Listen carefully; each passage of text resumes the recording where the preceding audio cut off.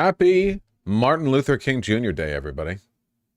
And to everything else that's happening too.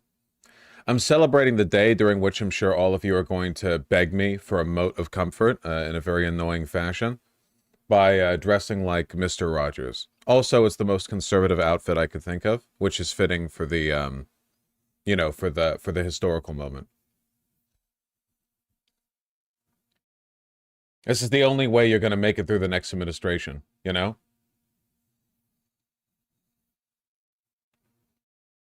And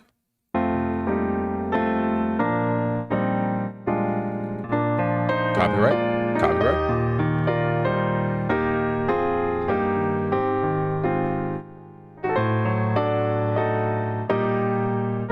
Fascism only 30 minutes away.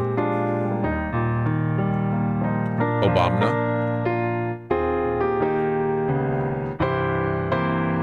See, this is nice. This isn't so bad. Maybe everything will work out just fine.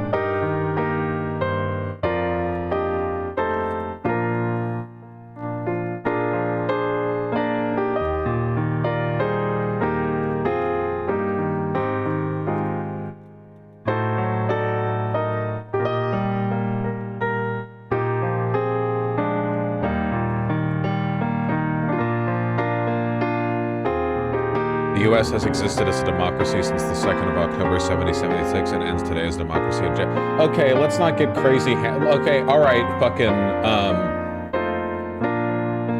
why did I say Hannibal? Hamilton viewer, okay? Black people couldn't even vote back then, all right? You had to be a land-owning white male.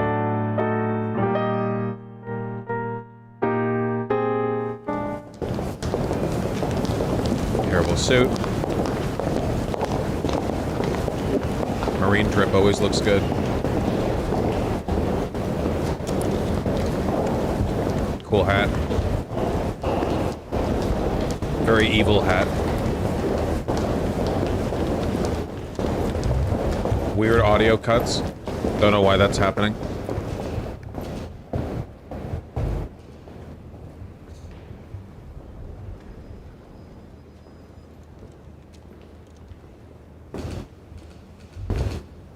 She really does look evil, huh? This is like a very distinct villain drip.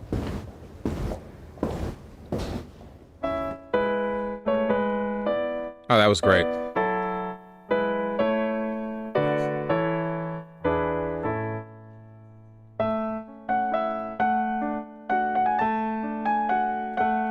Welcome back, Penis Piano. We missed you.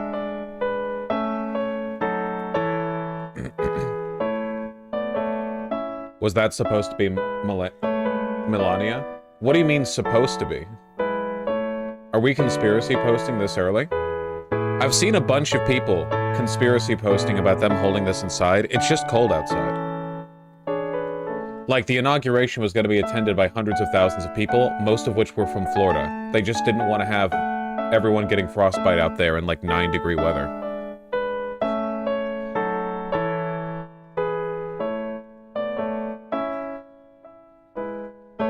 Ladies and gentlemen, performing Oh America, please welcome the Armed Forces Chorus and America's tenor, Christopher D. Macchio.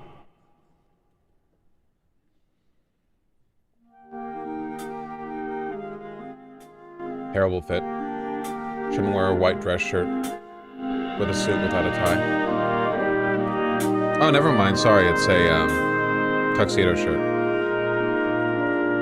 It's a bit better.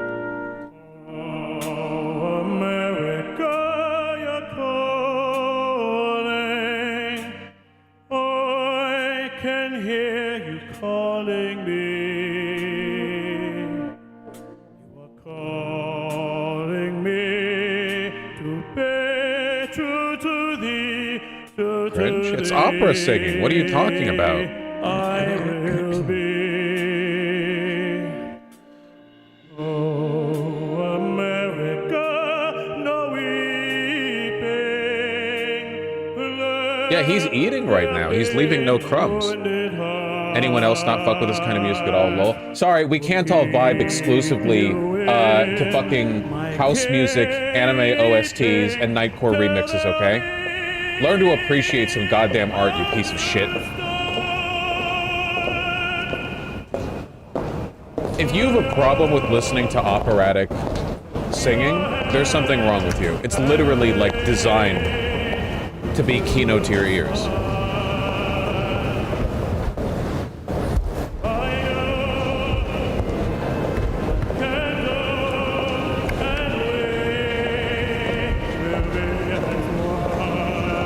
Looking great, guys.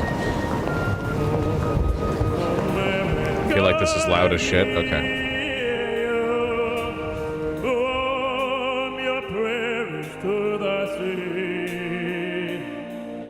From your mountains grand and all through this land, you are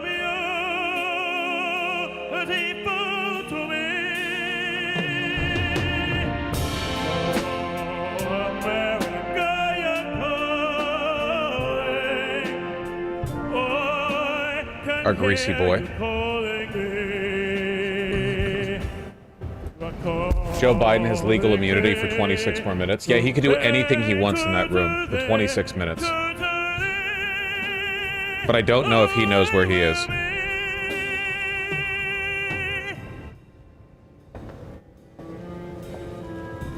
Actually hilarious to see a guy in full regalia playing drums. Whenever someone cuts to a drummer hitting the snare, in my head, and I know this is very, like, late millennial coded of me, I always think of that one famous SpongeBob episode where Squidward organizes the band at the Super Bowl to beat out Squidly, and you cut to Patrick hitting the dun dun dun dun dun dun dun dun. Every time that's what I envision. So seeing it cut to that, and it's a guy in Marine garb. It's cinema. That was such a good episode, man. They don't make TV like that anymore.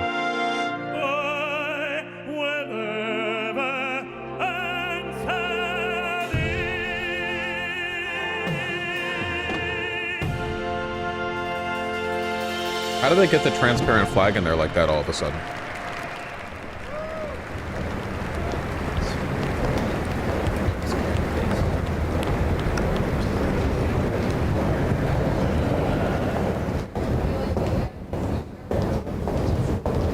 The fucking noise gate they have on the hallway microphone is so funny.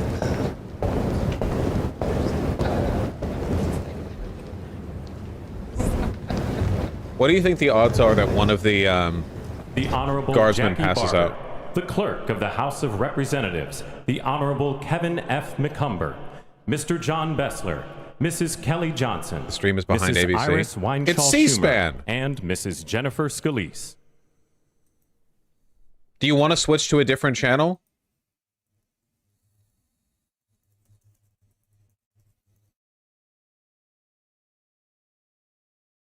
No?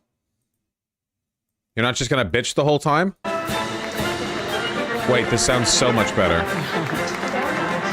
Wait, holy shit, this sounds so much better. Oh my god. That hat, and as we know, there were enormous number of designers who wanted. But then we have to her listen to the wear fucking either anchors. A hat or coat or dress today, so it's a big deal for Adam Lippis, who made the coat, and Eric Devitz, who made that hat.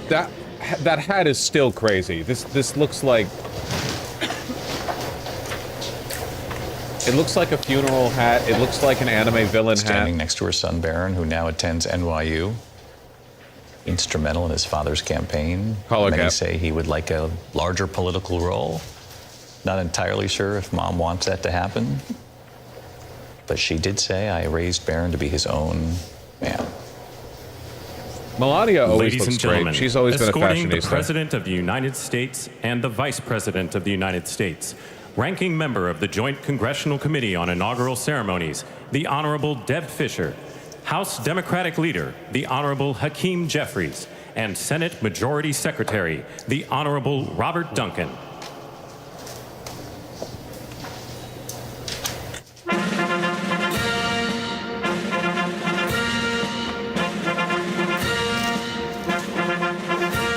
When does Snoop Dogg come out? A few more minutes. Ladies and gentlemen, the President of the United States, the Honorable Joseph R. Biden Jr., and Vice President of the United States, the Honorable Kamala Devi Harris. Inscrutable Innsmouth expression on Biden. Just these like dead, glassy, beady, black little eye dots peering out. Like, look at those. They were gonna give us 4 more years of this, man. That was their plan.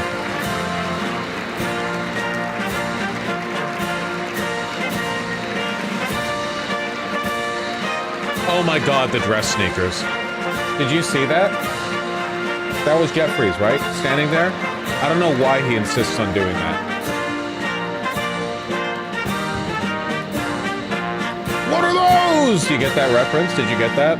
Sorry, it's probably a bit too contemporary for some of you old heads. Ladies and gentlemen, escorting the Vice President-elect, the Executive Director for the Joint Congressional Committee on Inaugural Ceremonies, Mr. Michael Wagner, Senate Deputy Sergeant-at-Arms and Doorkeeper, Jason Bell, and House Deputy Sergeant-at-Arms, Mr. Sean Keating.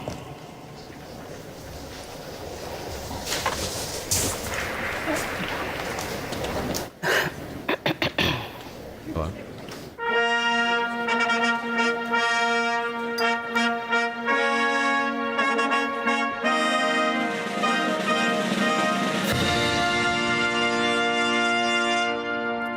Ladies and gentlemen, the Vice President-elect of the United States, the Honorable J.D. Vance. Where's the big lollipop and the rainbow propeller hat? He honestly looks empty without. When the curtains open and he's just standing there like a proud boy, like a big boy, you know? He's like stanced up a little bit with his rosy cheeks. He needs his hat. Mein lolly! Where's, wait, fuck. Like with a Y. He's got like the German lederhosen.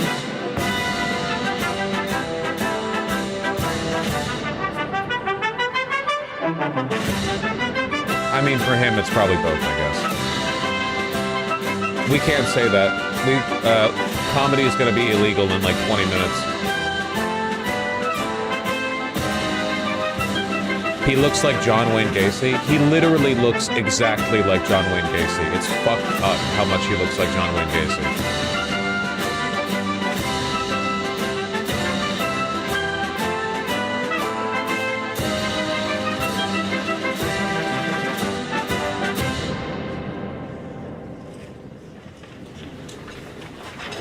Ladies and gentlemen, escorting the President-elect, the Staff Director for the Joint Congressional Committee on Inaugural Ceremonies, Elizabeth Farah, House Sergeant-at-Arms, the Honorable William P. McFarland, Senate Sergeant-at-Arms and Doorkeeper, the Honorable Jennifer A. Hemingway, Senate Majority Leader, the Honorable John Thune, and the Joint Congressional Committee on Inaugural Ceremonies, House Democratic Leader, the Honorable Hakeem Jeffries, House Majority Leader, the Honorable Steve Scalise, Speaker of the House of Representatives, the Honorable Mike Johnson, Senate Democratic Leader, the Honorable Charles E. Schumer, Ranking Member of the Joint Congressional Committee on Inaugural Ceremonies, the Honorable Deb Fischer, and Chairwoman of the Joint Congressional Committee on Inaugural Ceremonies, the Honorable Amy Klobuchar.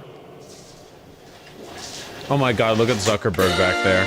And Bezos, RFK Jr. Literally, it's just the whole crowd, man.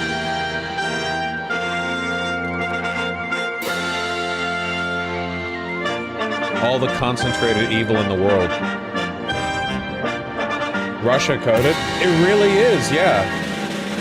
Here's like a big formal federal event. Here's like the president, his closest friends, the wealthiest men in the country, and like 3 elected officials. Ladies and gentlemen, the President-elect of the United States, the Honorable Donald John Trump. John? Who says it like that? That's crazy. The glazing is Here real. you have it, the return of Donald Trump to Donald Washington. As president, Trump. he said 8 years ago he would be back in some form, trying to get in underneath that hat that you spoke of, Mary Jordan, to give the First Lady a peck on the Memes about that. Yes. a word there. Closing with the Joe door. Biden. Kind words, embracing Did they his, not kiss? Handshake for his vice president, J.D. Vance. It's traditional for during a presidential inauguration, you give your first Melania's lady a father. quickie on the floor there. Her hat's too wide. Oh, yeah, you can't kiss around that hat. There's no way. You could be the Kissler. It wouldn't matter. That's why she wore it. Everyone clapping. Democrats, Republicans, and politically unaffiliated oligarchs alike. Let's go. Let's go. This is what democracy looks like. In a real dictatorship, don't you think people wouldn't be clapping because they'd be sad? People are clapping, so they're happy. Ergo, things are good.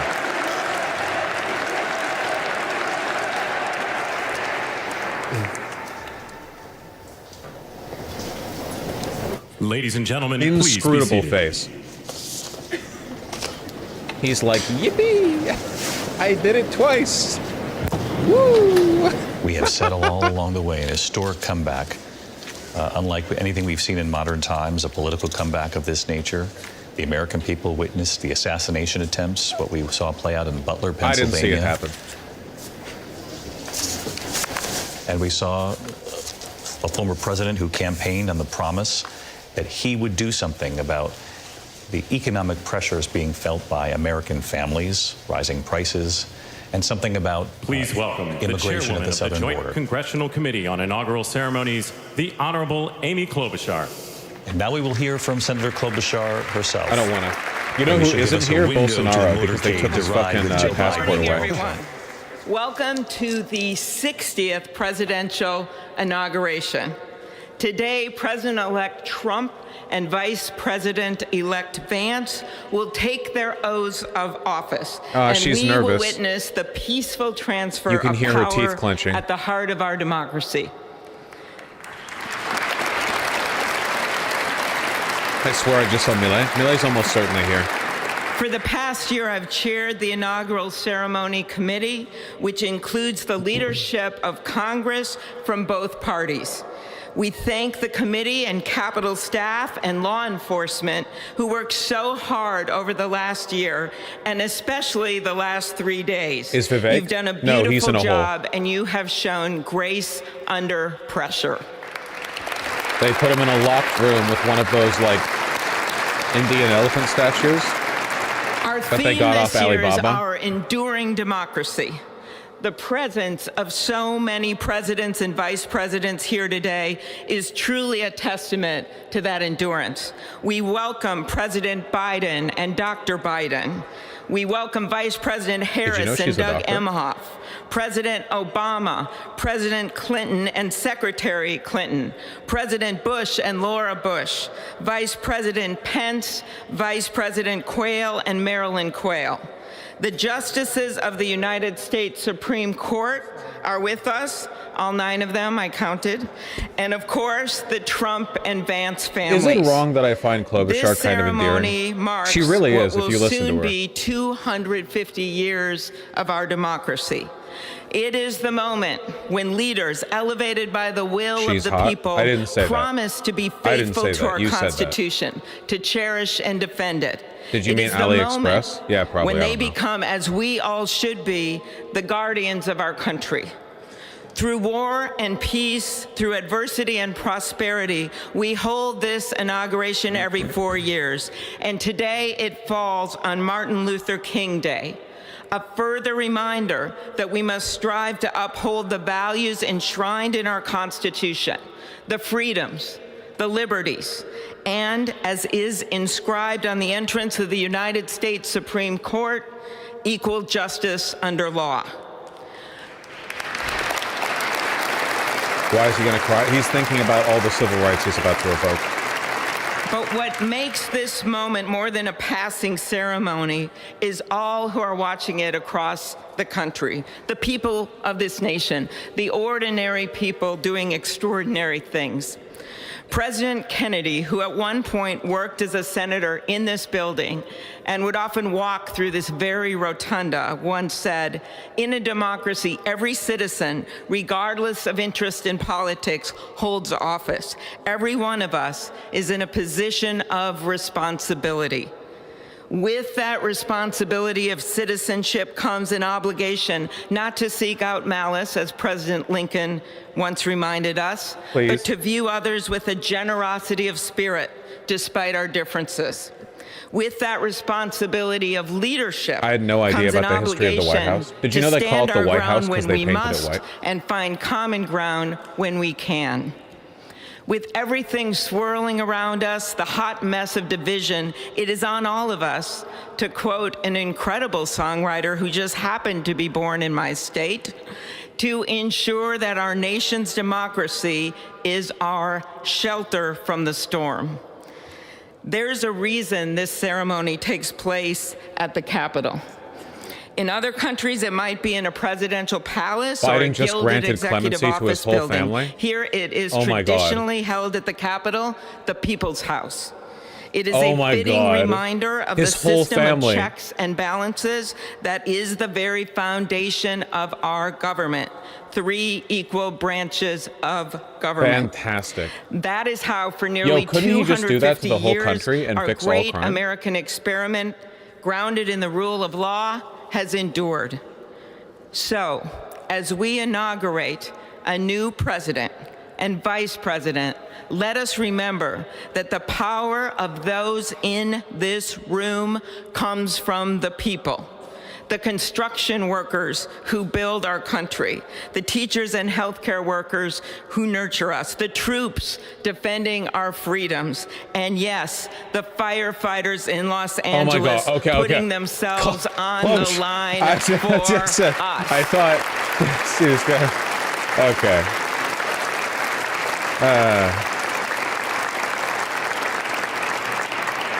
Our democracy's strength and grit Nothing. If you know, you know. must match theirs.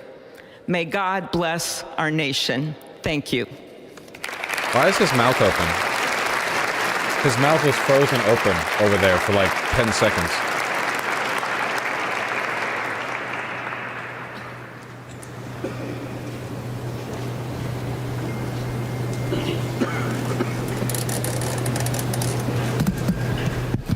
Good afternoon. Endurance through the years is the ultimate test. To persevere through time Yeah, he is put the out truest measure clemency of to an a bunch of idea, people. an institution, and a nation. Our Including Marcus founders Garvey. wrote the No, really? Constitution so that Okay. America could withstand all the twists and turns of time. They wrote it to guide us and to preserve forever our right of life, Dr. liberty, Fauci, Mark and Milley, the pursuit of and happiness. Marcus Garvey. But as much as the truths and principles enshrined in our Constitution remain the same, our democracy promises the American people the power to change, to chart their own destiny. That's the beauty. That is the importance of democracy. It allows the endurance, the permanence of a nation through change.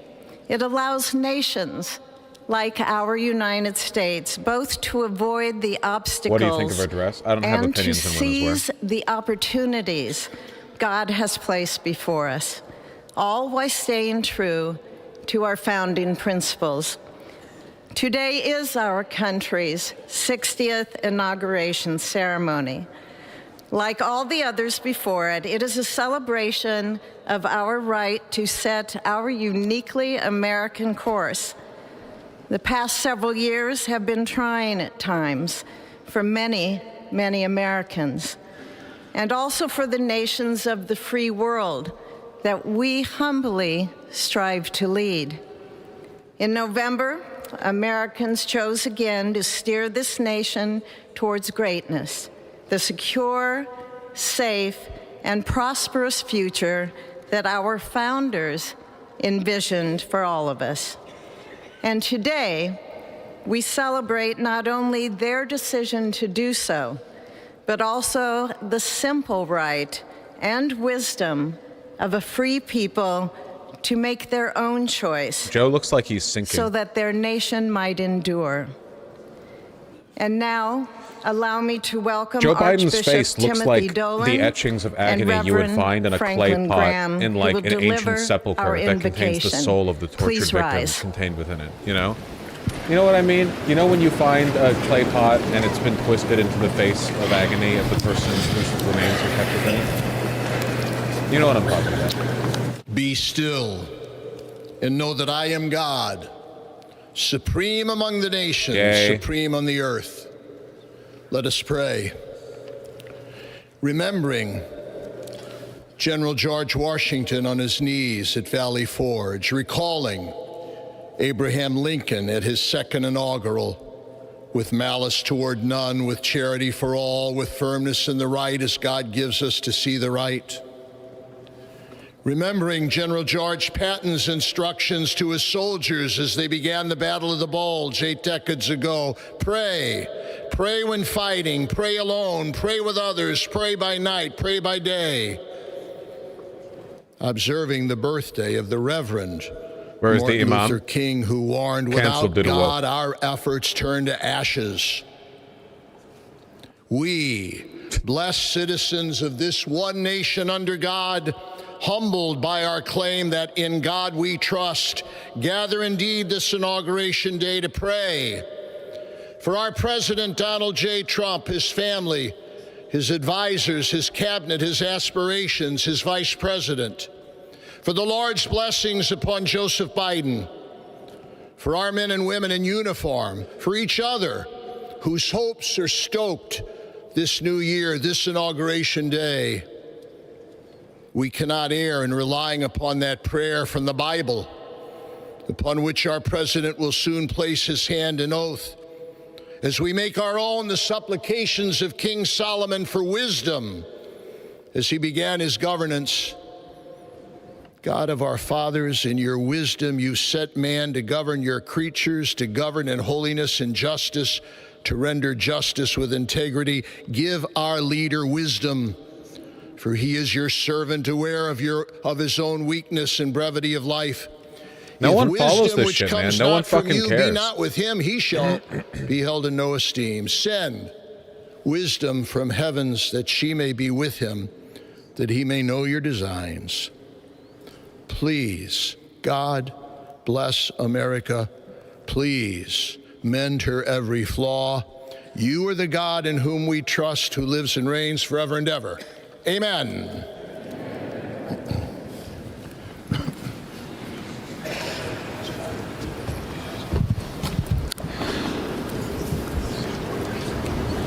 Mr. President, the last 4 years, there are times I'm sure you thought it was pretty dark. But look what God has done. We praise him and give him glory. 4 more minutes of total immunity on from President Biden. Let us pray. Our Father and our God, thou hast said, blessed is the nation whose God is the Lord. As the prophet Daniel prayed, blessed be the name of God forever and ever. For wisdom and might are his. He changes the times and the seasons. He removes kings. He raises up kings. He gives wisdom to the wise and knowledge to those who have understanding. Our Father, today, as President Donald J. Trump takes the oath of office once again, we come to say Donald thank Trump. you, O Lord our God. Father, when Donald Trump's enemies thought he was down and out, you and you alone saved his life and raised him up with strength and power by your mighty hand. We pray for President Trump that you'll watch over, protect, guide, direct him. Give him your wisdom from your throne on high. We ask that you would bless him and that our nation would be blessed through him. We also ask that you would bless and protect Melania as First Lady. Internet left We this when thank they're you reminded for that like the beauty, 75% the of warmth, Americans and believe in grace God. that she shows not only to this nation, but to the whole world. We thank you for Vice President-elect J.D. Vance and his wife Usha and their young family. May he be a strength to President Trump, to stand beside him, to hold up his arms like Aaron held up the arms of Moses in the midst of battle. The prophet Samuel reminded the people, it was you that brought them up from the land of Egypt. And he said, now stand still, that I may reason with you before the Lord. So, Father, we take this moment to stand still, to remember the great things that you have done for this nation. Thank you for the protection, the bounty, the freedoms 2 minutes. that we so enjoy. We remember, If Biden is going to have a keep our eyes Kingsman fixed scene, it on has you. to start right now. and may our hearts be inclined to your voice. We know that America can never be great again if we turn our backs on you. We ask for your help, and we pray all of this in the name of the King of Kings, the Lord of Lords, your Son, my Savior, and our Redeemer, Jesus Christ. Amen. Ladies and Amen. gentlemen, please welcome Associate Justice Kavanaugh to administer the Vice Presidential Oath of Office. I don't think we're getting it, guys. Oh my God. They got a goddamn child out to swear in Donald Trump.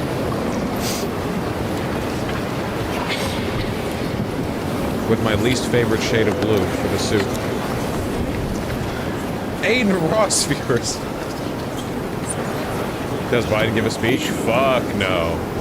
Nor would I want to hear it. You really want to hear him say, like, we have our differences, but I hope Trump does his best, and I look forward to the future of... with Nope. one of their 3 children as J.D. Vance prepares to be Please raise sworn your in. right hand and repeat after me. I, James David Vance, do solemnly swear 2 first I, names. James David Vance, do solemnly swear that I will support and defend the Constitution of the United States that I will support and defend the Constitution of the United States against all enemies, foreign and domestic, against all enemies, foreign and domestic, that I will bear true faith that I will bear true faith and allegiance to the same, and allegiance to the same, that I take this obligation freely that I take this obligation freely without any mental reservation without any mental reservation or All the purpose Band-Aids on of the kids' evasion, fingers are or pretty purpose of cute, though. evasion. That's like, and that's that real I shit. will well and faithfully discharge and that I will well and faithfully discharge the duties of the office the duties of the office on which I am about to enter. on which I am about to enter. So help me God. So help me God. Congratulations, Mr. Vice President.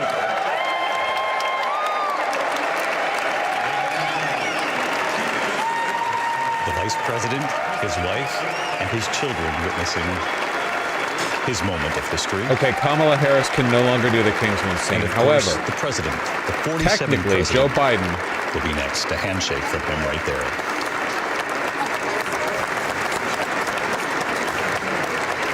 Very fatherly moment from Ladies Trump to and gentlemen, Vance. Please welcome Chief From Justice one wet Roberts boy to administer another. the Presidential Oath of Office.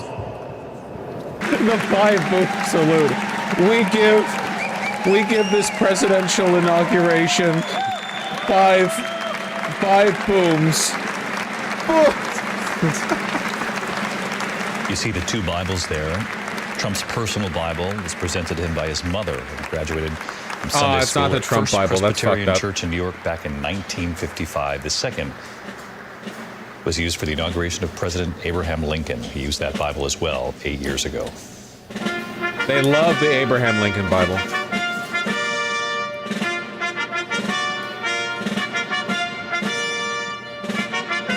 They had to have Biden swear on a Catholic Bible, though. Him and JFK.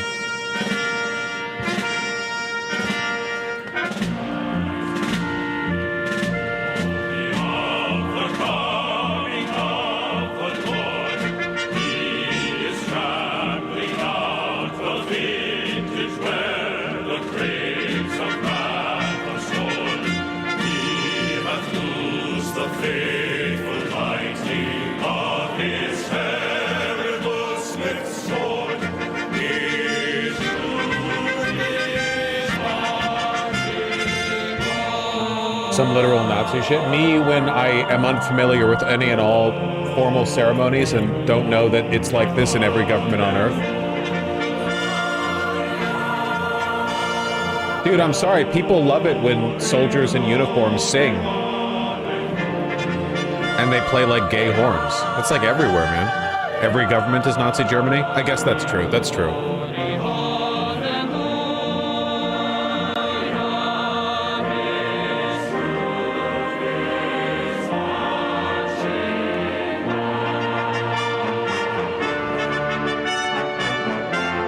Libs love this crap, right? Libs and fascists both like this because it's nationalist.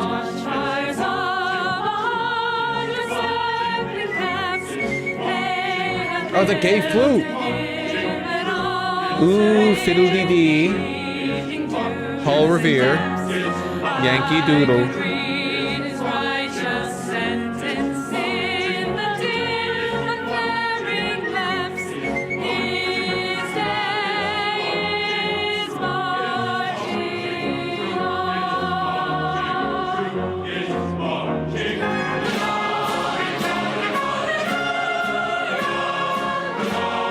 Glory to the Union.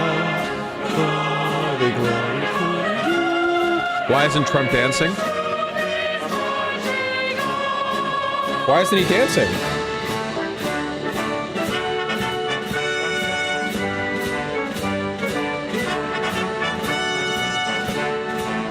Like that. Why isn't he doing the dance?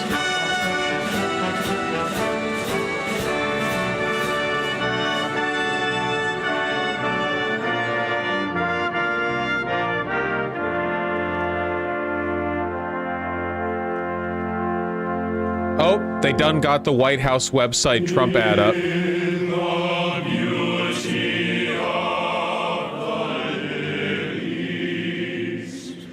Christ was born across the sea with our glory in his bosom that transfigured to Why are my eggs so expensive? Hey, why the fuck do my eggs cost $6 a dozen?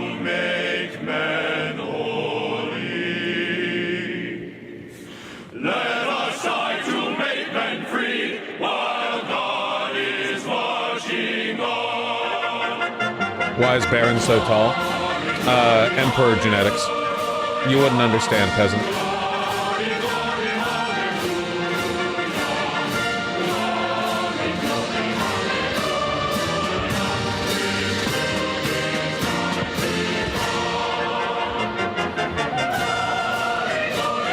Yeah, this shit never ends. It's still going. The fucking WhiteHouse.gov President Trump ad.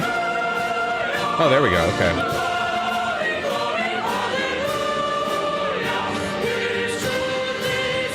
Okay, and once you get past the ad, this is the opening photo. Oh my god. We're so fucking back.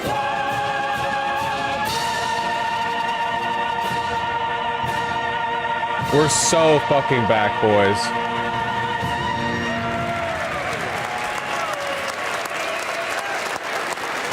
When you click on executive actions, the website 404s. Don't worry, we'll get more updates on that soon.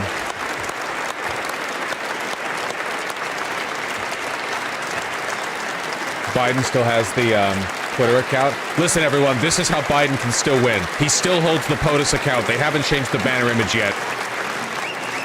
Using this as a forward base of operations, he can begin to retake the government.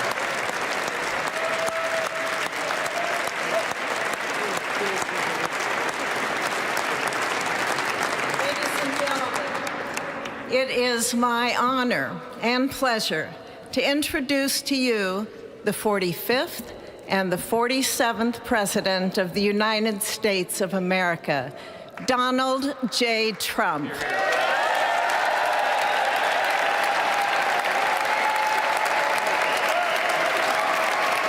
Hasn't Trump declared like 100 executive orders for the first day? He's declared like 200. But we'll get the details when we get the details. We know some info.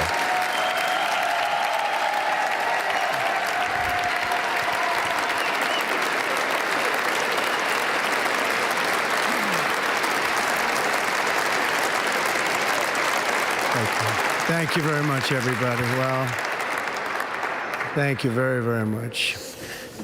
Vice President Vance, Speaker Johnson, Senator Thune, Chief Justice Roberts, Justices of the United States Supreme Court, President Clinton, President Bush, President Obama, President Biden, Vice President Harris, and my fellow citizens. The This guy's golden mouth's age of open again. What are America you doing? begins right now. Wait, is that Bill?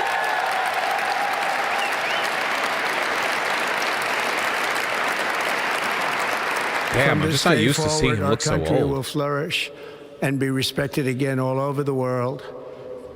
We will be the envy of every nation, and we will not allow ourselves to be taken advantage of any longer. During every single day of the Trump administration, I will very simply put America first.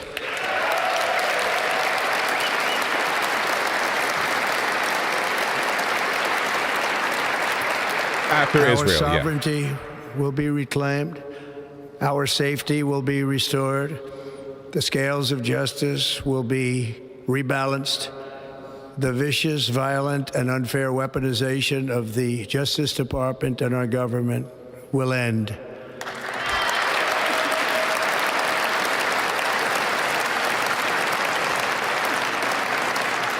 And our top priority will be to create a nation that is proud, prosperous, and free.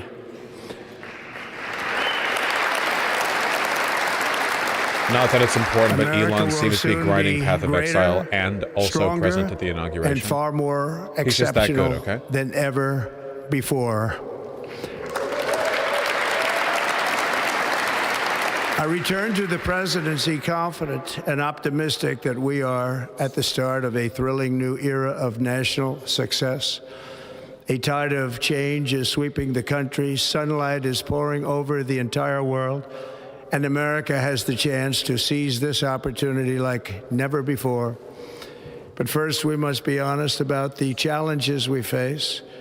While they are plentiful, they will be annihilated by this great momentum that the world is now witnessing in the United States of America.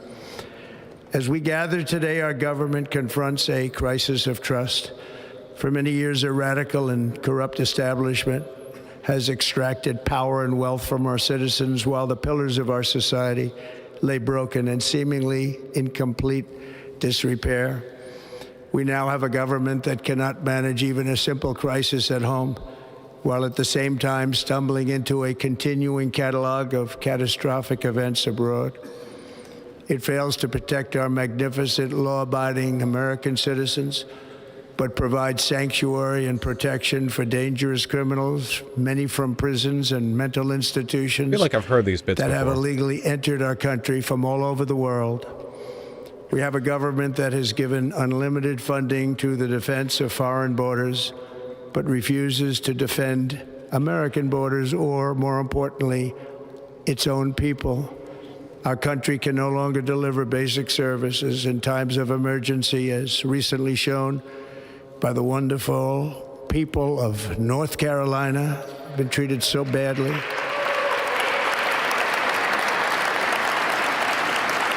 And other states who are still suffering from a hurricane that took place many months ago. Or more recently, Los Angeles, where we're watching fires still tragically burn. From weeks ago, without even a token of defense, they're raging through the houses and communities, even affecting some of the wealthiest and most powerful individuals in our country, some of whom are sitting here right now. Which makes it extra They don't sad. have a home any longer. That's interesting. But we can't let this happen. Everyone is unable to do anything about it. That's going to change. We have a public health system that does not deliver in times of disaster, yet more money is Climate spent change on it hurts wealthy than people any too? country anywhere in the world. Intriguing. And we have an education system that teaches our children to be ashamed of themselves in many cases, to hate our country despite the love that we try so desperately to provide to them. All of this will change starting today, and it will change very quickly.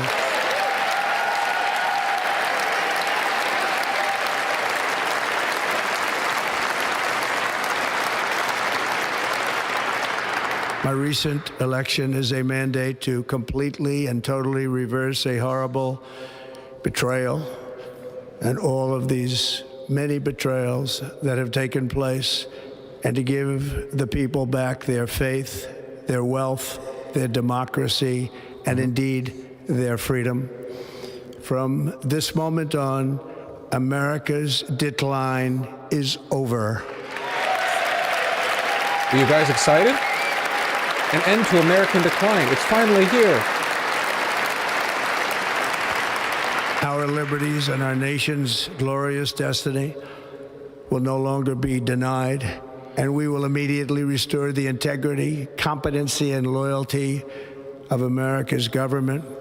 Over the past 8 years, I have been tested and challenged more than any president in our 250-year history, and I've learned a lot along the way.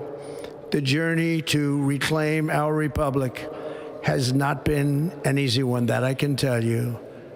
Those who wish to stop our cause have tried to take my freedom and indeed My very life. to take my life.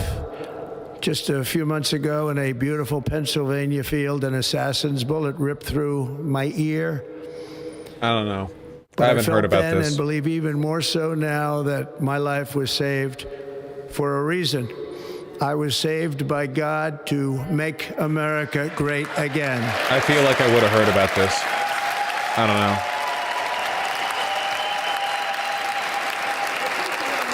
Yeah. The whole room. Do we give credit to the former Democratic presidents for not giving a standing ovation to God spared me the assassin's bullet so I might make America great again? Perhaps?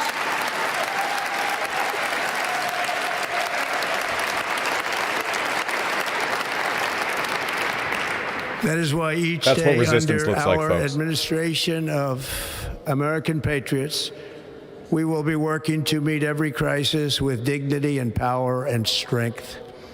We will move with purpose and speed to bring back hope, prosperity, safety, and peace for citizens of every race, religion, color, and creed. For American citizens, January 20th, 2025 is Liberation Day.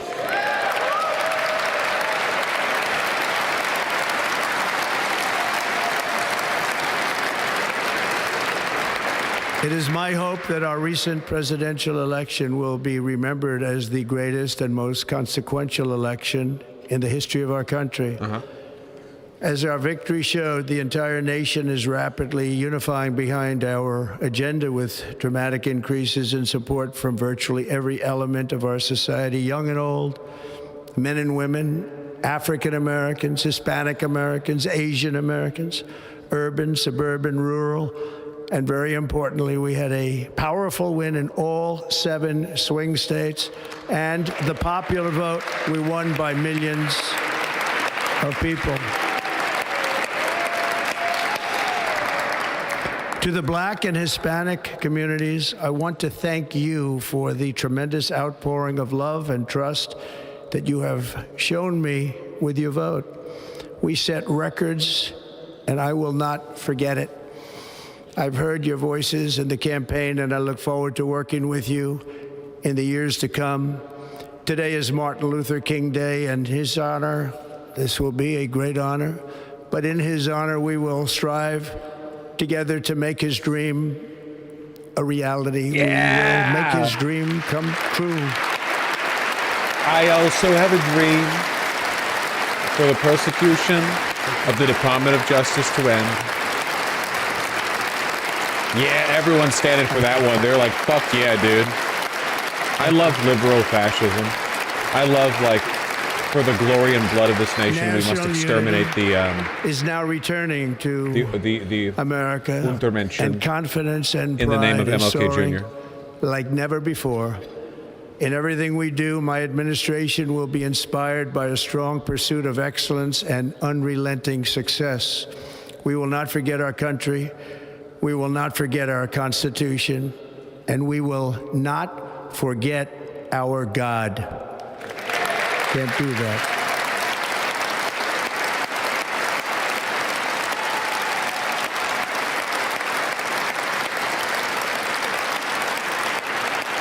Today, I will sign a series of historic executive orders.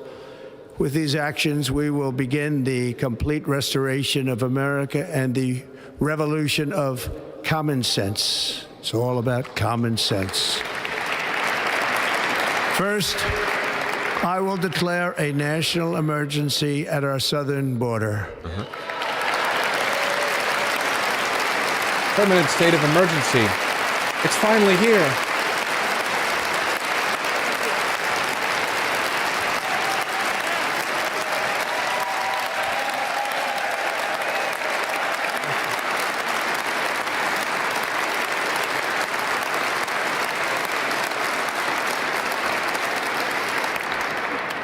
Illegal entry will immediately be halted, and we will begin the process of returning millions and millions of criminal aliens back to the places from which they came.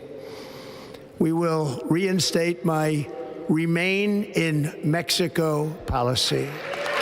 Bet you anything, we are not going to see him talk about day one tariffs. I will end the practice of catch and release. They're not going to happen. And I will send troops to the southern border to repel and I'd be surprised if he the mentioned disastrous anything about invasion lowering of our prices. country. Anything definitive. Under the orders I signed today, we will also be designating the cartels as foreign terrorist organizations. That's probably a valid designation, but we also probably shouldn't be doing drone strikes in Mexico, I feel.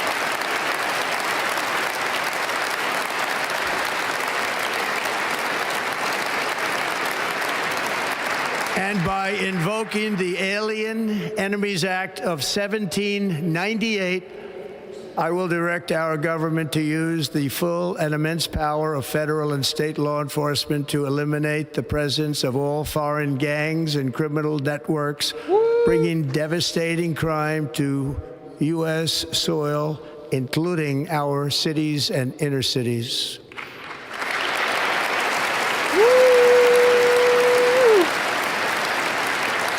As Commander-in-Chief, I have no higher responsibility than to defend our country from threats and invasions, and that is exactly what I am going to do. We will do it at a level that nobody's ever seen before. Next, I will direct all members of my cabinet to marshal the vast powers at their disposal to defeat what was record inflation and rapidly bring down costs and prices. Oh, he did talk about bringing down prices, but there aren't going to be any orders to that effect. The inflation crisis was caused by massive overspending and escalating energy prices, and that is why today I will also declare a national energy emergency. We will drill, We're producing more than ever before. We're producing more than ever in all of American history. Yep, everyone stands for this one. Yep. More fracking, more fracking. What does that even mean? It means they're going to eminent domain your grandma's house because there's natural gas underneath it. America will be a manufacturing nation once again. You said that before. And we have something that no other manufacturing nation will ever have. The largest amount of oil and gas of any country on earth. And we are going to use it. Let me use it. Not really manufacturing. We will bring prices down, refining, fill our strategic reserves up again, right to the top, and export American energy all over the world. We will be a rich nation again, and it is that liquid gold under our feet that will help to do it.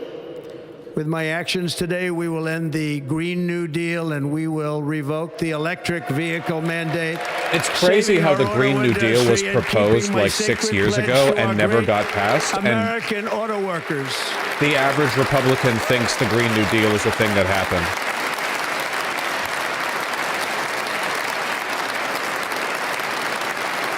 Rootin' tootin'.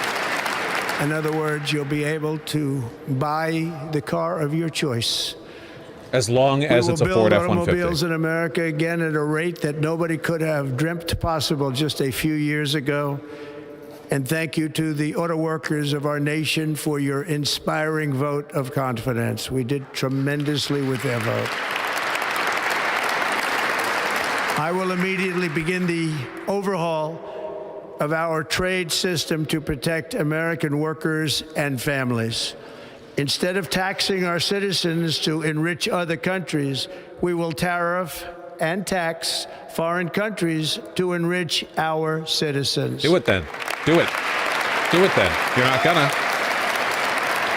Oh, he's saying he'll do it. He's not doing it. We are establishing the External Revenue Service. Yeah. To collect all tariffs, duties, and revenues. That's how it works. Massive amounts of money pouring into our treasury. That's how tariffs work, coming from foreign sources. The American dream will soon be back and thriving like never before to restore competence and effectiveness to our federal government. My administration will establish the brand new Department of Government Efficiency. Are we making it a formal branch? Are we making it a new cabinet seat, new secretary, new administrative state position? Let's go. After years and years of illegal and unconstitutional federal efforts to restrict free expression, I will also sign an executive order to immediately stop all government censorship and bring back free speech to America. Finally, guys, we can say it again. No one will get mad at me if I say it. The left has no power. Finally, I can say it. Thank you, Trump.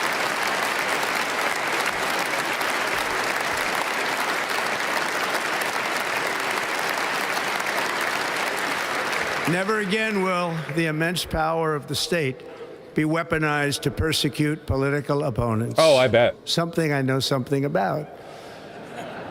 We will not allow that to happen. It will not happen again. Under my leadership, we will restore fair, equal, and impartial justice under the constitutional rule of law.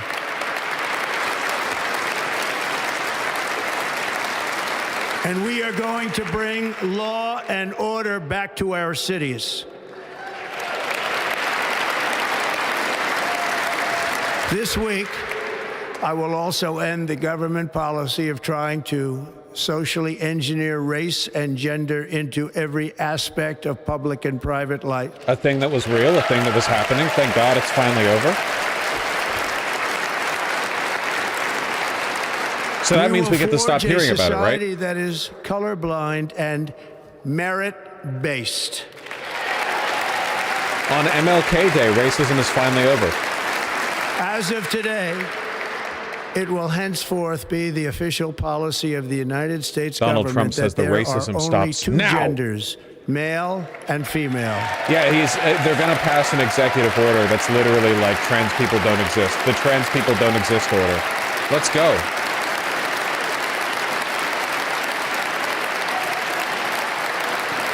I don't know what the official position is on like alpha male, beta male, Shrigma male. This week, I will reinstate any service members who were unjustly expelled from our military for objecting to the COVID vaccine mandate. I can't identify as an attack helicopter? pay. Ooh, I don't think you can anymore.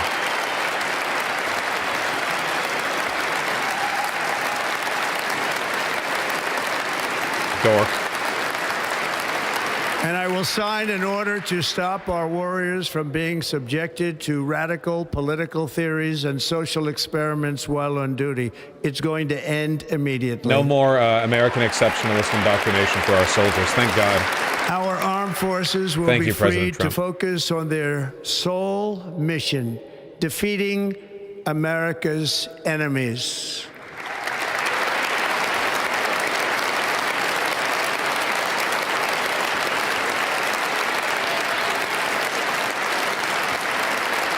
Tren de Aragua.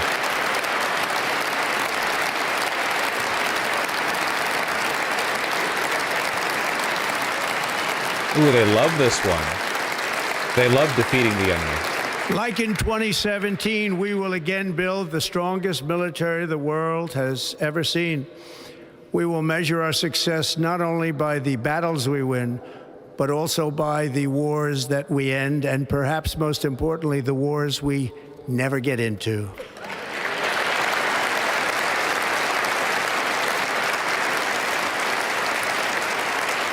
My brother in Christ, you back the vax mandate? Yeah, and he's the one who wanted TikTok banned. Doesn't matter. Does not matter. Nothing matters. My proudest legacy will be that of a peacemaker and unifier. That's what I want to be, a peacemaker and a unifier. I'm pleased to say that as of yesterday, one day before he I loves saying shit like assumed that. office, the hostages in the Middle East are coming back home to their families. Is that 1980?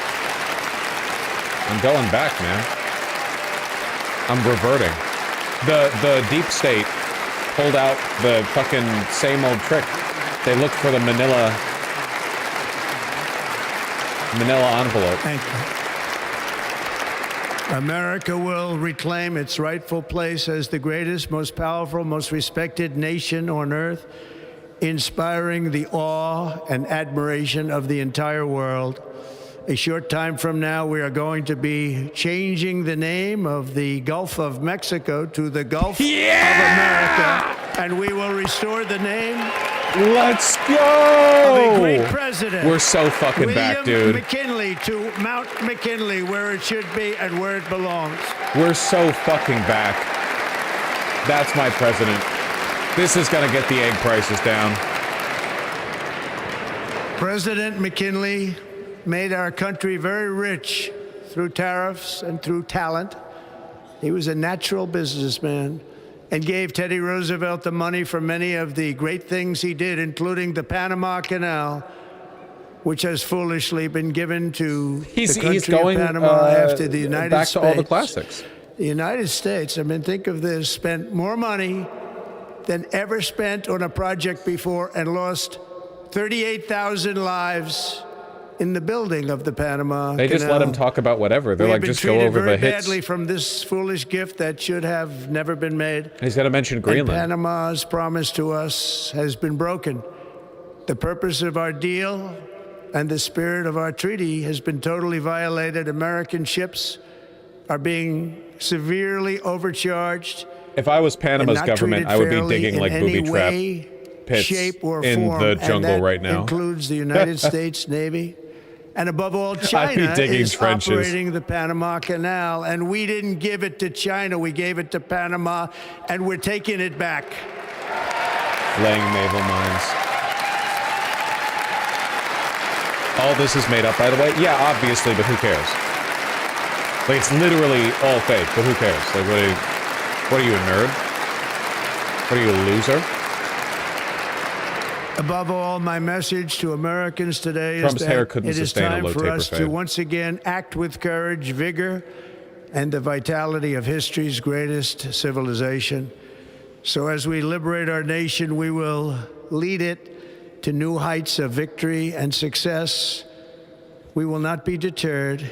Together, we will end the chronic disease epidemic and keep our children safe, We're healthy, gonna and bring back disease-free. Red 3. The United States will once again consider itself a growing nation, one that increases our wealth, expands our territory, builds our cities, raises our expectations, and carries our flag into new and beautiful horizons. And we will pursue our manifest destiny into the stars, launching American astronauts to plant the stars and stripes on the planet Mars. Mention Elon by name. Mention Elon by name.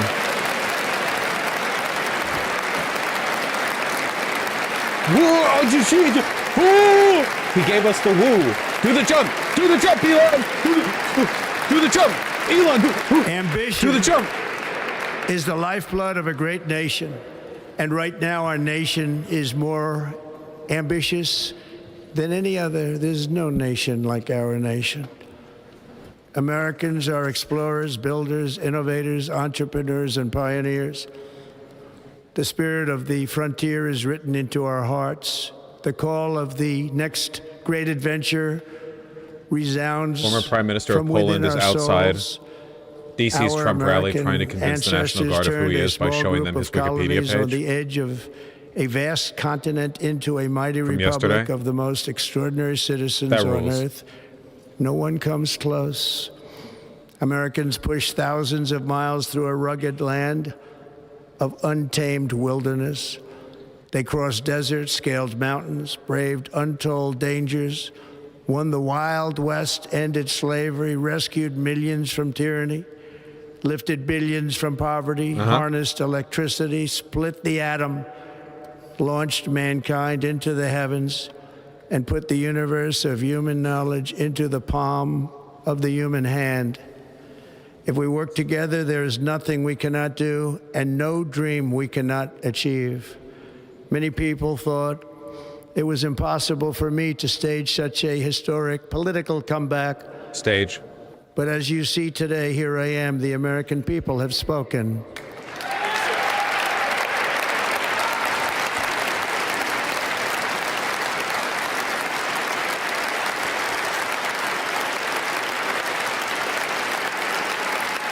Overwhelming 1% margin of victory in the popular vote.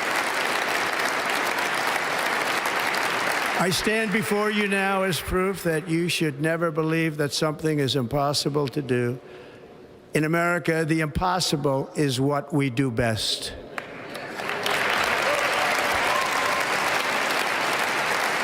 The thing that sucks is that Democrats From don't New even York to engage Los in this kind of Angeles, like optimistic from American Philadelphia to exceptionalism because they're Phoenix, too busy jerking off from the way Chicago things are to right Miami, now. from Houston to right here in Washington, D.C., our country was forged and built by the generations of patriots who gave everything they had for our rights and for our freedom. They were farmers and soldiers, cowboys and factory workers, steel workers and coal miners, police officers and pioneers who pushed onward, marched forward, and let no obstacle defeat their spirit or their pride. Yeah, they're not even good at patriotism. Together they laid down the railroads, raised up the skyscrapers, built great highways, won 2 world wars, defeated fascism and communism, and triumphed over every single challenge that they faced. After all we have been through together, we stand on the verge of the 4 greatest years in American history. With your help, we will restore America, promise, and we will rebuild the nation that we love, and we love it so much. We are one people, one family, and one glorious nation under God. So to every parent who dreams for their child, and every child who dreams for their future, I am with you. It's actually really I will fight boring. for you. Guy who needs and Subway I will Surfer in the corner win for as you. the country We're going plunges to win into an like era of never fascism. before.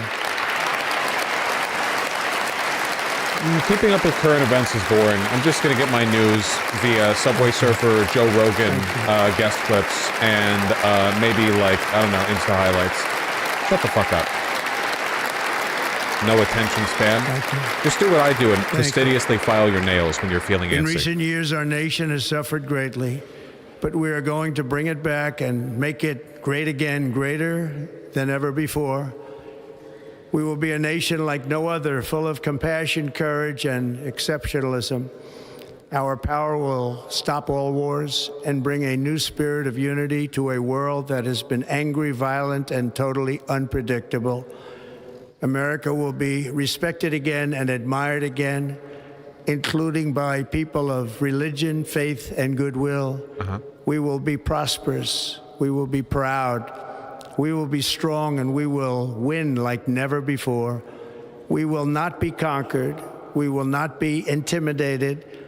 We will not be broken, and we will not fail. From this day on, the United States of America will be a free, sovereign, and independent nation. We will stand bravely. We will live proudly. We will dream boldly. And nothing will stand in our way because we are Americans. The future is ours, and our golden age has just begun. Thank you. God bless America. Thank you all. Thank you. Really, though, liberals are fucking terrible There you have it, the at inauguration claiming address patriotism, from the you know? 47th President of the United States, Donald. It's not even like liberals are ideologically opposed to using patriotism as a tool to gain support. It's just they always do it in the gayest way imaginable, you know? The dream of the hope of the star of the liberty of the so on and so forth. If you could, like, fundamentally, you know? Like, at a base layer, I think that earnest, optimistic speeches about like what we can achieve in a practical sense are just inspiring. You know, everyone can do that. It's not just a fascism thing. Obviously, it's disingenuous when you do it here, but Kennedy did it pretty well.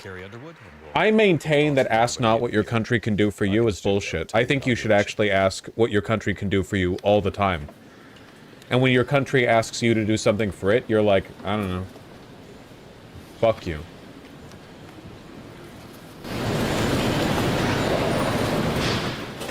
Great audio. Just getting on Joe here.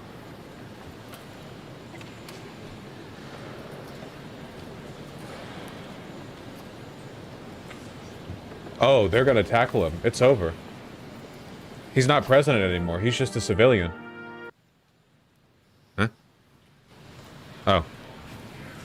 What are we doing?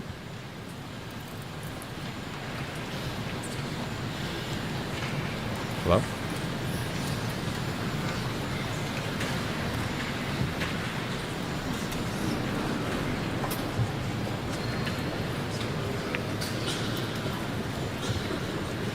Patriotism is bullshit. Well, you better get used to believing in bullshit then, motherfucker. Play a little bit of the background music to her song there a moment ago.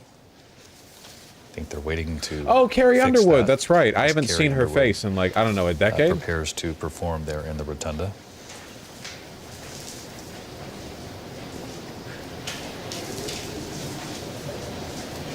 Obviously, this is inside because of the weather today, but it does take on a distinctly different flavor instead of being on the west front of the Capitol. Yeah, where's Snoop Dogg? And the platform where everybody is sort of spread out. It was quite something to watch the president-elect.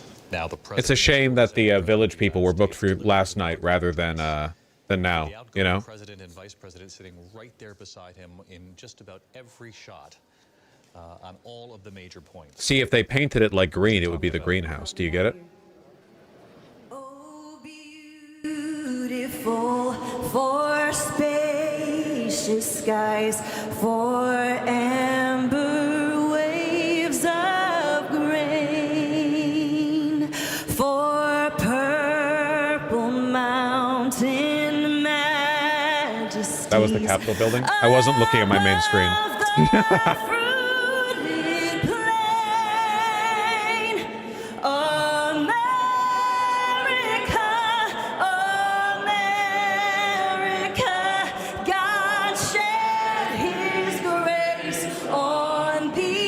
What song is this? This is Happy by Pharrell Williams. A cover, of course. From sea to shining sea.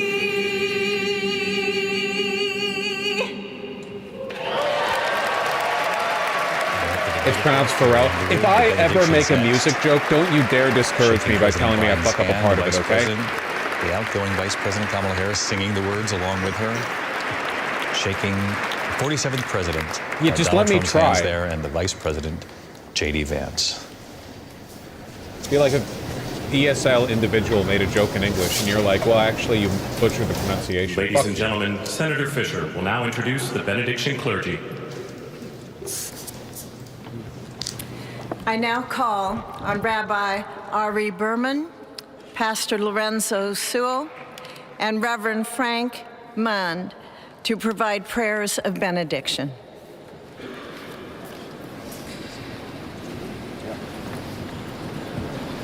No imam, woke, or perhaps unwoke.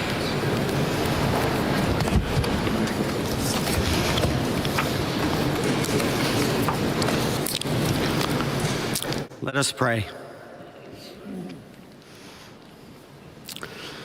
Almighty God, your prophet Jeremiah walked the streets of Jerusalem and blessed its inhabitants with the Hebrew words, Baruch HaGever Asher Yiftach BaHashem. That's crazy. I don't give a shit about this. So how are we doing, folks? Yeah, I'm not paying attention to the religious vows. Do they have the executive order page up yet? Okay, somebody is chewing on the wires on the back end of the White House website, okay? Because right now, if you click on executive actions, before what it did was it took you to a 404 link, and the 404 link was whitehouse.gov/ and I think it was called executive orders or maybe presidential actions. It was something close to executive actions, but not quite. Now, if you click on it, it just goes to the news section, which doesn't 404, but is blank. So someone back there is like, they have like fascism dot, WRD, and they're like desperately trying to align. They're on Skillshare right now trying to learn how to use fucking Squarespace to quickly move everything around. You got to figure that altering whitehouse.gov actually has to be a pain in the ass because it's been around for so long and everything the government touches is outdated and has like a million like alterations that have been built on top of it. Like there's so much legacy to it, So who the fuck knows what they're on right now? We'll get that when we get that, I guess. President so acutely feels.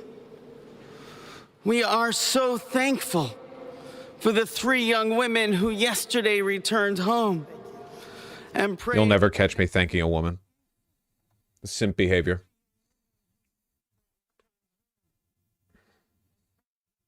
Shut up. Will you shut up, man?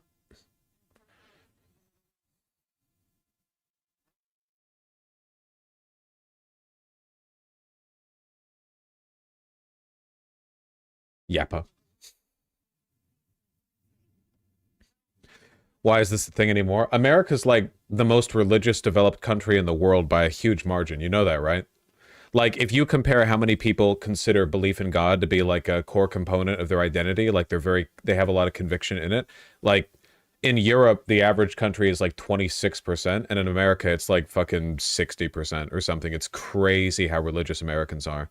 Like, in order to find countries as religious as America, you need to start going into like the deep Balkans or like fully undeveloped countries. It used to be 80, it's fallen off a cliff. Yeah, no, I mean, it's getting better. It's just like we're really far behind, Canada isn't even that religious. That's like, no. Canada's way less religious than America. 45th and now our 47th president, a millimeter miracle. We are grateful. A millimeter miracle and muted. A millimeter miracle. That was a potent bit of psychic damage right there. That was a good one. Ryan, are you in chat right now? I think I can probably throw the Trump speech over to you. I don't know how much people are going to give a shit. Yeah, we'll just throw the Trump speech over. Give me a second. Editorial stuff. Unironically, it's actually a good line. Don't glaze them. You insane? Every moment of every goddamn day, you're going to be hearing this shit. You're going to... Okay, well, laugh it up now, because it's going to get tiring quick.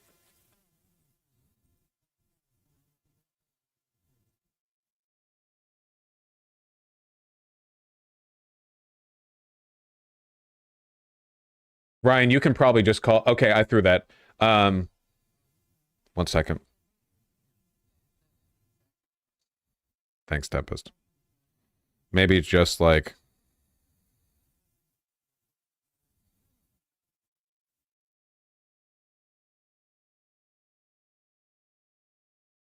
Okay, back to stream. TY. Bro got his editors, not even his own man. Yeah.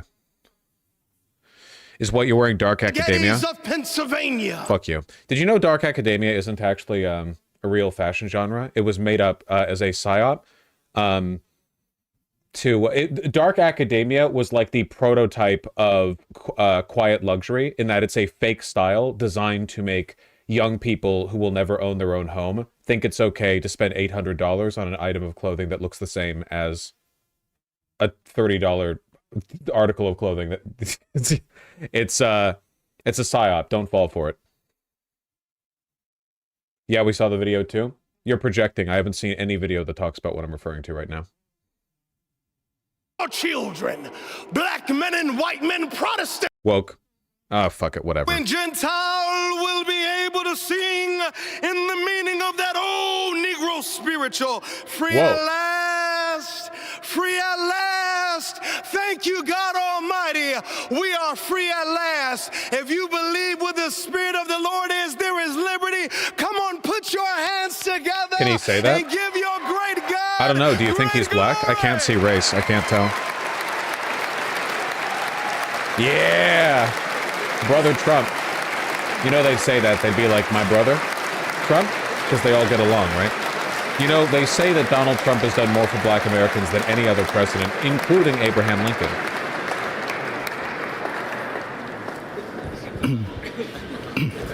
Almighty and eternal God, we gather here today in reverence. Excuse me, joined God, in our this is shared God's hopes house? and dreams for our beloved nation. In this sacred moment of the inauguration of President Donald J. Trump and Vice President J.D. Vance, we turn our hearts to you, seeking your divine assistance and abundant blessings upon this pivotal moment in history. What does millimeter miracle before mean? you with profound It refers gratitude to Baron for Trump's the many conception. gifts you have bestowed upon our land. Thank you for the freedoms we cherish, for the strength of our communities, and for the resilience of our spirit. As our President and Vice President embrace their newly appointed roles, we humbly implore that your everlasting love and wisdom will envelop them. Grant them the clarity of mind to navigate the challenges that lie ahead, and the compassion to serve all citizens with fairness and integrity. May their hearts be filled with a giving spirit and sincere understanding for those whom they represent. May they be beacons of hope in times of uncertainty and prophetic voices in defending the dignity of all created life. We pray for a spirit of collaboration to flourish in our government If your priest and across looks like our he uses nation, hairspray, you got to go to a different fostering church. an environment where dialogue and heartfelt listening will prevail over division or discord. May each decision made by our President and Vice President reflect the values of justice and peace. As we embark on this new chapter, we also seek your comfort, O God, for those who feel lost or disheartened. In this time of transition, may your light shine upon them, reaffirming their belief in a brighter tomorrow. May we all strive to lift one another, supporting our fellow citizens with kindness and empathy, recognizing that together we can overcome any adversity. Grant us the strength to endure. Bosch is Catholic pilled. He only allowed the Catholic priest to talk. I respect Catholics way more than I respect Protestants, to be fair. 100%, yeah. And there, by the way, there is no such thing as an American Catholic. Or at least Americans Protestantize the Catholics in their country, you know? Like American Catholics are basically just Protestants, you know? There are real Catholics out there that sometimes make it to the United States, but they don't last long. Seeking to build bridges that will foster unity and belonging. As we stand witness to this inauguration, we hold fast to the faith, to our faith in the goodness of each of us. Yeah, you can be a Catholic immigrant and the possibility in America. of change. We trust that with your guidance, O God, our nation can move forward to a future filled with promise, prosperity, and understanding. And finally, we lift our hearts in gratitude. 30 million Hispanics are like a word. Don't be racist, man. There are lots of Hispanics in the U.S. who are like second-generation immigrants who are fair-weather Catholics, which basically makes them Protestants. They don't go to church. They pray occasionally. Their relationship with Christ is a personal one, not carried through the church. They're Protestants, you know? The real Catholics are their grandmothers who have like 78 rosaries, and every wall of their house is papered with crucifixes, you know? That's a Catholic. But they're the first-generation immigrant. So after that, you bleed towards the mean, the magical force within the United States that makes everyone a Protestant, or a Mormon, which is also Protestant, but, you know, spicy.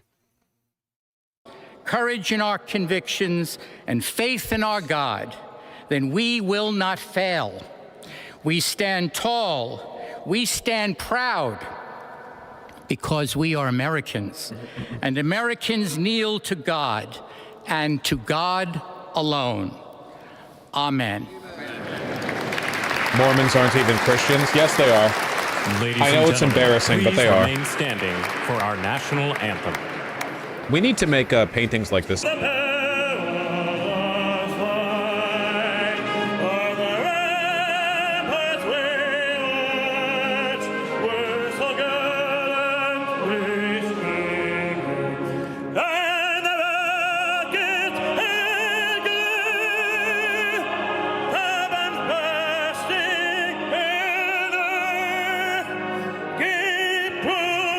Bosch stealing valor with the salute. Listen, okay, I'm a veteran of the meme wars.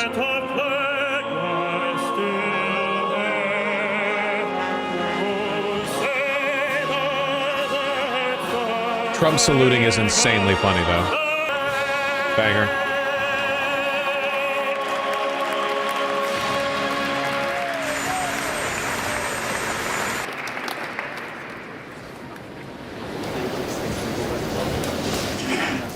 Christopher Macchio, of course, performing the national anthem. He had Ladies performed and a little gentlemen, earlier. please remain at your seats while the president and official party depart the platform.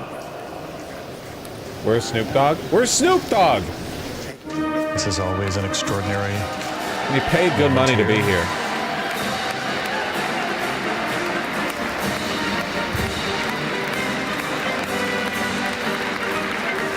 The President and First Lady now leaving. President Donald Trump, 47th President of the United States, First Lady Melania Trump. They have returned 8 years after first coming to Washington.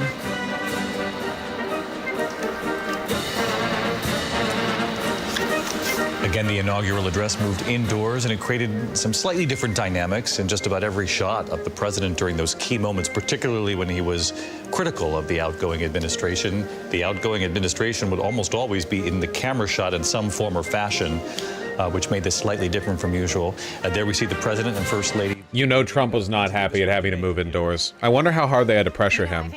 You know? From Senator Klobuchar when she talked earlier today about a hot mess. I bet you they were like, the crowd outside probably isn't going to be that big because of the weather anyway, so you might as well go inside. Like, who cares, actually, you know? I know he had to be mad about it, though. What's the reason for it being indoors? It's cold. It's cold out there. It's really cold. It's like, with wind chill, it's like 9 degrees or something, 10 degrees. And the presidential inauguration, there are hundreds of thousands of people out there, and a lot of them come from all over the world, you know? So, like, you really do not want, like, 100,000 people south of the Mason-Dixon line standing out for hours in that temperature. It's always been cold on Inauguration Day, hasn't it? No, this is pretty record cold. It's not usually this cold. But it's happened before. Ronald Reagan's second inauguration was held indoors for the same reason. People got frostbite during Obama's inauguration, didn't they? Because that was a cold one. Not as cold as today, but that was a cold one.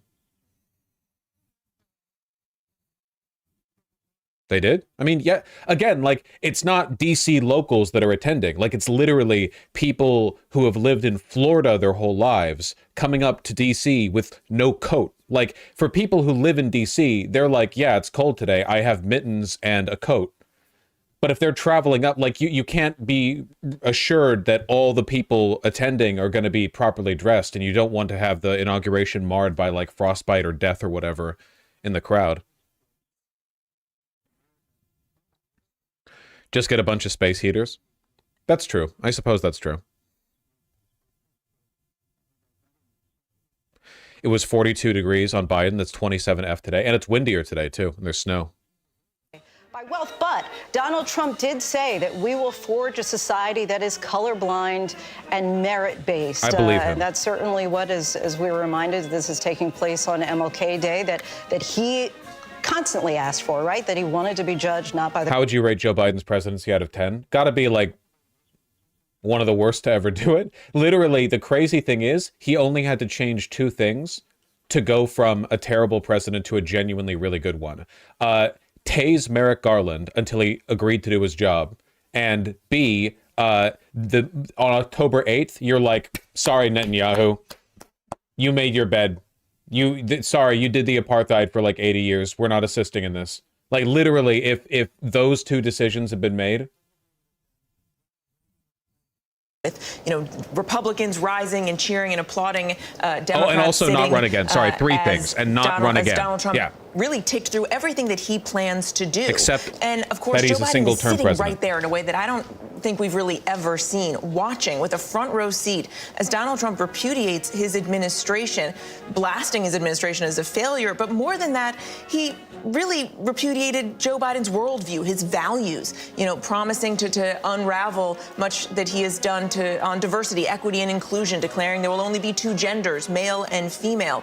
And Biden's sitting there while Donald Trump is doing what he has promised, which is to just reverse, essentially, and unravel Joe Biden's agenda. And doing all of this, of course, after Joe Biden made a point of...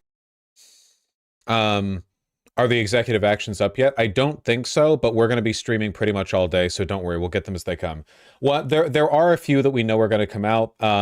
Defining trans people out of existence. The big one is going to be ending birthright citizenship, but that's going to be challenged legally the nanosecond it comes out. Like because birthright citizenship is enshrined in the Bill of Rights. In the Constitution. Holy shit, dude. The official photo of JD Vance is so fucking unflattering. I didn't really appreciate just how bad it looks until I see it small like this. Look at that, dude. He looks like he's pinching a loaf. What the fuck? DJT is hitting you with the Rizzler stare here, okay? So I have nothing against this one apart from the fact that it's, like, objectively meant to look terrifying. Melania Trump being airbrushed to a perfectly flat, like... it's very funny. It's just very funny all around. How is it that Donald Trump, the oldest of the three, is the one who looks the best here? Like, not even close, right? JD Vance looks awful. Melania's way too overdone. Donald's the one who looks the best here, by far. The Rizzler stare. 5 booms for democracy. And talked of his external revenue service instead of the internal revenue service. Talked about, of course, the external revenue service thing is so fucking funny, dude. It's so incredibly funny. It makes absolutely no sense. Literally, it's completely incomprehensible. It's like, what does that even mean? Do you mean like the taxes of foreign nationals? Because the IRS handles that too. Because internal revenue service doesn't literally mean within the borders of the country. It just means like the affairs of state. There's no such thing as external revenue. What does that mean? Like the American tax man starts sending bills to other countries and other citizens of other countries for what? That's not how tariffs are paid. That's not how it works. Customs and Border Protection already collect tariffs. Yeah, tariffs are already collected by customs. There's no... You don't need anything else. It's great. Through the popular vote and the fact that he... I love these. I don't know what they're called. When they have the, like, decorative ropes that come down on the dress uniforms of the... I assume these are Marines. I'm not huge on, like, military decoration. The braids? Yeah, those look sick. I love those.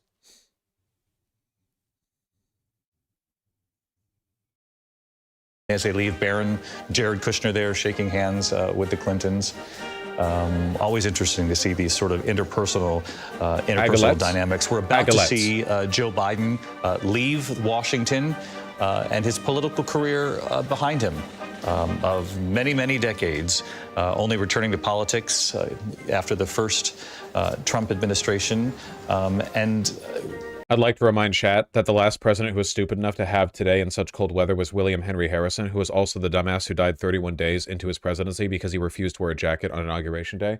That's so base, though. He had a fit he wanted to get off, and he did not let the weather stand in his way. But I don't think we heard any of that today. No, what you heard today is you heard Donald Trump describe Joe Biden's time in the White House as a, quote, Am I wrong, or is the concept of external revenue service very colonial? It doesn't mean anything. There is no type of payment that the government can collect that is not already collected by the IRS or customs. Like, it's a vacuous virtue signal. Like, it's like an America First thing, you know what I mean? Like, oh, he's so America First, he's not even going to be taxing internally. He's going to be taxing everyone else. But it doesn't mean anything, you know? Yeah, at the worst, it'd be renaming pre-existing infrastructure, which, like the Gulf of America. That one's also and Don really Jr., who helped his father navigate this campaign, orchestrated the campaign in many respects, helped make some key decisions, or at least push his father in that direction. Obviously, J.D. Vance is the biggest decision that Don Jr. had suggested. RFK Jr. was something he pushed as well. Ivanka and Jared leaving there. Eric and Lara, who is obviously a rising star of the Republican Party. She had been considered, as I mentioned earlier, for Marco Rubio's Senate seat for a time. We'll be watching her because her next step will be, if it's in the political world, and many believe it will be. Ooh, look how windy it is. Now, having run the RNC. Yeah, the flag is was a very successful effort to get her. The flag, which has been mandated to be at full mast, even though Jimmy Carter died recently. Yeah, it's pretty windy. Definitely a good idea to hold it inside. Stage, if you will, that allows actually for the speech to be the incoming president is the central figure. Everybody else is sort of off to the sides. They're sort of spread out, if you will. This was very intimate, which forces actually this sort of visual where you're seeing the outgoing president and vice president intimately listen to what the incoming president has to say, which actually sort of elevated what he was trying to accomplish there today. You're absolutely right. It was such a harsh repudiation of Joe Biden and Kamala Harris's administration. It was almost hard to watch at a certain point. And it's ironic because he talked about, as Lindsay mentioned, wanting his legacy to be at the end of this term that of a peacemaker and a unifier. He said nothing is, national unity rather, is coming back to America. But this is somebody whose first term was marked by division. And he didn't talk in this speech, David, in any way about how he would unite America. That surprised me a little bit. There was only one moment that we could take note of, at least that I saw. Didn't he say he wanted to be a unifier? Did I pay better attention to the speech than the ABC commentators? We're in for such a rough 4 years. Also, God almighty, I hate J.D. Vance's coat. Look at this stupid fucking bullshit woman's coat that comes down to just over the knee. Donald Trump's wearing an actual coat that comes down past the knee. David, and we can see the now President Donald Trump walk out here with the former President Joe Biden, also there with the Vice President and former Vice President. He didn't say how he'd unify? Spouses as by well. ending And woke, you see of the course. Congressional Committee lined up behind them. This is Joe Biden's 5th consecutive inaugural ceremony in an executive capacity. Twice coming in as Vice President, once leaving as Vice President, then going in as President, and today leaving as President. And you can only imagine the tornado of thoughts and what-ifs swirling through his mind right now. Just 6 months ago, he never could have imagined this moment, handing the keys to the White House back to the man he took them from 4 years ago. He Look was at how much still worse in it this looks to have the race. coat end here rather than Tomorrow down will be 6 here. months Like you to can the- see it, right? To the day that he dropped out of the presidential race. It And looks I like a talked little to some dress White House staffers when the who coat tell me ends that here. it's complicated. This is a bizarre feeling. He didn't technically lose himself. I literally don't care. He was pushed out by members of his own party. That's so fair. here he is standing in front of what was formerly Marine One, now called Executive One because Biden's no longer the president, getting ready to say goodbye to a city he's worked out of for half a century.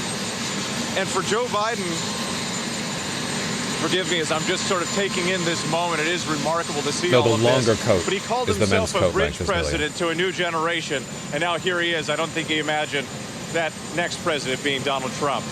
David? Wade Johnson, thank you. You're right. He did say he would be a bridge to the next generation. And what's happened instead is a bridge back to the previous administration. Donald Trump returning to the White House as 47th president. Saying that Biden wanted to build a bridge to the next generation when he literally signaled he was going to be a one-term president, tried to run again, despite being so old, and like his aides were like hiding how decrepit and mentally incompetent he was from everyone. They were icing out like Democratic representatives who were critical of Joe Biden running again. Just incredible stuff, really. Certainly did come up short. She, too, never imagined that she would be running, first of all, for those 107 days or standing here right now. I have to say the moment that really struck me, David, was when that ceremony ended and you heard them say, please remain in your seats while the president departs. Okay, this is lib shit now. I'm sorry. Now we're just like gasping at the audacity. There's a name for the style of long formal suit jacket Vance is wearing. Yeah, it's called the gay boy suit jacket. because of where it was invented in Gay Boy, Scotland.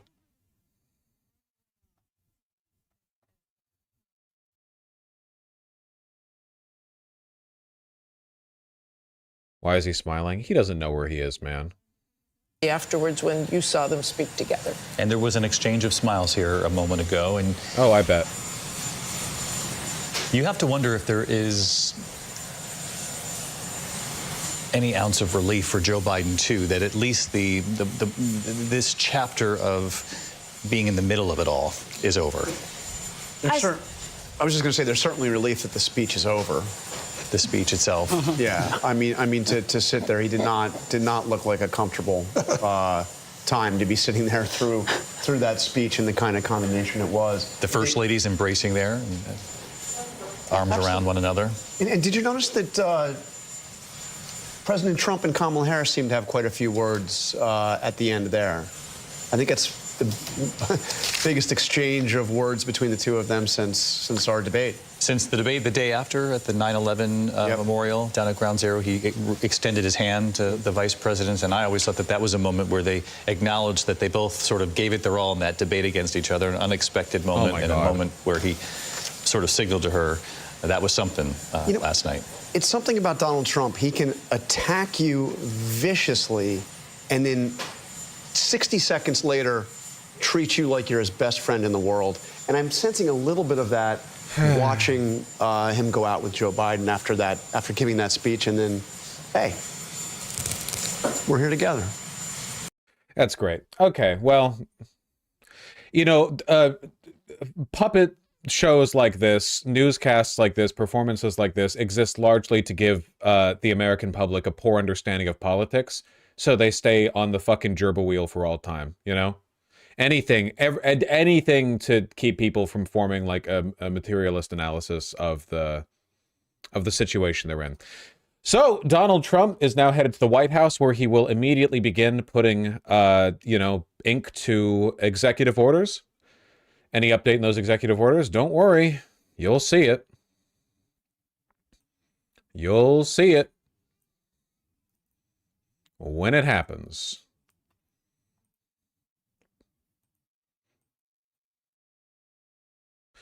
Again, the main one we know he'll be pursuing today is birthright citizenship, but it's going to be challenged legally, like extensively. Let's take a look at some of the links that I was provided. From Max Blumenthal, reliable journalistic source. At the inaugural Peace Ball, Cori Bush tells journalist M. Tracy, let's not overstate the case here, she voted to fund the Ukraine proxy war with billions in U.S. taxpayer money. Okay, let's just hear the clip. Oh, wait, this is long. This better be good. We want to basically advocating for a general movement of peace. I'm wondering how you relate that to the issue of Ukraine, because it seems like the Democrats in Congress were virtually united, actually 100% united in funding Ukraine, which, whether you like it or not, that does involve sending a giant amount of munitions and weapons and armaments into a hugely destructive war where you have hundreds of thousands of casualties, Russians and Ukrainians piling up in the battlefield. And the only criticism was coming from a section of Republicans. So is there any contradiction, do you think, in terms of you calling for peace or Democrats calling for peace and not being willing to at all reevaluate the policy on Ukraine, which has really been extremely catastrophic? This is boring as shit. He's probably been doing this for years now. Does he really not have a better punch on the, like, hey, don't you think it's warmongering to help defend your ally from a fascist land grab? Is he an op? Yeah, he's a Russian agent. The most brutal warfare since World War I, like 100 years ago.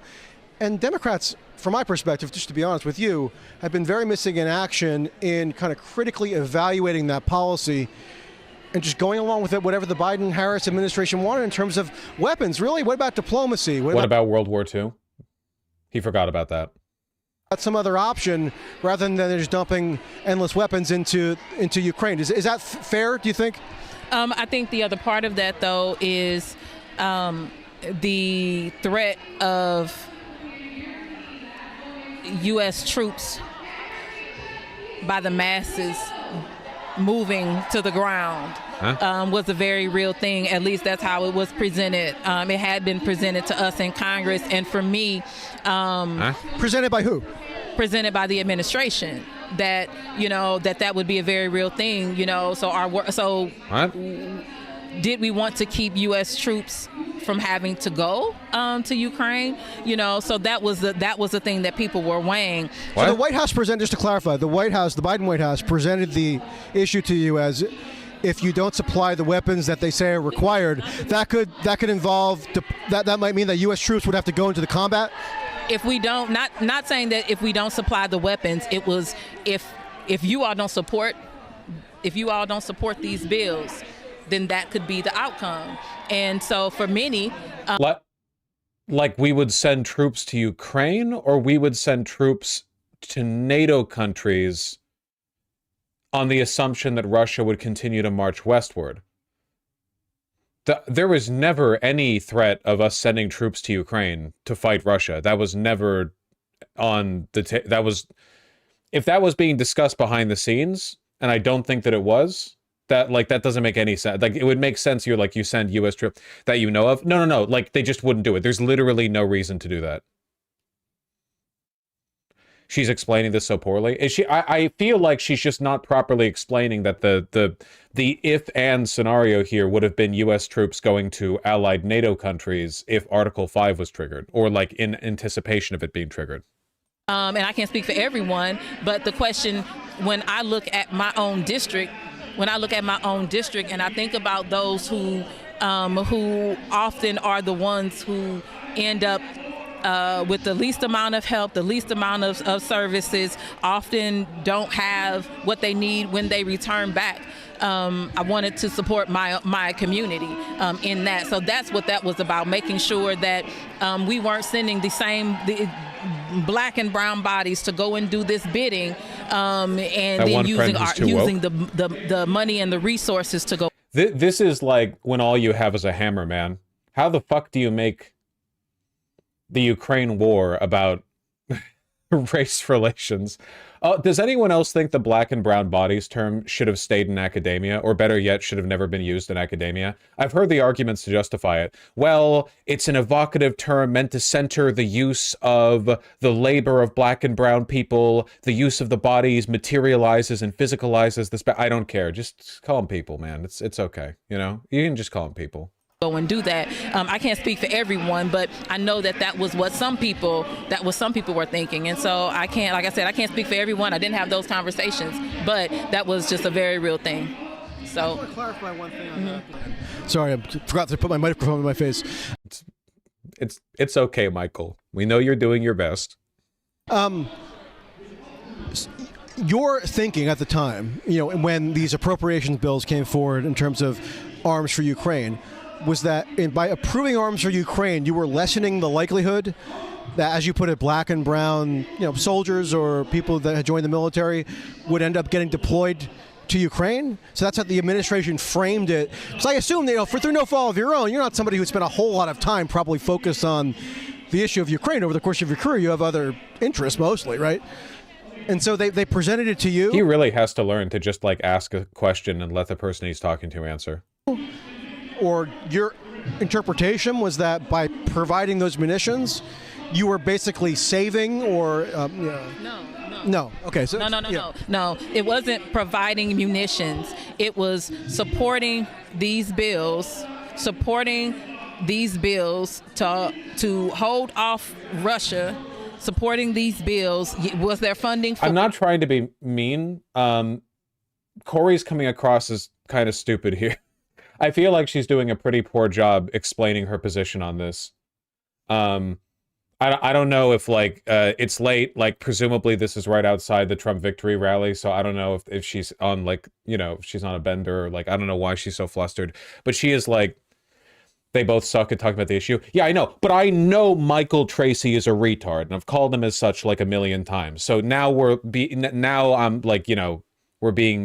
fair and equal. She's always like this. She's not usually this, I don't know, incoherent. But funding for munitions. For what the funding was for. This was a way to stop us from sending U.S. troops who, for me, what I was already dealing with in my district were mostly black and brown and marginalized folks that we were trying to help. It was to stop that from being the next occurrence. That's what that was. But those bills provided munitions. But with the Congress, I've given you a lot of time, and so and I feel like he might be jumping her a bit. She doesn't seem to like talking to him. I don't know. They cut out the first 5 minutes of this interview, which was him going, "Please." I don't know. To turn this into a Ukraine thing was not, so I See, yeah. I'm trying to answer your question. I'm trying to be respectful, honestly. Yeah. I just thought that Ukraine was relevant, given that we're at the peace ball. And that's another conflict going on. You don't think so? No. Absolutely. What I'm saying is that you keep like asking question after question after question. I only answered 2 questions with everybody else. I gave you 6? Okay. No, that's fine. Yeah. So All right. Well, I appreciate. This is deeply uncomfortable. Do you think this is how interactions between Michael Tracy and women typically? Sometimes I have to wonder when you see stuff like this. It's like it's not just an interviewer thing. Like this is just what his life is like. Either way, I didn't mean to be rude at all. You weren't being rude. You took the opportunity to just. I did. Ask, yeah. Yes. Okay. Anyone would do. I get. I'm just saying. Okay. Yeah. All right. Well. And again, I don't want to speak for other people about because I haven't had those conversations. So, yeah. All right. Well, former Congressman Cori Bush of Missouri. All right, it was great. My guess is that she's just kind of being press ganged into this or whatever.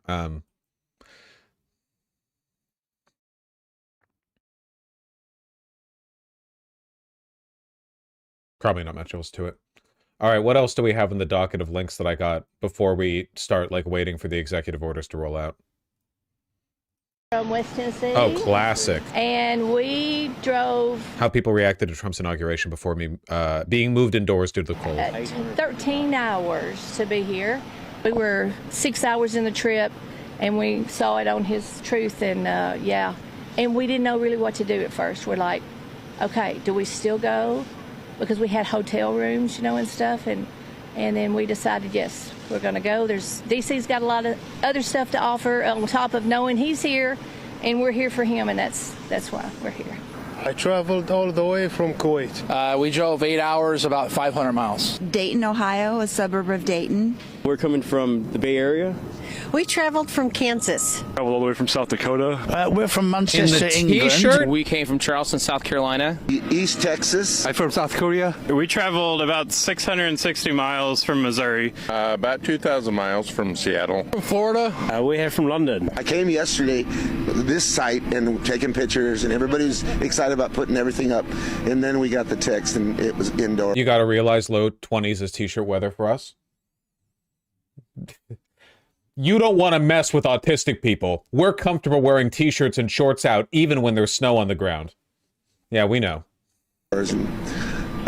I don't know. I could understand there's a lot of old people, and if it's really too cold, and if people get hypothermia, we're autistic guys. What's going to happen? Of course, we're wearing a t-shirt even when wind chill is -9 degrees Fahrenheit. Sunday tomorrow is my birthday, and this is how I was celebrating with the inauguration. But I meant Upper Midwest, not autistic.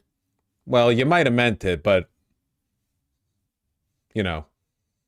sometimes the medium's the message, if you know what I mean. Anyway, we'll watch it online. We heard that it was going to be indoors. We obviously would have preferred it to be outside. I know a bunch of the tickets, they got canceled or something like that. People had bought them. They asked their congressman or the senator for the tickets. So that's kind of screwed up. Extremely disappointed. Yeah. We all had tickets actually to be on the other side of the reflection pool. So we were super bummed that Trump is speaking. Is he back on the... Getting back to it. We moved over. New speech. I looked, I said, oh, look at this beautiful sunny day. We blew it. And then I went outside and we were freezing. You would have been very unhappy. The sun was very deceptive, I will tell you. It is cold out. And I'm sort of saying, that was so beautiful today. Maybe they should do it there every 4 years. Does that make sense? I don't know. Because, the outdoor thing is really good, but it gets a little cold around this time of the year, as some people have noticed. And a lot of times they suffer through it. How do you do that? There was no suffering in that room. It was 72 degrees. It was perfect with the best acoustics I think I've ever heard in a room. This is not so bad either. But I just want to say You're a younger, far more beautiful audience that I just spoke to, and I want to keep it off the record. I want to keep that off the record. This is the Rootin' Tootin' Room. Because I don't want to have all those big shots up there. I don't want to think you're more powerful than them, you look better than them, and I love you. Now, we just This had is a like great the overflow time. We theater just had for a great privileged day. guests, I assume. This was amazing. You know, when you think we took a journey, I mentioned in the speech, a lot of people said that was not a journey that was possible, and it was indeed possible. I didn't really know too much about what they were saying when they said that, but a lot of people felt it. And we hooked up with J.D. very early. I watched J.D. over a period of time. I endorsed him in Ohio. He was a great senator, and very, very smart. The only one smarter than him was his wife. That was, I would have chosen her, but somehow the line of succession didn't work that way, right? But now she's great and he's great. This is a great, beautiful couple, and unbelievable career. I just said to him, you are very upwardly mobile, because he hasn't been doing it that long, but he picked it up so quickly. Remember, the first week was a little bit like the fake news was hitting him really hard. And I said, ooh, this may be tough, but after that, it was smooth sailing for him. He took on everybody. He took on the meanest. I don't want to use the word corrupt because we're into a new system, so let's wait till the corruption begins, because it will. But he took on some pretty mean people, and he handled it well. I want to also congratulate Mike Johnson for the job that he's doing.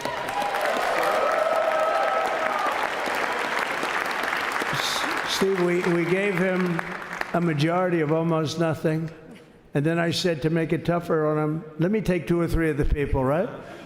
I said, he'll only have to suffer with that for about 3 months. How are they doing, by the way? Are they? Is that moving along? Totally unified. I said, do you mind if I take this one, that one, and a couple of others? He didn't mind. He can handle it. No, he's a man that's liked by everybody. I've never met a man like this. You've got how many is it, 219 or 220 or something? 220. And of the 220, 219 really like him. I noticed he got 1 negative vote once about 2 weeks ago. But I think even 220 like him, if you want to know the truth. And that's very unusual. I know a lot of nice guys in Congress, and they have 35 people that hate him. So if you have 35 people that hate you and you only have 1 or 2 or 3 votes, you'll have 5, I think. But that's going to be like, the good news is when we get to that 5 number, it's going to feel like a massive majority. You could be really nasty to a couple of them. Driving that dang helicopter. So it's going to feel like hitting your head on the wall and stopping. It feels so good to stop, but he's done a fantastic job. I don't know if I've ever seen a helicopter move that he's our hero, purposefully because, on its wheels I was before. with him. Beep, beep. You talk about being Doing shot. donuts in the parking lot with this? I was with him. He got some bad ones, and his incredible wife, and she really loves him. You never know about that. I've been with other people. They were doing poorly, and the wife is like looking at her watch. She can't get out of the hospital fast enough. How's he doing? Oh, I don't know. He's all right. That woman was a mess. She was crying and crying. No, they're going to take him. They're going to take him. I told Steve when he finally woke up, it was a while too. The doctor told me it was the most blood they've ever transfused in any patient. They've never done anything like it. And here he is, the picture of strength, right? And he's been a great friend of mine, right? With a family, because of a family. And what a job you did. It worked out pretty much better than we even thought, right? And I did have a couple of things, to say that were extremely controversial. And between J.D. and Melania and anybody else that heard, please, sir, it's such a beautiful, unifying speech. Please, sir, don't say these things. I said, I'm telling you, it's going to play great. They say, you're right. For this group of people, it's going to play great. You're the only ones I hurt by not, but we had some beauties, didn't we, Melania? She said, sir, calls me sir when she's angry. No, I'm only kidding. I better say I'm only kidding, or the press is going to pick that one up loud and clear. No, but she said, no, I think it would be terrible. It's such a nice speech. I think it's, it all depends on your delivery. How was the delivery? Was it good? But she said it's such a beautiful speech. You can't put things in there that you were going to put in. And I was going to talk about the J6 hostages, but you'll be happy. You can't really appreciate how big that helicopter is until people get out of it. You know, it's fucking massive. See a lot of action on the J6 hostages. See a lot of action. And I was going to talk about the things that Joe did today with the pardons of people that were very, very guilty of very bad crimes, like the Unselect Committee of Political Thugs, where they literally, I mean, what they did is they destroyed and deleted all of the information, all of the hearings, practically not a thing left. They deleted all. Wild how not a single Republican will mention any words again. I'm saying this right now, and me saying this is more important than whatever Trump's saying right now, okay? I genuinely think that for the most part, we're going to see a continuation of the status quo, but like social media companies working in lockstep with the administration and a crackdown on free speech domestically means that they'll be enforcing like a consensus mandate where Trump will get approval for keeping things basically as they are, but with continuing amounts of wealth like extracted from the working class to the owning class. That's it. Like in front of the they're just consolidating wealth right transfer. Now. You know, this little time delay is good because we're getting great reviews on the speech. Now watch. They'll take the speech and say, I didn't like it because he left there and he's talked to people, but we're giving you a little more information than we gave upstairs. But no. They pardoned a lot of people. They pardoned, before we even get to today, they pardoned, 33 murderers, absolute murderers, the worst murderers. You know, when you get the death sentence in the United States, you have to be bad because they don't give it much. And he pardoned almost everybody having a death sentence. And if you went through the crimes that were committed, you wouldn't even believe them, the level of violence. The people that were killed, the innocence of people that were killed and children killed by these people, and he pardoned them for whatever reason. He spared them, but they didn't spare the people that they killed, and you know, who knows what happens in the future. It's one of the worst because a lot of times they let them out early after that. You know, they say you're going to be in for life, but then all of a sudden they get let out for good behavior, and then they go on a rampage. You know, it's one of those little things, right? But I was going to talk about that. But I was really going to talk about the level of, you know, what's going on. Why are we doing this? Why are we trying to help a guy like Milley?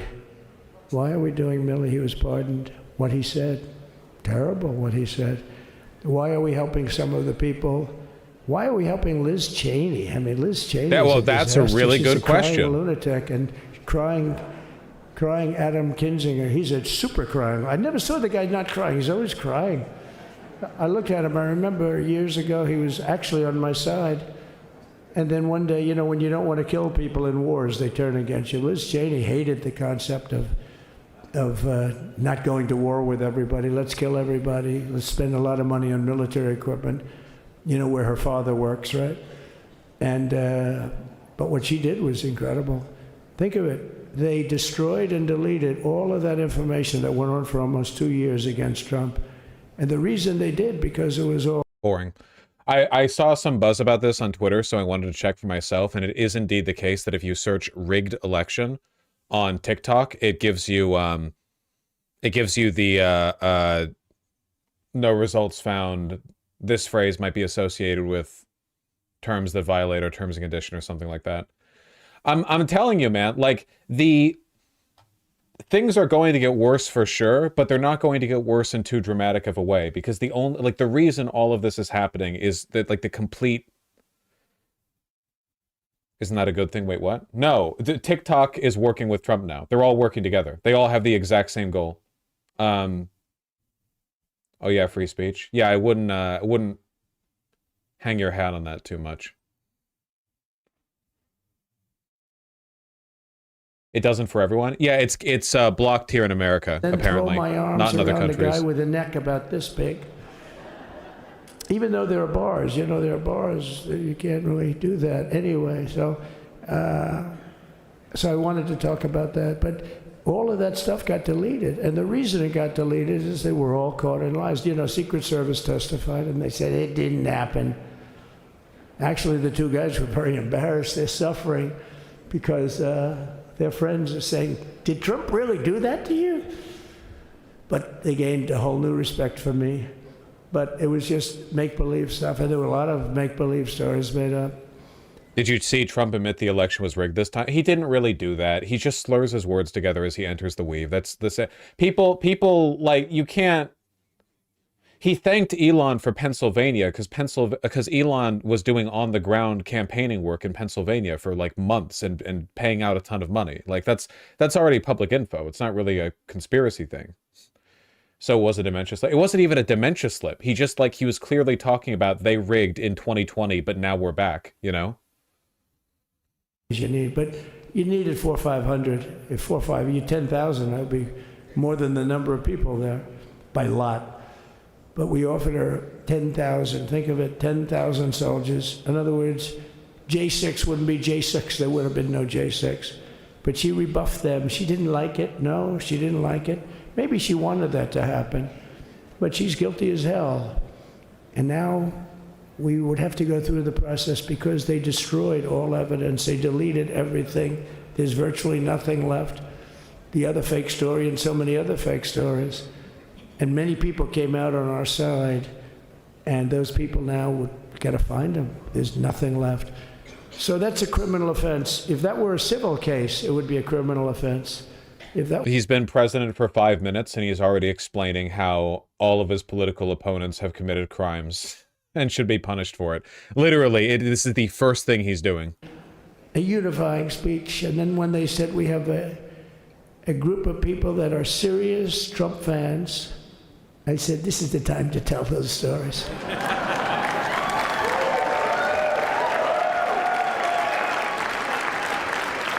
He knows. So anyway, but seriously, I'd like to, I think it was a tremendous success. I think we're very lucky we put it inside because it is really cold. We just went to the helicopter out of respect. It's something that's taken place for a long time. I guess it's as old as helicopters. You used to get into a stagecoach, now you get into a helicopter. Times change. But it's pretty old custom. And it's a beautiful custom, actually. It's a beautiful custom. I wish we could have had a better relationship. I wish we could have had a better relationship between Republicans and Democrats. I was with Senator Schumer. I said, Chuck, I think it's time we all start getting along a little bit because it doesn't make sense. I mean, we literally never get a Democrat vote. They never get a Republican vote, almost. And although there is a bill coming up very shortly that we have a lot of Democrat votes, right? That's going to be a very beautiful bill. We're going to have a deciding, I would say, within a week or so, I think. And it's going to be a very good bill. You all know what I'm talking about. So I just want to thank you all for being here. You all excited? You've been our fans from day one. All these people all over. You've been our fans. This has been there's never been anything like it. Of course, the guy with the huge hat would be sitting in the front row. This has been a movement like no movement ever in history for probably any country, let alone this country. You know, if somebody's running for president, and if they go out and they announce they're going to Arizona, they're going to Nevada, they're going to someplace, if you have 200 or 300 people, that would be standard. Ronald Reagan would go out. I mean, outside of the last couple of days where people get a little excited, but even then you have a couple of thousand people. But if you're going to go someplace, any place, any one of the swing states, any one of the other states, I mean, how about the non-swing states? We won Alabama by 48 points. We won Tennessee by massive numbers. Wyoming, we won by numbers. Trump might sign his executive orders in front of a crowd. A desk resembling the presidential signing setup has been placed inside Capital One Arena. There's no way. That's too funny to be real. I don't believe that. Big if true. That would be pretty big if true. It's real. I mean, we'll see. Yeah, we know of the two biological sexes executive order that's planned.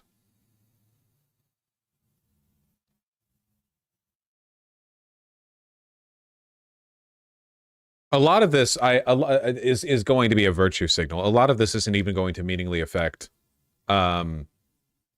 people's lives. Again, like the goal of the administration is to keep people distracted while facilitating an enormous wealth transfer. You know, the reactionary politics are secondary. Hispanic, we're at 56%, and we won the Texas border that had never been won. As the governor said, he's doing a good job, the governor, by the way, of Texas. But as the governor said, it hasn't. Oh, did I get lucky? Did I get lucky? Supposing I said, you know, he's not here, but the governor of Texas has done a terrible job. Wow, look at you. You mean we couldn't get you up in the front row? I tell you. Supposing I said, JD, the governor of Texas, he's not doing his job. You heard what I said. See, I didn't know you were there. I said he's doing a great job. He's doing a phenomenal job. But now you're going to have a partner that's going to work with you, because you didn't have, not only didn't he have a partner, he had people selling the wall, right? We have a fence structure that we worked on, the governor worked on with me, and I didn't love it, to be honest with you. I wanted a nice precast concrete, you know, 40, 50 feet high, like a beautiful, could have been a T-shape, Y-shape. I love construction. I wanted that sucker to go up maybe 50, 60 feet. It would have looked beautiful, a nice Y shape. And they said, the problem is, sir, they climbed that like a rabbit. I said, what do you mean? No way. And they brought some of these guys out. They climbed it like... And the other thing is you hit it with acid and the thing will disintegrate. You know, they have things for concrete. So they needed very hardened steel, very special steel. And then they needed 7,000-pound concrete inside that steel, you know, inside that steel. And then they have a rebar that's the toughest steel. He's re-entered the weave, guys. Very hard to cut. So this is why very little is cut. I mean, it's right. And then they put a anti-climb panel on top. I hated it. I said, it's so unattractive. And I said, why would that work? I don't believe it works. And I went to watch. The Border Patrol gave a display. We had actually two sets of climbers. The guys that climb up walls with drugs on their back, I mean, they got like 60, 70 pounds of drug, and they go as fast as you can walk. They go bip, bip, bip. Or we have Mount Everest type climbers. And honestly, the drug guys were much better. I couldn't believe it. The drug guys blew them away, right? But it's true, the anti-climb panel, they couldn't get around it. They just couldn't. You didn't have it. So sometimes you sacrifice beauty for efficiency. And we did. So we built this wall, and we built over 500 miles of wall. That's why we had such good numbers, the famous chart. This actually is extremely boring. What else is going on? 1% on the top. Proud Boy rally. Fuck Joe Biden. Fuck Joe Biden. Joe Biden. Heartbreaking man found in forest fighting war that ended 30 years ago. He's literally not even the president anymore. Fuck Antifa. Literally, like 30 years ago, this war ended. Antifa? Who's the Antifa you're referring to? What are you talking about? You're not outside Berkeley, the only place where anyone calling themselves Antifa still exists. What are you talking about? What are you, in Portland? What the fuck is an Antifa?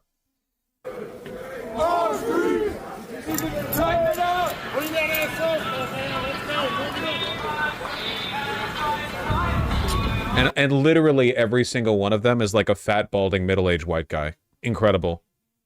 Why is it that when you see these guys post, like, the Wojaks online, all of them are Giga Chad roided up, you know, like 20-somethings with perfect crew cuts, and then in real life, they all look like divorced dads? There's actually one black dude. Well, don't worry. Thanks to Donald Trump's anti-DEI initiative, soon they'll be able to get rid of the onboarding program.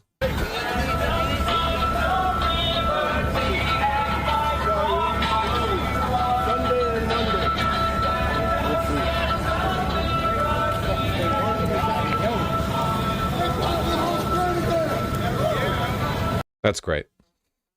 Also, soy. How we doing, man? Put it up. And that's when I realized they wanted open borders, and that's when I realized that people are going to come pouring through the wall like nobody's ever. Still boring? That's great. We'll look at more clips from the Proud Boys.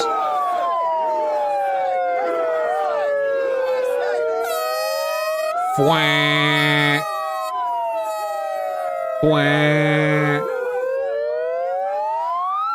This is what American civil unrest looks like. It's two crowds of fat divorced dads and people who have to get up early the next morning for their cashier job, blasting air horns at each other while the American cops just stand there doing nothing.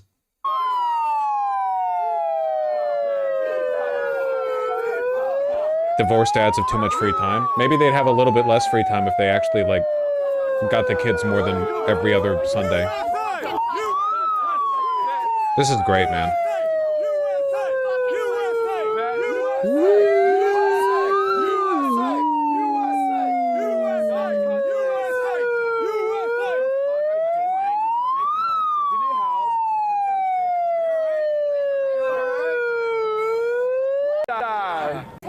Nobody touched you. Nobody's putting their hands. This is so soy, man.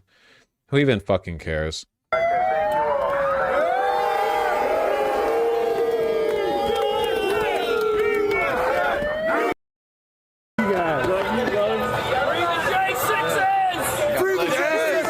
Don't these fucks have a job or a family? I'm kind of not kidding when I call them divorced dads. Like, I'm not kidding. Like, there's a very specific, like, when you see Antifa at Berkeley, those are college students. They don't have a job. Like, these are divorced dads.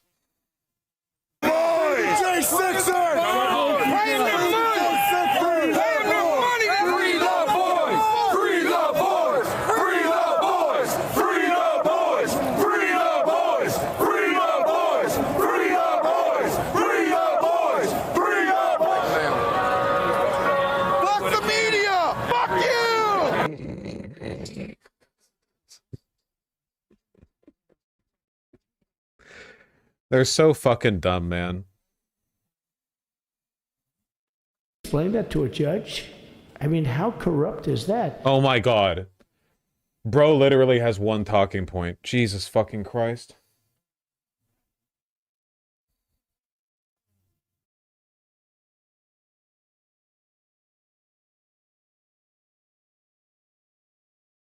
And people love it. Bread and circuses, man. I'm telling you. My big concern for a second Trump presidency would be, are we looking at a like Nazi Germany race style fascist administration where the reactionaries win and they implement like an increasingly severe set of waves of crackdowns on, you know, minority rights and so on and so forth? Or are we looking at like a Russian-style oligarchy where reactionary politics are promoted, but it's basically just a way of keeping people like frothing at the mouth while in actuality you just continue to like rape the country and steal its wealth, you know? And those things are not compatible. They're mutually exclusive, because in the Nazi Germany, like race fascist style, you have to implement like a ruthlessly nationalistic and in many cases economically unproductive mode of economic production, basically. Like the Nazi Germany like race style or like race-based autocracy would be like, well, actually, we're going to tank our economy because we don't want to buy foreign goods from foreigners. We don't want foreign workers in our country and so on and so on. But I don't think we're getting that, you know? I think we're just getting like the like international globalist transnational corporations rooted here in America taking as much wealth as they can. I think that's the direction we're heading in, you know?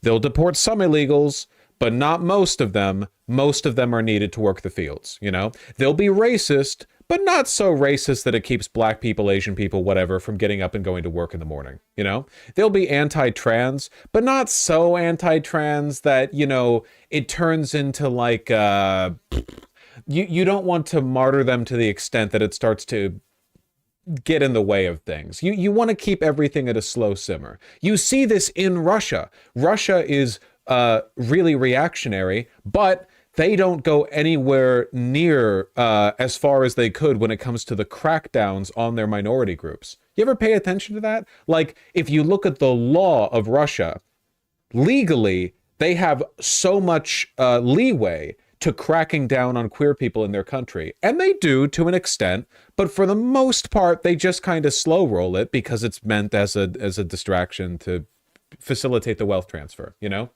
They do it in like a leisurely way. Do they raided gay bars all over Moscow like a month ago? No, I'm fully aware of that, yeah.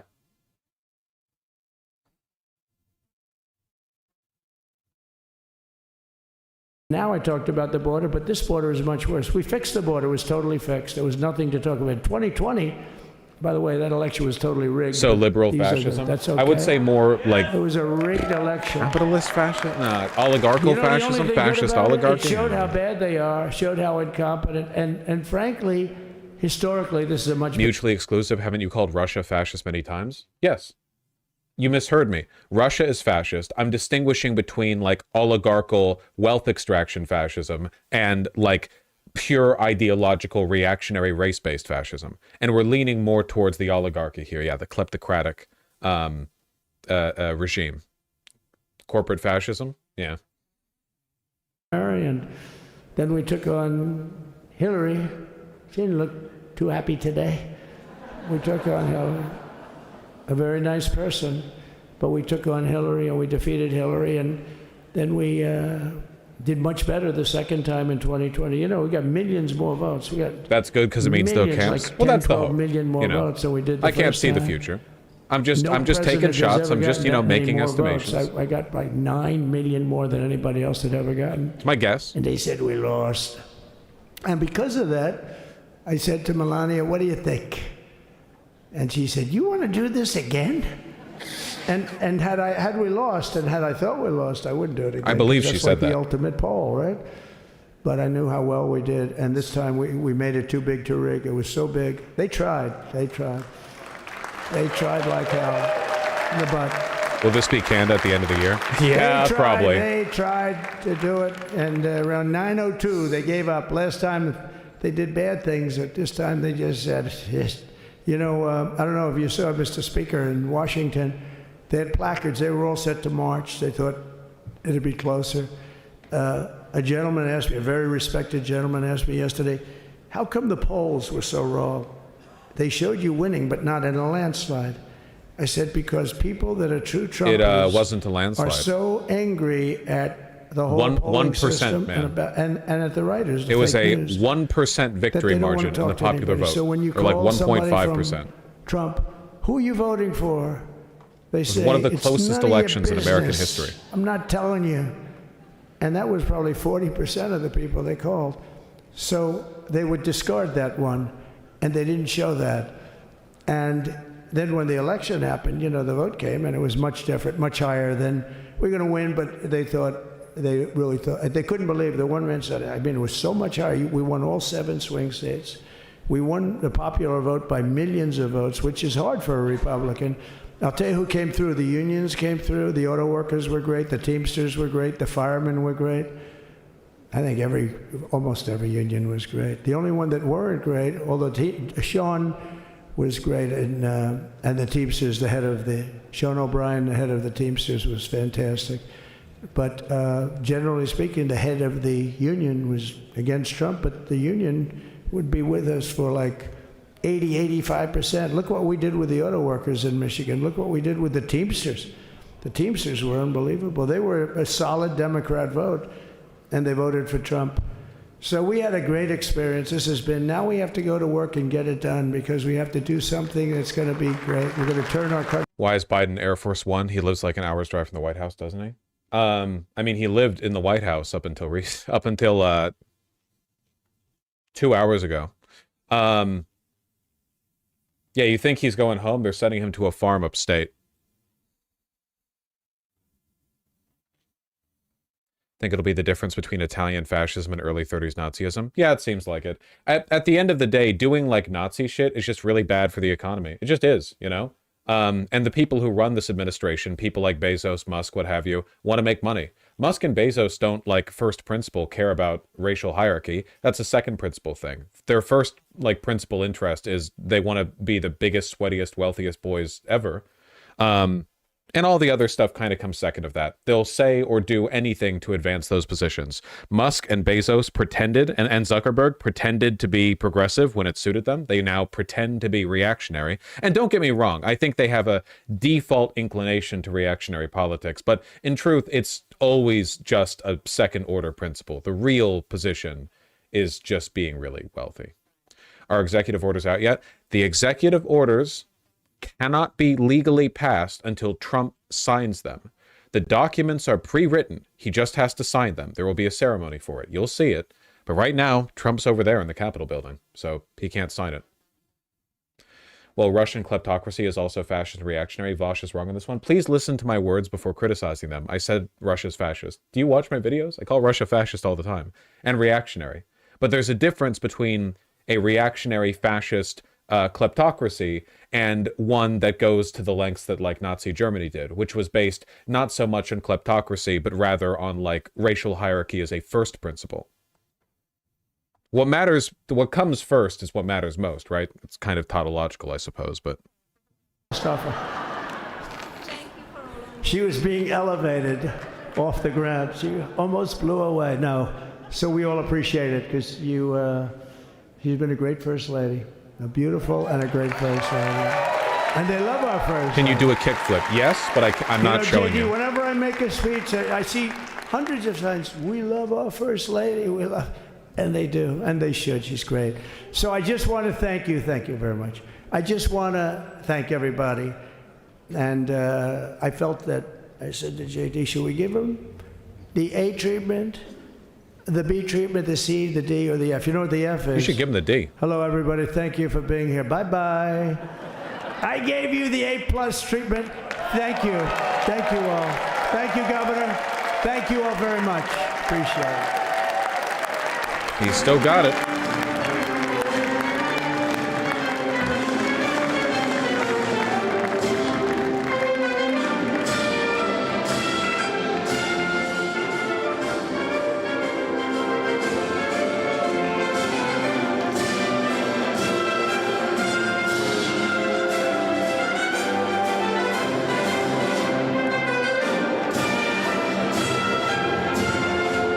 Clown music? Me when the only music I listen to is Nightcore Remix? What are you talking about? Oh my god. It's because the only bombastic orchestral soundtracks you hear nowadays are in fucking Persona or whatever. No, wait, Persona's jazz. Where do you hear bombastic orchestral soundtracks? The Souls games? Yeah, probably the Souls games. It does sound vaguely clownish. It's just like it's just like celebratory trumpet music. I don't know what you mean. When have you ever been to a circus?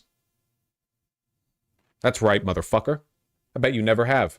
You've never been inside the big rainbow tent. I went once. I don't believe you.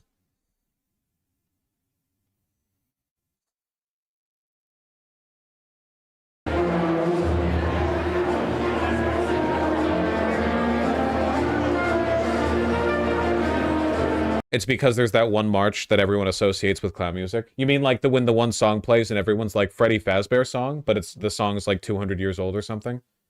What's it, Troubadour's March? I don't remember the name of the song. Dun dun dun dun dun dun dun dun dun. But like that song's been around forever and now everyone's just like, yo, Freddie Fazbear song? The song that plays when his face lights up on the left-hand side of the screen through the door when your power runs out, and then you have between 20 and 40 seconds before he jump scares you, and you hope that you hit 6 a.m. before the random timer elapses? Kino. March the Gladiators? Gotcha. That's probably exactly what the Roman gladiators were listening to. Coming up this afternoon before he returns to the White House and to the inaugural balls. It's what your mom calls them. Fuck the inauguration. Can you just play FNAF? Do you think if someone got Donald Trump to play FNAF, it would jump scare him to hell? HE double hockey stick? Sorry, I to the Trump administration, I want to make it clear that nothing that I said implied any degree of antagonism or threat towards our glorious president. Please don't hurt me. Of course, I should caution, nothing is final until Trump signs the pardon paperwork, but he's expected to do that today. Again, the significant caveat to the reporting that Catherine Faulders is bringing to us at this hour is that nothing is final until President Trump signs this later today. There's still time between now and then, and all of this appears to be fluid. But Catherine, all told, about how many defendants total are we talking about? It would affect, essentially, David, every single one of them. There are 1,600. That's the total number of January 6 defendants who will be impacted in some way. The pardons that you will see, most likely, are for those who were non-violent. But the significant part of this is those commutations for those defendants who violently assaulted police officers. That means that their sentences are over. Essentially, they will have time served in jail today. Trump is expected to sign this today, and they will be out of prison. So that, of course, is Now, whatever. More bread and circuses. I mean, who really cares if they get out? Like, they won. It took 4 years longer than they expected, but they won. Trump got back in.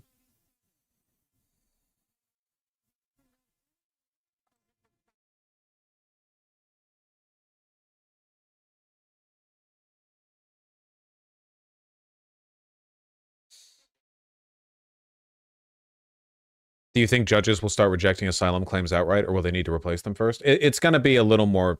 I mean, most of what's going to happen, at least at first, I imagine, is that they're not even going to get to make those asylum claims. They're going to be turned away before they get the opportunity to declare their asylum status.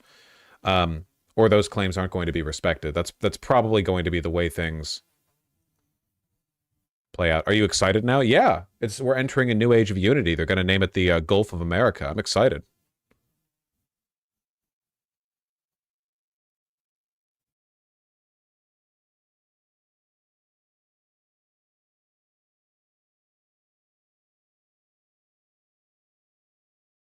You know, it'd be really funny. Attacking officers up on the Capitol and those who might have helped orchestrate what the country and the world saw play out on January 6th, that this could be sweeping in nature and affect just about everyone here. David, here's where it's fascinating. Of the 1,500 or so people charged in connection with January 6th, a stunning 608 were charged with assaulting and resisting police. It's going to be fascinating to see exactly who would be included, because there are videos of some of these people viciously assaulting law enforcement. And I'm wondering how that's going to factor into this down the stretch of this decision, David. And we've been in conversation today, checked in with Harry Dunn, for example, David, who was very pleased about what Biden did, but was also expressing some frustration that he even had to have a preemptive pardon by Biden because he... Yeah, whatever. First briefing statement is out. Has this not been out? President Trump's America First priorities. First, he will make America safe again and take bold action to secure our border and protect American communities. This includes ending Biden's catch and release policies, reinstating Remain in Mexico, building the wall, ending asylum for illegal border crossers, cracking down on criminal sanctuaries, and enhancing vetting and screening of aliens. President Trump's deportation operation will address the record border crossings of criminal aliens under the prior administration. He is suspending refugee resettlement after communities were forced to house large and unsustainable populations of migrants, straining community safety and resources. This is like Springfield, Ohio, the city that was dying and their economy was objectively revitalized by Haitian refugees or immigrants, whatever. The armed forces, including the National Guard, will engage in border security, which is national security, and will be deployed to the border to assist existing law enforcement personnel. President Trump will begin the process of designating cartels, including the dangerous Tren de Aragua, as foreign terrorist organizations and use the Alien Enemies Act to remove them. The Department of Justice will seek the death penalty as the appropriate punishment for heinous crimes against humanity, including those who kill law enforcement officers, unless, of course, you're a J6 insurrectionist, and illegal migrants who maim and murder Americans. Maim and murder? I wonder if they'll be seeking the death penalty for, like, battery from illegal immigrants, because that'd be crazy. Make America affordable and energy dominant again. We will unleash American energy by ending Biden's policies of climate extremism, streamlining permitting, and reviewing for rescission all regulations that impose undue burdens on energy production and use, including mining and processing of non-fuel minerals. Energy actions empower President Trump's energy actions empower consumer choice in vehicles, shower heads, toilets, washing machine. Now, when you go to Home Depot, they're going to have Trump-approved toilets that use like 90 liters of water per flush. This is how we bring it back, folks. Light bulbs and dishwashers. President Trump will declare an energy emergency and use all necessary resources to build critical infrastructure. President Trump's energy policies will end leasing to massive wind farms that degrade our natural landscape and fail to serve American energy consumers. We will withdraw from the Paris Climate Accord. All agencies will take emergency measures to reduce the cost of living. Oh, I'm sure. Make light bulbs incandescent again. Who was the Republican representative that was unironically arguing we should make light bulbs incandescent again? That was really funny. Me, when I have literally nothing to offer the people and am running out of empty return with a V virtue signals to pitch to people. America First trade policy. We will no longer be beholden to foreign organizations for our national tax policy, which punishes American businesses. I don't know what this refers to. Drain the swamp. The president will usher a golden age for America by reforming and improving the government bureaucracy to work for the American people. He will freeze bureaucrat hiring except in essential areas like DOGE, to end the onslaught of useless and overpaid DEI activists buried in the federal workforce. He will pause burdensome and radical regulations not yet in effect that Biden announced. President Trump is announcing an unprecedented slate of executive orders for rescission. Yeah, we'll talk about that. Trump is planning for improved accountability of government bureaucrats. The American people deserve the highest quality service from people who love our country. The president will also return federal workers to work, as only 6% of employees currently work in person.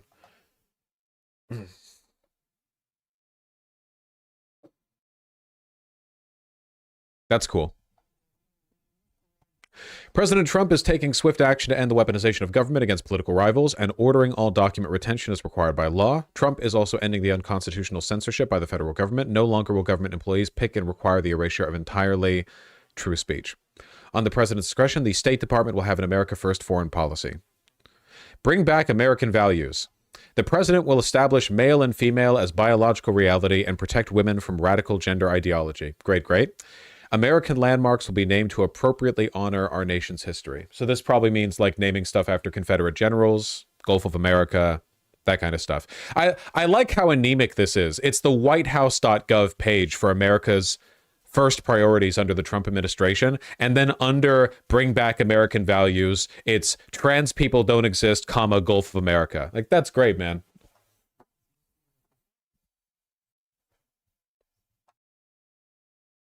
That's great. News section still empty. The administration. We can learn more about this guy. That's good.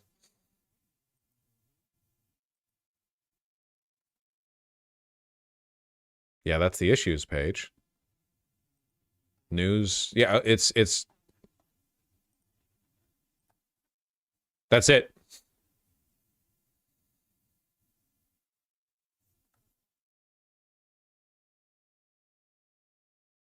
Well, that's cool.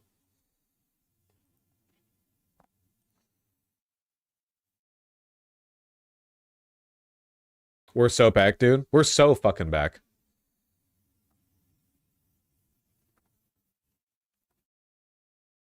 Biden warned in his farewell address to the nation last week that an oligarchy is taking shape in America. In Washington, oligarchs are already here buying big houses. That's so cool, man. The financier Howard Lutnick, Trump's choice to be Commerce Secretary, worth $1.5 billion, last month closed in on a French chateau-style home, the Fox anchor Brett Baier in Foxhill Road for $25 million. Scott Bessent, nominee for Treasury Secretary, worth $700 million, looked at a home nearby. Let's call for your agent. Unclear where Mr. Musk will live in Hollywood. Expected to have an office in the Eisenhower Executive Building across from the White House as the co-leader of the unofficial Department of Government Efficiency. You know, there is something a little bit relieving in like a few years before the French Revolution kind of way. in having the oligarchy be as obvious as it is right now. Like, don't get me wrong, okay? I'm not saying they're exactly the same, but the Democrats are more or less beholden to the same powers, though obviously not to the same extent. Like, the power has been consolidated, and they have chosen the Republicans because the Republicans have a much more compelling set of distractions to offer to enable all the wealth transfer they're looking to do. So it just having all the oligarchs, the wealthiest men in the world, present there at the inauguration, front and center, buying homes nearby, all of them just swarming around the new administration. It's a lot more upfront than the, I don't know, phony, insincere Biden administration approach of, you know, we value diversity, we have young people working in our, you know, administration, we have people of color or whatever. But in reality, like, they're still all lying for Israel or whatever.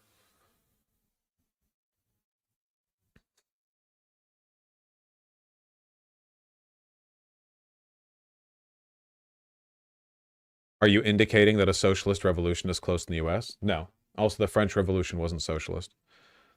And it ended up going pretty poorly.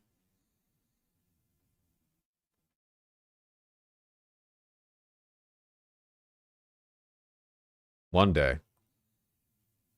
Big part of Joe Biden's legacy, holding people to account for attacking the United States Capitol on January 6, 2021. And that legacy is now up in smoke. And as we reported here, as we first came on the air with these inaugural activities, it's gotten too warm in this room for my heavy cardigan. I'm going to change out of it. Pardons and commutations, and again, they haven't been issued yet, but Catherine Faulders is reporting that they are about to be issued. They're expected to be issued. That was a change that was made since last night, and a change that I am told was made as a result of the pardons that Joe Biden issued this morning. That Donald Trump had originally planned to issue pardons for all the nonviolent offenders on January 6th. And in terms of those that had committed attacks on police officers and violence, that he was going to refer that to his Justice Department to review, as J.D. Vance had suggested about a week ago, on more of a case-by-case basis. But now you have the broadest, if he goes through with what, again, Catherine Faulders has reported, the broadest possible action he could have taken regarding those who attacked the Capitol on January 6th. Virtually all of them to be, if he goes through with this, free by the end of the day. As we watch Joe Biden and Jill Biden leave Washington after Joe Biden's 50 years of public service. Get out of here. Terry Moran, if Catherine Faulders' reporting holds, this would be extraordinarily sweeping in nature. Sweeping and telling about this national moment. Think of it, those two men in the Capitol today, side by side, performing the constitutionally mandated. And is there a reason you shouldn't be making a bot to post the average price of eggs as a reply to every POTUS tweet from now on? It is worth noting that, like, obviously Trump supporters never actually cared about the price of eggs. Notice how none of them talk about it anymore now that the election's over. They stopped as soon as the election ended. Like, Biden was still president in between November 2nd and today. They stopped talking about it completely. They didn't care about it at all. They only care about what they're told to care about. The media environment is completely compromised. It's just a vibes thing. Been resolved. To many in the country, most Republicans on the day, it was horrifying and disgusting and a crime against our democracy. They've changed their tune. A lot of Americans still feel that way. Other Americans see it as a lot of hyped up partisan politics. How we resolve that dispute will tell us a lot about who we're going to be. Yeah, that's true, Terry, and something we heard in traveling the country, and Martha, I know you talked about this too in covering this election, is that people would acknowledge it. They didn't like what they saw, but it wasn't their number one issue. It wasn't even near the top of the list. So whether wiping it right off the map is the answer to some of those voters or not, we'll just have to wait and see what the American people say and how they react. Let me see how Fox News is doing.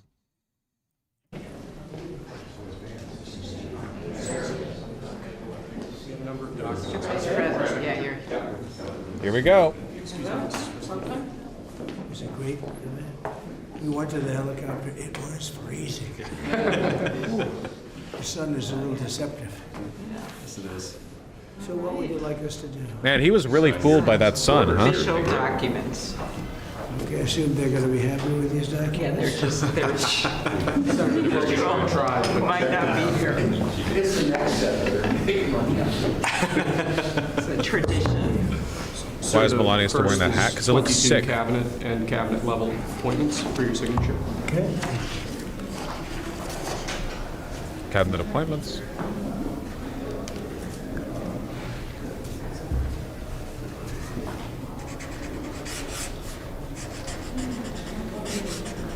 He gets the big presidential Sharpie.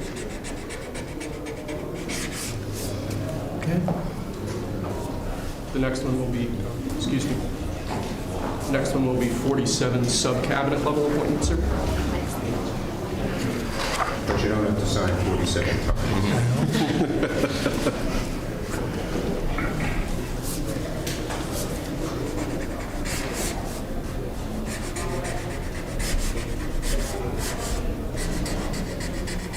What is happening? I don't understand. Probably because you've never had to sign for anything in your life. He is signing documents. Now 31 acting designations and appointments to effectively take control of the government. They're literally describing what he's signing. That's important. Sounds important, doesn't it?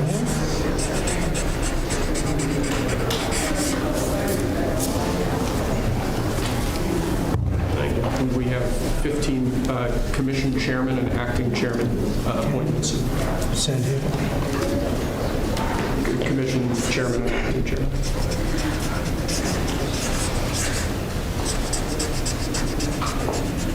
Thank you, David. Happy to have you here all the time. You know that? Good counsel. They have something in common. Thank you, sir. Lastly, we have a proclamation ordering that on all future inauguration days, including this inauguration day, that flags shall be flown at full mast. Very important. Yeah! Fuck Jimmy Carter.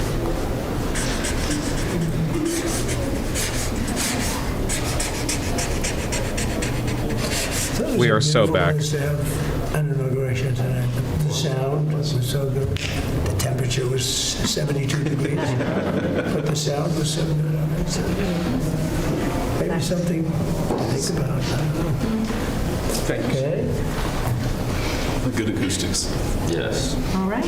Now thank you. We go to lunch. Great. Very Nice to good. meet you. Thank you very much. There we go. Take that. Good work, everyone. See you. Thank you, Mr. Sir. Wait, which order was this? Pay the fuck attention. Very nice. Very nice. It's a beautiful custom. Mr. President, It goes back as long as helicopters. Before that, it was a stagecoach. But I thought it was beautiful. Thank you. Great job. Great job. thank you. Check. Mr. President, do you have any reaction to the pardons President Biden did at the last minute? Well, I'm not going to discuss it now. I think it was unfortunate that he did that. We won't discuss it now. There's plenty of time to discuss it. He's chilling. Thank you very much, guys. Should we go to lunch? Okay. Head to lunch. Ready for lunch? Okay. It's been a hard day at work so far. Time for lunch. Hakeem Jeffries with the fucking dress sneakers actually That was 3 times infuriating, man. in 2017, sir. It's so distracting. Just getting started. A lot of good work to do. So where are we going to stop? Good counsel. That's when they get green.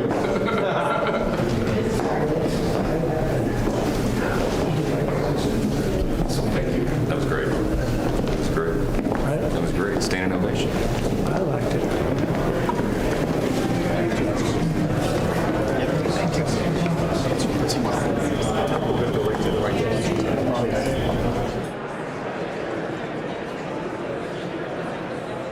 Big old goddamn lunchroom.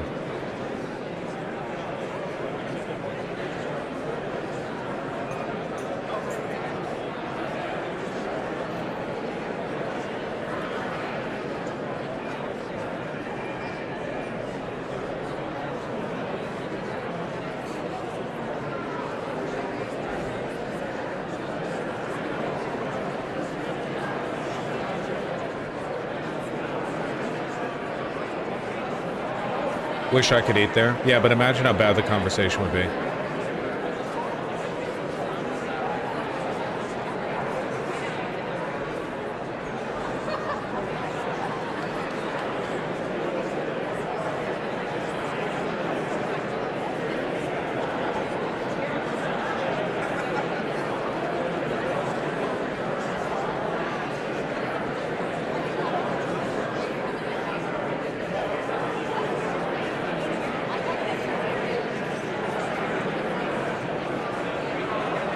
Safest place on Earth? Yeah, probably.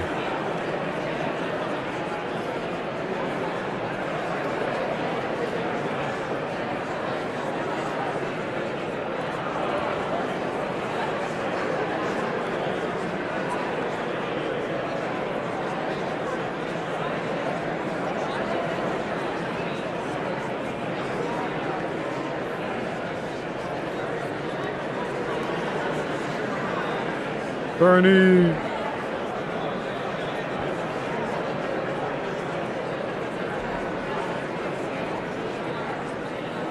Is Bernie in the room? Yeah, he was right there. They just scrolled over him. I think that's RFK Jr. It's kind of hard to tell with the YouTube artifacting, but that looks like his particular brand of like splotchy red complexion.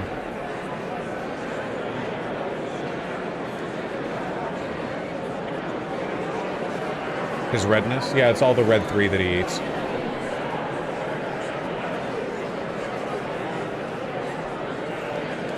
His suit today is awful. He literally always dresses poorly.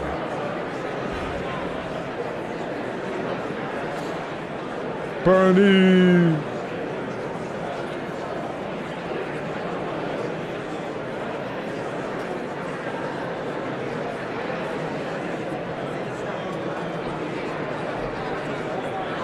Has RFK Jr. gotten confirmed? No, actually. To my knowledge, they still haven't scheduled a confirmation hearing for RFK Jr.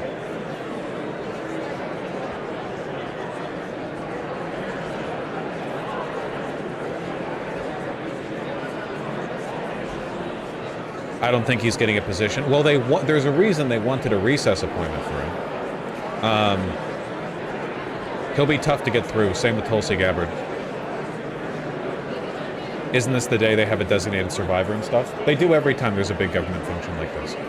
But yeah, the Secretary of the Department of Agriculture is somewhere in a hole. I don't know.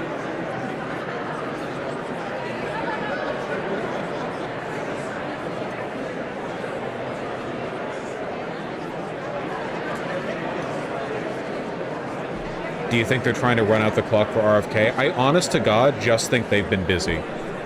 Like, RFK was clearly a crank pick that was chosen in order to excite. And, like, the reason why Trump's cabinet picks are such a, like, colorful cast of lunatics is because it maximizes the amount of distractions they can throw up in the air while they're stealing your money. So Tulsi Gabbard can constantly come up with new ways of explaining how American empire is when we send, I don't know, aid to Rojava to help them withstand shelling from Turkey. Or RFK Jr. can come up with explanations for how the reason everyone's sick and fat is because of, I don't know, fucking seed oils or whatever, you know? Like, the reason these picks are here, it has nothing to do with them running the government. It has everything to do with their ability to provide the bread in the circuses and so on, while the wealth extraction continues. And Detfu, I agree, RFK might end up being too distracting. Like, RFK might be enough of a legitimate crank that he detracts from the administration's goals. Like, he provides distractions, but he's too distracting. So maybe they go with someone else, maybe he just ends up being a thorn in their side, maybe he stays for a year, but not for the next 3. I don't know. We'll see. No way of knowing the future. Tim Cook spotted Tim Apple. Tim Apple? Ladies and gentlemen, please rise for the introduction of the official article.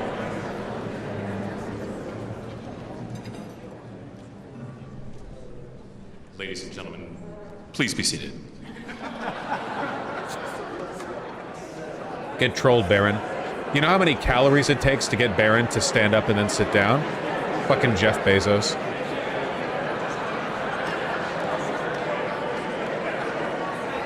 That was Bezos, right? There's a lot of artifacting on the video. I don't have the best face read, even when the video is clear.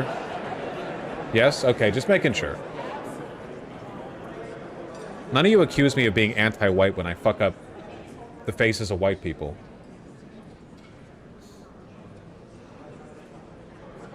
Do you think the DNC needs more cranks that are crazy to revitalize the party? I think the DNC needs more personalities, for sure. It is insane that every Democrat politician is like the same guy. Like, they all fall in to the exact same, like, kind of Obama-coded hope and change speech. Like, that's the current... That's like the currently accepted standard template because Obama was the most successful president, the Democratic president in their, you know, in recent history.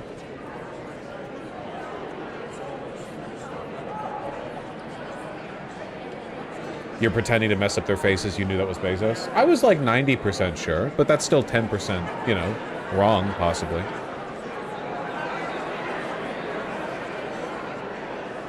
But yeah, the Democrats need more personalities. People with big ideas, a little bit of crankery. Not everything that they believe has been, like, decided by committee. More people like AOC. Well, I'm not talking about AOC. AOC is actually pretty careful with how she speaks and stuff, you know? I'm not saying AOC is bad or whatever. I'm just saying, like, she's not really what I think of when I think of somebody having a big personality. Mostly because the Democrats force the Justice Dems to, like, stay quiet and shut the fuck up. You know what I mean? Like, they don't have the room to. Republicans who are out there can be loud and brash, but if a Democrat's even a little out there, Nancy Pelosi, like, takes them to a back room and breaks their kneecaps. So, you know. Yeah, we need people with aura. We need Sakuna motherfuckers.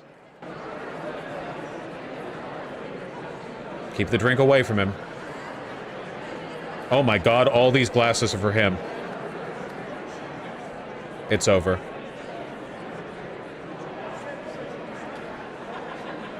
DEFCON 1.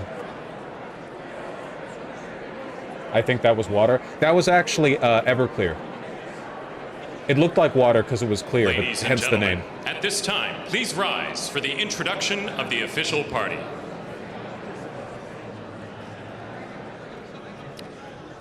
Please welcome members of the Joint Congressional Committee on Inaugural Ceremonies, the Speaker of the House, the Honorable Mike Johnson, accompanied by Mrs. Johnson, Senate Democratic Leader, the Honorable Charles Schumer, accompanied by Mrs. Weinschall Schumer, House Majority Leader, the Honorable Steve Scalise, accompanied by Mrs. Scalise, and House Democratic Leader, the Honorable Hakeem Jeffries.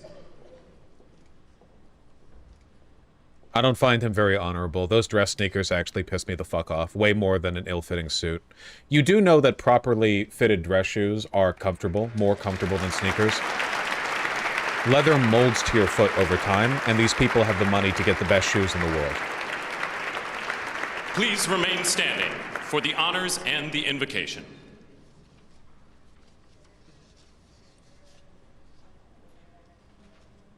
Shut the fuck up about the damn shoes. No!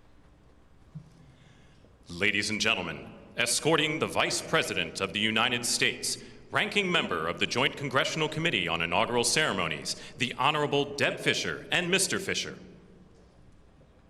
Is this one guy, the presidential speaker? Has he been the same guy for as long as I can remember? Or do they just hire people who could... Now I'm cold again. Ugh.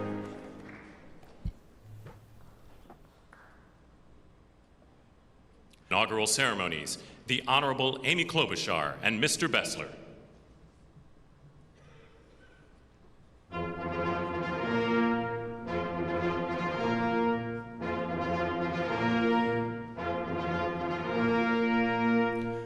Ladies and gentlemen, the President of the United States, the Honorable Donald John Trump and Mrs. Trump. Donald Trump?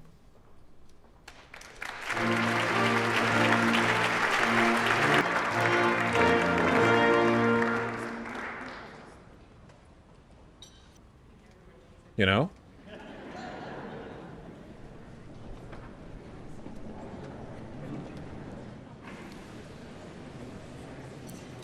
I have a feeling people are very hungry, so I'm going to get this started. Hungry. Mr. President and Madam First Lady, Mr. Vice President and Madam Second Lady, my colleague Senator Fisher, distinguished guests including the Speaker, Leader Jeffries, and Senate Leaders Thune and Schumer, on behalf of the United States Congress, welcome to the 60th inaugural lunch. Big surprise, we are featuring Nebraska beef and Minnesota apples for dessert. We are here in Statuary Hall, where these luncheons have taken place since President Reagan's first inauguration in 1981, and where the House of Representatives once met over 150 years ago. That would be before you were born, Mr. Speaker. In 1864, after the new House wing of the Capitol was built, and in the midst of the Civil War, Congress to the hall, we all passed under the arch, holding the marble Car of History clock. The statue shows Cleo, the Greek muse of history, holding a book to record events as they happen. I'm still and cold. As you can see, she's heard a lot of stuff. And as she rides her chariot I'm acting like a forward woman. into the future, she looks behind her to remember the past. She remains here as she has for hundreds of years, a reminder that history will remember the events of the present, and it is on us to write that history right now.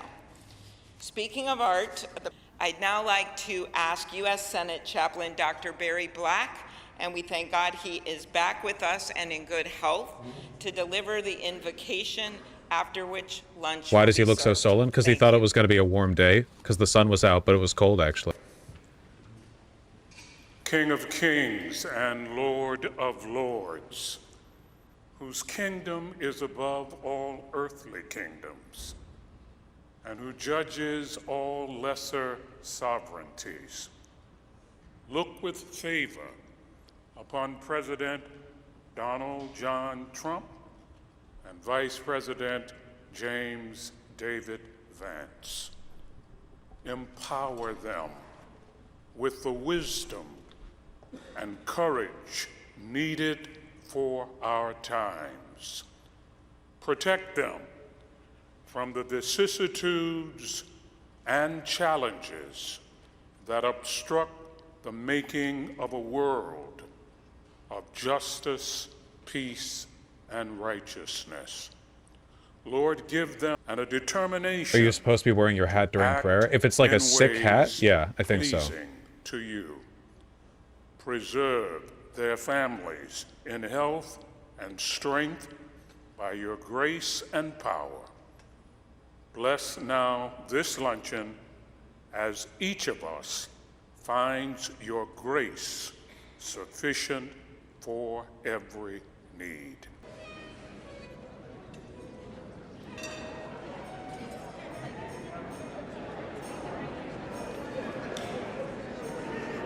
Do you think Klobuchar's having fun? Like, between Trump and Vance? Like, she's a little giddy with it? It's kind of like being surrounded by firemen. Like, she likes powerful men, clearly.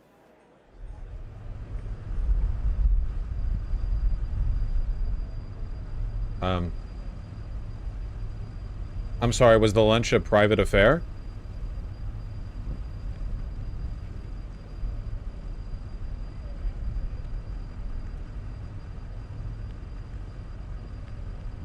We got kicked out. We weren't cool enough.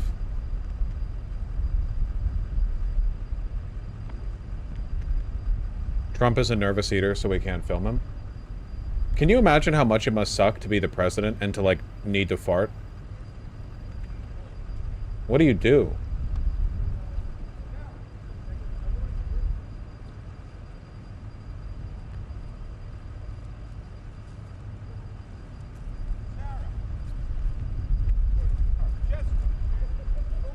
Simply don't? I guess so.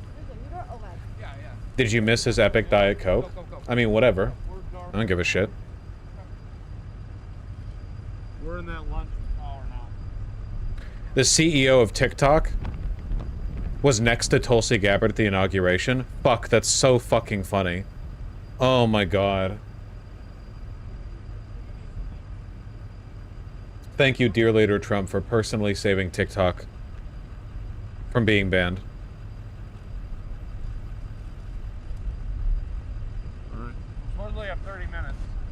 The hell are we doing out here? We gotta let six. Yeah, we gotta let 6 know he's hot. And 7's hot.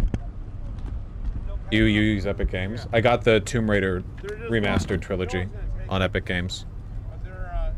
Because apparently that version had an update the Steam version didn't when it released.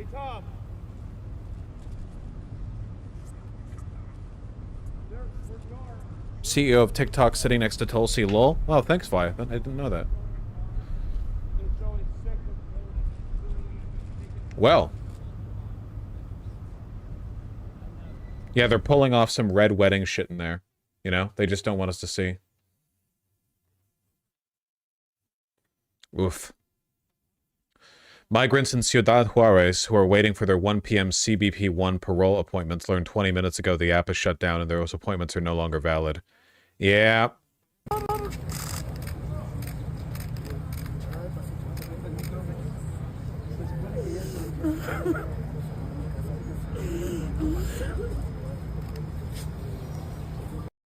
This is porn for MAGA types? Oh, for sure. It is worth noting, though, that Biden has literally deported, like, an insane number of people, and has also treated migrants like a threat to the country.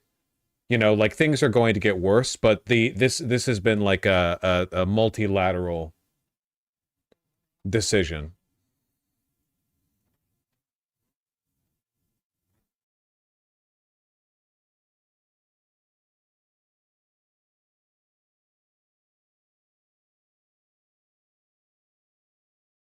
Just wait, it'll be dark. I'm sure. Musk looked like he was tripping balls during the swearing in. Oh my god, wow. That was worse than I expected it to be. Normally, I don't like to pay too much attention to these tiny little nitpick details. Like, oh, did you see the funny look one person gave another person during the 2 hours of recording in the big busy room they were in or whatever? But, like, this is pretty...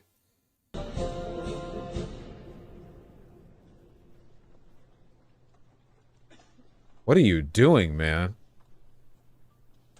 No one moves their head like that unless they're on some shit. Jesus Christ.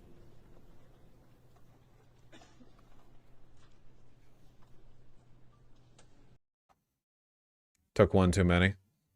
He was also grinding PoE 2 while attending the inauguration. Elon! How are you there? Wait, how are you in the Zuckerberg's cabins right now, Elon? Nah, Elon, seriously, bro, come on. How? Bro, stop. This mod, dude. That's really funny. He's just that talented. He's gaming on the Neuralink. It's so fucking funny, man. It's so funny.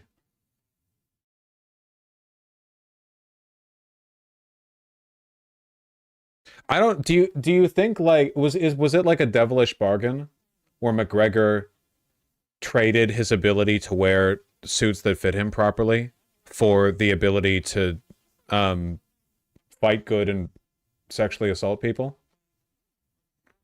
Chicken legs? No one would look good in a suit cut like this. It actually, like, feminizes you. It makes you look weaker. Or whatever.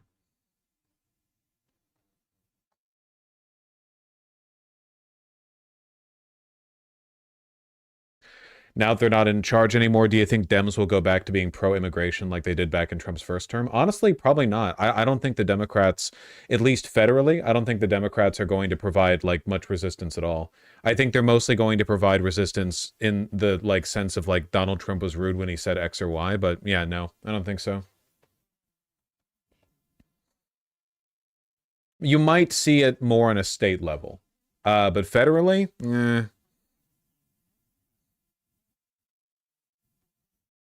Because again, like, they don't principally object to anything that's happening right now, you know? Like, the real thing, the real development here is just a more obvious consolidation of political power in the hands of the wealthy elite, but they were already in on that, you know? Democrats were already fully kowtowing to the interests of the MIC. In their handling of Israel, you know? They were already like not doing much of anything to address like the concentration of wealth up at the top. It's a whole, they just like, they're not, the signal has been given, the flag has been waved, all of this is okay now. You no longer have to pretend, you know? It's not like the Obama years after 2008 or the first Trump administration where you have to engage in this pantomime, this back and forthing over, you know, we're pretending to fight over the substantial issues. No, we don't have to do this anymore. It's the message is clear. It's out in the open. You can just do oligarchy now. It's fine. You can just do it. It's fine.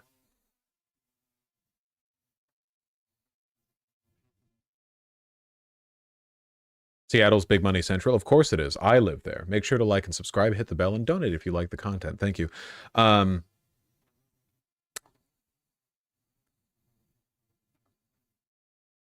In some positive news, Marco Rubio, Trump's Secretary of State, came out in support of Rojava. That makes sense. Neocons tend to like Rojava because they like using like Eastern Syria as a de facto U.S. military base to control Iranian influence in the region. Vosh, you're not even close to big money, lol. Thank you for saying so. I got a bit big for my britches there, but now that you've clarified that, I understand that I was wrong to have made that claim. You've humbled me. Yeah, gotta keep him honest.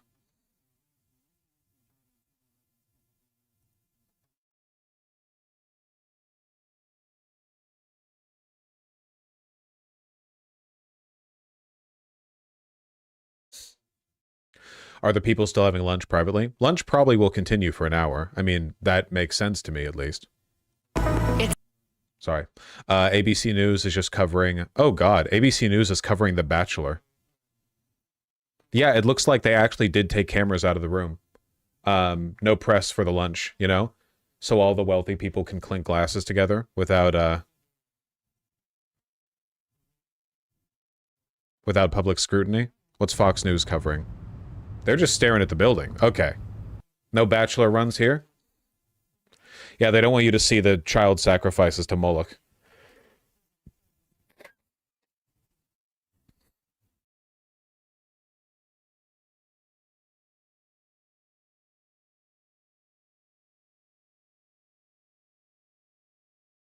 I wonder what Bernie's doing in there.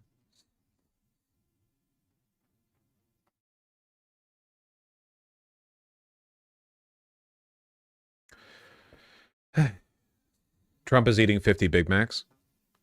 You know, people make fun of him for stuff like that, but this is part of the reason why he won, you know? Like, if there's anything people hate, it's the image of a, like, you know, DC consultant who eats the fancy pants meals and drinks the fancy pants wines and stuff. The fact that he'll just sit down and drink Diet Coke and have a Big Mac, like, makes him much, much more relatable. And I think, like, socially, he is in a lot of respects, you know? Reactionary politics aside, he hasn't kowtowed to as many of the, like, you know, expectations of civil society as a lot of the people who are his contemporaries, and it makes him a lot more, you know. Big Macs are expensive now. Oh, so you're saying him having 50 of them is like a flex?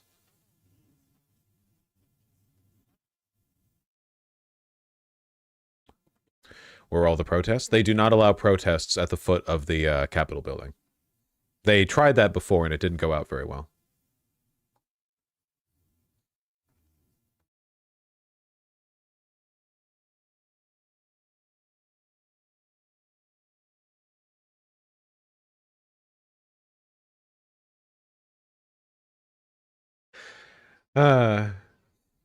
We finally have our first real entry into the news section for the White House website, it seems. Flying the flag of the United States at full staff on Inauguration Day. Fantastic.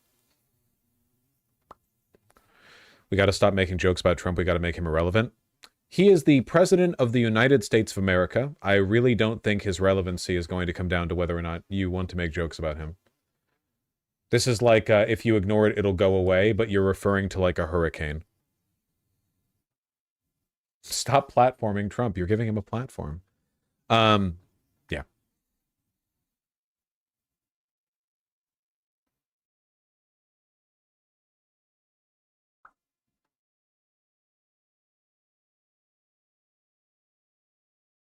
Costco workers have authorized a nationwide strike. Well, that's nice. Oh, man. I wonder if one of his first acts as president is going to be Trump shitting on the Costco Teamsters. You know, like cracking down immediately. No more unions. It's done.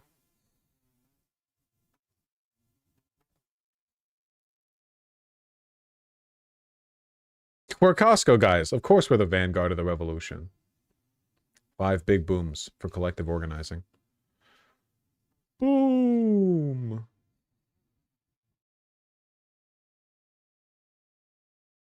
You can't do this anymore, man. You guys see Ethel Kane was like sincerely non-irony posting defending Luigi Mangione on Insta? You can't say this. I disagree with all of this, by the way. I think this is morally heinous.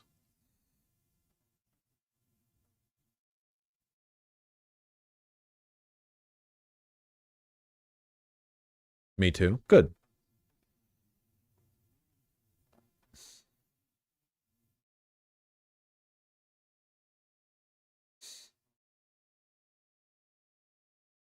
In a new AP poll, 20% of GOP has an unfavorable view of Trump, Lamau. Is that meant to be a lot?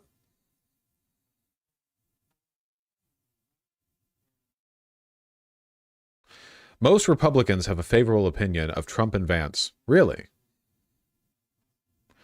Overall, 41 favorable, 55 unfavorable.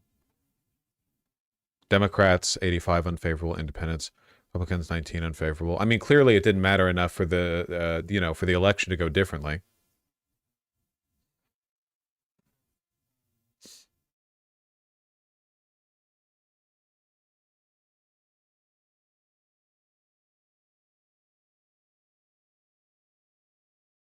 Since the visa shit, he lost 16%. I wonder how much the H-1B visa shit actually like swayed vote, because that was like a very online thing. That was literally a Twitter beef. Only a tiny percentage of the electorate would have actually been exposed to that information. I just wonder how much that would have rocked around.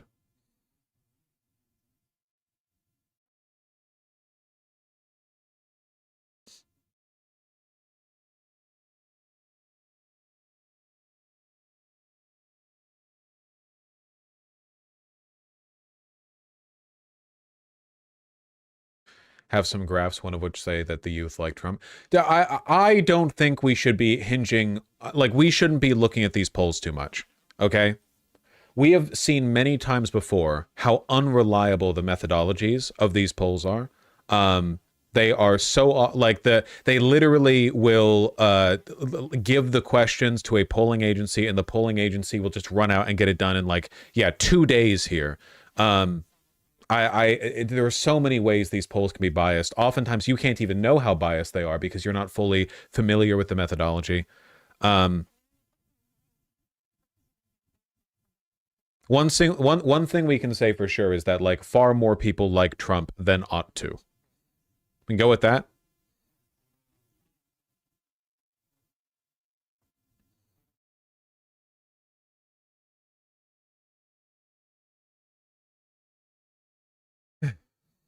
The polls right now say absolutely everything. Yeah. Also remember that there are many polling firms that just use AI and don't even do a real poll. Yerp. Yerp. Yorp. Yimp. Yerp. Yop. Oop.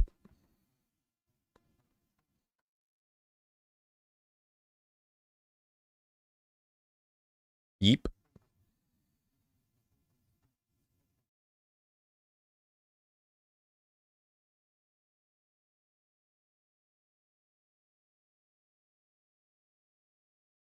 We just need to build up the media infrastructure for combating the things we see over the next 4 years. Who's we? I'm telling you, man, now that we're living in like the oligarchy unleashed era, I genuinely don't know how much room there's going to be to build up, like, literally all the social media companies have bent the knee. They could just like one day like, oh yeah, the FBI could be like, you should probably just like censor left-wing content or at least deprioritize it in the algorithm or whatever. It's they have like total information control. They have the infrastructure to engage in totalitarian control over the information that people access, you know, in a way that was not the case before. To some extent, a lot of those switches have already been pulled, but not fully, and not as obviously as they might be in the near future. So we'll have to see how things go there. How long until Trump gets tired of Elon? Well, Elon's the wealthiest man in the world, so whether or not Trump gets tired of him, I don't know whether or not that's like the relevant question, you know?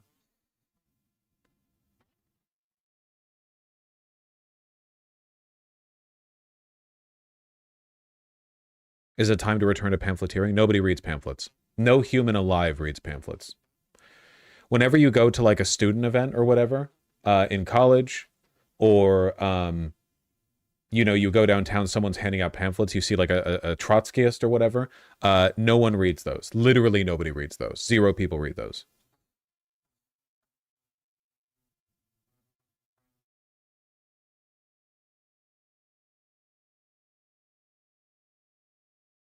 No pamphlet has ever been read, not once. Not once.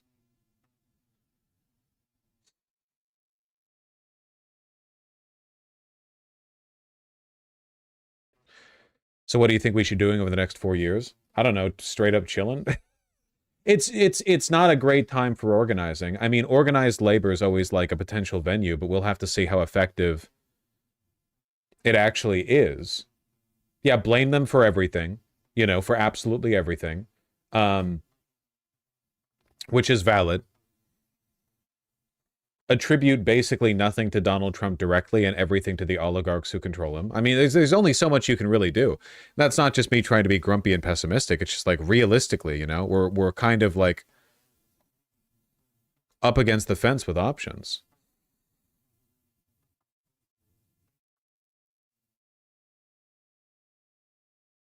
Plaster, I did that with Trump's face, pointing or whatever. Stickers everywhere.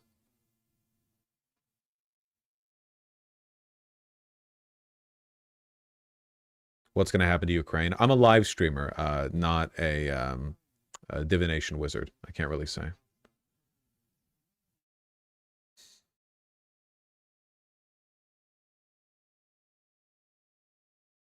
In terms of like people mobilizing because the material circumstances of their lives are getting worse, they don't have enough money or whatever. One of the issues is that like Americans have no idea how good they have it, so their standards for how things are when they get worse are pretty like poorly tuned, you know? Like again, keep in mind we had this entire like year-long media wave of discourse over the cost of groceries when Americans per capita pay less for their groceries than basically any people in any country on earth, you know? Like our groceries are way the fuck cheaper than most people's. You know, we use a tiny portion of our average income on groceries.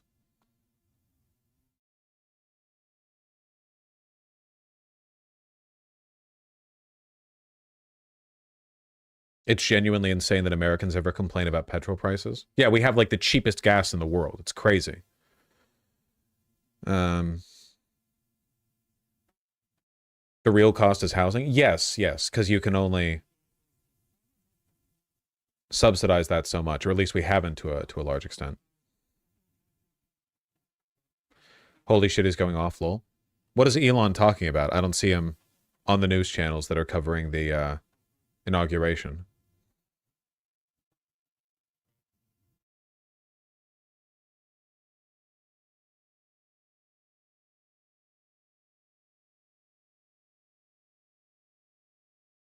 They cut away on CNN. He was just yelling like a loony. Okay. What's the deal with Biden pardoning his family before leaving office? I don't know. I guess he's worried about Trump like vindictively going after his family. I don't know. I doubt that was going to happen. We'll see, though.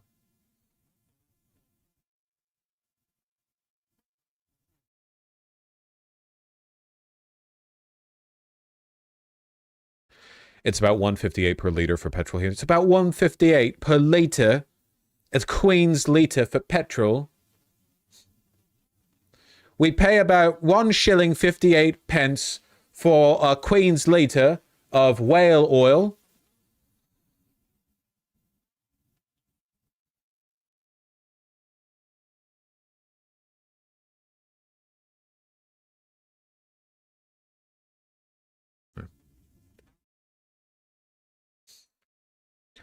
That's Dishonored.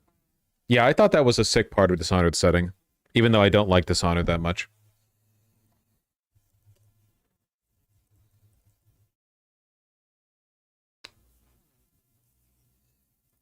What is CNN on about?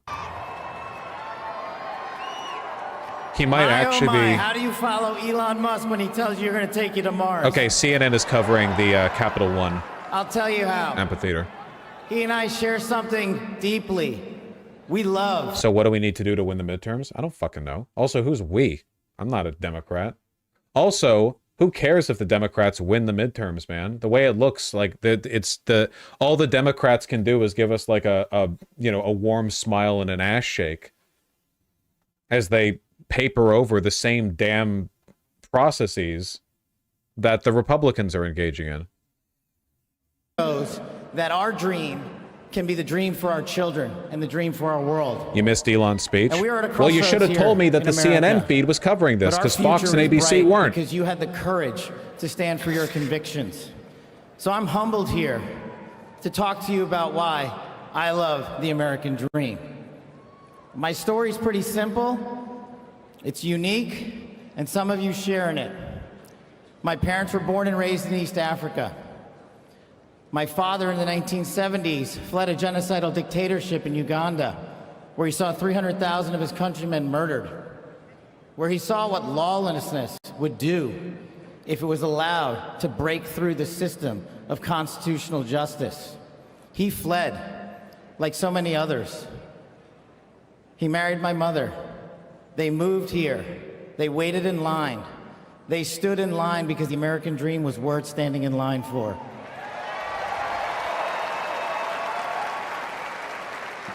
That dream is what... What the fuck? Elon did a Roman salute. Speaking at the... And I just want to say thank Anyway, you. let's look at one of these tech billionaire oligarchs speaking at the inauguration. My heart goes out to you. Did he just Sig Heil? It is thanks to you That was that the future of civilization. that was pretty crazy. Speaking at the inauguration. Speaking at the inauguration. Speaking at the inauguration. Damn, I don't know, man. That seems pretty straightforward. Gayest Nazi salute ever. Yeah, I mean, he fucked it up. But these last few years. In the last calendar year alone, we had 100,000 drug overdoses. In the last calendar year alone, we had over 100,000 rapes. In the last calendar year alone, he's bragging about the accomplishments of the party. Homicides. That is unacceptable in 2025 in the United States of America. That is why we need constitutional law and order. When I read the statistic that for the age group of 18 to 45, the #1 cause of death is CCP fentanyl. We are not That's a distinct prioritized category. to go after the threats that face this country and most of all, that face our future generations. But thank God we will be starting right now.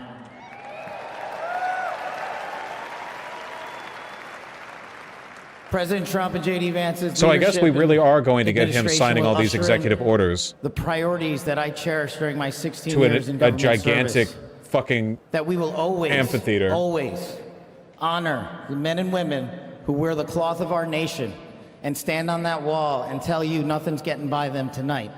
And so to them, thank you.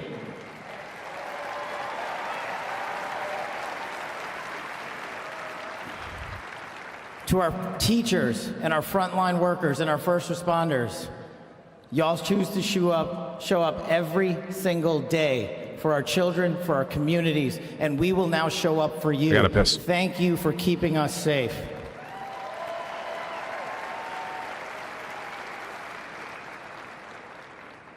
To the men and women in law enforcement, and maybe I'm biased on this one.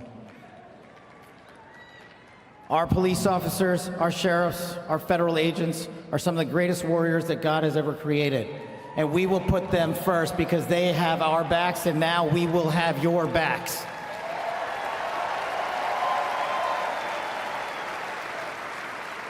I am standing here because of the American dream. I am not standing here because of the color of my skin. I'm standing here because I earned my right on this stage, and you earned your right to be here with me.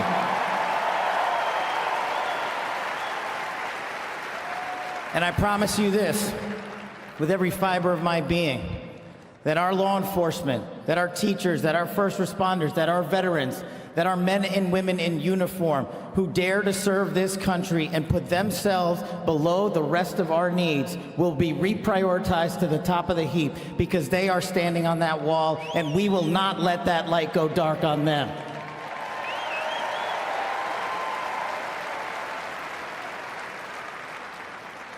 Whether I was a national security prosecutor, a public defender, President Trump's deputy director of national intelligence, Still with this his chief of fucking staff guy. of the Department of Defense, or so many other roles that I was humbled and privileged to serve when I swore an oath to that Constitution, which I hope to do so again one day soon.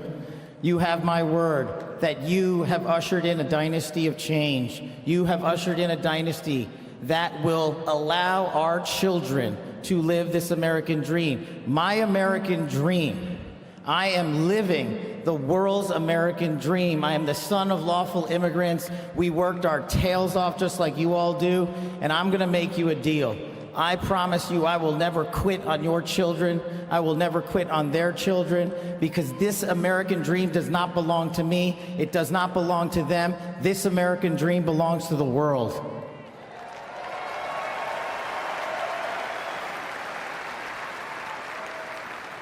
So in closing, I just want to tell you this. It's pretty cool to be speaking in Capital One Arena right before the boss.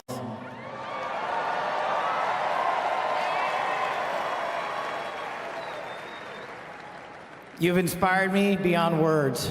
Your love, your devotion, your commitment to our country, everywhere I go, shows us that we are not only the beacon of hope, but we are the land of constitutional justice. We are the land under Donald J. Trump and J.D. Vance, where we are going to end the two-tier system of justice. We are going to remove the weaponization of the intelligence community for political purposes. And we are going to put the men and women of America first.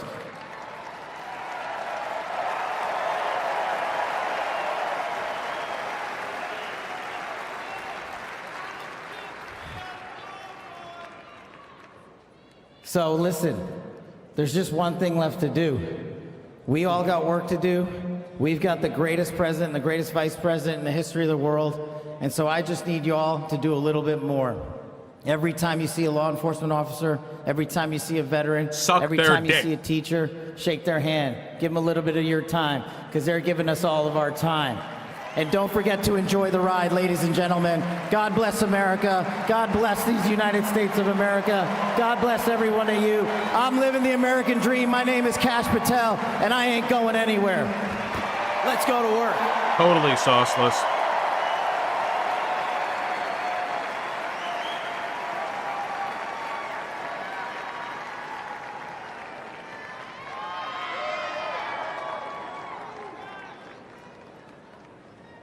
Ladies and gentlemen, please welcome to the stage, Dan Scavino.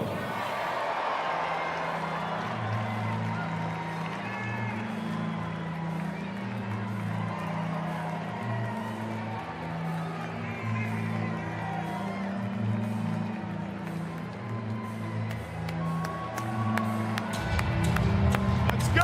Let's go! Copyright music. Nah, I don't recognize it. Can't be copyright. Alright, fine.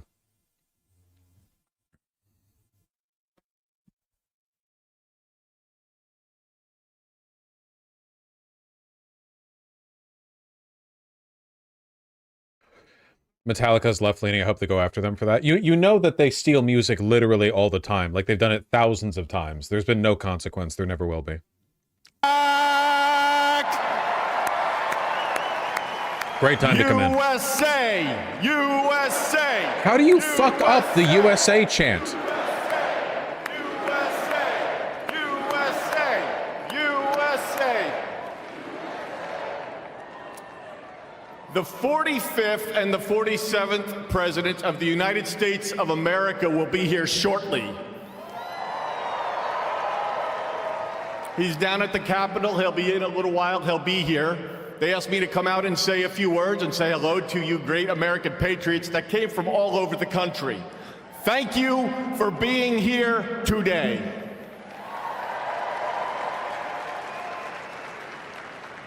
One thing I just noticed when we were leaving the Capitol after the swearing in that really hit me hard after the journey we have been on over the last 9 years, especially over the last 4 years. It really hit me when they took the presidential seal right here and put it on front of the podium for when the president gets here. President Trump often says to us on Team Trump over the years, "You're so lucky that I took you on this journey." In the good times and the bad times, no matter what would be happening, we'd be sitting on Trump Force One, Air Force One, in the Oval Office, at Mar-a-Lago, no matter where it may be. Good times, bad times. You are so lucky I took you on this journey. And you know what, Mr. President? You are damn right. You took all of us on this journey. Do you feel inspired? There's been a lot of stops along the way. That's cool, man. I don't care. Do you feel inspired? Mark Milley's portrait has been removed already. That's great. Portrait of General Mark Milley, former chairman of the Joint Chiefs, was removed from a hallway at the Pentagon after Trump was inaugurated. Yeah, that hallway has all of the former chairmen, apparently. They're just mad Milley didn't go along with J6. Trump administration sued over Doge as soon as swearing in is over. Sued over what? They haven't done anything yet. 3 lawsuits were filed in D.C.'s federal district court alleging Doge doesn't comply with the Federal Advisory Committee Act, or FACA. In what way? Pledged ambitious plans, there was lawsuits, executive orders. The plaintiffs each claim Doge is covered by FACA, which mandates federal advisory committees meet transparency requirements like having a charter, fairly balanced membership. Do you think Doge is going to be able to get away with this purely by virtue of the fact that it's an unofficial organization? Like, Doge doesn't have... They're not official, so what? So they wouldn't be expected to be held to these standards. 1 second. I have to toss another section of the VOD over.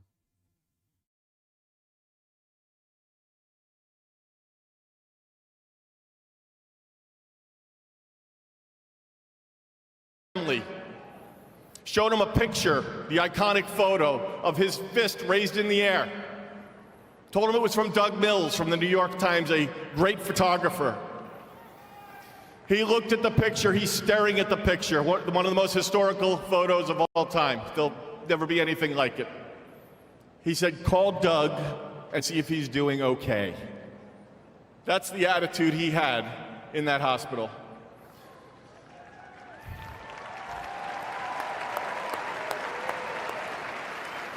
Our president has been resilient through a lot.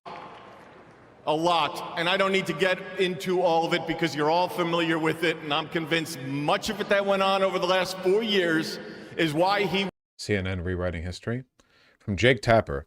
It's important to point out the Trump-Vance campaign in 2024 was a very disciplined campaign.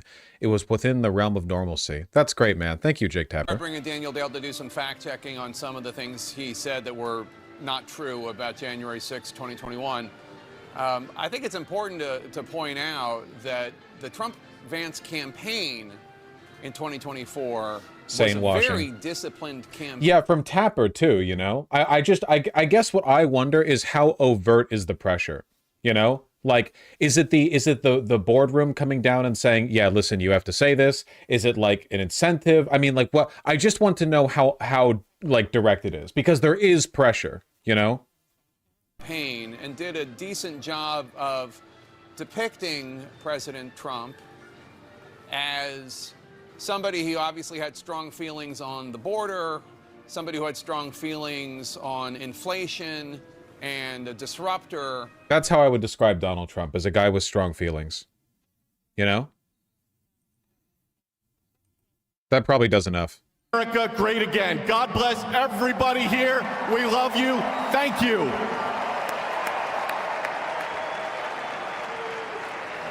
I love you too.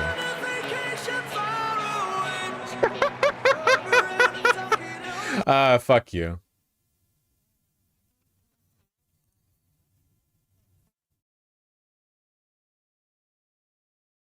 Ed singing? Oh my god, that's all I can think of now too. That was such a good animation.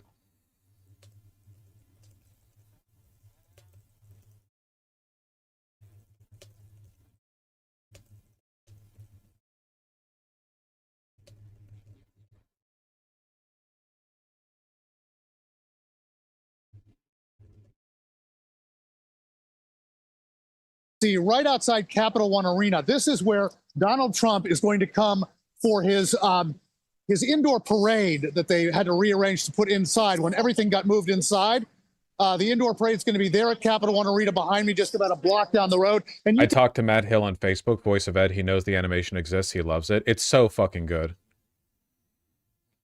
And it's just it's constricting all over the place. One thing we have noticed, though, in addition to the energy and the crowds wanting to catch a glimpse of Donald Trump, is there are just tons of vendors here lining almost every street. I've got one of them with me now, Manny. Like hot dogs? We had a little bit of a technical problem in our last hit when Manny was talking to me. Manny, tell me how business has been. Now, we've seen a lot of people out here, but it hasn't been going great for you, you say. Yeah, it's a lot of vendors this year. It's a lot of competition, but usually it's not as many people out.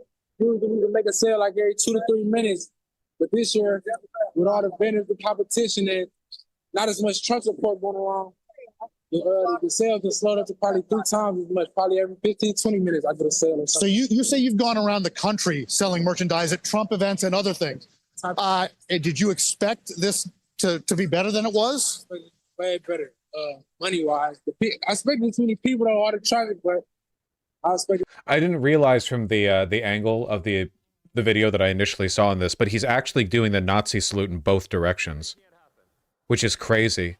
It's wild how he fucks it up. Like he fucks up every gesture that he makes, like every single expression, like physical expression that he makes while on stage anywhere. He always fucks it up. And look at his dorky like lip bite, like it's like a joke, you know?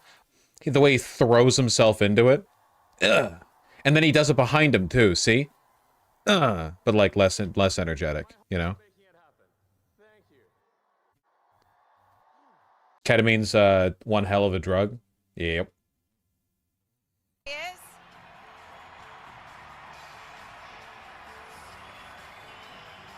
I'm telling you, man, it's the era of the soy right, you know?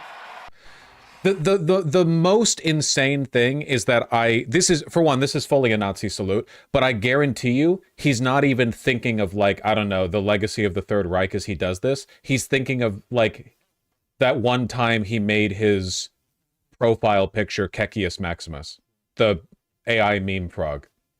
Like, he's not being motivated by some underlying ideology here, aside from a desire to fit in with the soy right aesthetics from the people who glaze him the most on social media. He is literally like a 12-year-old.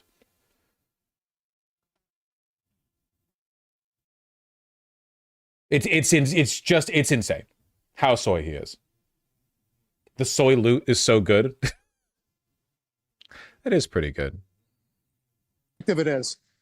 So there you go, guys. It's been a very interesting scene. Tons of energy down here in downtown DC, all over the place. People who cannot get in.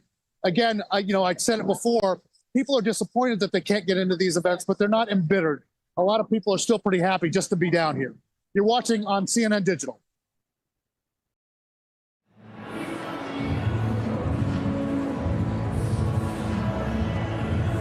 Gonna be here for 6 hours as Trump lets like 5 minutes of applause wash over him after every one of the 200 executive orders he's going to be filing.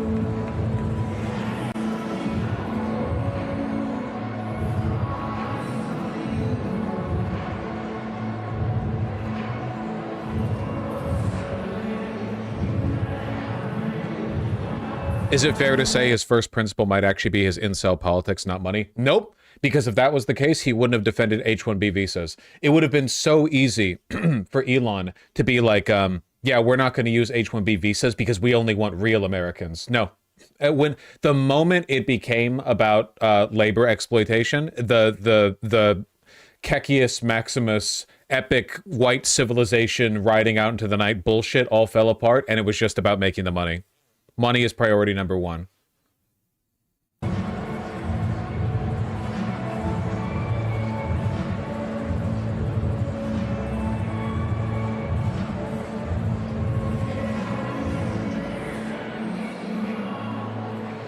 Also, Elon is cringe, but incel. Doesn't he have like 14 kids with different women? He's incel in spirit. Remember when he tweeted like, sigh, haven't had sex in quite a while, disappointed face, emoticon? And that's when you got the famous tweet from that guy who was like, bro, no way, I would suck you off, bro. I'd hate it, but I'd still do it. My wife would understand. That one? He literally said this, wait, real? How do you guys manage to, like, how do you stay so far behind on the cutting edge of internet culture? And by cutting edge, I mean stuff that happened 3 years ago. I have to be able to make these jokes without the subsequent explanation every time. It drags me down, okay? I'm not as terminally online as you. Fix it.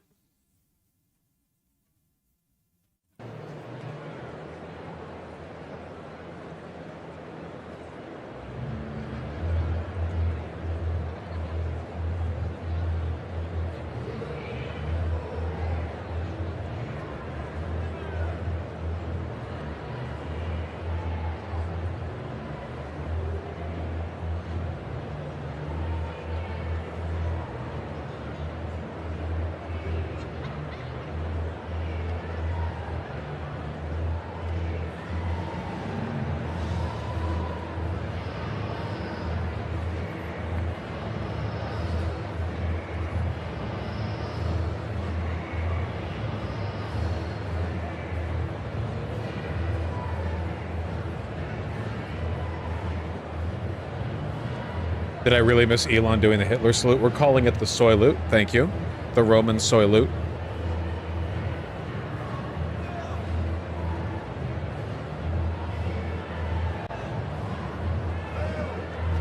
Copyright? Yeah, I don't think the YouTube Content ID system is going to pick up the audio on this one.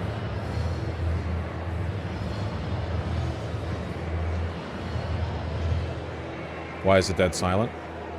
It's not. Are your ears working? I can hear plenty of noise.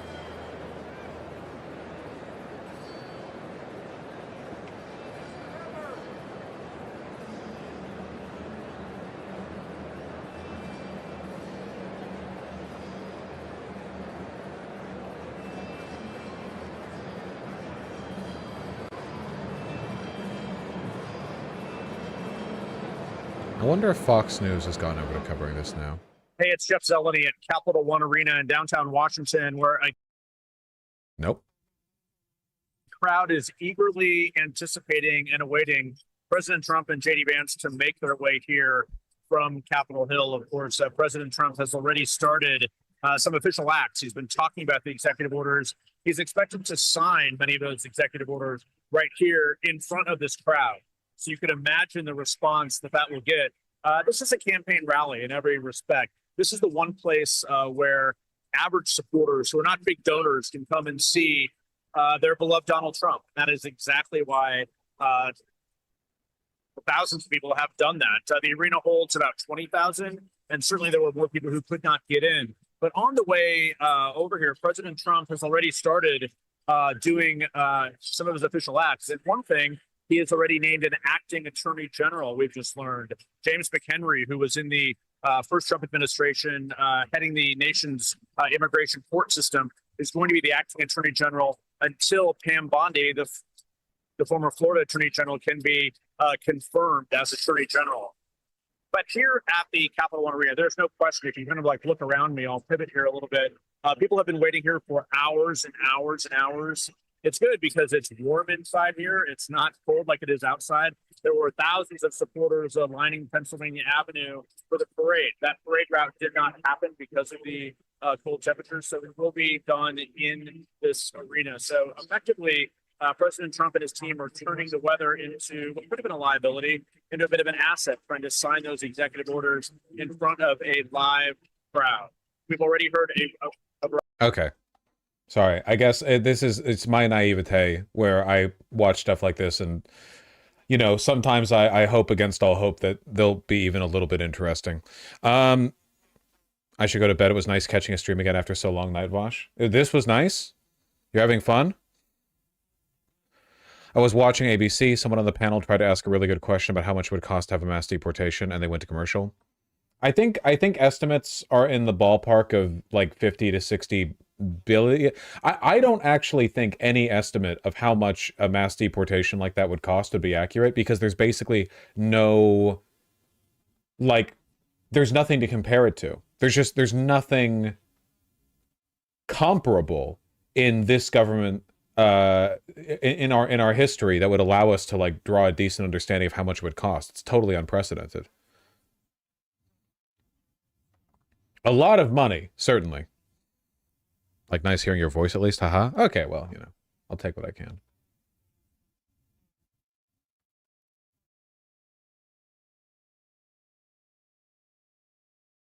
Panama after the United States. The United States, I mean, think of this, spent more money than ever spent on a project before and lost this is 38,000 lives in the building. Is Fox News still just on the outside of the building?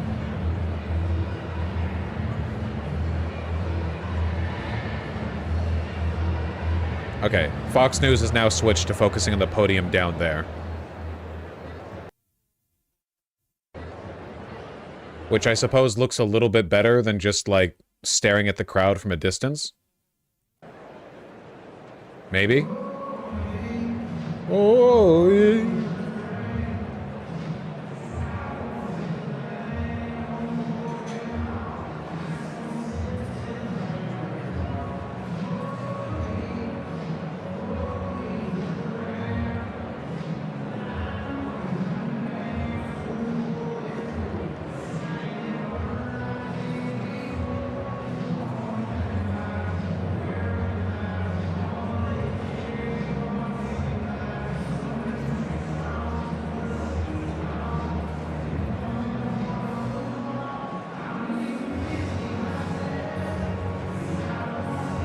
Stupid.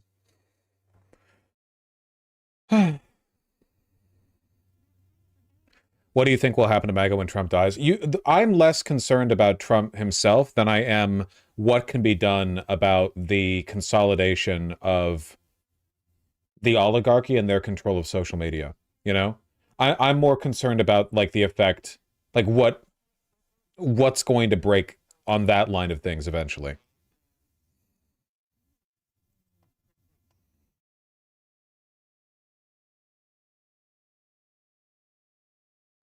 Should we do if one of these naughty people, as you call them, has a child who's a U.S. citizen? What? And they're their main guardian. I mean, what should happen to the child? Well, there's foster care. There's a lot of things that have to be worked out in detail. The devil's going to be in the detail. Yeah, certainly when you have probably in an order of 20 million illegal immigrants, how far are we going to take it? I would imagine it's going to be a pyramid.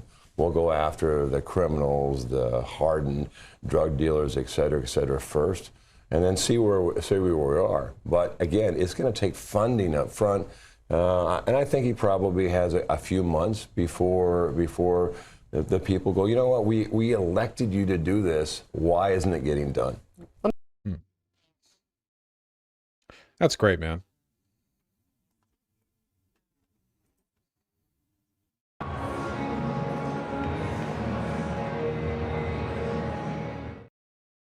I still doubt they're going to deport that many people. Certainly not like relative to the number of deportations that we've gotten used to under the Biden administration, which of course he continued, you know, following the first Trump administration.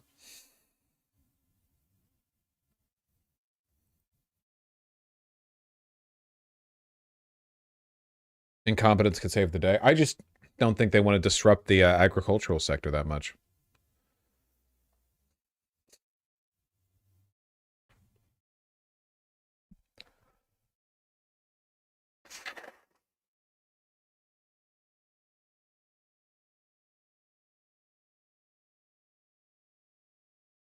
Complete silence. That is typically what happens when you mute a video, yes.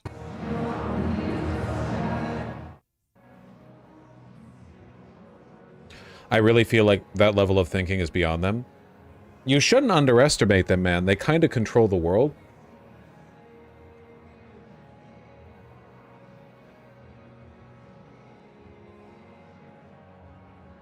Dest Aini is getting Su 3'd. Brilliant. That's, I don't know. Typing skills, literacy on par with what the kind of person I would expect to be interested in that subject. Providing, what do they say? The medium's the message? I'm getting more information than just the semantic, info contained within the words.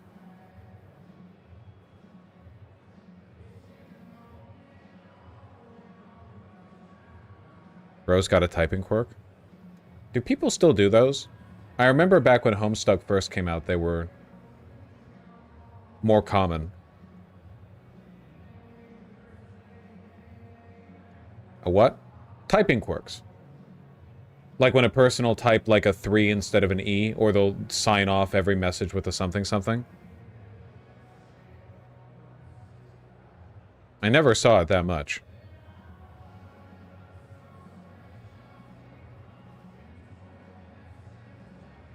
A person in the polycule I'm in does it. Yeah, that sounds about right.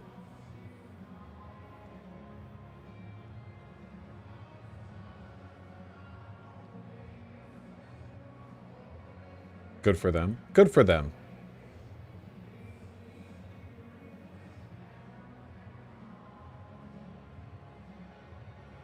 Man, why the fuck did Elon Musk seek Heil? Like, he's so embarrassing, dude. It literally, like, no one benefits from this. He literally just, in his mind, he's playing, like, I don't know, gladiator music and thinking of that Kekius Maximus profile picture. Like, he's so embarrassing. He's so giddy doing it, too, you know? Biting his lower lip, throwing his shoulder into it.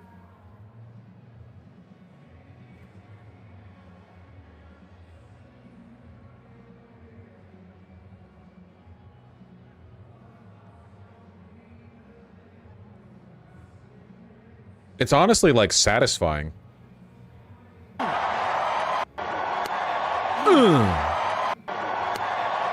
You know what I mean? Like, he throws himself into it so much.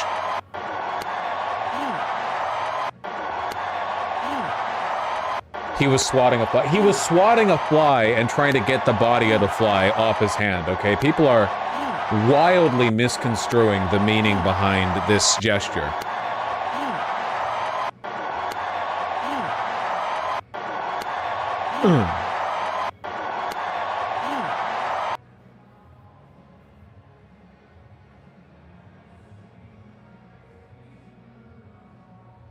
It's like biting his lower lip too. Yeah, no, he's fully ketted up, you know?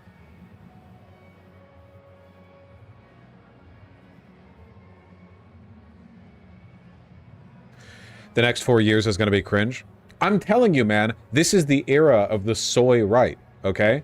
It's not like the oligarchy is... The difference between the oligarchy now and the oligarchy then is that the old aristocracy used to be made up of people who were mostly learned and of higher education, right? The peasantry were barely literate. The aristocracy were like being taught to read by scholars from day 2 or whatever. I'm not saying they were smart, they were stupid as hell, but there was a massive difference in class between the upper crust and the lower crust. Even in like the early Industrial Revolution, you've got like, I don't know, Rockefeller or JP Morgan or whatever. Those guys were, for the most part, you know, they were evil and eccentric, and oftentimes they acted pretty stupid. But for the most part, if you put them up against your average coal miner or whatever, or textile factory worker, they were obviously of a different class. But now, the wealthiest people in the world, who are wealthier than, to be clear, anyone before, right? Like, JP Morgan, Rockefeller, nothing. Nothing compared to Elon Musk in terms of their wealth, even if you adjust for inflation, but like nothing. You know, we're on like Mansa Musa territory or whatever the fuck. Like, it's insane how wealthy they are now, and they are such losers. It's not just that they're stupid, It's that they're losers. Like Elon especially. Elon's definitely taking like the brunt of this, but it kind of goes beyond that, man.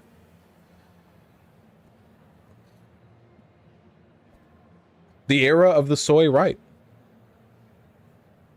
It's gonna be really bad. It's gonna be really bad. Wasn't Hitler super cringy and notably stupid?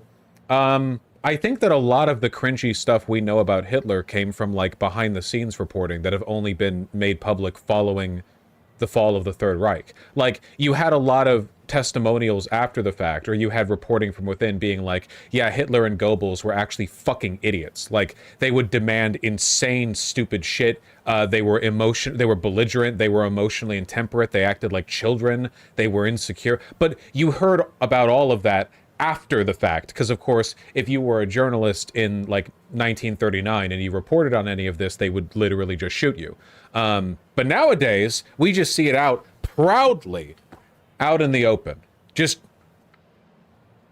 there's a reason Peter Thiel almost never opens his mouth publicly. Yeah, because he's fucking embarrassing. Because he's this quivering, like, anti-charismatic soy lord. All of these Tech Valley fascists, they all like didn't get pussy in high school. They grow up with a chip on their shoulder to everyone who had like the social acumen to succeed when they didn't, and now they're taking that beef out on everyone. It's really, really obvious. Look at Zuckerberg's glow up. Look at Jeff Bezos. Jeff Bezos getting jacked after his divorce. Literally, like he's a wife guy. Wife takes a bunch of the money, and he literally like delete Facebook, hit the gym, whatever. Like he does the divorce guy arc. Zuckerberg went from like lizard guy to hits the vape pen once, grows his hair out, wears oversized tees, shark tooth necklaces, and all of a sudden he's like a bro dude, you know. But they don't mean it. And Elon is Elon. We all know. We all know with Elon.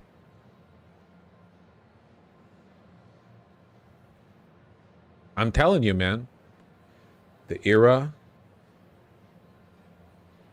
of the soy right.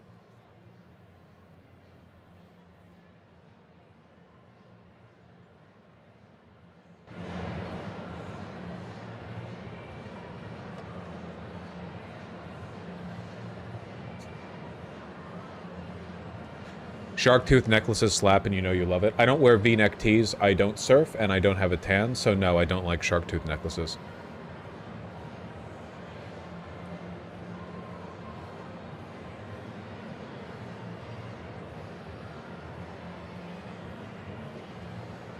Would you ever go surfing? Not really my thing.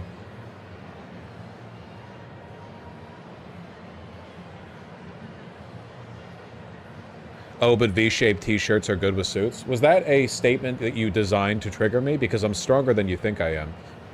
You may have said the most wrong thing I've ever heard. But I'm not going to let it get to me.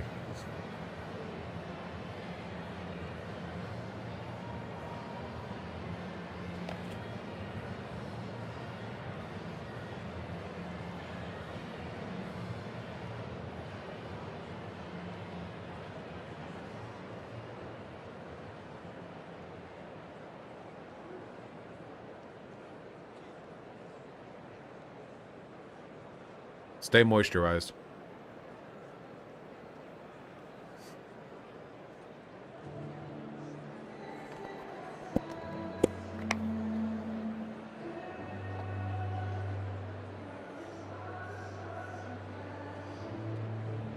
Have you seen Squid Game Season 2 yet? No. Did it release all at once? Or is it releasing episode by episode? All at once? I haven't seen people talk about the ending at all. I've only seen, like, a little bit of talk about it. Can't be that compelling, I guess.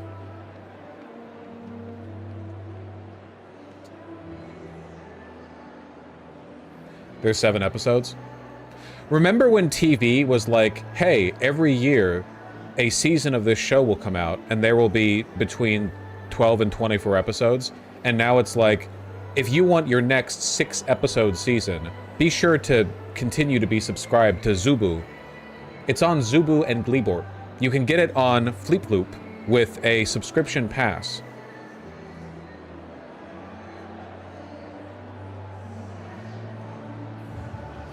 There's 3 more years. I saw that tweet. That is what I am referencing, yes.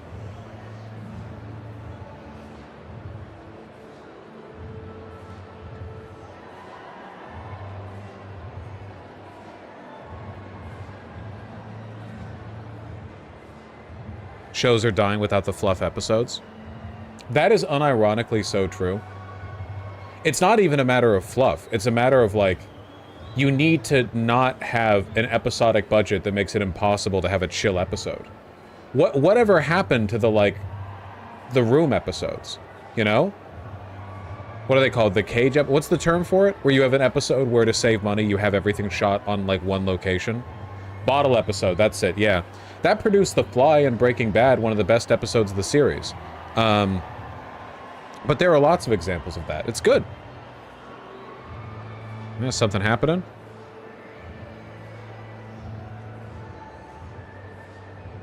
You see the announcement Invincible Season 3 is coming out in a few weeks. Speaking of shows that release 6 episodes once every 3 years.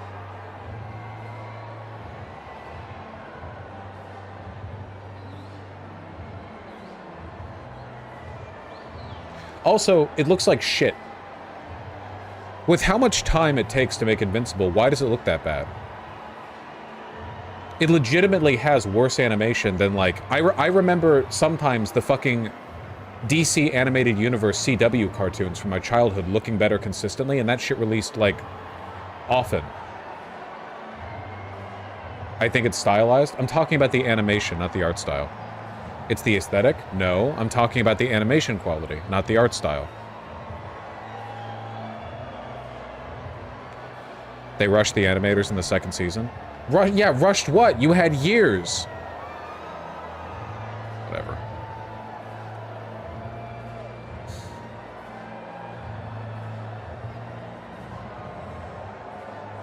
I looked up Twin Peaks and it had 48 episodes in a year. Yeah, because it used to be that when you were making a TV show, all you had to do was have the script and the actors, and then you filmed the actors doing the things in the script.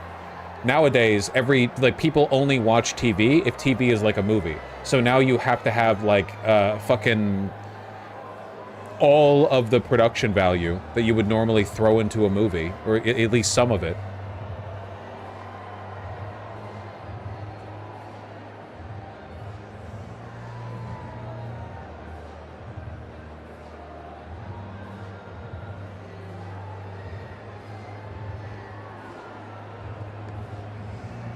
Shogun's really good, though. I've heard that. I think it's because Game of Thrones was so impactful. Oh, this goes all the way back to, like, The Sopranos, doesn't it, with prestige television? And it's just been kind of, like, building on itself in terms of people wanting to be hyped in on this, you know? I have not seen Arcane Season 2.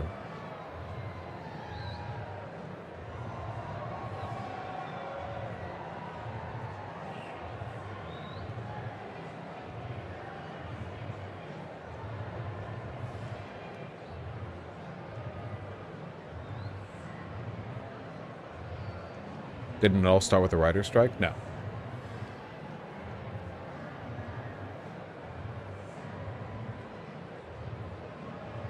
Every TV show now is just a miniseries? Yeah, basically.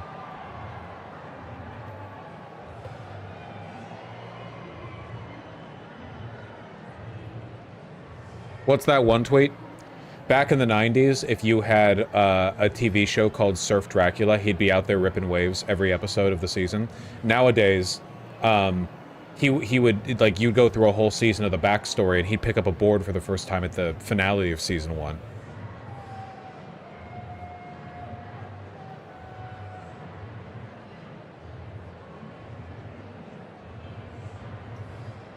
I really should watch Twin Peaks.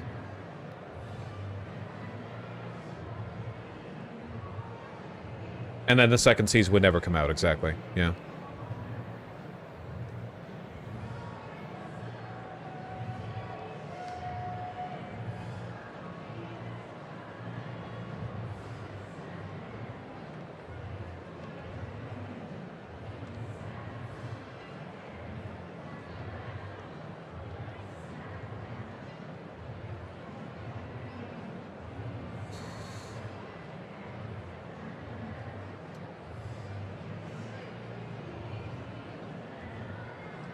I think a big part of it is greenlighting too. New shows can't take their time to develop characters because 60% of the time their show will get canceled one season. Yeah.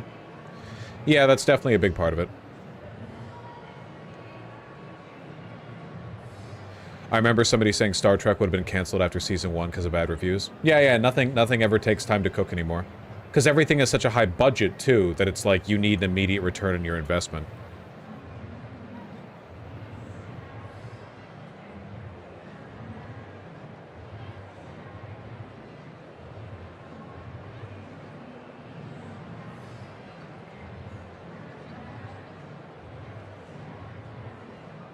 Parks and Rec really needed those first 2 seasons. Yeah, probably. We're experiencing TV fascism. It's only going to get worse, folks.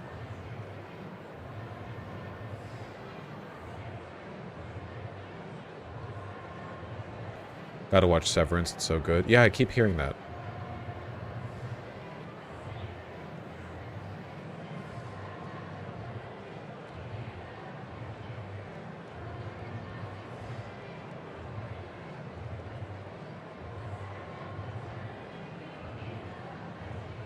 I really do feel like in the long term, the only sustainable model is just to have people pay for every show they watch, like directly. Because it seems like every other model is broken now. You can't return to the TV model because everybody knows that advertisements barely make any money. That now that everyone's cynical, nobody sees a TV advertisement for like a blender attachment that's also a glory hole or like a fleshlight or whatever. And buys it. Like, nobody trusts that shit anymore. So the advertising dollar isn't really coming in the way that it used to. And you can't just have people subscribe to, like, Netflix and have Netflix produce stuff on its own because... Whoa. There they are. We going back? This is old footage.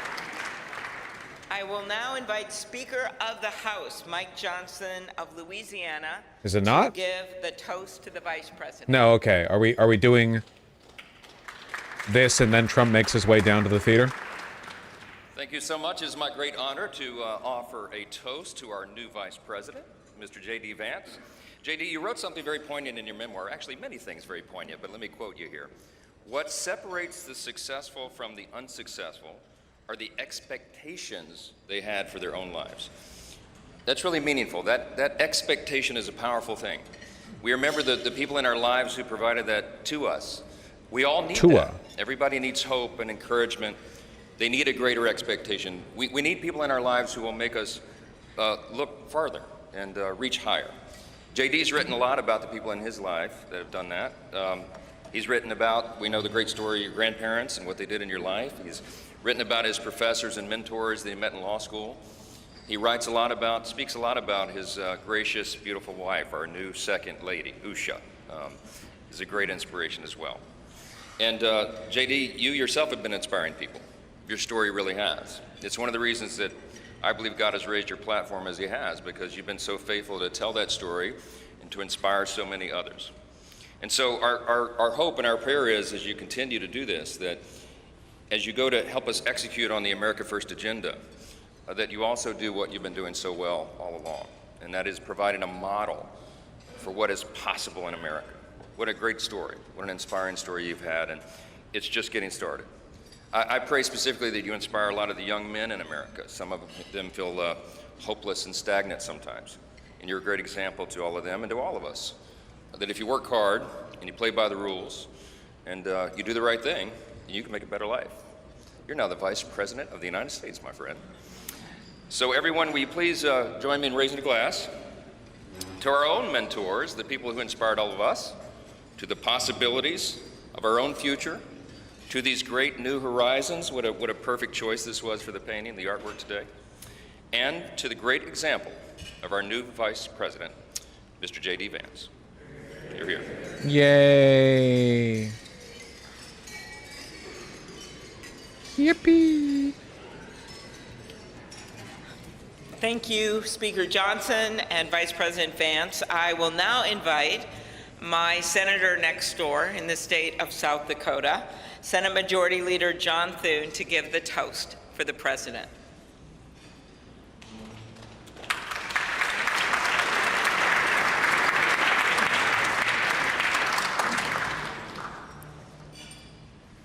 Well, Mr. President, Madam First Lady, congratulations. It is an honor for all of us to be able to be here today with you on this historic day as we celebrate your inauguration. Mr. President, one of the most important influences in my life when I was getting started in politics was Ronald Reagan. His philosophy of limited government, his belief in peace through strength, Killing gay people, were all things that appealed to me. But I was also drawn by his optimism and by his belief in America. And Mr. President, those are qualities that I see in you. One of the things that resonated throughout your campaign was the unshakable belief in our country and in her citizens. You remind us of everything that's possible in America. I'm looking forward to working with you over the next 4 years to build up our great country. It says in the scriptures that if you ask for wisdom, it will be given to you and given to you generously. And so I pray, and our prayer is, that God will richly bless you in the years ahead and grant you not only strength, but wisdom. And ladies and gentlemen, I ask you to join me in raising a glass to the President of the United States, President Donald Trump. Hear, hear.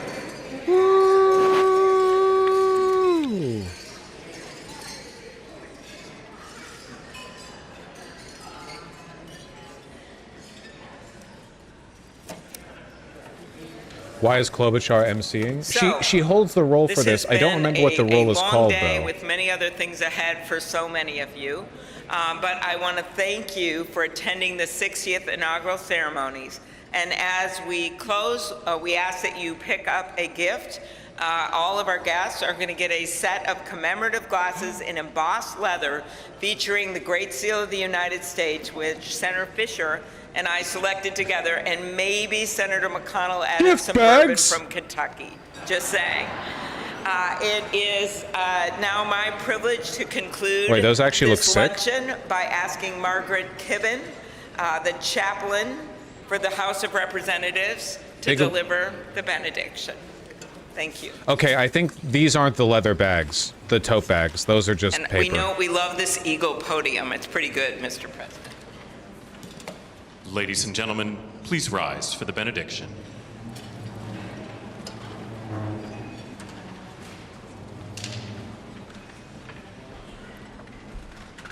Would you pray with me? Holy and merciful God, having witnessed another successful moment in the experiment that you have entrusted into the hands of the American people, we pray your blessing on our 47th President of these United States, Donald J. Trump, and Vice President James D. Vance. Ensure that this mantle of singular responsibility that you have laid upon our President's shoulders remains secure in your will and safeguarded in your keeping.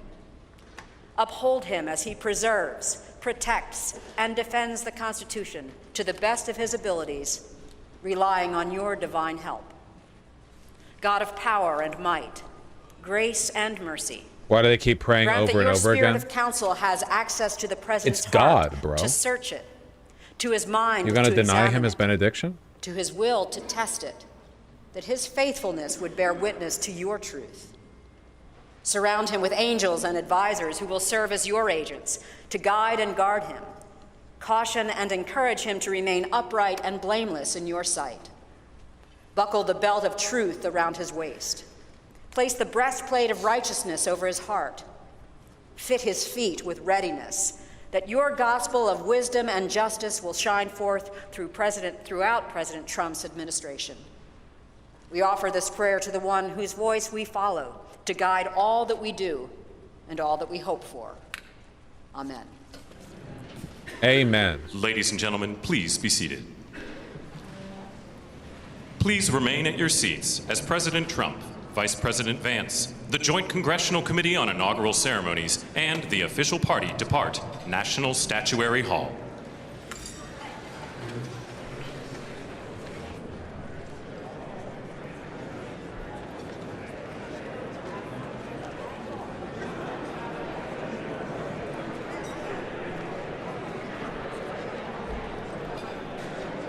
And now they're going to make their way over to the theater, presumably, to sign all those executive orders. Now I'm too warm again.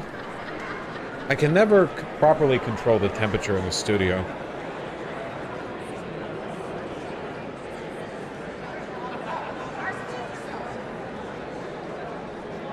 I hit a new Peloton record the other day.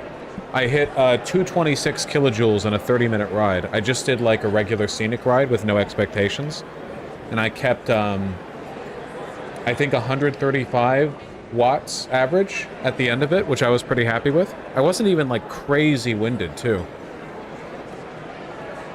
I've basically just been pushing it like harder and harder every time, but I think past a point I need to dial it down on the resistance, because otherwise I'm basically just getting a leg workout, and I'm also trying to work out like the cardio, you know?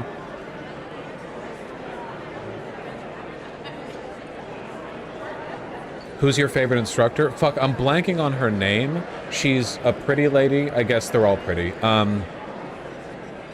American... usually a bare midriff. I'm describing physical features in a way that makes it seem like I only appreciate her for her appearance, but I actually think she's quite smart and witty.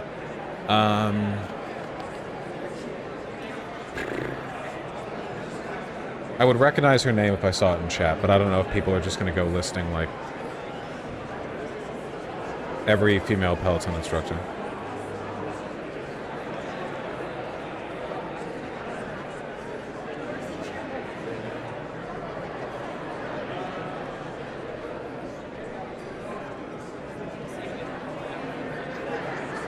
Are you into philosophy? I mean, I think everyone is, whether they know it or not, right? I used to talk about it more actively earlier in this channel, and now I don't as much because I feel like I've covered the bases to the point where I'm comfortable kind of like working on what I believe from the ground up.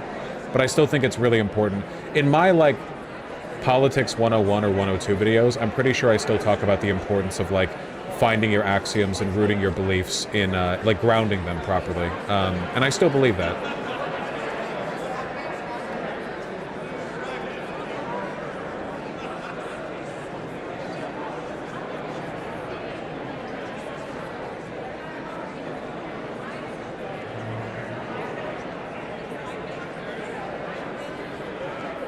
That being said, the value of grounding your values in like an axiomatically consistent way seems a lot less important now that we are literally living in like the retard era. Like philosophy doesn't come into it as much when your opposition is just like shitting and pissing and vomiting everywhere all the time, not making any real argument for anything, just like no, like you don't have to put as much effort into forming your arguments. You actually have to put a lot of effort in like jangling keys in the right way to distract. Like the difficult part is getting them to listen to you when you say the correct thing. The difficult part is not arriving at the correct thing. And being a stronger and better person still good for life? Yeah, I didn't say anything to the contrary. I'm just saying that in terms of like its immediate importance, you know.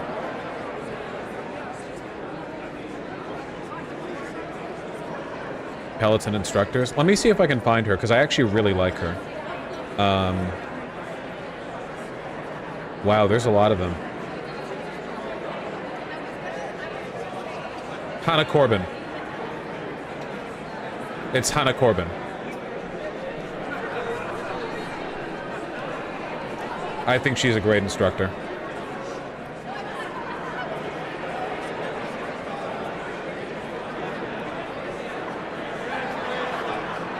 Oh, I've done a couple with her. She's just witty. I like her rapport.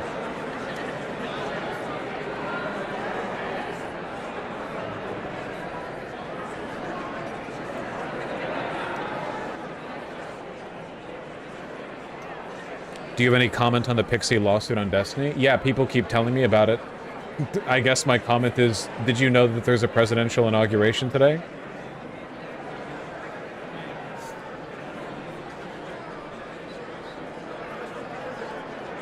Governor of New Jersey sent letter to Trump asking Trump to help him fight congestion pricing. Yeah, that sounds about right. Hopefully this radicalizes real New Yorkers into like a century-long stint of radical communism. The idea that like the governor of New Jersey asking Trump to force New York City to get rid of congestion pricing in a way that only benefits New Jersey drivers and makes New York City much louder and dirtier and worse to walk around. You know?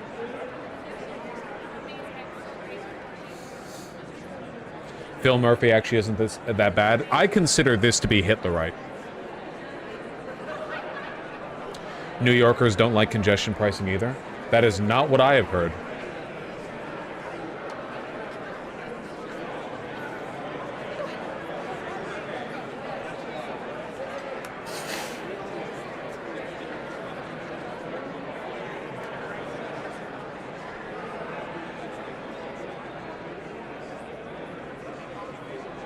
According to the New York Post, New Yorkers don't like it. Yeah, because the only place you can get local news on New York from is New York Post, because they still cover local news. The New York Times just does, like, you know, the national stuff now.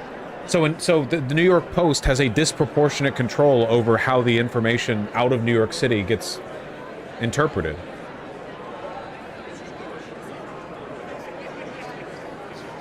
Yeah, and the Post is a fash rag.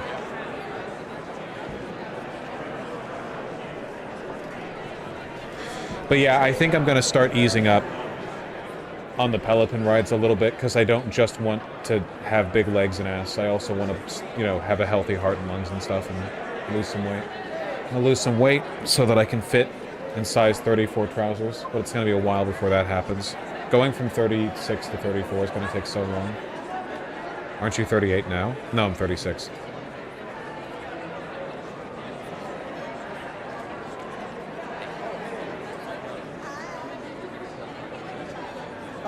Are you a bottom since you care so much about your ass? That logic is insane to me. Your ass is literally the muscle you use to fuck. Everyone should have a nice ass. Also, what do you want to be with someone and they're like, "Ooh, I love what a big pop you are," and they reach their hand around you and grab like a flappy pancake-like flap of skin that is your ass cheek? Like it just feels like I don't know, like a big disc or something. Like, what do you?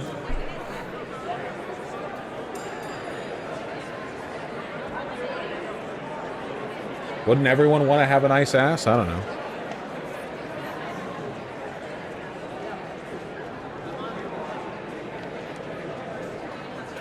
Nice, Dr. Fourier.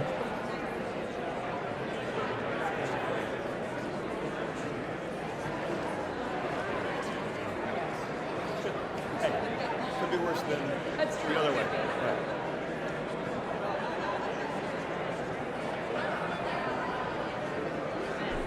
We saw Young Trey. Did you hear of Eric Adams potentially getting pardoned by Trump? I did not hear of it, but I fully expected it to happen, so I'm just waiting for that to happen, yeah. Eric Adams has been cozying up to Donald Trump for a while, and doubly so since the corruption scandal broke. So, yeah.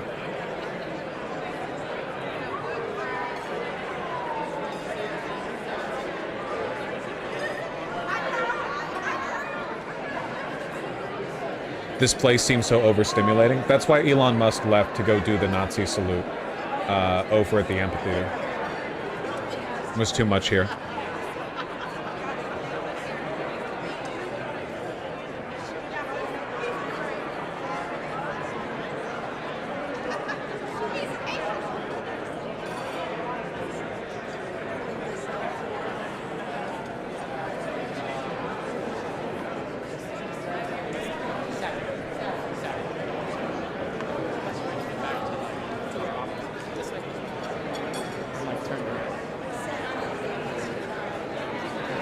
So do we have to go down?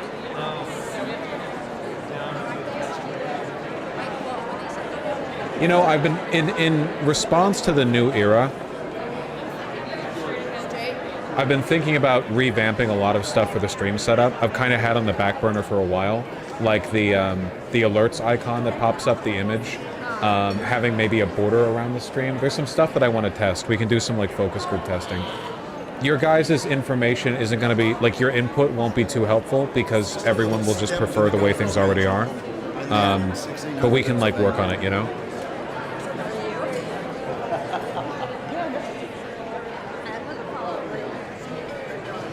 Give mods emote adding power. Nope. That's how Nightbot got taken away. I'm gonna put Nightbot back, but I'm trying to find a way to make it impossible for anyone but me to add emotes. I need to find like how the perms are. Not emotes, sorry. Commands.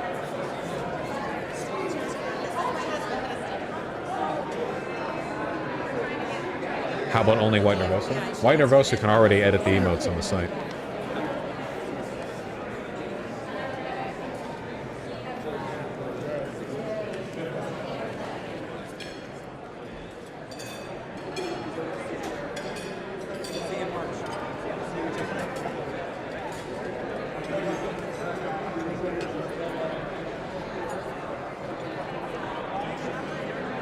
How you doing, man?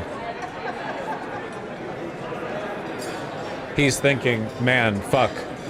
In order to continue to inflate my stock portfolio, now I'm gonna have to pretend to be right-wing, when in reality, all I care about is sitting on warm rocks in the sun and licking my eyeball and shooting my tongue out at flies that come nearby.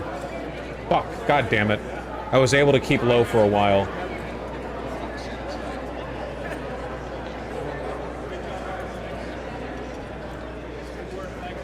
Mitch is basically dead Jesus. Good to know that gerontocracy isn't only a Democrat thing.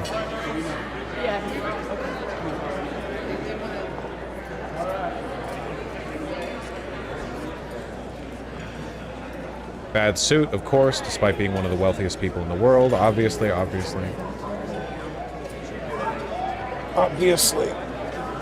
Dude, I love this t-shirt, man. I was jonesing for this t-shirt for a while. It was part of a previous double RL line, and I got it off of, like, a secondhand site, and I'm so happy I got it, because I've worn this, like, 30 times at least now. The price per wear on this is probably down to, like, $3 at this point. What does jonesing mean? Like, you really want something.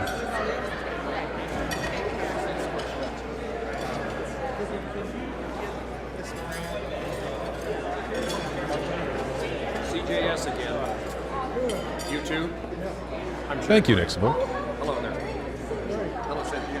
So wait, that t-shirt cost you $100? Thereabouts. Double RL is a designer brand, and they overprice their stuff. It's just they have some stuff that I like so much that I'm willing to deal with it. How much did the hoodie cost you? That was about $180. It's from 316. It's actually a phenomenally high-quality hoodie. It's kind of difficult to express. You bought a secondhand shirt? No, it's not thrifted. Like, I got it from another retailer. It feels really good. Officers, just center. Just! Look down at your feet. Officers, ready? Front! Ceremonial! They should make them sword fight. With those sabers. Like, put them to the test, you know? Come on. Do your little Errol Flynn. Fencing.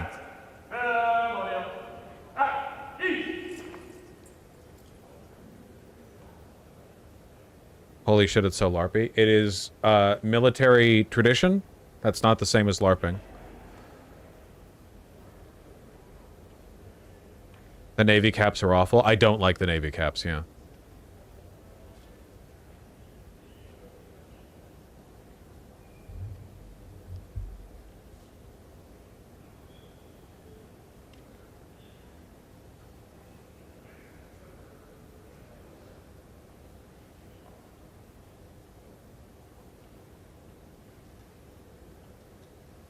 At least they don't have the chin strap. I hate the chin strap.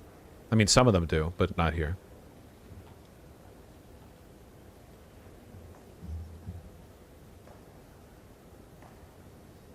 What rifles are those? M1s? They look like them. I don't know if they're actually M1s or like a reproduction, you know, M14s?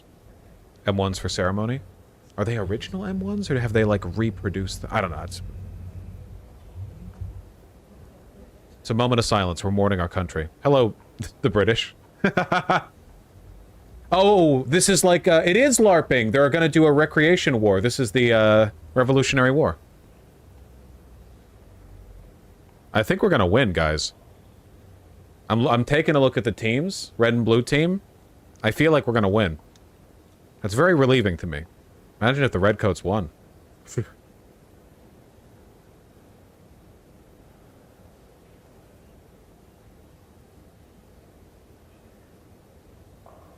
This is so unbalanced. What the fuck? American exceptionalism, baby. Trump won, but at least we're not. Okay, now we're back to the straps. I hate the chin straps that end on your chin rather than under it. I think they look so dumb. I think most people agree with me on that. It's just like an ancient tradition thing. Whatever. Dude, they're gonna fucking fight. They're gonna kill each other. Oh my god.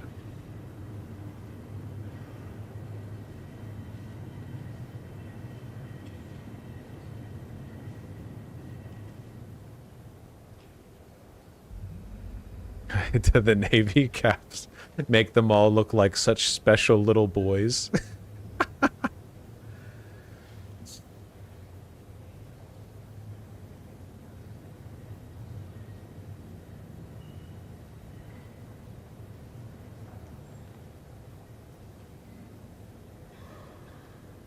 Who coughed? Shoot him.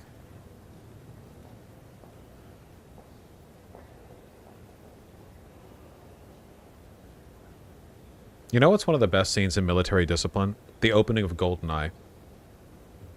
When that Russian general shoots the guy who fired early at Pierce Brosnan. That scene lives in my head. Such a good opening. Honor, go. Attention. How much training goes into making sure they don't rip ass? They all have plugs in.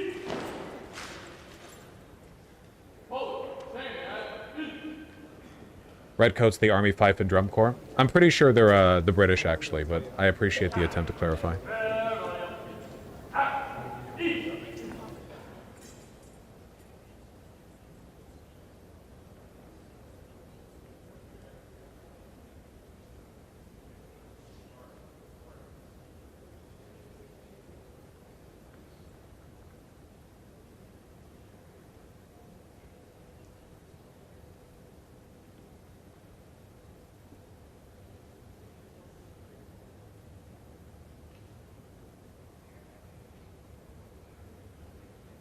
When does the shit get freaky? Is this not freaky enough for you? Look at this.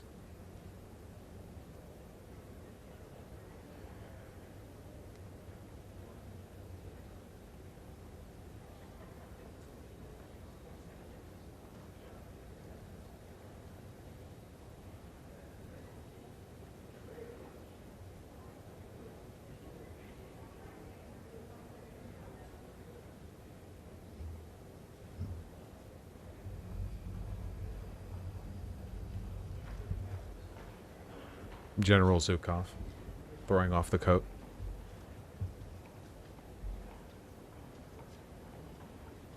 You know what we need to do? We need to stop having all of your medals and badges and stuff just be on your top left breast. We need to go back to having them all on the front of your chest. With like you have the overcoat that like buttons to the side, and then literally you have like a breastplate of medals on. I think that Wokeness won when we started like shrinking it. Like, we're doing UI optimization to make it, like, just up here or whatever. Is this normal? Do they do this every 4 years? Well, yeah, the president's the commander-in-chief, so this is, like, the ceremonial welcoming in and swearing, you know, like, you're there. It's the change of the guard, right? So all the branches of the military have their detachments here to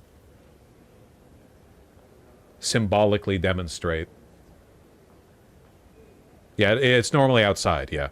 Normally, it looks more normal outside. I think it looks weirder inside. Inside, where, like, they're all crammed into this room and they have to be quiet and stuff. I think outside it makes, it looks a little bit more normal.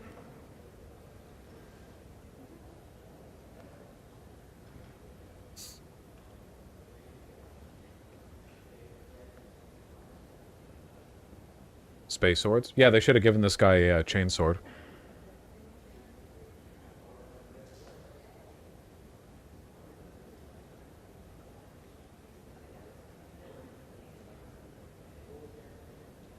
Why is it inside? Cold outside. They moved everything around the inauguration inside.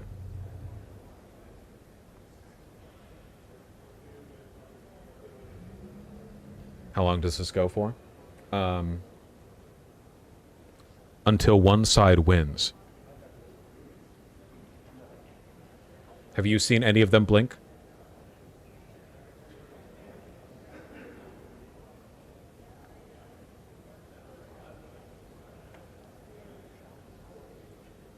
I saw one lady lick her lips. The sniper must not have had his sights trained on her when she did it.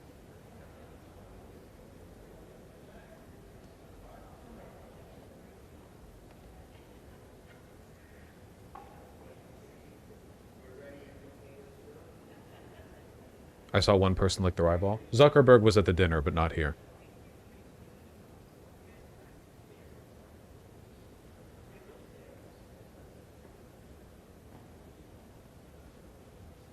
Stand by.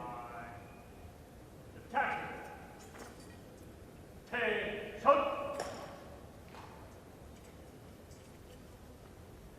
Honor, guard. You never see those outfits.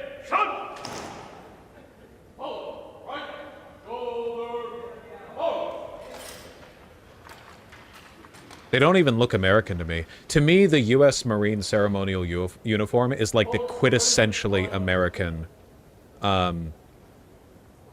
military ceremonial uniform. Like, everything other than that looks like some kind of off to me.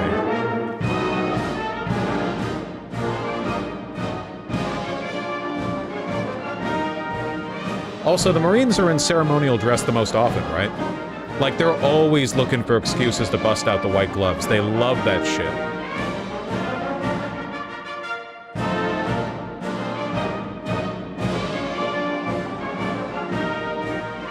They definitely like it. Who wouldn't?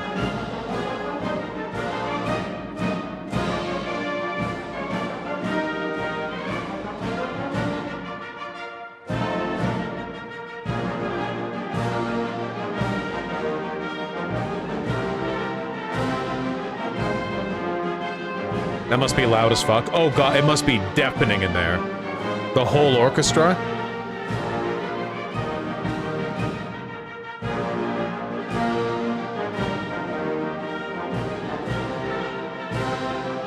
The one guy in Space Force is like, "Welcome back, Trump."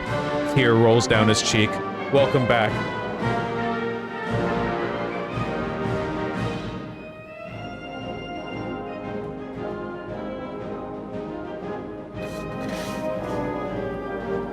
So this is when the soldiers are allowed to rip ass?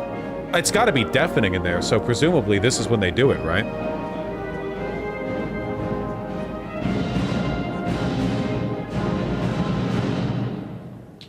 Oh, he loves this part. I guess who wouldn't?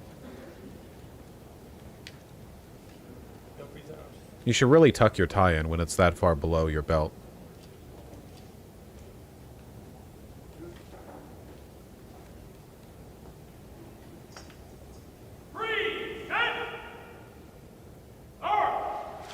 He loves his long ties. Yeah, he never tucks them in.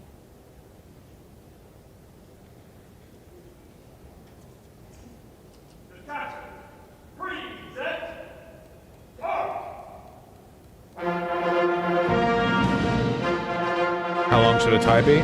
There's a lot of acceptable lengths. You know, there are different, like, stylistic influences. There's nothing wrong with Trump's suit here, really. I just think you should tie the, tuck the tie into the pants.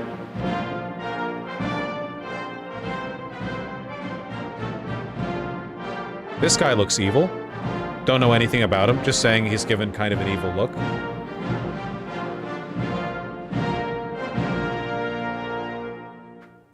Walter. Oh, she did kind of have the fish stare.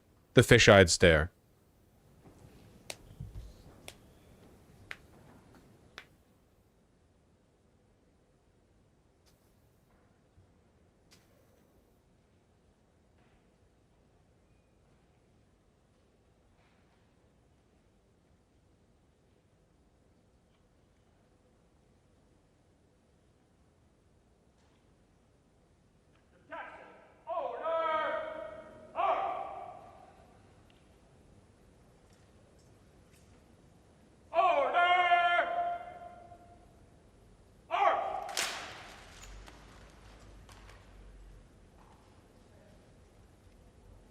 Me when it's time to inspect my bro's shit.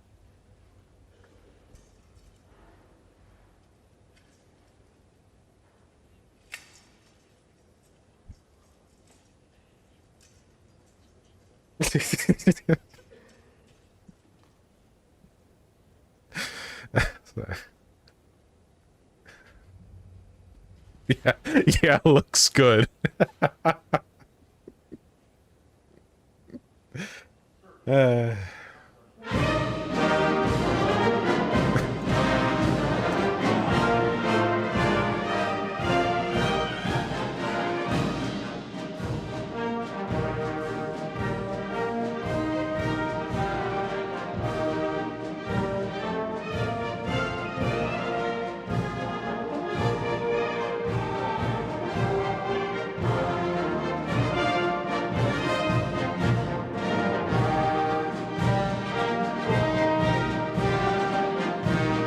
Yeah, that's why you tuck the tie, Houston Snowboard.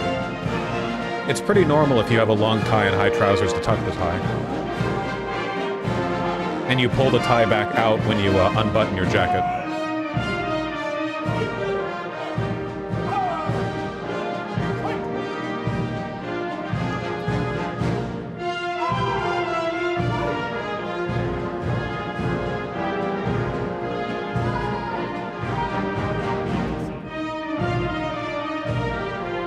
Look at the difference in how Trump and the soldier are walking.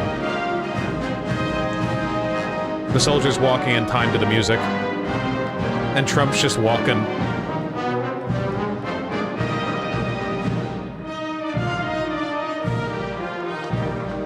In fairness, walking in time to a well-paced beat like that's probably pretty difficult when you're old, right? Like a perfect little... like that? That's gotta be pretty tough when you're like 80 years old.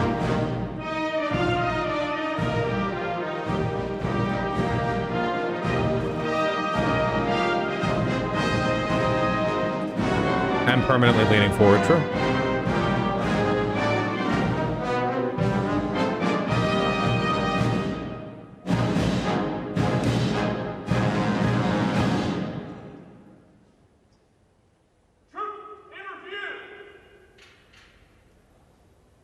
Oh my god, he's got a fucking spear. Alright, the first move is being made. In fairness to the British, because they have a smaller team count, they're getting the first move. It's an opening attack.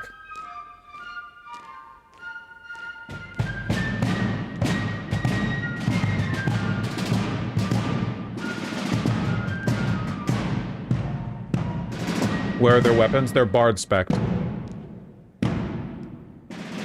Everyone in this room's about to shit their pants.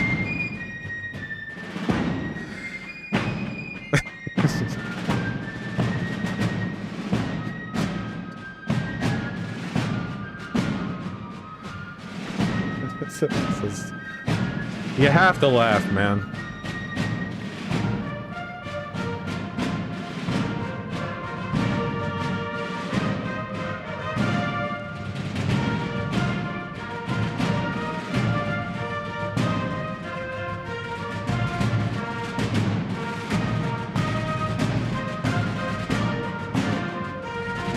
It is funny that this detachment has not, like, apparently, I'm not an expert, I don't know, hasn't seen an update to their uniform in 250 years.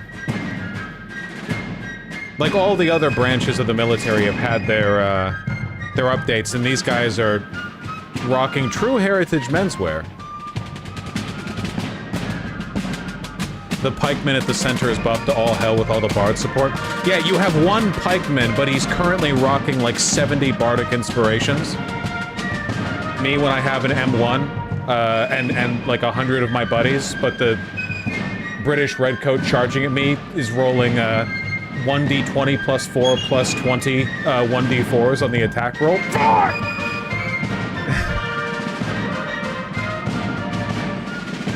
Get one tap by the spear, I explode.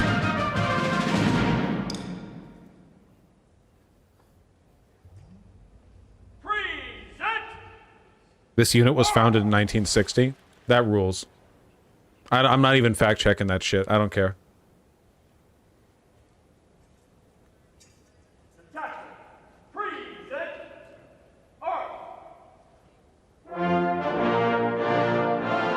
They're going in for the counter.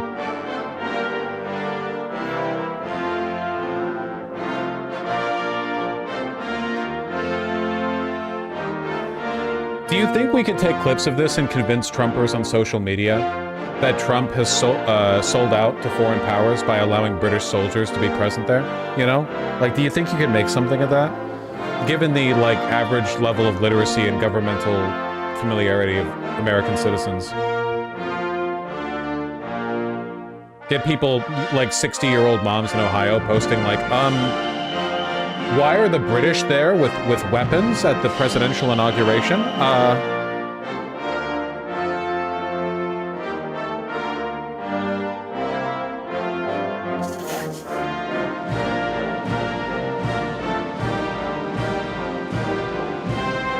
I like your shirt. Thank you.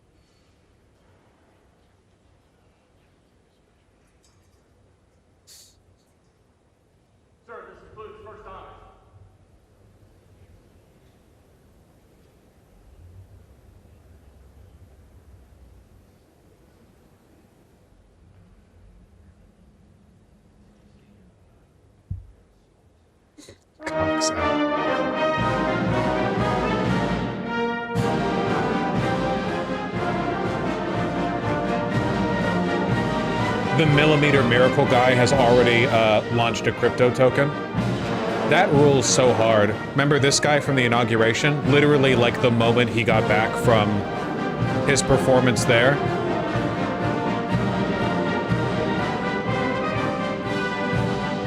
Fantastic. Literally, like, took him no time at all. I'll never sell.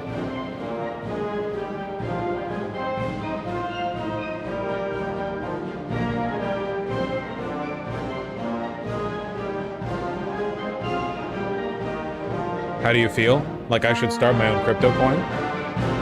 Purely to take advantage of the decentralized financing technology, I would never sell. If I minted a coin, I would never sell. Will you sell? Never. I would never sell.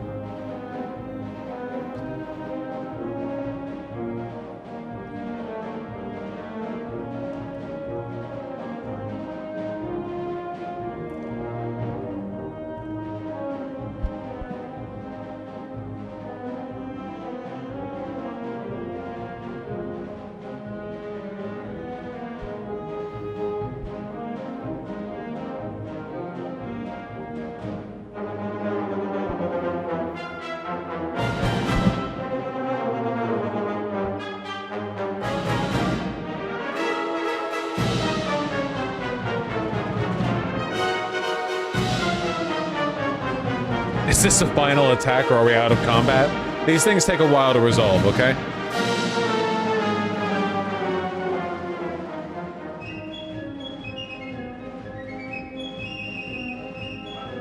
They didn't even memorize me. I promise you they've memorized the music. The sheets are part of the uniform.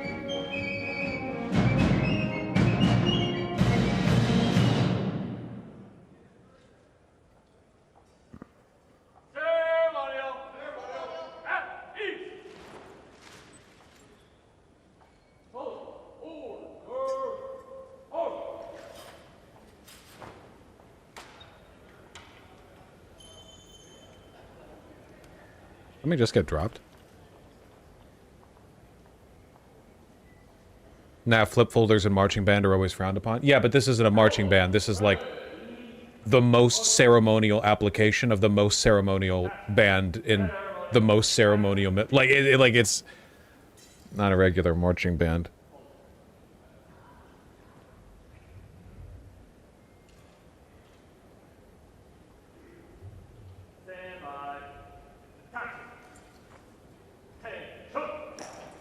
Watching this as a non-American, this is pretty gay. I feel like we have one of the less gay military uniforms for the most part.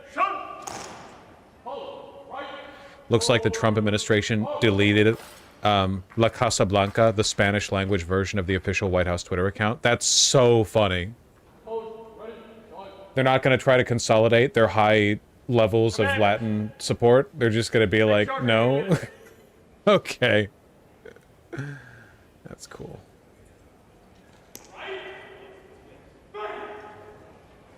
They're like, get this Mexican shit out of here. Yep. The Spanish page of the whitehouse.gov is down. It's not totally white though, because it on Google it still has the previous text.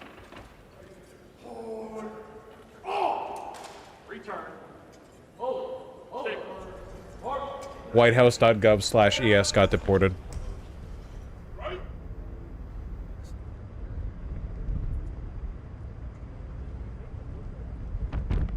Yeah.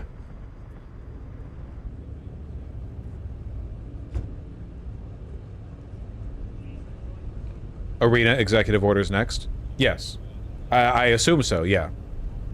This whole time we've been watching this, which I think is much funnier, they've been continuing the speakers...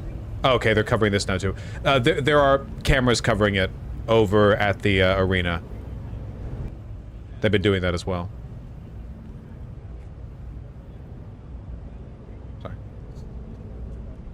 What did he sign in the Oval Office? In the Oval Office, he signed one executive order, which was authorizing the flying of flags at full mast for this inauguration day and future ones, because they were flying at half mast because of Jimmy Carter. So that order got followed before he even signed on it, which is like legally, I don't think correct, but they can do what they want. And the other signings were to like officially ratify the participants in the Trump administration, like moving into the White House. Like it was, yeah, appointments.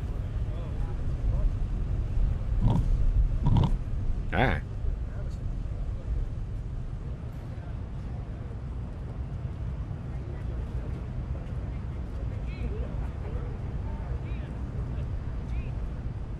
So we're going to assign the executive orders now? Yes, and I really want to see how they're going to do it.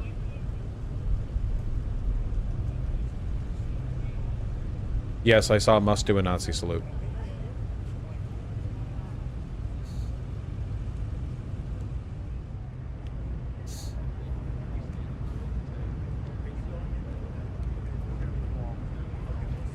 Meanwhile, in Los Angeles, reports of a brush fire at Griffith Park, LAFD responding.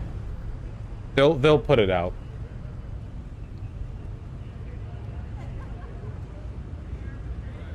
They'll put it out.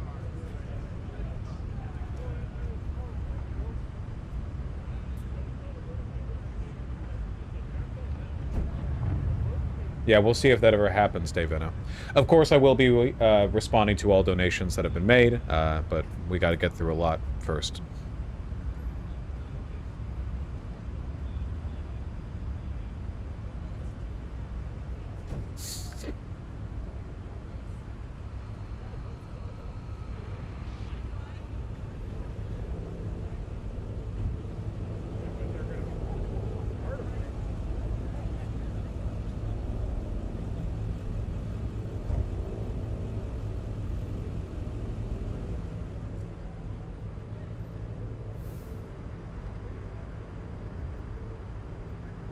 The hat?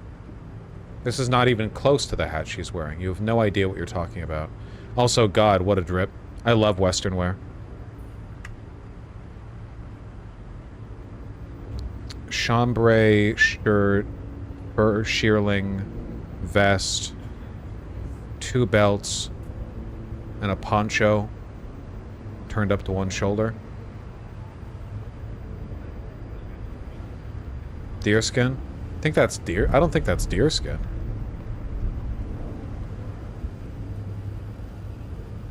Ponchos are pretty badass. They are. Yeah, it's sheepskin. It had shearling on it.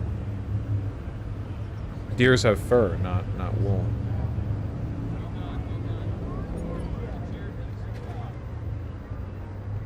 Two belts, one's a holster.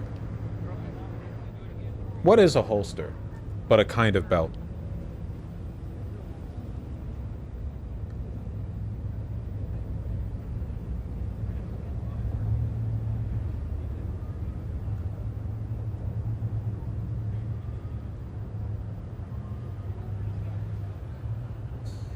Elon's Sieg Heil clip is so fucking funny. It's all I see on my timeline.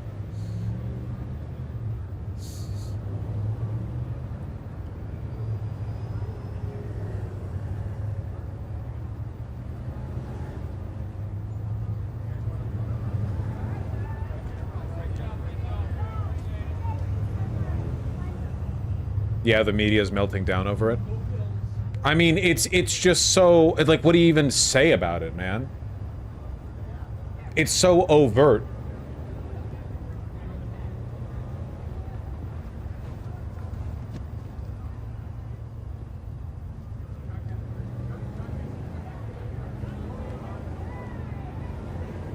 Was the Sieg Heil thing an out-of-context thing that looked funny, or was it literally just a Nazi salute? No, it was literally just the Nazi salute.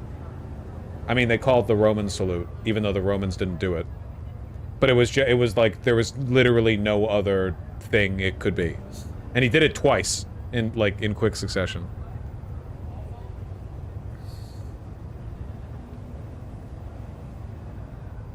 Going down to the theater.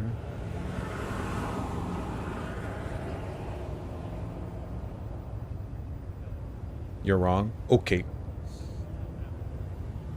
Okay.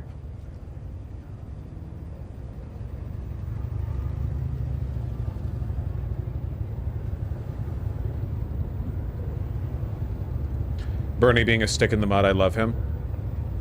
He's the only person that you ever see in these crowd shots who actually looks like he believes Republicans are fascists. Like, Joe Biden called Trump a fascist. He never acted like it. He's smiling and shaking hands and getting along and so on. He's the only one who acts like he believes any of the shit that he says.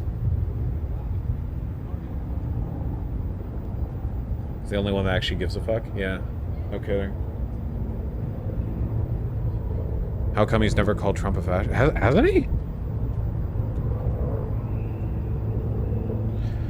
If he hasn't, it's likely because, yeah, he literally said you can describe Trump as a fascist.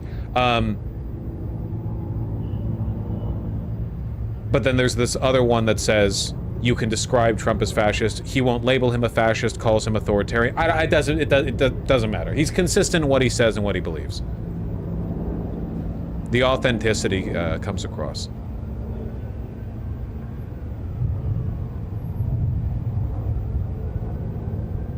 Them streets are clear. I mean, you know. What do you think the odds are that once the weather warms up a bit, Donald Trump is going to publicize and hold a second inauguration? Because he wants the big crowd. He's going to be like, we didn't get to have it on that day. It was very cold. You wouldn't believe how cold it was, folks. I went out there. The sun was shining, and I thought it's not going to be that cold. And then I walked outside, and it was very cold. And then they're going to have, like, yeah, a gigantic rally in the Capitol Mall.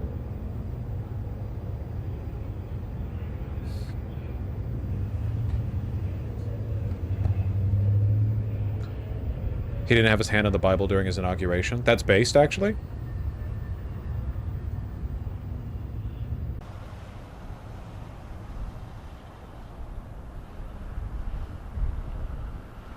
Beep, beep.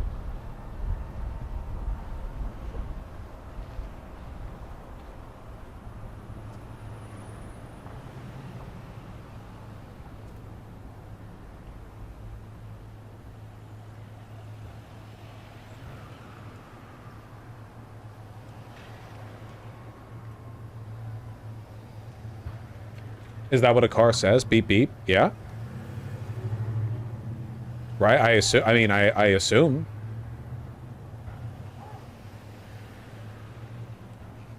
I'm not an expert on cars, but I think that's the way that it goes.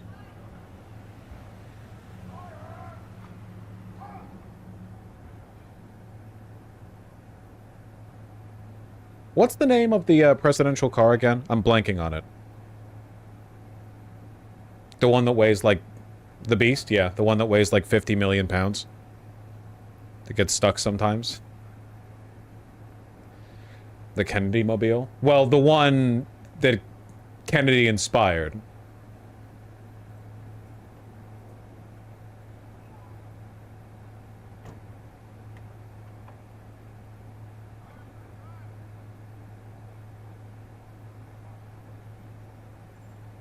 Weighs 1 trillion pounds.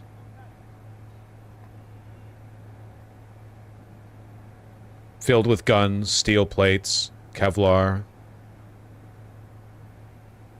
The doors are 8 inches thick and the weight of a cabin door in a Boeing 757. Form a 100% seal in the event of a chemical attack. It's made out of guns. The whole thing is just made out of guns.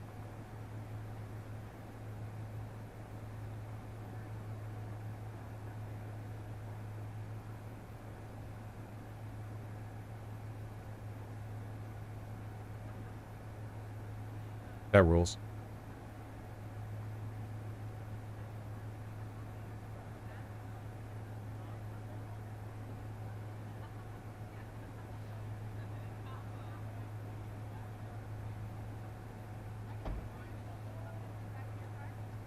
This is a great shot. What are we on right now? We're on Fox. This is the Fox live stream.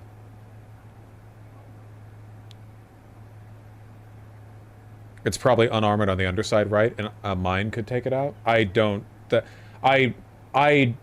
think so.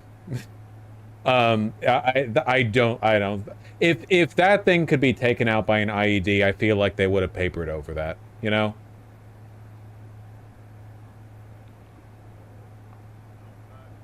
I don't fuck around with that.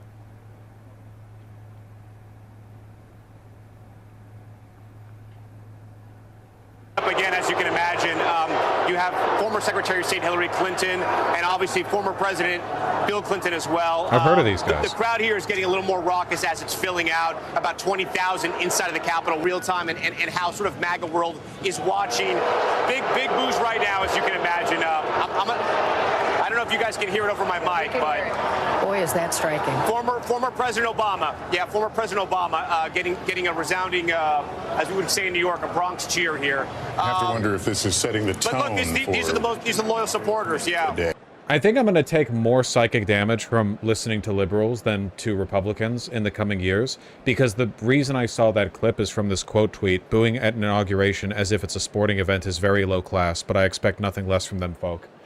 If you want to cement a fucking 1,000-year Fourth Reich of republicanism, then please God, keep complaining about shit like that.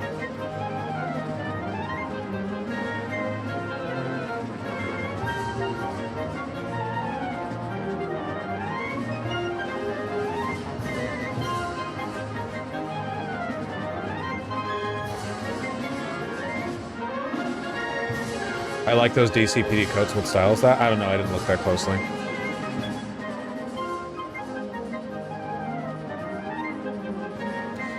Black Twitter is so painfully lib, it's insane. I mean, not to generalize, but black people have been the most loyal Democratic Party voters for like half a century now, so it makes sense that you'd see some concentrated lib shit. White is too. No. White Twitter is posting about the JQ. Don't get it twisted.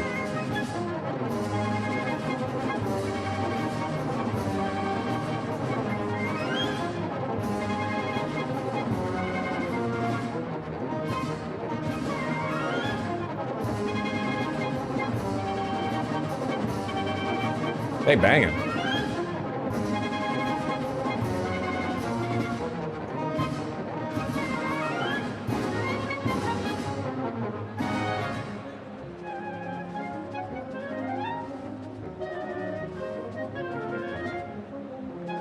It sounds very Ukrainian. I don't know how, but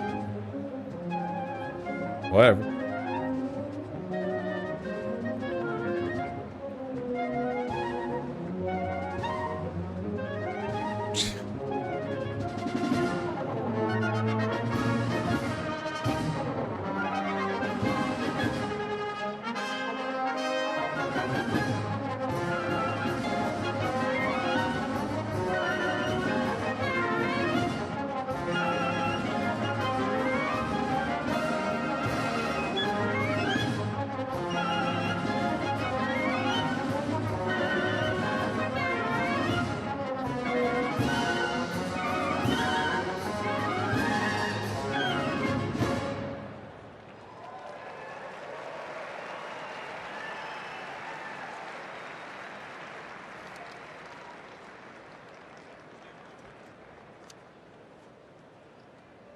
Ladies and gentlemen, you're listening to the Army's premier national musical outreach organization, the United States Army Field Band from Fort Meade, Maryland. They are led by Commander and Conductor Lieutenant Colonel Domingo S. Robinson. The U.S. Army Field Band develops positive connections on behalf of the Army, the Department of Defense, and the United States through live music, multimedia performances, television productions, and emergent technologies, traveling thousands of miles annually across our nation and around the world, and appearing regularly on major television and streaming events. The Field Band proudly honors our soldiers and veterans while strengthening ties with communities worldwide.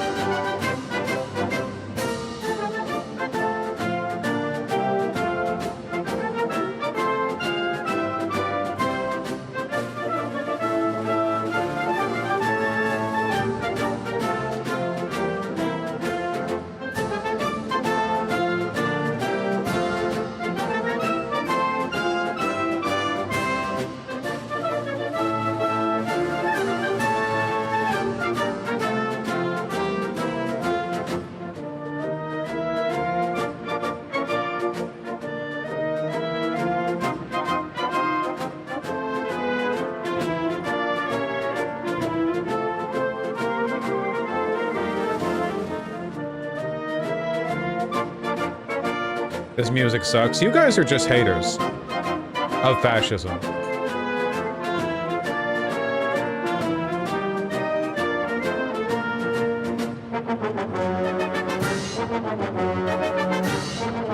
You caught me.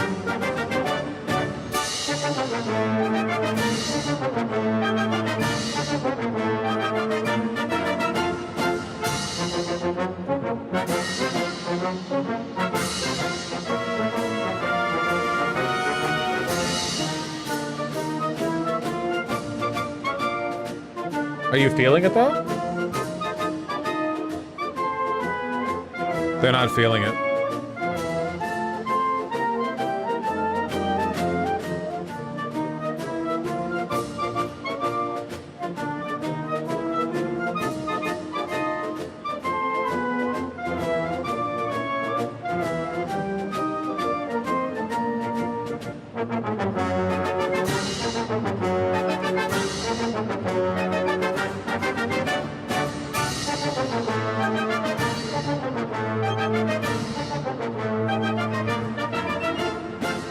It's like the only time that we can listen to music without worrying about copyright.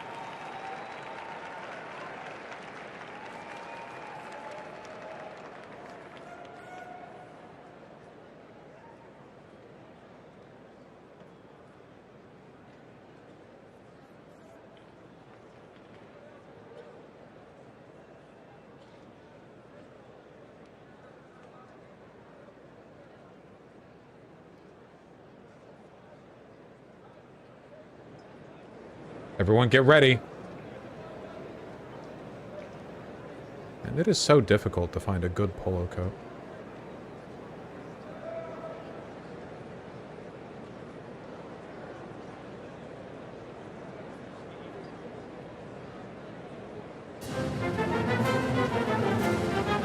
More penis music.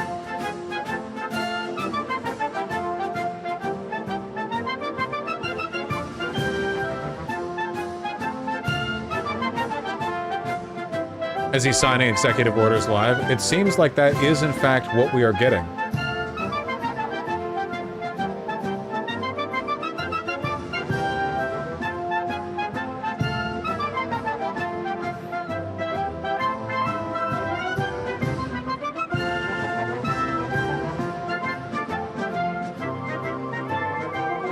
Didn't you say that wouldn't happen? I did say it seemed too silly to happen, but, you know, I'm never afraid to reevaluate my priors, and I have to say it does seem that despite being very silly, it is happening anyway.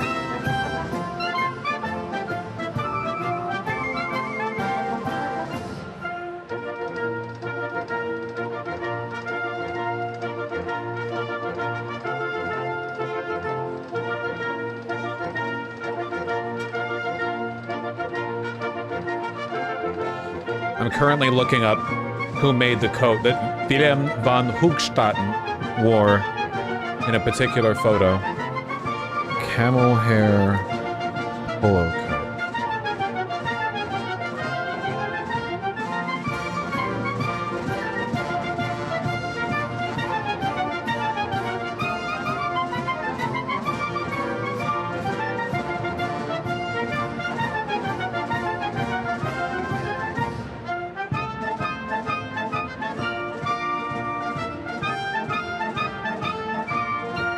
If only.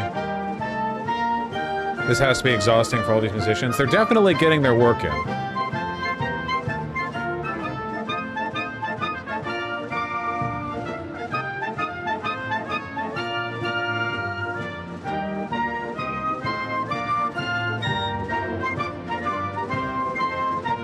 They're making all these damn polo coats too dressy, you know? I want a big billowing one.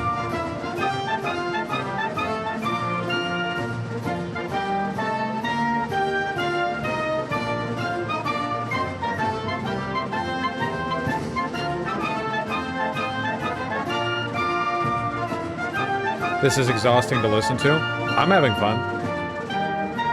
Maybe you're just a giant pussy. Look.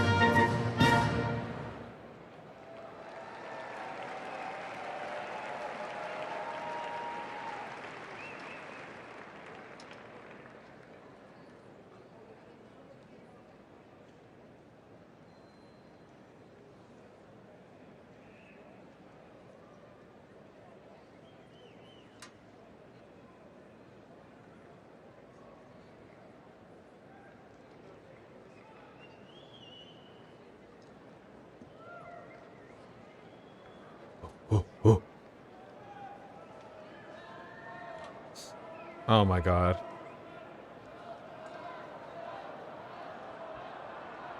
This is my country.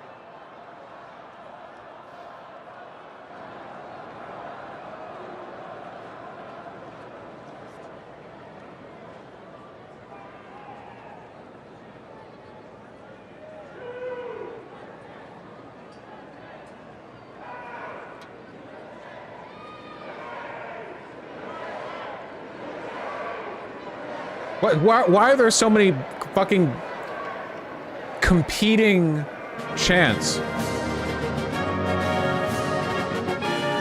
I actually really like the Ralph Lauren polo coat, but it's $2,500, and also they don't have it in stock. But I like how roomy it is. Whatever. I'm just distracting myself from the problems of the world. People gonna judge me for doing that. Meanwhile, they're like playing Honkai Star Rail or something right now. Weird model choice. That guy models for a ton of Ralph Lauren shit.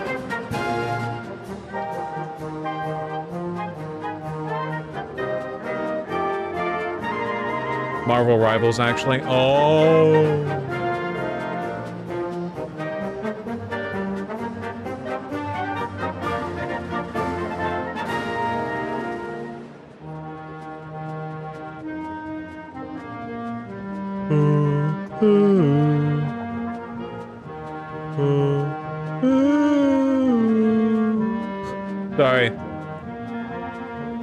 Look, it's been a long day, and it's 2 p.m. Been quite a week, hasn't it, Captain? Sir, it's Monday afternoon.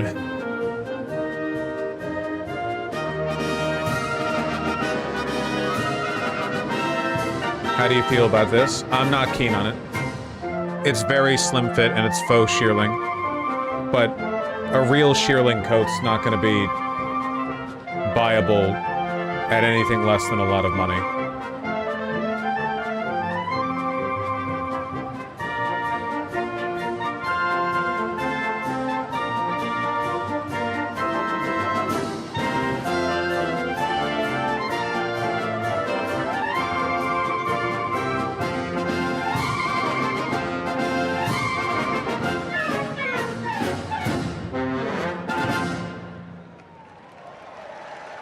Yay!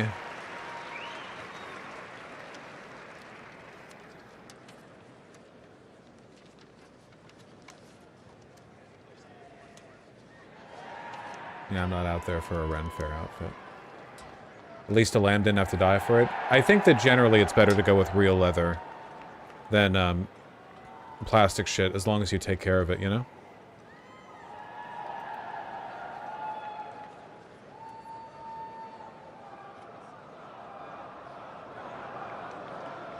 I really like the double RL shearling rancher coat. Nice and roomy. God bless America. God bless America. You can usually find stuff like that. Well, not usually, but sometimes you can find stuff like that on eBay or vintage places or whatever.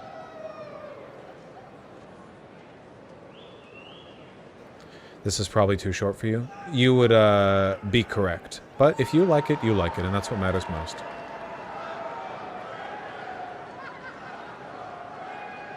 Genuinely, like a historically low IQ political audience.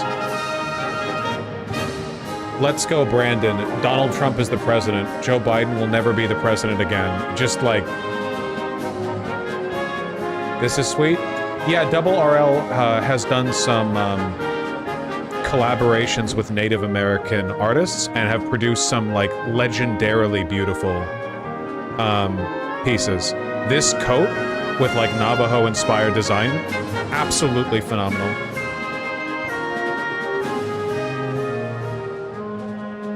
That goes hard. It goes insanely hard. I actually saw some of their Naomi Glasses collection in person in Los Angeles.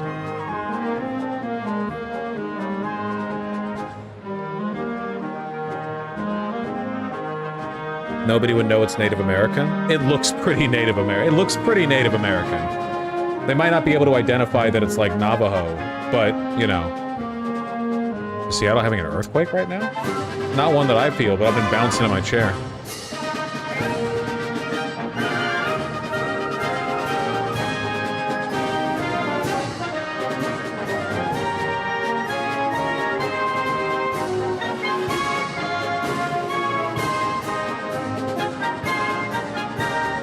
I love that. Yeah, the Naomi Glasses collab was really, really good.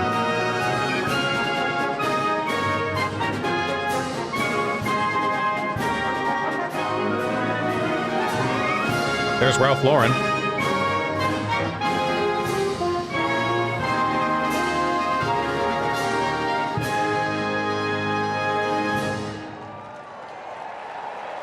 This shit, so good. Jesus Christ, it's good. Those boots. Sorry, okay, no more distractions. Seattle is having an earthquake right now? Oh, wow. Lamau.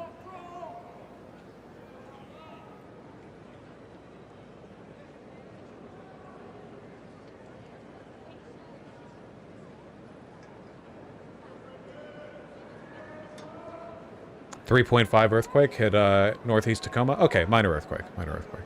All good.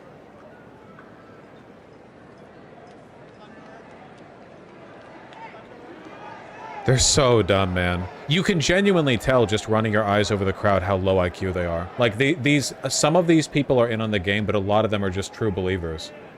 You know? Genuinely, like, mouth-breathing half-wits who think that, like, Mexico's gonna pay for the wall or some shit. Fell for it again, yeah. A lot of these people are probably small business tyrants or, like, I don't know, crypto scam artists or whatever the fuck, but for the most part, I imagine these people are actually, like, in the line of fire for the Trump administration. You know? Their lives are not getting any better.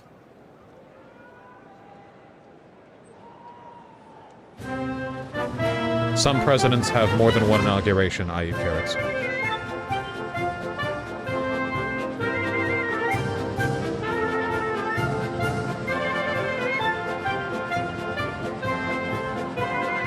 Oh, this one is very penis. This is a very penis beat, I feel.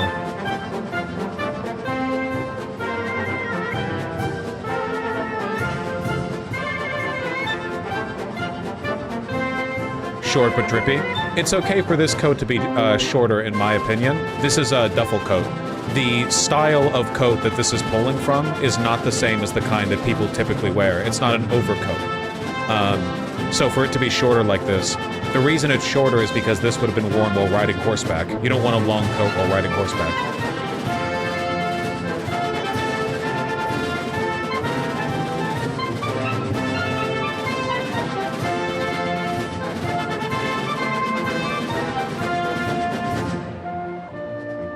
Yeah, they're expensive garments, but they're like custom pieces from incredibly talented people made to the highest standard of quality using materials that you've probably never felt in your life. I mean, it's just, it's an art piece. If you care about it, like, you know, and you have the disposable income.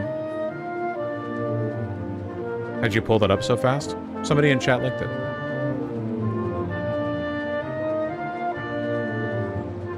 Did they get lifetime service or something? I mean, a garment of that quality should be easy to take care of. Maybe not easy, but manageable. Do you have a cowboy hat yet? Yes.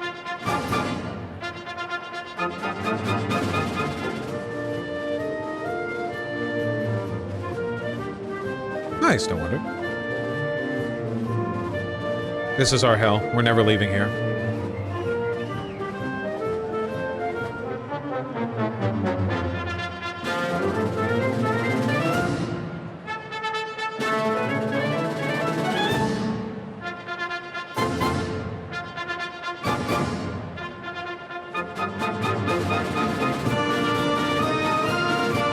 Please wear your cowboy hat.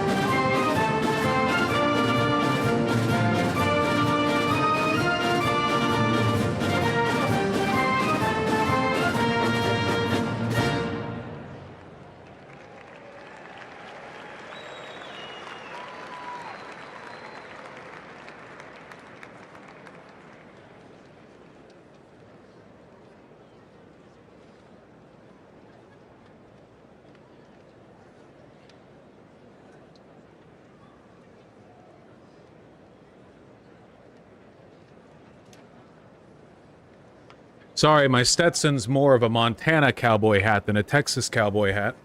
But, you know. Bullets and bayonets back to the top. Bullets.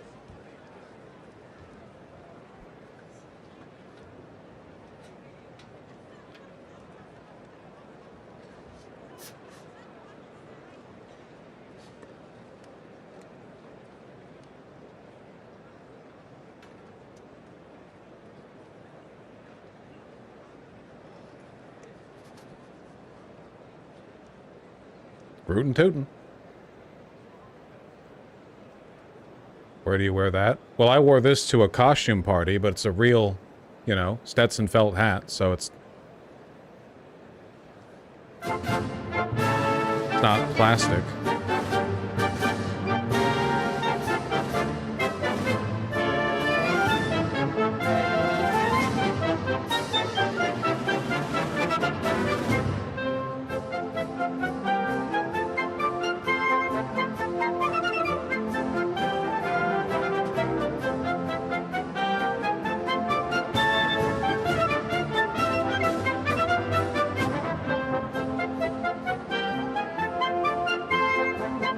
You're not wrong, WBGN.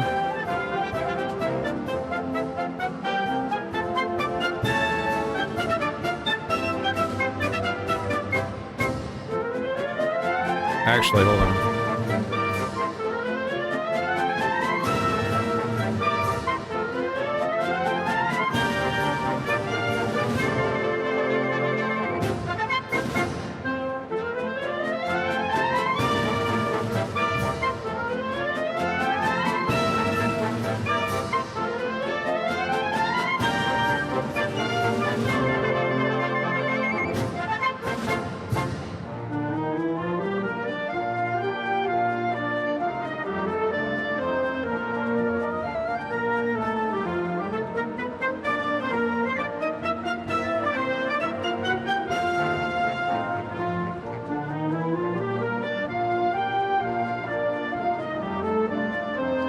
All right.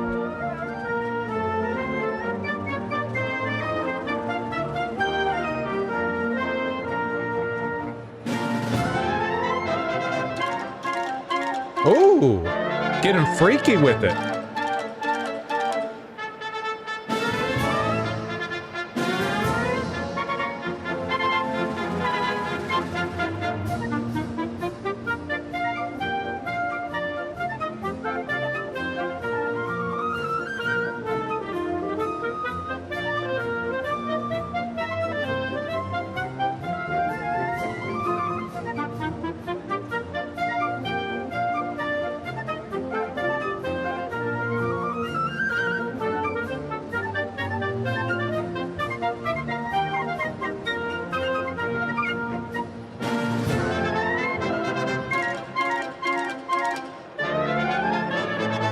It's just rising erection music.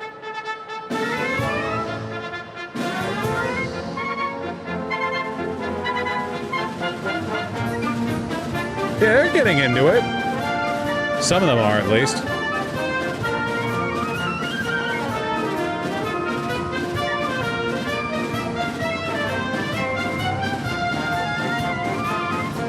This is the one you're wearing, right? This is the one I was wearing, yeah. And is now next to me.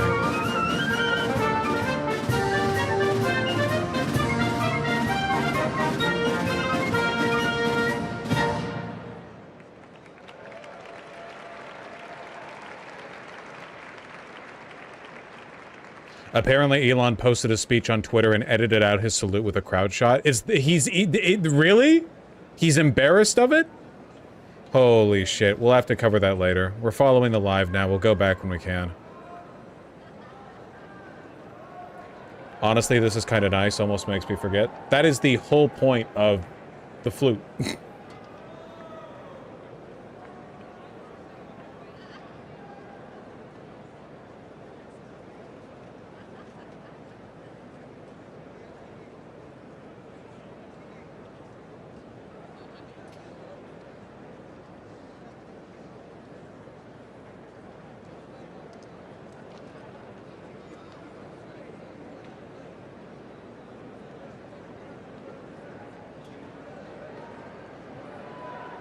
USA.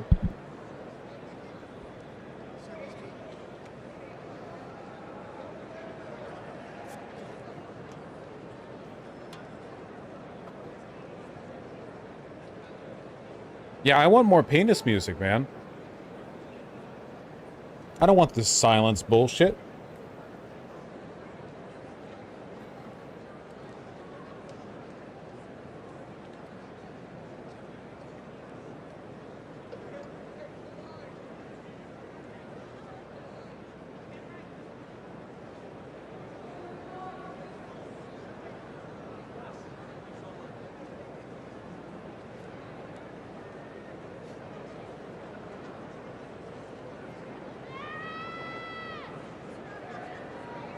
Huh?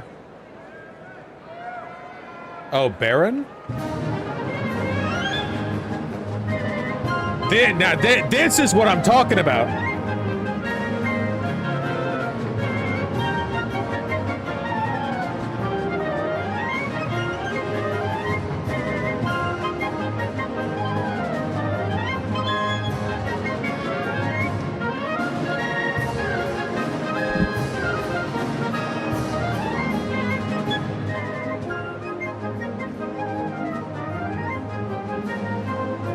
Yankee on my doodle till I dandy. You know it, brother.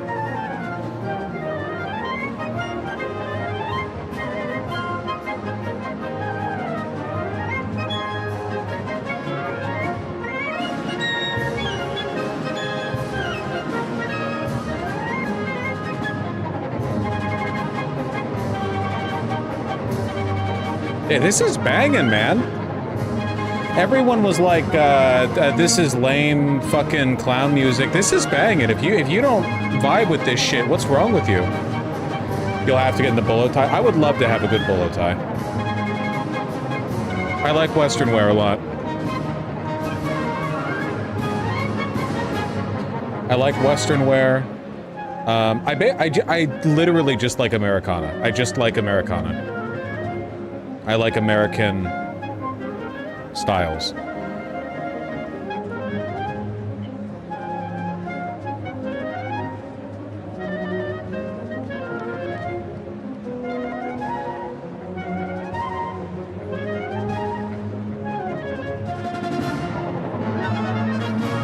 How I be moseying on up to the ladies.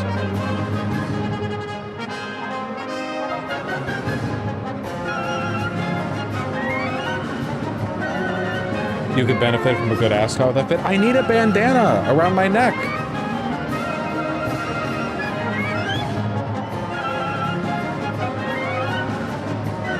I need like a little spotted white and red one or something, you know?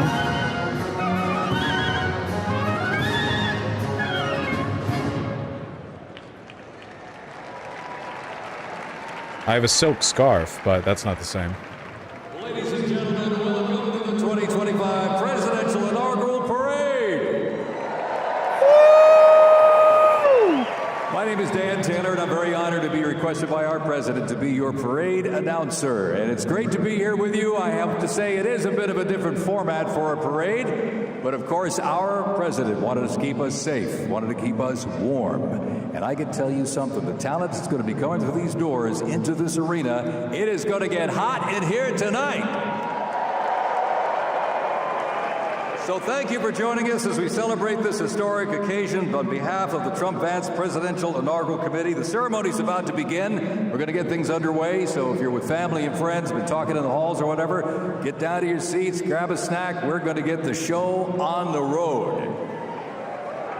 To be clear, this is not an official government function, everyone, so all of the pretend bipartisanship that you have seen for the previous 6 hours, not here.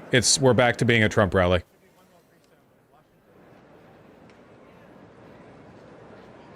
It's impolite to wear a hat indoors.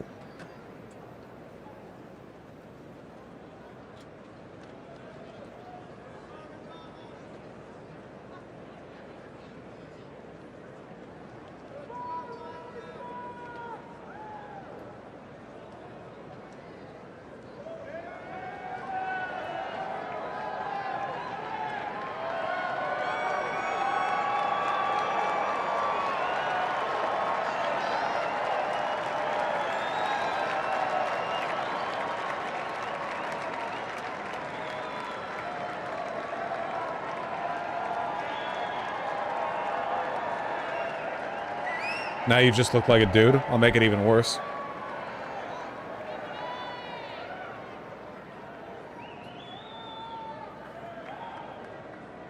No! I've worn so many costumes today. That's what the mask is! I like Double R's team up with Naomi glasses. Woo! That was good.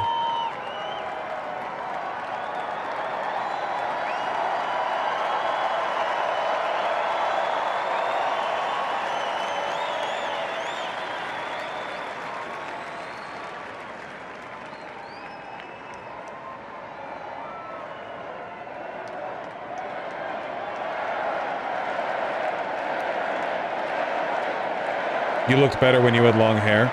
I would consider that a hurtful thing to say if it wasn't so absurd a statement that I can't take it seriously.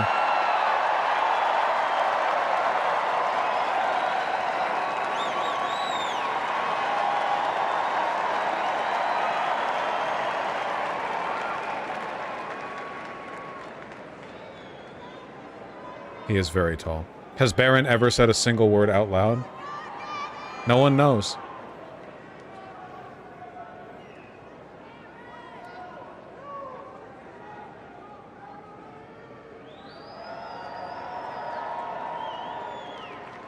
Thanks, Dick Wolf.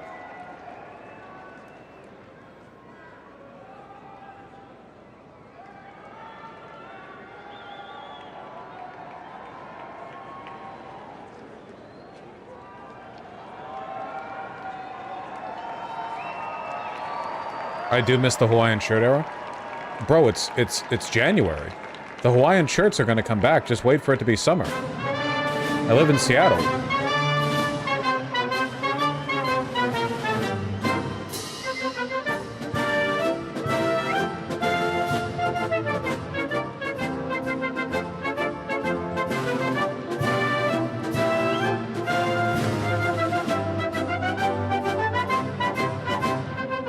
Border Patrol agent in northern Vermont was fatally shot by what is reported to be an illegal immigrant just after Trump was sworn in.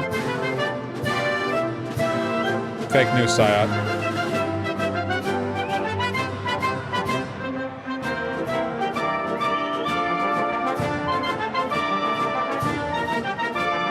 We'll see.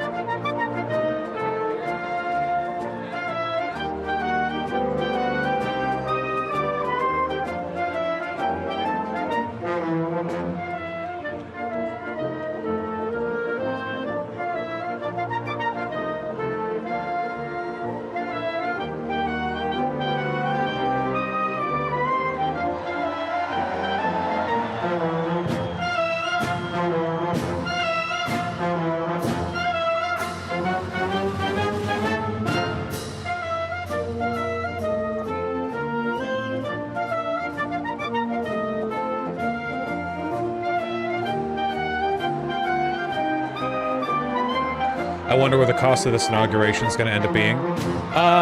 The fact that they held it indoors probably lowers the cost, because I imagine a ton of the cost is just crowd control when you've got a bajillion people outside, you know? I'm just guessing at that, though. I'm not sure.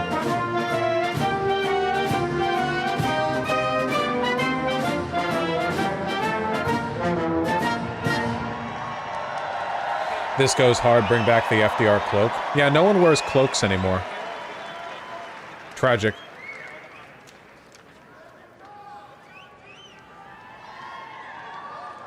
We are not going to play Americans We or National Spirit. Yeah? No Americans We or National Spirit. Next up is honors.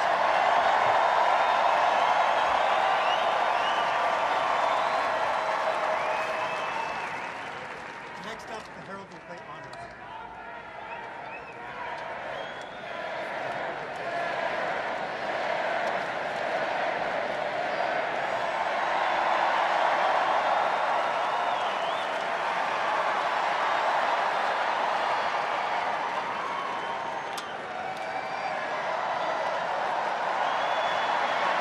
King Charles wore a cloak. It's not cool when the monarchy does it. That's not heritage Americana.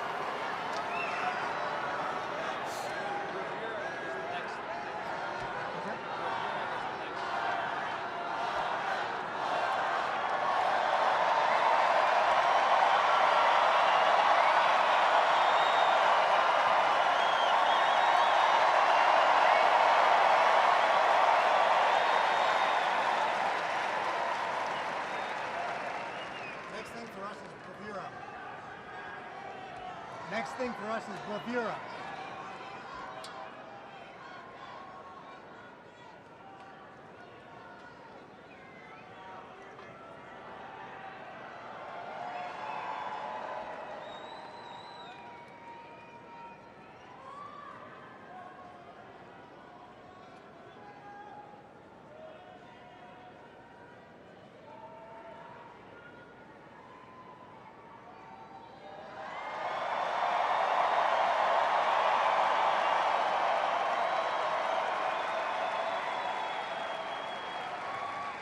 Ladies and gentlemen, we'd like to welcome the official fanfare music group of Yeah, the more President music, of the yeah. United States.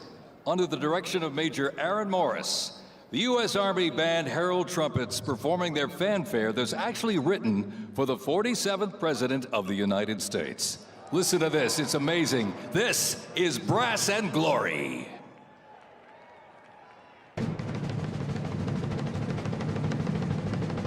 When does Trump come out and do a guitar solo? I feel like it's going to be kind of awkward with all this fanfare and it's just him sitting at that little desk, you know? Just like his little desk, just signing away all the executive orders. I hope they give us context for what all those executive orders are going to be. It's not just him signing there, you know? I want to hear it, like, get run out, you know? Yeah, I want a spectacle. Keep me in the know.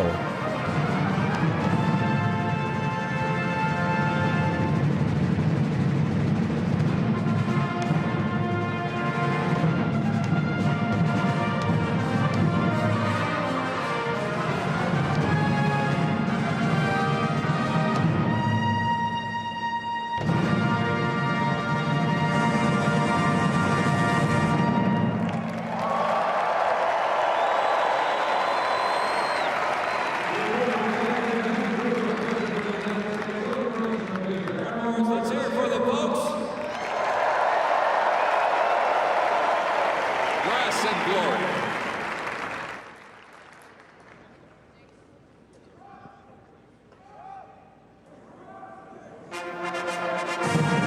This must suck for you guys who don't like loud brass music, you know?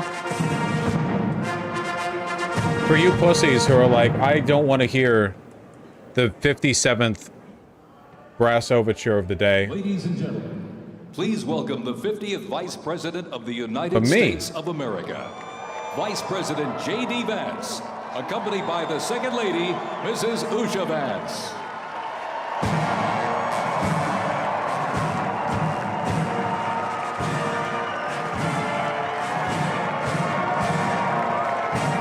This one's really good.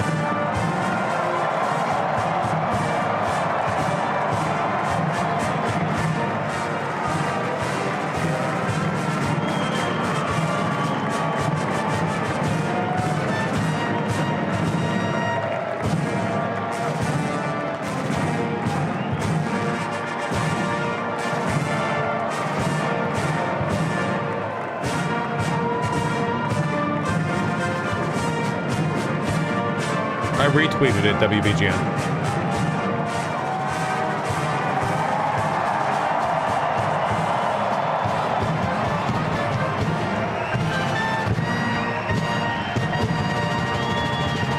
All the foot dragging might actually be a good thing because remember, Trump did promise to only be a dictator on day one. It's 5:24 p.m. ET right now, so we're kind of waiting out the clock, you know?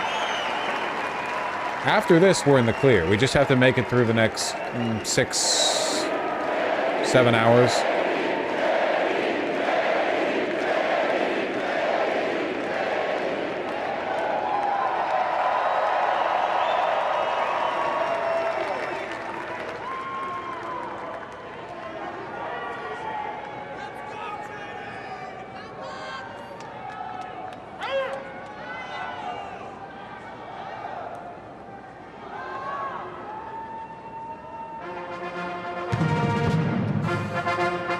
We do, however, need more songs on the list, you know? What about Flight of the Bumblebee? That one's got a bop to it. Maybe it'd hurry things along. Welcome the 47th President of the United States of America, Donald John Trump, accompanied by the First Lady, Casey Melania Trump.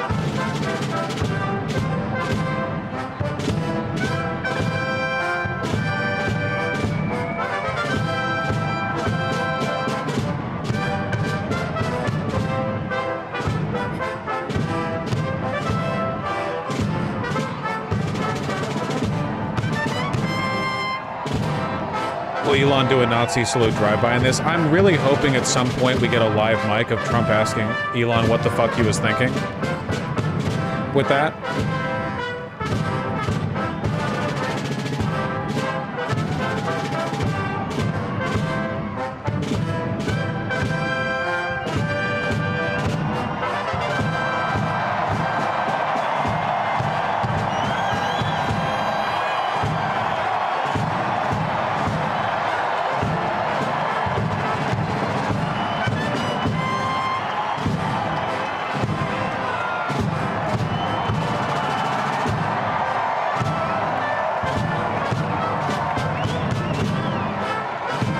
The hat!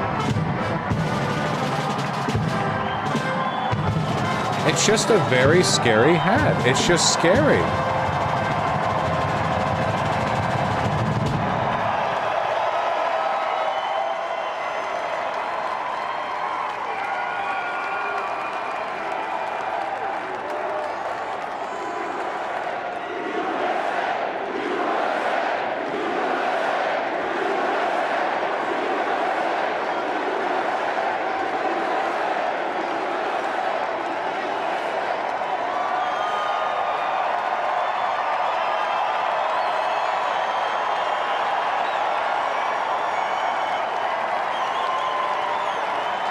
All right.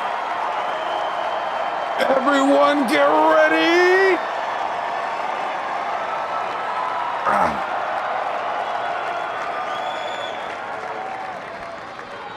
I assume we'll have some proceedings before he gets right down to it. That's a big old stack of papers over there. Gotta sign them all. Wouldn't it be fucking cool if there was like multiple like literally like in the cartoons where you have the in and out box on the to-do list and it's like a 10-foot tall pile of executive orders to sign?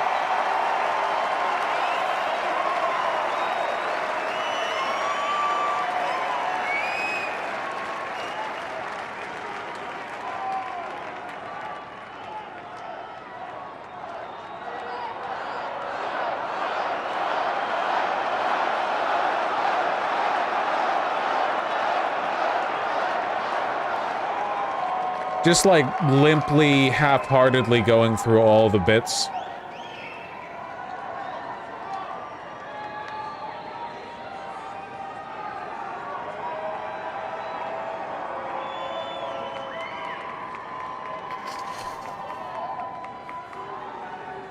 Still no Snoop Dogg, man, what the fuck? I voted for Snoop Dogg. If I don't get that, then I'm regretting my vote for Donald Trump.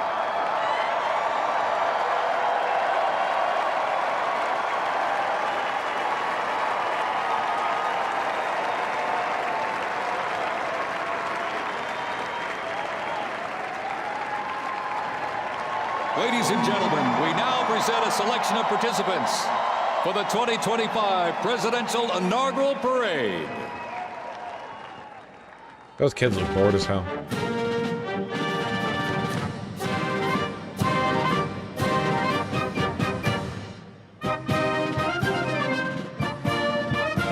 Give those kids an iPad? True! Get a little Coco Melon playing in the corner.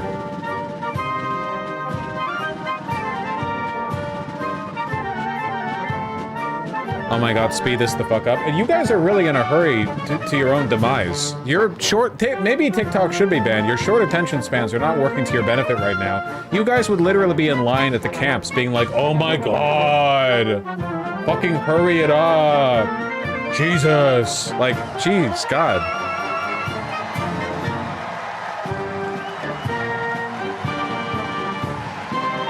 Nah, fuck this music. Nah, this music's Kino. You're just dumb. This sounds Russian? Not even remotely. Not even slightly. You just don't, the only orchestral sound you've ever heard is the bass-boosted USSR anthem. So to you, that's your frame of reference. Guy who's only heard one orchestral song. This sounds an awful lot like the bass-boosted USSR anthem.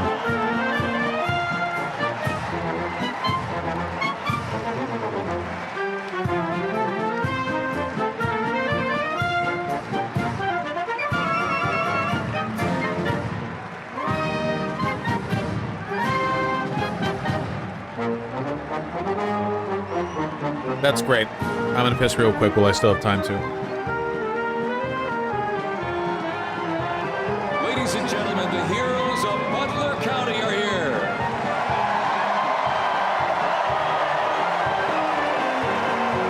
And they are here to pay homage to the life, selfless community service, and sacrifice of Corey Comparatori.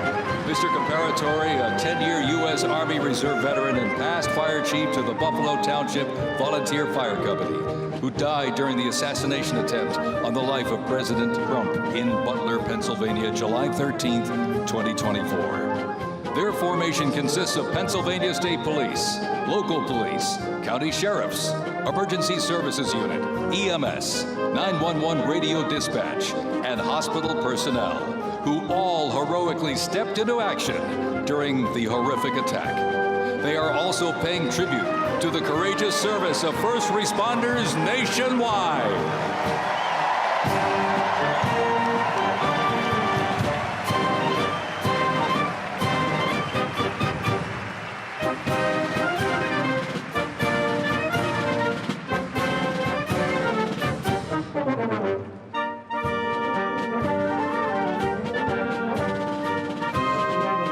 All right. What are we yapping about now?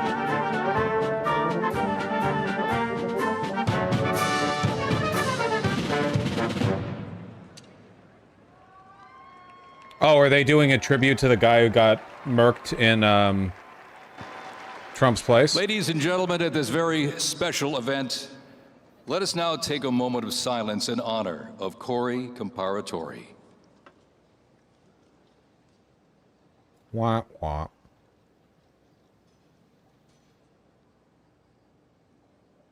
Thank you, God, for moving him in the path of that bullet instead of my president. Thank you very much, ladies and gentlemen.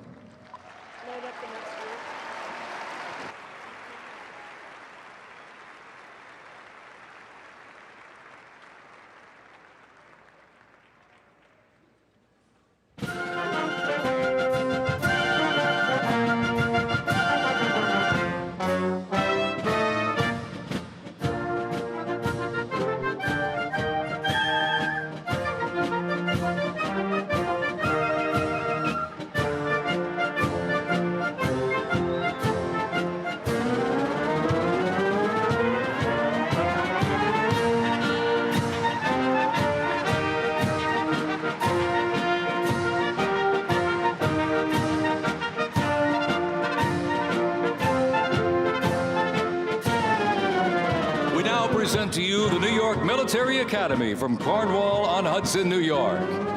New York Military Academy stands out due to its unique connection to the president himself. President Trump is a 1964 graduate and has been enshrined as one of our alumni of distinction. This historic academy has been named a Junior Reserve Officer Training Corps, that's JROTC, and are marching with their cadet dress uniforms. Look at these, all modeled after post-World War I General Blackjack Pershing's gray uniform. I'm listening.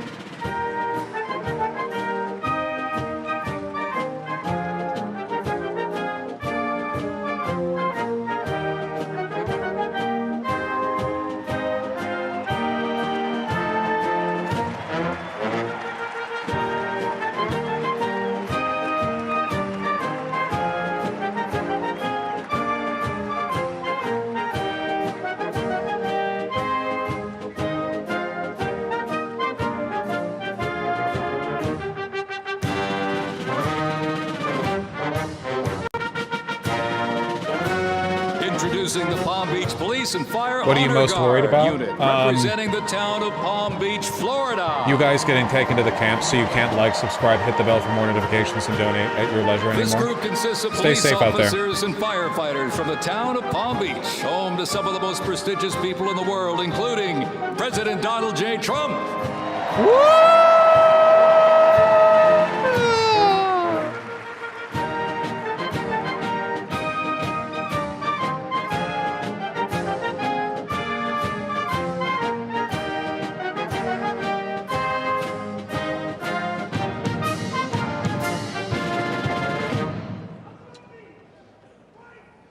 I don't think I'll ever forgive Biden, actually, nor should you. Liberals will always talk about him as like the last glint of light before the sunset or whatever, and you should never let them get away with that shit. Joe Biden rolled out the red carpet for Donald Trump, metaphorically and literally, when he had Donald Trump over and cooperated with him fully and welcomed him back and so on and so forth. Is this what they mean about the banality of fascism? This isn't banal, it's a fucking inauguration ceremony. You guys are just bored easily because you have short attention spans. No, the banality of fascism is not when you guys are forced to watch something for a bit.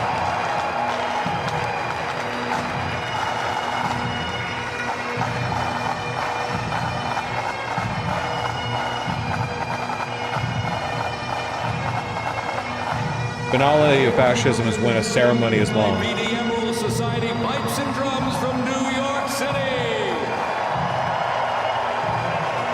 They have performed internationally in Ireland, Canada, Australia, Germany, and Switzerland. And as of this past December, the band has had the distinct honor to perform at the 75th commemoration of the attack on Pearl Harbor in Oahu, Hawaii.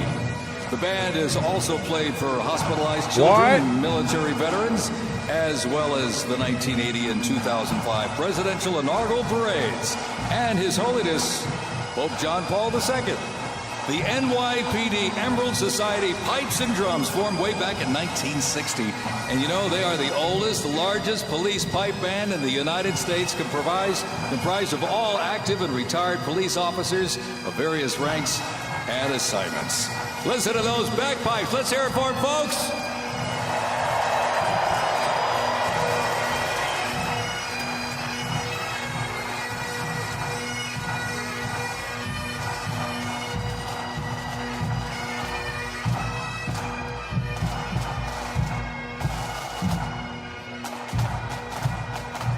All subreddits are just talking about the Elon Sieg Heil. He's so fucking funny, dude, man. He's so fucking funny.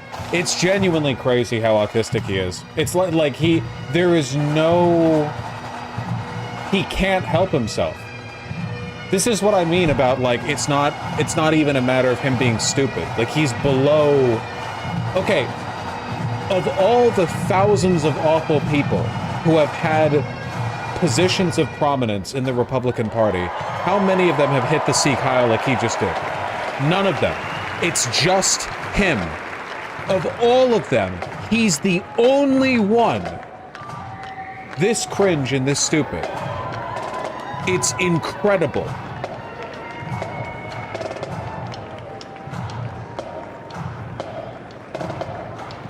And look at this. Here's one that hits close to home for our vice president. We now welcome the Middletown High School Marching Band and cheerleaders. They're traveling You're on all the way 196 from again? Middletown, Ohio. Damn, I stole that image too. Love to get recognized. I gotta use my Twitter account more. Our new Vice President of the United States, J.D. Vance.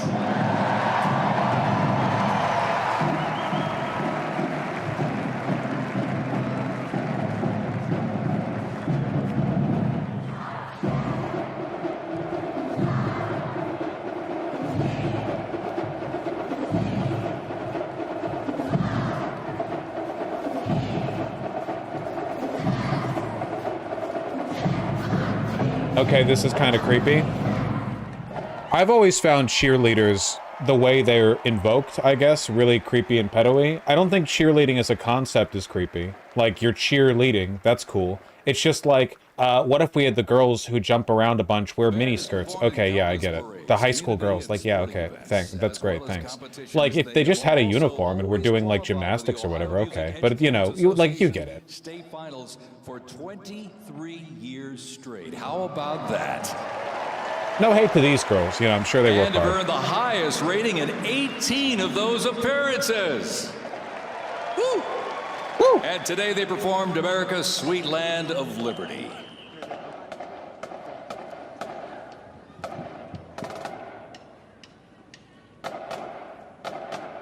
Dun, dun.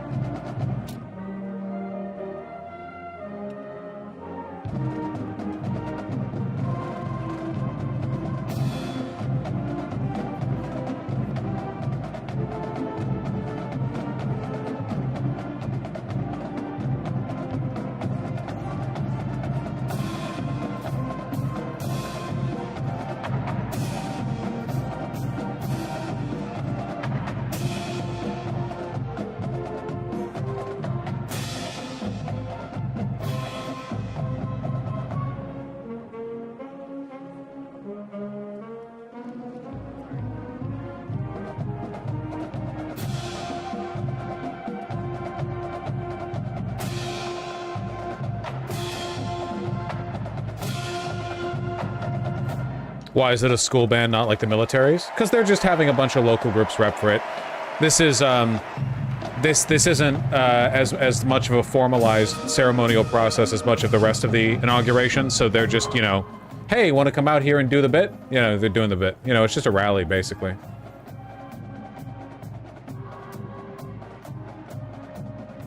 This is Vance's hometown's band. Yeah, stuff like that. It makes sense.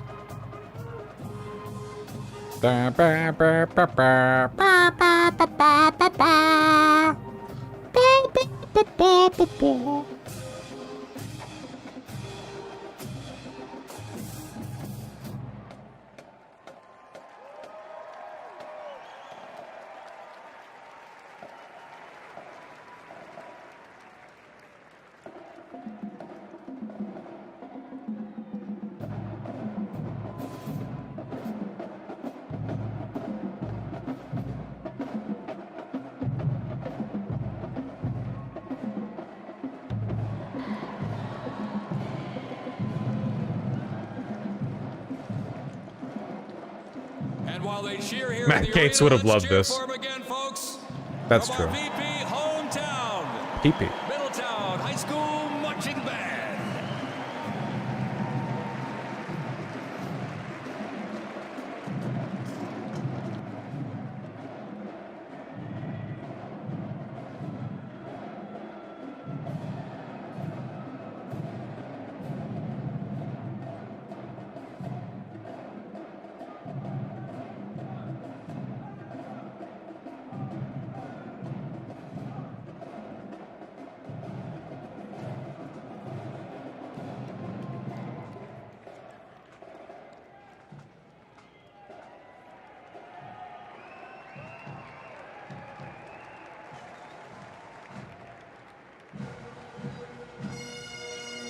Oh, here we go.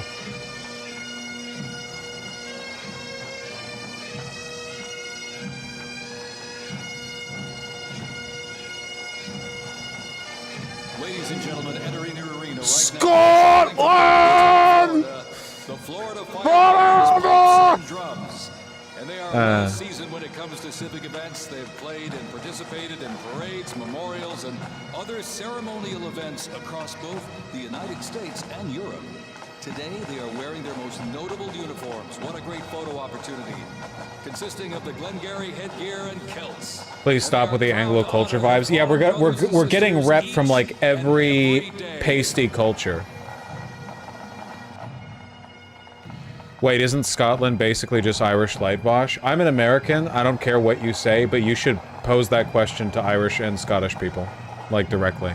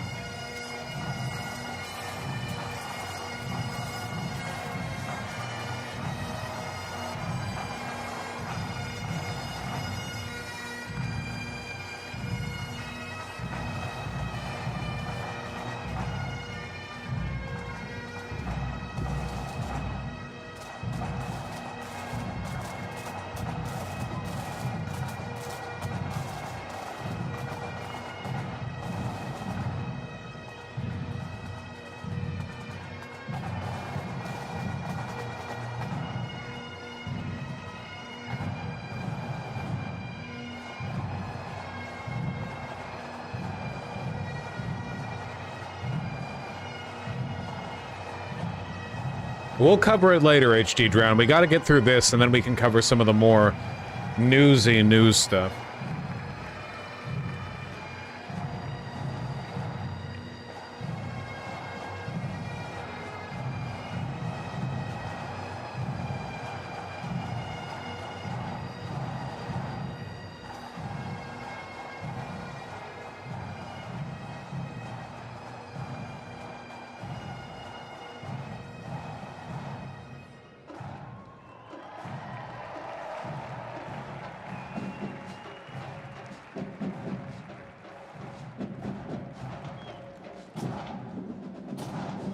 And as the Florida Fighter Fighters pipes and drums leave the arena, we keep the rhythm and the drums going. Are we keeping the rhythm going? Please welcome the Stewart's Creek High School Marching Band.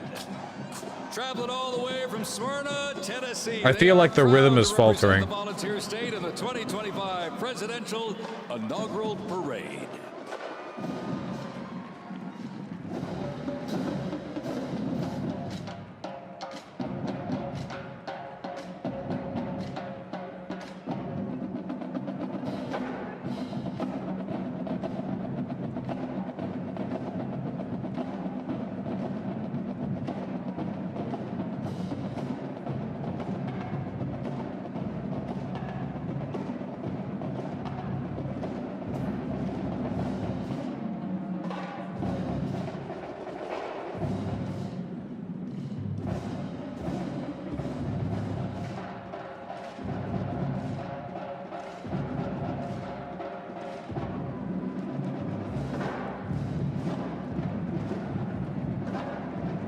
I'm just realizing now as I look at this that I don't know if it's because Elon might be like holistically retarded, but his hand looks so fucked up at the peak of his Sieg Heil. Like, it's clearly the gesture, but he doesn't have his four fingers curved up. He just has, like, he didn't practice in the mirror enough? Yeah, he only spent 6 hours practicing rather than like the 8 or 10 he would have needed to really lock in the gesture. Biting the lower lip too. I can't. What was that banger headline? I knew the world would be destroyed by powerful men. I just didn't expect them to be such losers. That's really what hurts me the most. I want to... Like, it would be so much less humiliating to see the country torn apart by competent, suave villains rather than obvious, retarded villains. Like, it would just more humiliating this way, you know?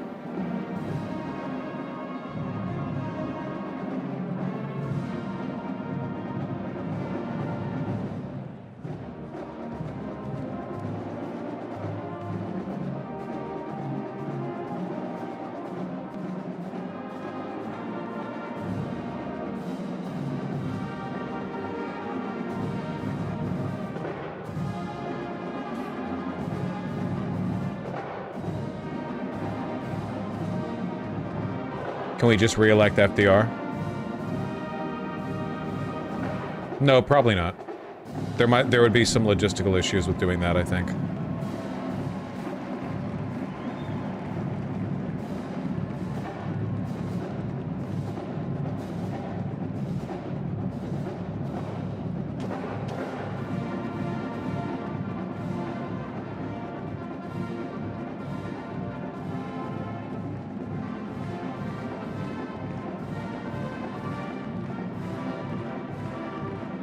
Who would have guessed that, like, Batman needs a Robin, every Hitler needs a Mussolini, but this time he has Down syndrome? You can't make fun of Down syndrome people, because they're all, like, really nice, you know?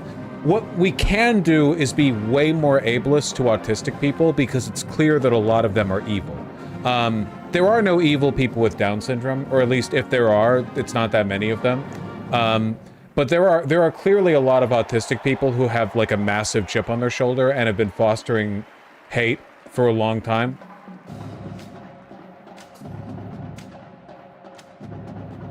Well, so what I'm saying is we have to be very ableist, but like in a different direction.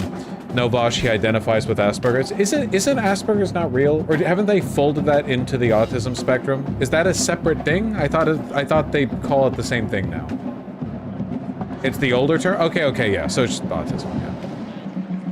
And as the beat of the drums continues, established in 2013, that band has rapidly become one of Tennessee's premier high school music programs. Want to know what Tennessee's premier clothing company is? Civic events that honor Imogene and Willie. in our nation's history, like the 75th anniversary of the attack. They make phenomenal stuff out of Nashville. Captain Jeff Kuss, United States Marine Corps Memorial Dedication, Chicago Thanksgiving Day Parade, and a Lincoln Memorial performance as well. The Stewart's Creek High School Marching Band, everybody!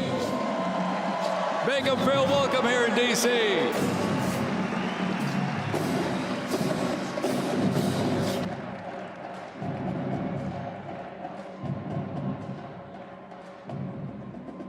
Surprised they aren't doing cash for gold ads between these. Oh, they probably are on OAN and Newsmax, right? We're watching Fox News. I bet you they are.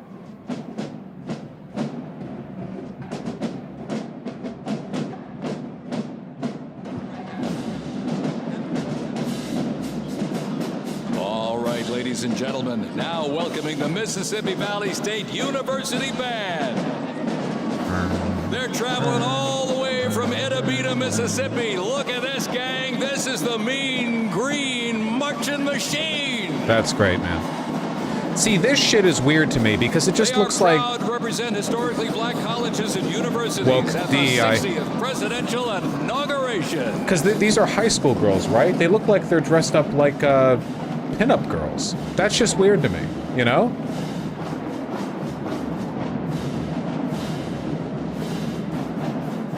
Also, aren't they from Mississippi? Why are they wearing such a heavy coat?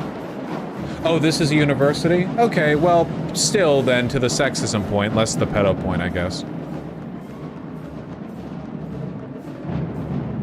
Society when you sexualize 18-year-old high school seniors, thumbs down. Society when you sexualize 18-year-old college freshmen, thumbs up.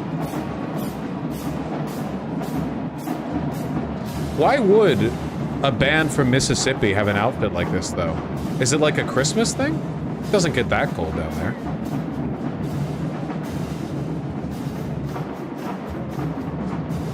It's cold in DC. Yeah, but it's part of their outfit. Like, it's part of their uniform.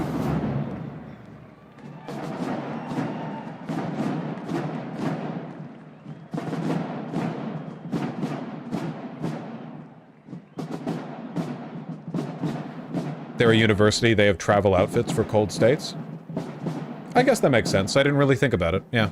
I guess you would have, like, yeah, if you're going to a colder place, you'd have this ready. Yeah. Damn, these guys are drum maxing. Look at that shit.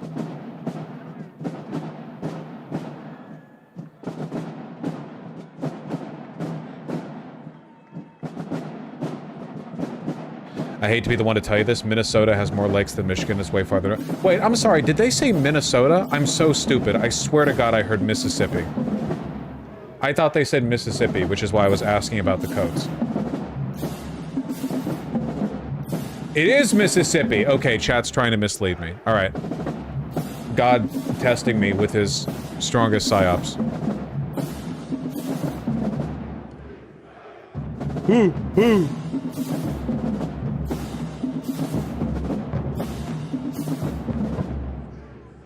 Ooh.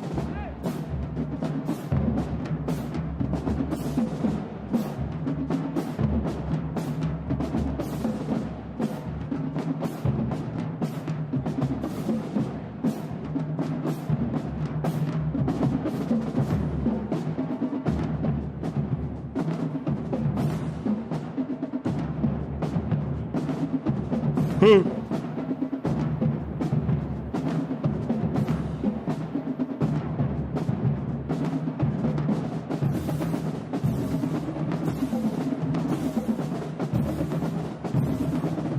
Mississippi is cold in the winter and it snows a little. I just can't imagine it snowing in Mississippi, but I guess I'm just kind of like projecting a stereotype onto it, you know? But I guess, yeah.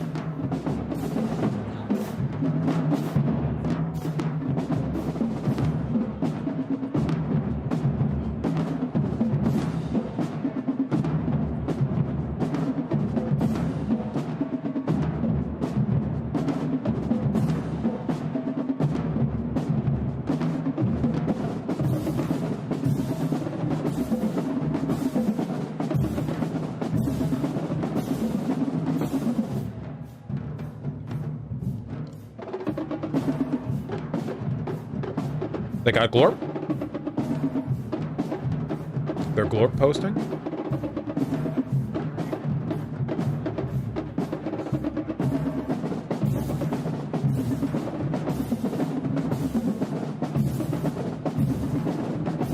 Add Glorp. We should add Glorp. How often would that come up, though? Because I don't play that game. What's the name of the game where you try to guess the song based on, like, context clues and the instrumental track? Use it daily. Bandle, that's it. I would be so fucking bad at that. There was one time I beat an L on Bandle while watching him because he didn't recognize Gasolina, which is insane to me that he didn't immediately pick up on da da dun dun dun dun dun da da dun dun dun dun. He was like baffled. He needed like to hit the clue 4 times or something. I guess it's got to be a Canadian versus American thing, because in America I feel like you've heard that song.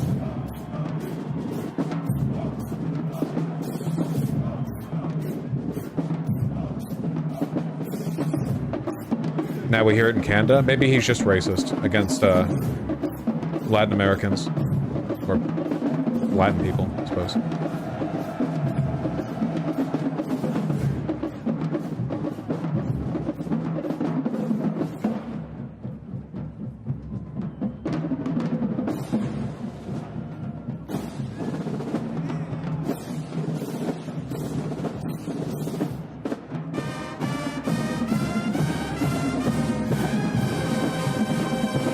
Oh, shit.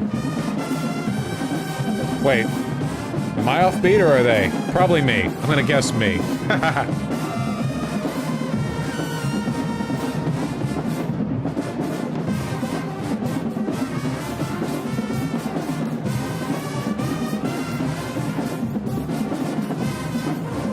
You guys are so mean. These are literally like high school kids.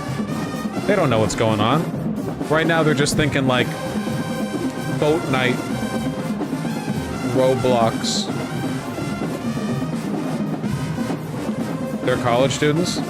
Once you graduate from college, you realize that college students are basically just high schoolers, especially nowadays.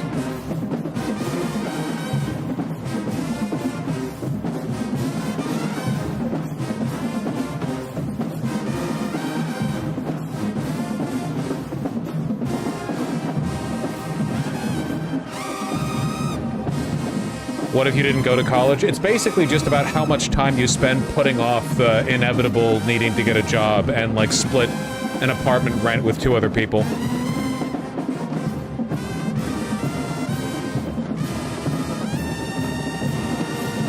Lamau, the ADL is defending Elon? That sounds about right, yeah.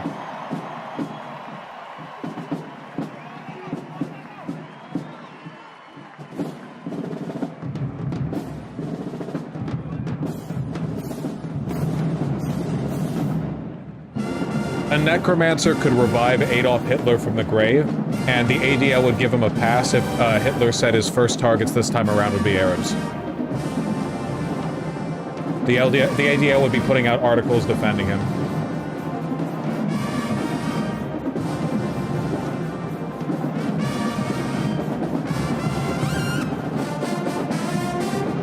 The ADL's a psyop? Oh, 100%, yeah. They're literally a fascist, pro-Israeli org that pretends it's social progressivism as a way of legitimizing the stuff they say to defend Israel. That's literally, like, that is what they do. All of their other political priorities fold in favor of being pro-Israel.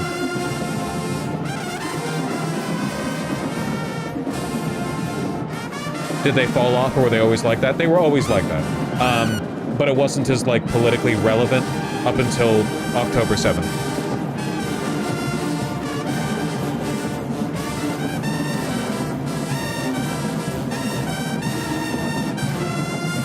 Were they the ones that did Anti-Semite of the Year? No, that was StopAntisemitism.org. A necromancer could revive Hitler, I guess.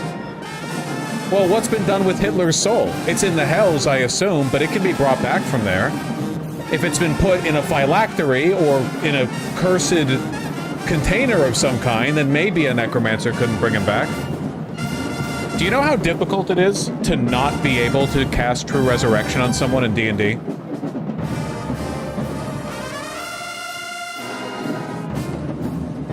The Lichtler.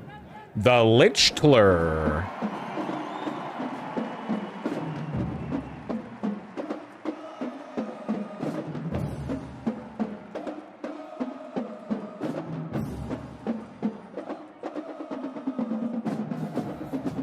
Me casting the wish spell to prevent Hitler from being resurrected. You gotta do what you gotta do.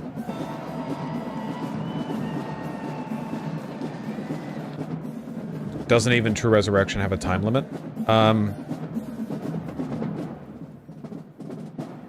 Is it 100 years, or am I thinking of resurrection?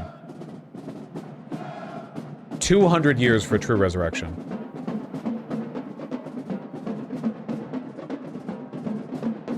Yeah, if the creature's soul is free and willing. So Hitler has to want to come back, and it has to be free, but if you put the soul in a box, then it's not free.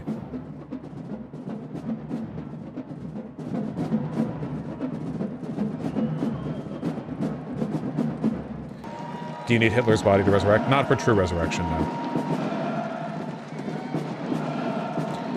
How does anyone ever stay dead in D&D with resurrection? Because I'm pretty sure the number of people that can cast true resurrection canonically is like 3. Like, an insanely small number of people can do that. So it just doesn't happen that often. Across the United States, they have performed for athletic events, Mardi Gras parades, Rose Bowl parades, and many, many more.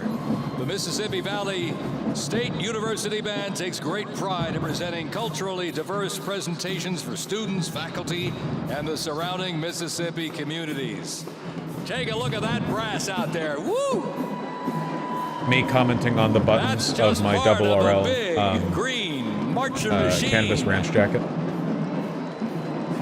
The Mean Green Marching Machine from Edabina, Mississippi, ladies and gentlemen.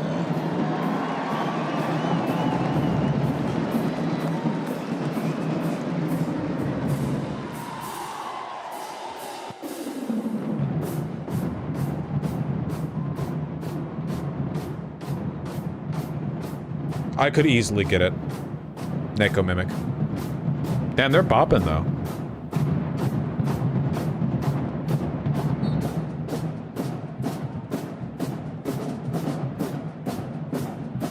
Is the audience all white? No, because a lot of them are that particular kind of white, and it's cold out there, so they have rosea. They got, like, red cheeks.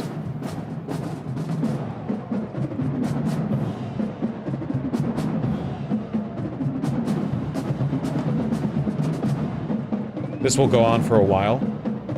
Won't it? Yes, this will go on forever.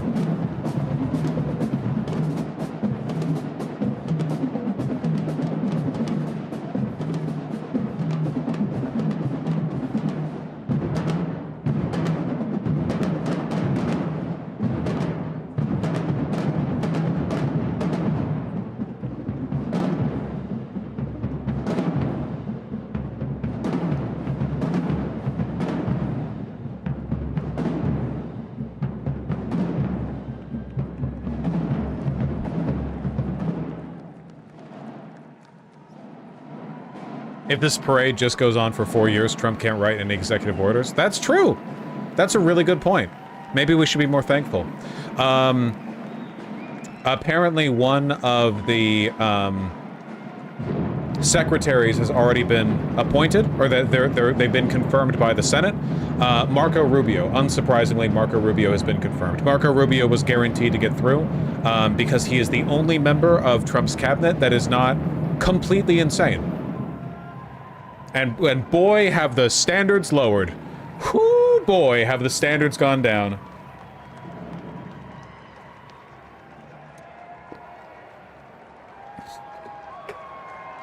Oh, hell yeah, absolutely. I only know a few dances. Hit the yoinky splinky. Do, what is it called? Orange Justice?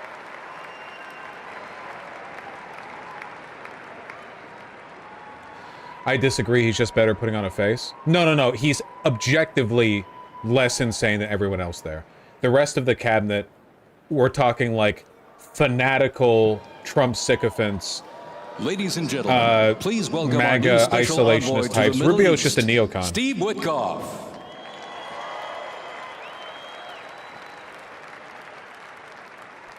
I'm not saying that makes him less evil. I'm just saying he's less insane.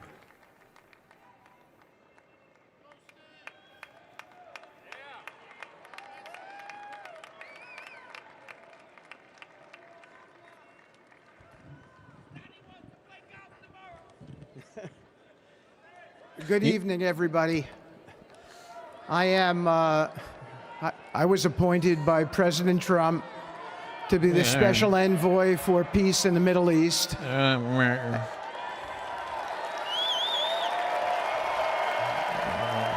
are my glasses? Where are my glasses? And I'd like to describe to you some of the things we're doing and how it informs on President Trump's policies. First of all, it is an honor to stand before you today as I reflect on the enormity of the role that President Trump has tasked me with. I am constantly reminded of the privilege it is to serve under the leadership of my boss, President Donald J. Trump. My glasses.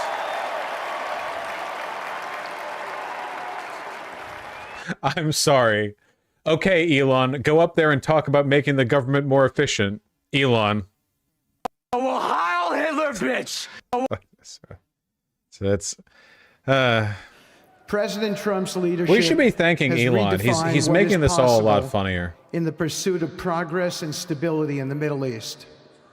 His decisive, pragmatic approach ensures that even the most entrenched conflicts are met with fresh perspectives and innovative strategies. His policies have already delivered remarkable successes, such as yesterday's release of hostages in Gaza.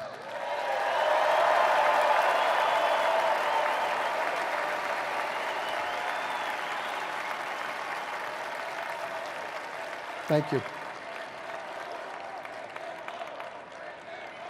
This achievement demonstrates the strength of President Trump's leadership and the respect he commands on the global stage. It is yet another example of his ability to deliver results in the most complex and challenging situations. The Abraham Accords, a testament to his vision and determination, have also brought historic progress to the region, transforming old rivalries into new alliances. These agreements are not merely symbolic.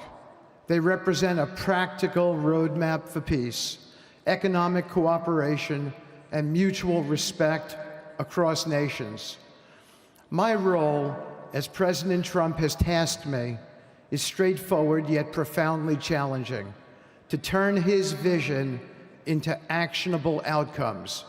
He sets the agenda, he lays the framework, and he inspires people like me into bold action.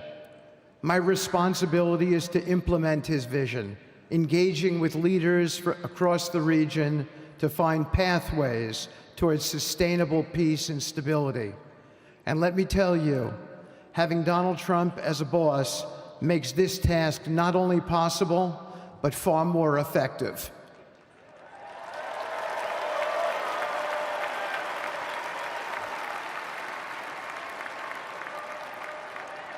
President Trump's reputation as a leader who delivers results resonates far beyond Washington. So he's the fall guy. Leaders in the Middle East know he means what he says.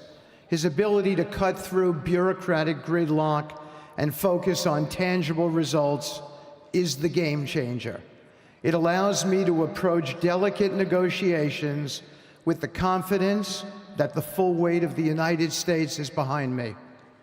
The principles President Trump has laid out for our approach to the Middle East and foreign policy in general are fourfold, and they are clear.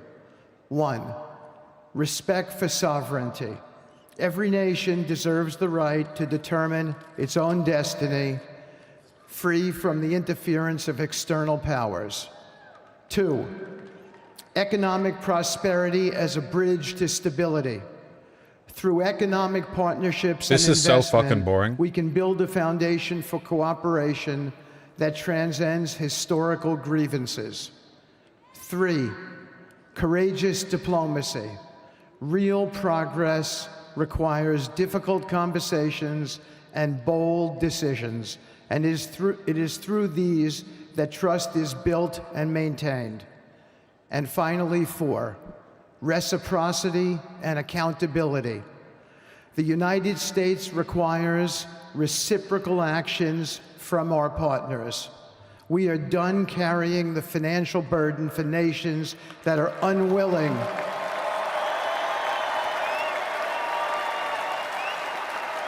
Bring back the music. Yeah, you all shit talk the music, and look at what you brought in.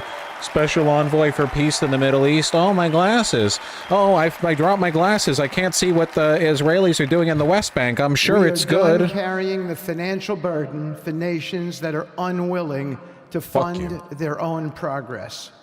The days of blank checks are over.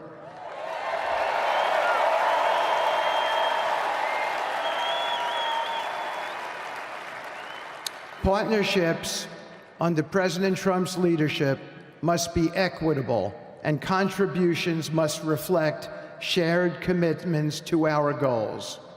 In my work, I've seen firsthand how these principles resonate. They provide a foundation that transcends politics and speaks to the shared humanity of all people in a region. Leaders across the Middle East recognized that this Trump administration is serious about results, not symbolic gestures. I was wrong, Vosh. This is the banality of fascism. Meaningful progress. You're correct on that one. Yeah, you're not getting much from this. Thank you.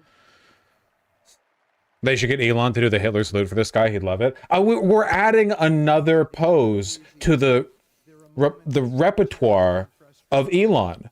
Now he can hit the X and also the Roman salute, which I'm not going to do on camera. I'll do it off camera all the time, even, but like not on camera. He's building up like an emote list. You know how in some games nowadays, because people need a constant drip feed of unlocks to keep them excited by playing a video game, you can like unlock emotes. They have in the Souls games, you know, you see like a calcified corpse of a guy looking up his own asshole, and then you inspect it and you get the look up your own asshole emote. Elon is building a library of emotes. Facilitating dialogue between long-standing adversaries. My focus remains on actionable results. What the fuck are you talking about? Let me This guy's never played Dark Souls. saying this. A stable and prosperous Middle East is not an unattainable dream. X jump, Nazi salute, ketamine stare, what else? It is a goal within our reach. Look, the X jump happened months by ago. Strong leadership Okay? and unwavering We only just got a new one today. Under President Trump's guidance, we are proving that the impossible can become reality. Thank you, but I have one more thing to say. We have some special people for me to introduce you to tonight. President Trump has been talking to them as well. They are the families of hostages from Israel who have been in Gaza for the last year and a half. There are many of them here today. Several of the families have lost children and loved ones, and they're here because they're part of an effort to retrieve their bodies so they can be buried in a proper way. Several have children who are still in captivity. I'm so tired of hearing about the damn hostages. No, bro. Just because like 1 billion people have died in Gaza and lots of people have died in the United States due to gun violence and exposure and lack of proper medical care and due to heart disease and from so on and so forth. Like, bro, you have to be really concerned about the like 5 people. You have to be permanently sad over the one deal. And ignore the fact that Hamas promised to return the hostages basically like day one if Israel pledged not to invade, and Israel turned them down, and Israel's turned down a bunch of hostage deals and refused to negotiate with them and has killed some of the hostages themselves. Just ignore all of that, okay? You have to always be sad about this. Always.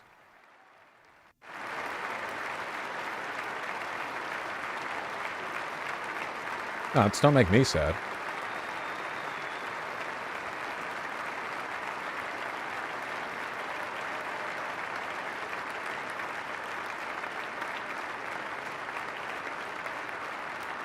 Slim fit suits, a damn plague. Look at all the crinkling because it's hugging the fabric of their shirt.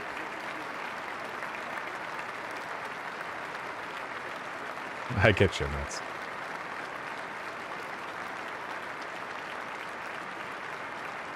Like, look at that. See all this puckering right here? Like, you're wearing a suit that has basically the same proportions as the shirt underneath it, which kind of defeats the purpose of a suit, which is a structured garment.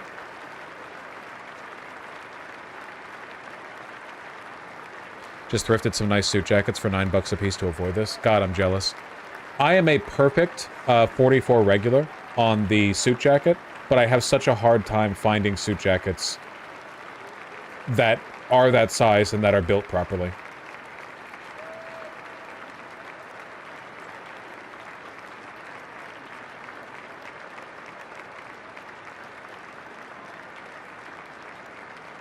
Lake and Riley Act just passed the Senate.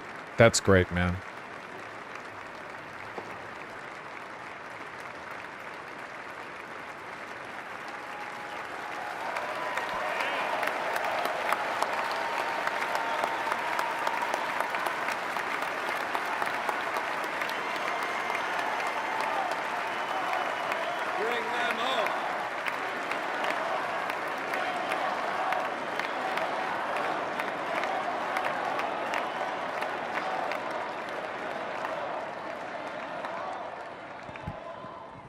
And now, I get to introduce my dear friend and the President of the United States, Donald J. Trump.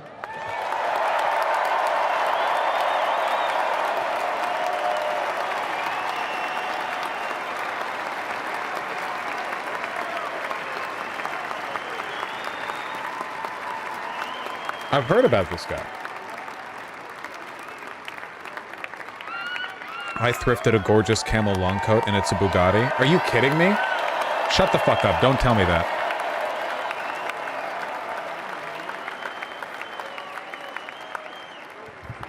Thank you very much, everybody. Appreciate it. Thank you.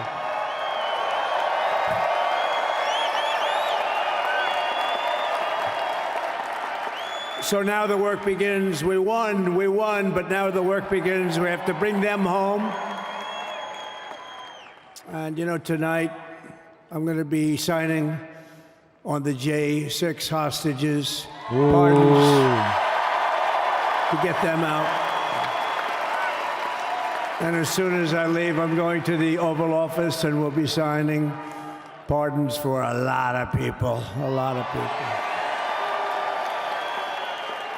And thank you to Steve Witkoff. He's a great guy. He's a friend of mine. He's been a very successful man. He's a great negotiator. He's a wonderful guy. People love him. And he's got a tremendous power of Can we not persuasion. get a better camera on this? And that's what we need. We don't need stiffs. We don't need stiffs. We got a lot of stiffs. You just had a whole load of them.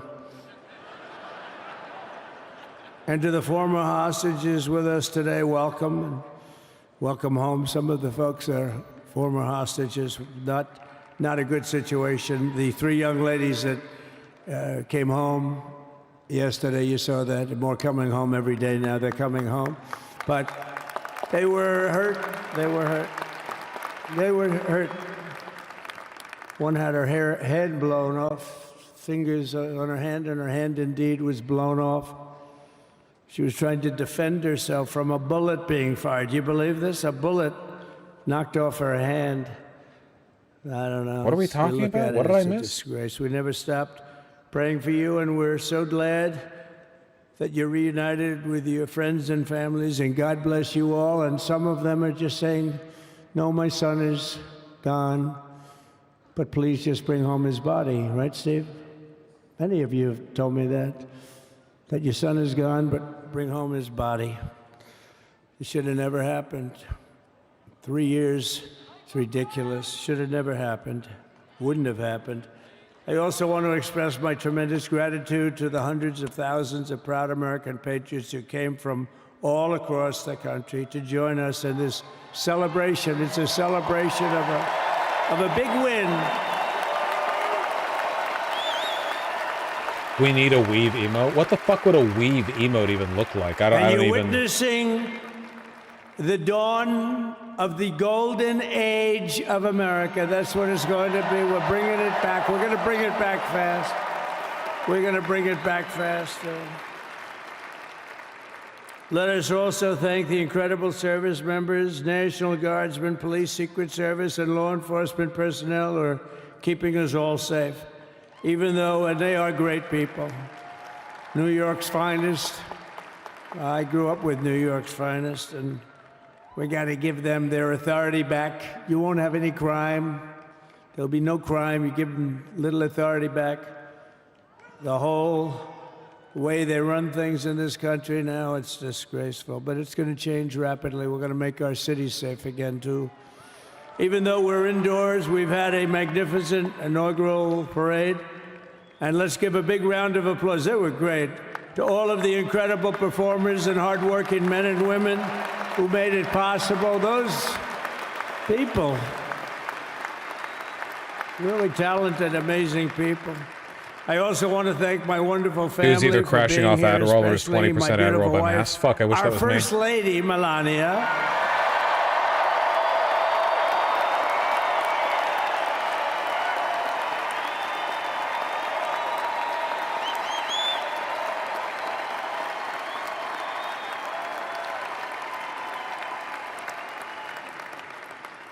They love our First Lady. And also, JD. How good has JD been? And his beautiful wife, Usha. How good is JB? JD has been great.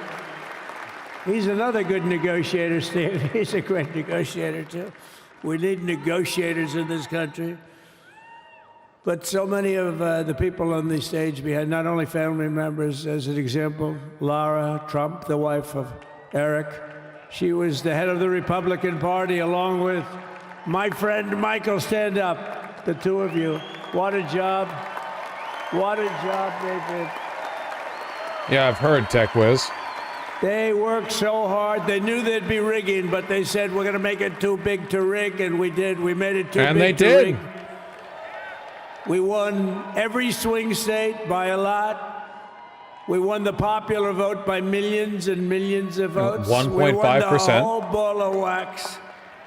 And now we're going to go and drill, baby, drill, and do all the things that we've wanted to do and bring your costs down, your prices down, and make our country safe. So thank you very much, Michael. Thank you very much. What a job you've done, Michael. I'm never moving you, you know. He was thinking about getting a nice job in the administration. I said, no, I'm leaving you right where you are. You've done a very good job. We're not moving you, Michael. I'm sorry.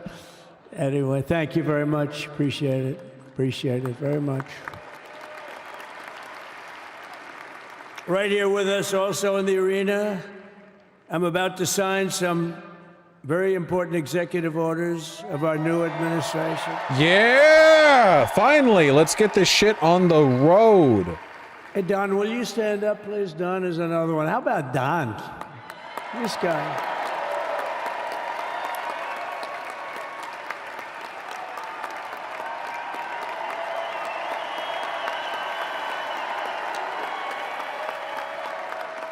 He's a popular one. He goes out and speaks. He gets a big crowd. He's a little on the rough side sometimes, but that's what you want. He's done a fantastic job, and he loves our country. Thanks, Don. Great job. You've done a great job. He looks and like Ivanka. a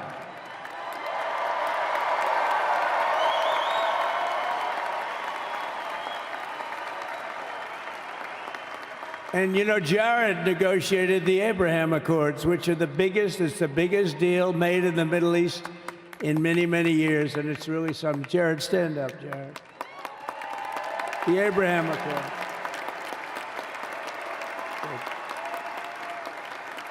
And Tiffany's going to have a little baby. And Michael.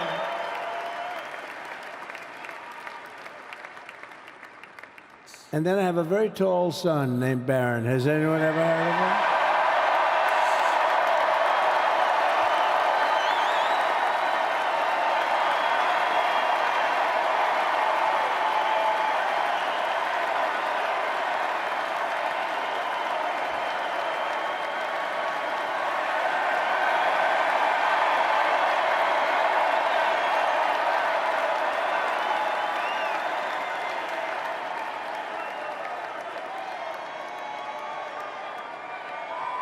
Thank you.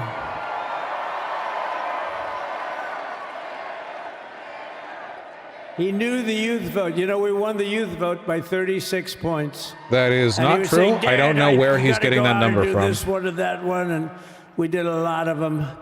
And he respects them all. He understood them very well. And he said, Dad, you got to go out, do Joe Rogan, do all these guys. And we did. Name dropped in the presidential Joe Rogan inauguration. was great. They were all great, right, Darren? They were all good. He understood the market. Another famous one. How about Kai? Stand up, Kai.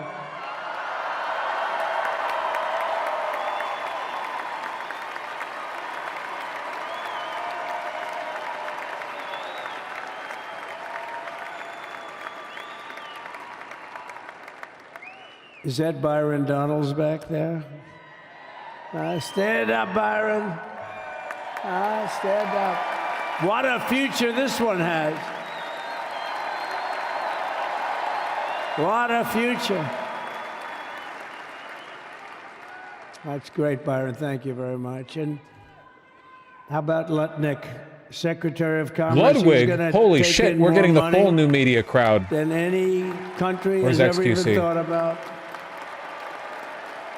He's going to take in some money. And we have many others. Look, I'm not going to go through it, but we're going to sign some orders right now, and that's really what I want to do. So we're going to sign executive orders. First, I'll revoke nearly 80 destructive and radical executive actions of the previous administration, one of the worst administrations in history. Maybe not one of them, the worst. Anybody that would allow millions of people to pour through our borders from jails, prisons, mental institutions, insane asylums, gang members to be taken off the streets of Venezuela and deposited in our country, and many, not just Venezuela. You know, crime in Venezuela is down 74% because they took entering their the weave. criminals and gave them to us through an open border policy of the previous administration. All over the world, they're emptying their prisons into our country. They're emptying their mental institutions into our country. It stops as of 1 o'clock this afternoon. Okay, it stops.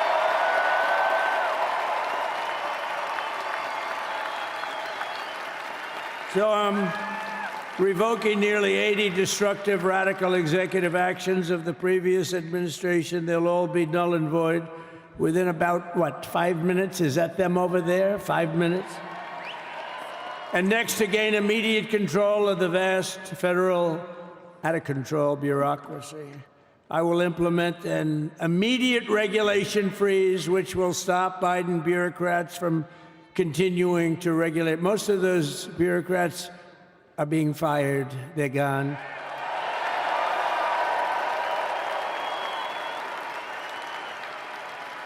Should be all of them, but some sneak through, but we have to live with a couple, I guess. I'll also issue a temporary hiring freeze to ensure that we're only hiring competent people who are faithful to the American public. And we will pause the hiring of any new IRS agents. We will also require that federal workers must return to the office in person. I can't believe that Trump is a business take tyrant. the 88,000 people that they hired to go after Yeah, you. you have to come back into the office so that I can flick rubber bands at the back of your neck while you work so in a many other cubicle. people. Remember this. Okay, remember? Do you remember a little statement about tips? Does anybody remember that little statement? I think we won Nevada because of that statement. Do you think I could make But they went out and harassed you over the the tips. In donations other you give me words, tips? we are restoring control of our government. those to are the tips, people. right? We're You're gonna tipping take me for the those stream? 88,000. You're literally Let's see tipping if me they'd for the like stream. to work on the border because that's where we want them, really. Maybe this guy isn't so bad. So we're going to have no tax on tips, right? No tax on tips. Okay. All right. Okay. And we may have, like the Speaker of the House. Is he here? He's done such a good job. Is Mike here? He's around here someplace. I saw him just a little while ago. Hello, fellas. Look at you guys. Yeah, I know it. He's great. He's doing great. They're all doing good. I'm The starting to Republican warm Party up has to this never been guy. unified like it is right now. They want to save our country. And we're going to more than save it. We're going to make it greater than it's ever been before by a lot.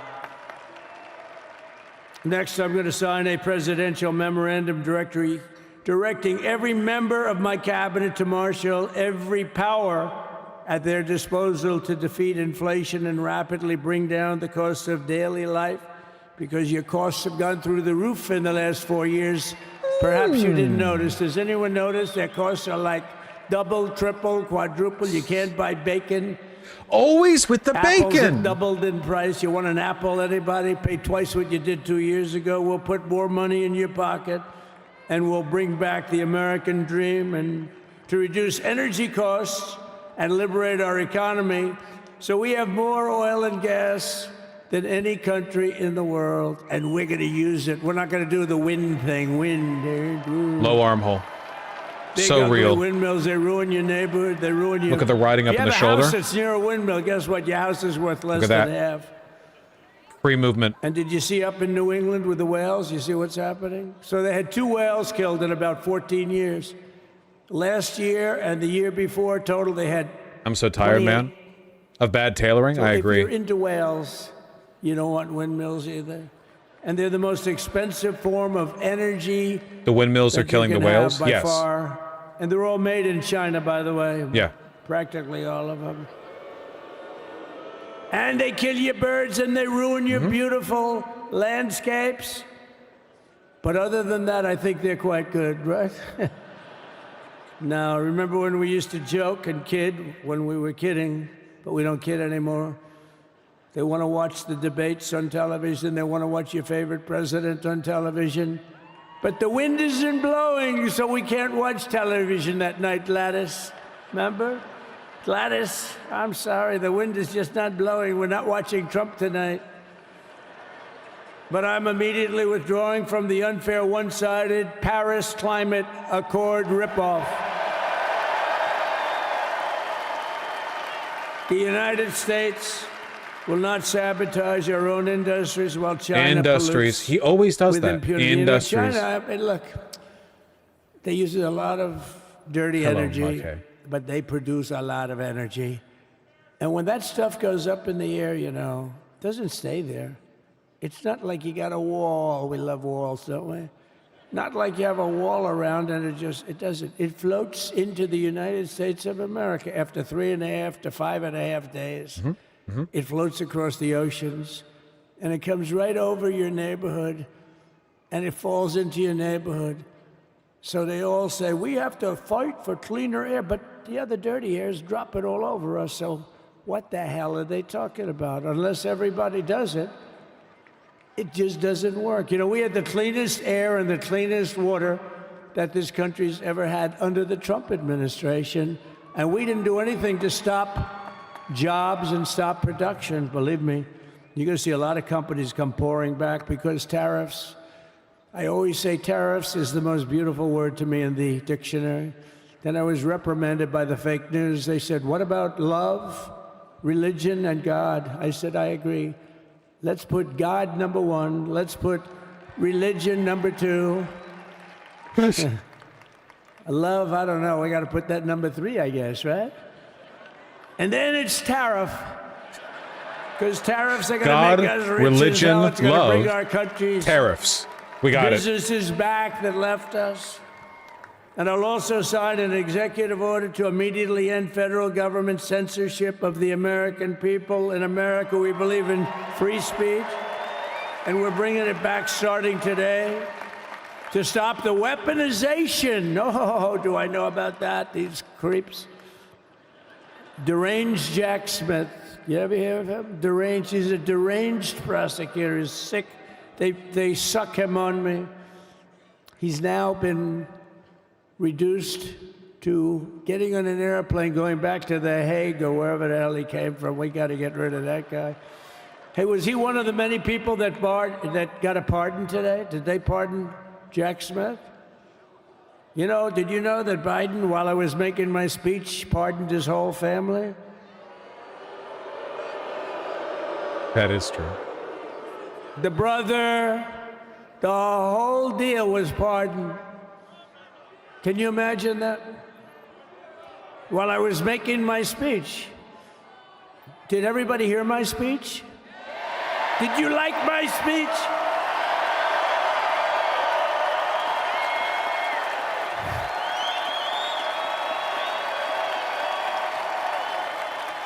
Thank you.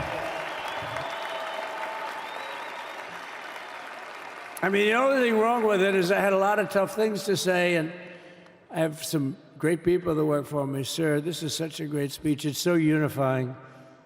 Don't talk about Biden with his pardons of his family. We want a unified country. They said, don't talk about the J6 hostages that you're going to be releasing today. Sir, don't put that in your speech, please. I said, but I want to put it in my speech. I said, sir, it won't be unified like it is. It's so beautiful the way it is. And it is getting great reviews. You know, if I put things like that in, I'll get terrible reviews. One little paragraph that's a little bit wrong, the fake news goes crazy, right? So I said, all right. I don't know, guys. I'm sorry, I don't know. Put it in my speech, but you know what? I'm speaking in front of a hell of a lot of people at a place called Capital One Arena, and I'll talk about it there. So we're going to be going over the beautiful Oval Office, one of the great offices in history. Even if it wasn't beautiful, it's the Oval Office, but it is beautiful. And we love the Oval Office. It all starts with the wars start and end there. Everything starts and ends at the Oval Office. We love it. But we're going to go to the Oval Office. We're going to release our great hostages that didn't do, for the most part, they didn't do stuff wrong. You take a look at what went on, and look what happens in other parts of the country. In Portland, where they kill people, they destroy the city, nothing happens to them. In Seattle, where they took over a big chunk of the city, nothing happened. Minneapolis, where they burned down the city. True, nothing happened with Nothing Chaz. happened. That is true. Essentially, nothing happened. All they want to do is go after the J6 hostages. A 76-year-old grandmother was arrested Smoking the other day. ruins of Portland. She Yeah, I was picked looking- up a sick she was denim looking jacket at the from Capitol or Selvage down something there like that. recently. No, we're not going to put up with that crap anymore.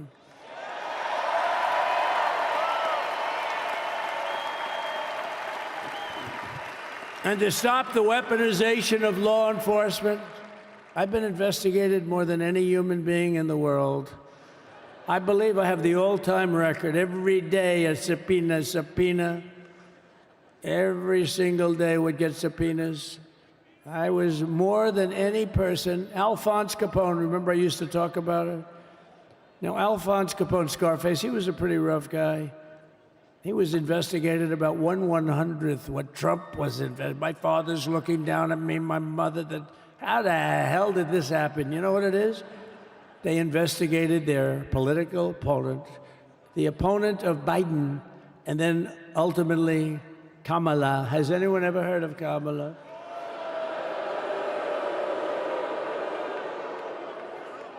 We had to beat two opponents. You know, we had to beat Biden, then we beat him. Now he goes on top. The guy was like 39 points down. I think I could have beaten Trump. They should have left me in. I would have beaten. It's true. It's funny because it's His true. performance wasn't the best, right? That's what killed him. And then they had to change, and that's like you get into a fight. The great Dana White spoke last night. We love Dana White, right? UFC. That's like he puts in two fighters. One of them's getting creamed, getting really beaten, and they say, all right, take him out. Let's put somebody else in to finish up the fight. That's what they did to us. They gave us somebody new, but we took care of both of them. So we beat actually two opponents. But to stop the weaponization of law enforcement and our government, I will also sign an order directing every federal agency to preserve all records pertaining to political persecutions under the last administration, of which there were many, and beginning the process of exposing any and all abuses of power, even though he's pardoned many of these people. Can you believe it? He's pardoned them. You know why he did it while I was speaking? Because that way I couldn't speak about it. I was speaking. I didn't know he did it. I finished my speech, And they said, sir, he pardoned his whole family. I said, ooh, can I go back out there and talk about it? Somehow that wouldn't be very elegant. Our First Lady would say, please don't do that. But we have plenty of time to talk about it, and we will. We're doing all of this on our very first day in office. You know, don't forget, we've been in this position, really, where we won the primaries in record time. We were the fastest win of a primary ever in political history, which is a very nice thing. It's nice to know. Well, the second election was rigged, so we knew we were doing well. And if it wasn't, you know what? If it wasn't, I would have never run. But the third one was just a monster. Boy, was that a big one, huh? That was a big one. On the second one, we got like 10 or 12 million votes more than the first one. How about that? We did great on the first one. We did much better on the second one. But bad did we do well on the third one. Just put the executive orders in the bag, old man. Come on. It's very simple. We're going to make our country great. We're going to make our country great again. We're going to make America great again. How good a name is MAGA, though, right? You know? I was going to say, keep America great, but unfortunately it wasn't great. Can't say keep it great. It will be great again, but CAG, keep America great, CAG, I don't think it's ever going to replace MAGA. Does anybody like CAG? I don't think so. It's never replacing MAGA. Nothing will ever replace MAGA. MAGA was the most successful political operation, political movement in the history of our country, maybe in the history of the world. Let's see what happens, because we're not finished yet. We're not finished yet. We got a long way to go. Yeah, we have the executive orders for But we're one. doing this on the very first day in office, and in just a few moments, I'm not only signing the release of the J6 hostages, I'm signing other things that you're going to love. Oh, you're going to be happy reading newspapers tomorrow, and the next day, and the next day, and the next day. So I just want to thank, I mean, look at this place. It's full to the rafters. You don't have any. Look at those people up there. You don't have any empty seats.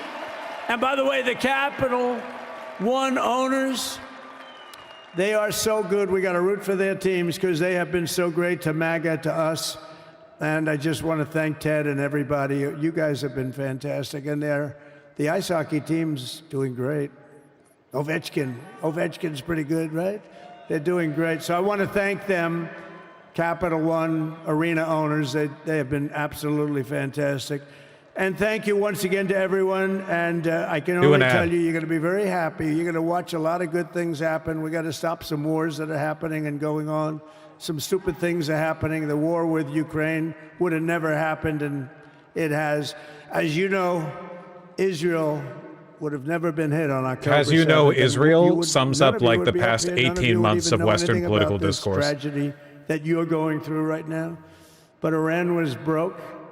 Anybody that bought oil from Iran, they couldn't do any business with us. You're not going to do business with America. China passed, everybody passed. They were broke. They didn't have money for Hamas. They didn't have money for Hezbollah. And your sons would be alive, and they certainly wouldn't be incarcerated like they are. It's a shame, but we're getting a lot of people out in a short period of time. So I'm going to go right over to here, and I'm going to sign in front of you. Is that okay? Good.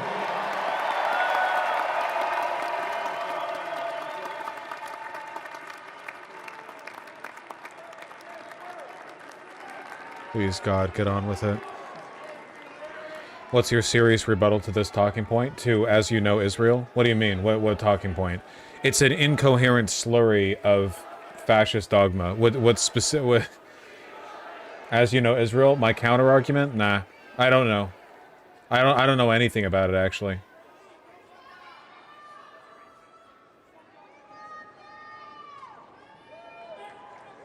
Does Rosh read his donos out loud? I do at the end of the streams. At least I try to.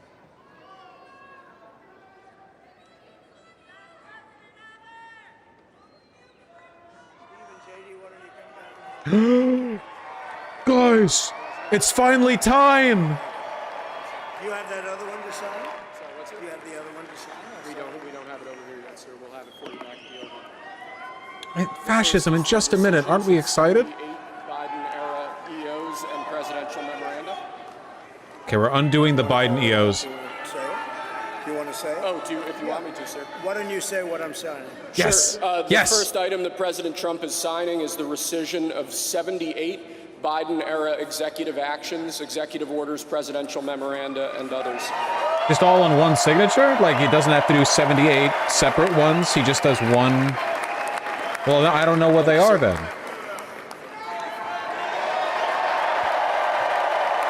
Yeah, that seems like cheating. Do 78 signatures, bitch. The second item, President Trump, is a regulatory freeze, as you announced in your speech, preventing bureaucrats from issuing any more regulations until we have full control of this, the government and this administration. Great. That's great.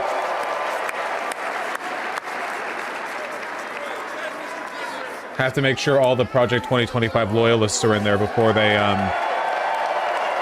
do anything new.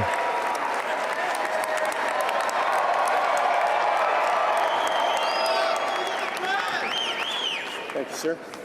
Sir, can I have a pen? The next item, sir, is a freeze on all federal hiring, excepting the military and a number of other excluded categories, again, until full control of the government is achieved and we understand the objectives of government going forward.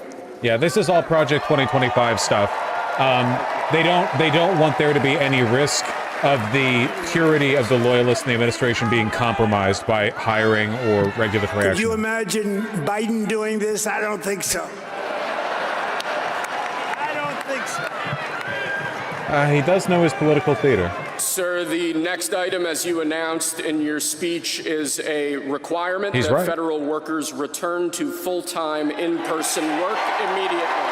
Back to work, so your manager can throw paper clips at you or whatever. It doesn't matter whether or not you're getting the job done. Small business tyranny demands that you be there in person, miserable, on the road, commuting back and forth every day, back to the mines.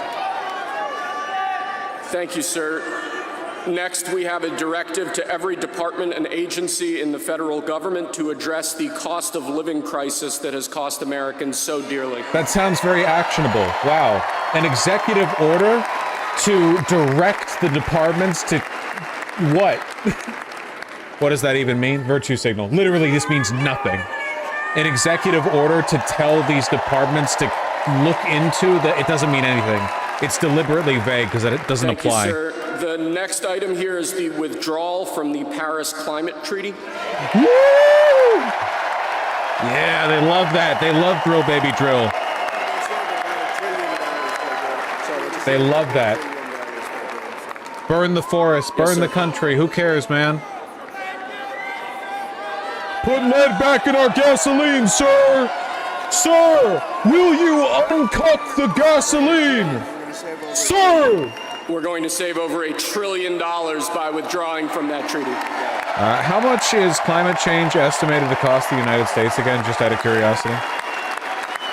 And the Don't next answer that. item, sir, is a letter that will be transmitted to the United Nations explaining that we are withdrawing from the Paris Climate Treaty. Oh, well, okay, that's the same as, okay. You could just put both of those in the same executive order. Like, you could put removal and, okay, whatever, we're doing it for the theater. Yeah, we're also letting the UN know. They wouldn't have known otherwise. Thank you, sir. This next item is a directive to the federal government ordering the restoration of freedom of speech and preventing government censorship of Finally, free I can speech say going it! forward. X-Jump! X-Jump! Oh! Freedom of speech is legal again. We can say it now. We can say it now. Oh! I have some criticisms that I would like to make of Israel. Account deleted. I know how this works. And lastly, sir, before we go back to the Oval Office to sign a large number of other items, is a directive to the federal government ending the weaponization of government against the political adversaries of the Where's previous the administration, as we've seen. Man and woman EO? Wouldn't they want to put that here? Isn't that like a big virtue signal? This is the end? What about the anti-trans one? Where's the cheaper eggs? Executive order. Why are my Thank you very much, sir. eggs still expensive? Appreciate it.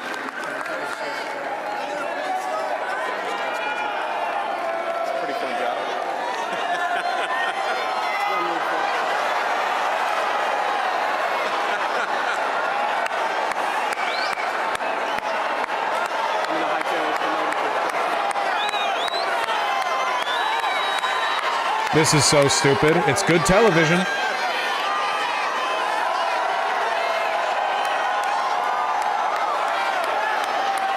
Yippee!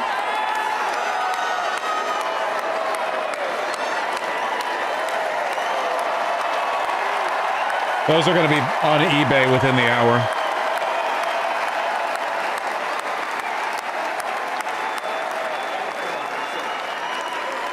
I'll be honest, I wouldn't mind a true leftist candidate tossing me a pen. Yeah, of course not, because everyone wants this. Literally everyone does. Everyone wants a charismatic, enthusiastic leader doing big, bombastic shows of their positions and so on and so forth, you know? It's the liberal obsession with procedural, you know, ineptitude. That's their thing. They love that. I don't even think they do love it, to be honest with you.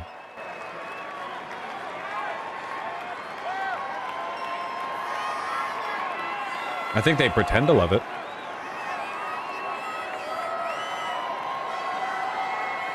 Is that really all he's signing on stage? Yeah, I expected him to sign more. We did all that pomp and circumstance. He only signed like fucking 7 times. And one of the signatures was to remove 78 Biden executive orders.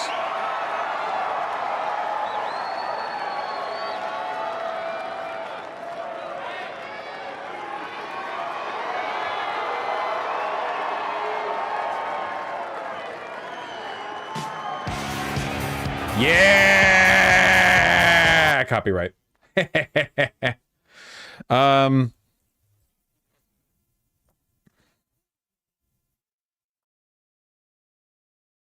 Young man. What all 78 orders were there again? I don't know. I wish I knew. Did you hear about Vivek? No, I missed the Coconut Gang. If there's any message log history of you having mentioned Vivek leaving Doge.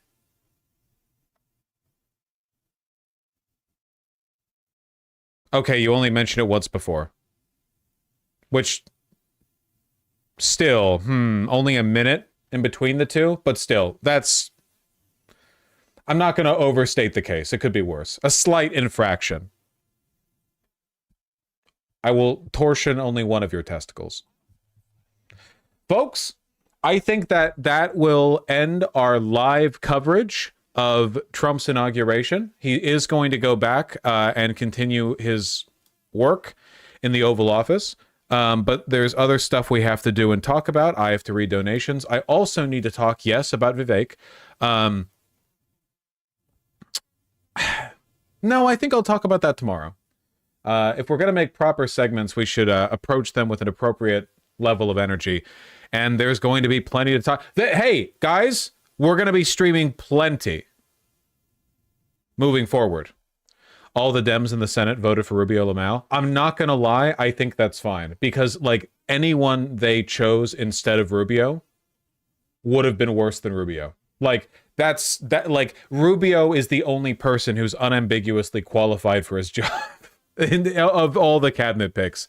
That's not surprising to me. Yeah.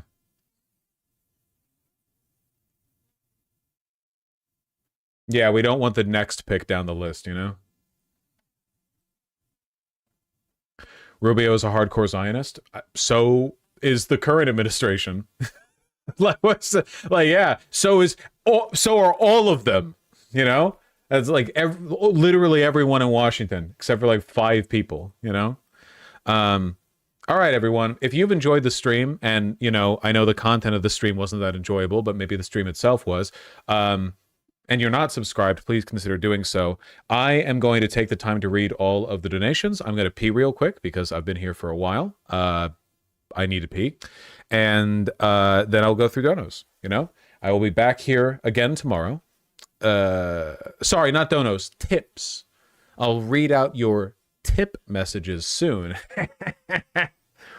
Oh, you get me. You get me.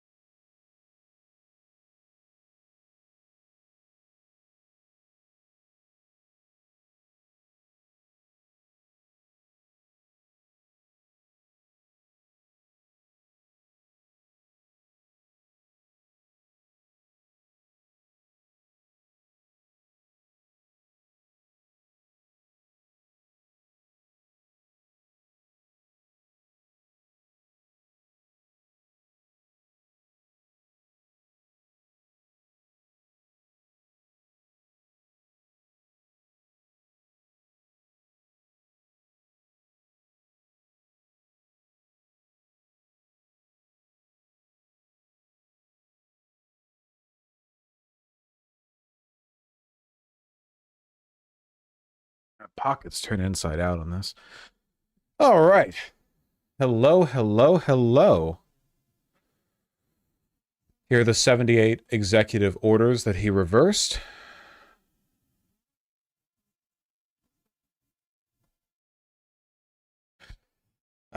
Advancing racial equity and support for undeserved communities throughout the federal government, ensuring a lawful and accurate enumeration and apportionment pursuant to the decennial census, organizing and mobilizing the United States. You know what? We'll deal with this later. I'm going to read donos. Lumberjack N, thanks for the gifted tier 1 sub. Username, thank you for the tier 3 sub. Nice nice spelling. Noos, thanks the tier 1 sub. Likewise, Rock JB2D. King Kerplunk, thank you for the $5. Someone and Panthera, thank you for the tier 2 subs, both of you. And Panthera, I hope you're doing well. Yeah, it sucks to lose a pet. Gurness, thank you for the gifted tier 1 sub. Legendary Frog, thank you for the 2 $10 donos. Thanks for the stream and cheers to whatever the hell this is all going to be over the next 4 years. Cheers to 2025 and whatever the hell this ride's about to be. Yeah, probably not anything good, I would imagine. Done the Mito, thank you for the $5. God, I can only imagine how Kamala feels sitting there for this Stucker Z. I don't know, but like, maybe like humiliated by the indignity of losing, but genuinely, fuck these people. Fuck the Democrats. Like, they led us to where we are right now, you know? I will never devolve into that, like, grifty bullshit where I'm like, oh, the Democrats are just as bad as the Republicans, or like, you know, voting for Democrats was worthless, because that's not true. Even forestalling this would have been preferable. But, like, man, it's a low fucking bar.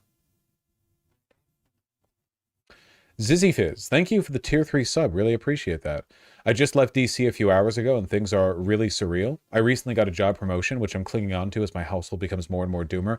Yeah, unironically, these, at least 4 years, these are the lock-in years. And I mean that, I'm so serious about that. Do you drink? Don't. Do you smoke? Don't. Don't do none of that vice shit. Okay, you're on that fucking grind. Okay, you're on that, like, you manage your close circle. You know, take care of the people that are in your, like, direct orbit. Take care of yourself. You are going to exercise. You are going to meal prep. You are going to be responsible. You're going to outline, your plans for the day, for the week, for the month, for the year. You're going to set goals and meet them. You're going to eat beans. I mean it. I mean it.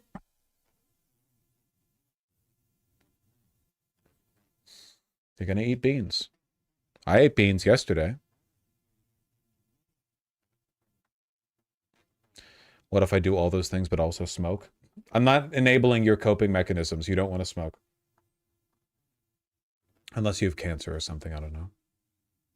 Sake, thank you for the 5 tier 1 subs. I'll play Metal Wolf Chaos sometime soon.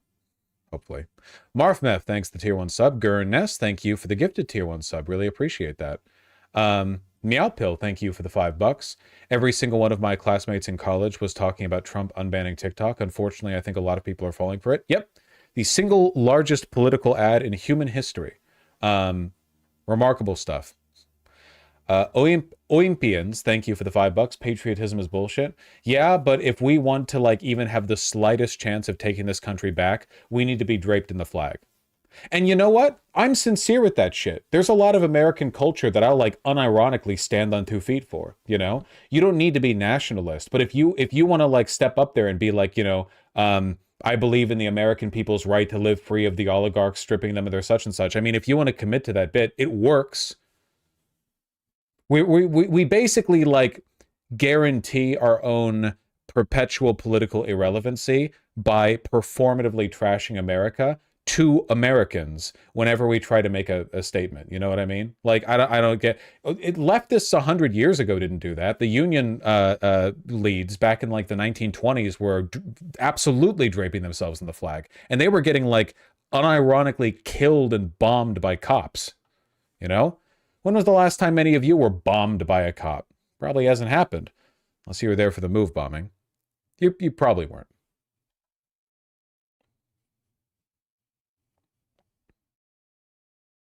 I don't believe you.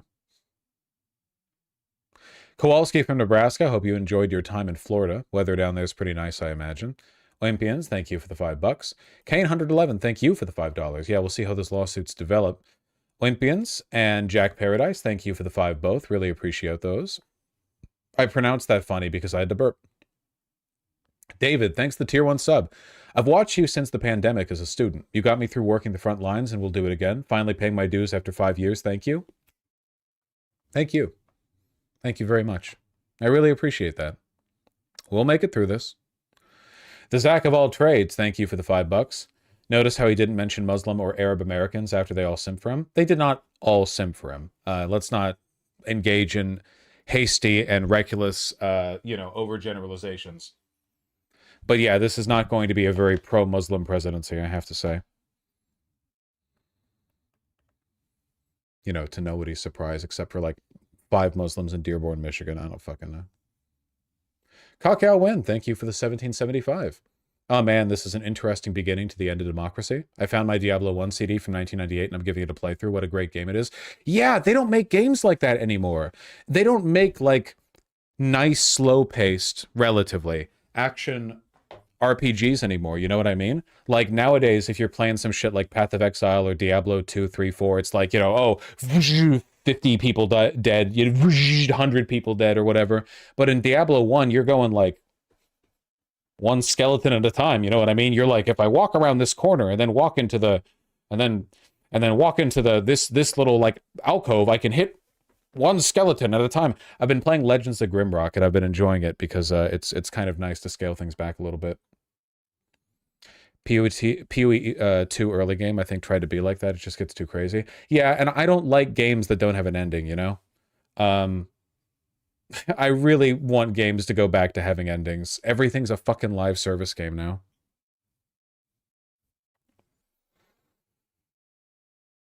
Baja Blast Binge, thanks the tier 1 sub. Take my measly dollars so we can all survive this administration. Yeah, I won't even get taxed on them, apparently.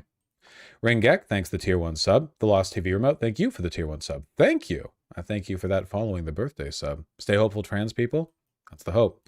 Penultimate, thanks the tier 2 subs, giving you my $10, even though I know you're just going to spend it on clothes. No, actually, I made a pledge to not buy any clothing until I go over to New York. And it's been really rough because Buck Mason came out with a few things that I'm eyeing optimistically. But hopefully they still have it after the pledge is fulfilled, the pact. They have this really, really, really nice fleeced sweatsuit that I'm extremely fond of the look of. See? I really like the contrast on the cuff and on the hems of the kangaroo pocket. The dropped shoulders. Just got a nice feel to it, I really like 1940s and 1950s style, like athletic wear. The old champion stuff.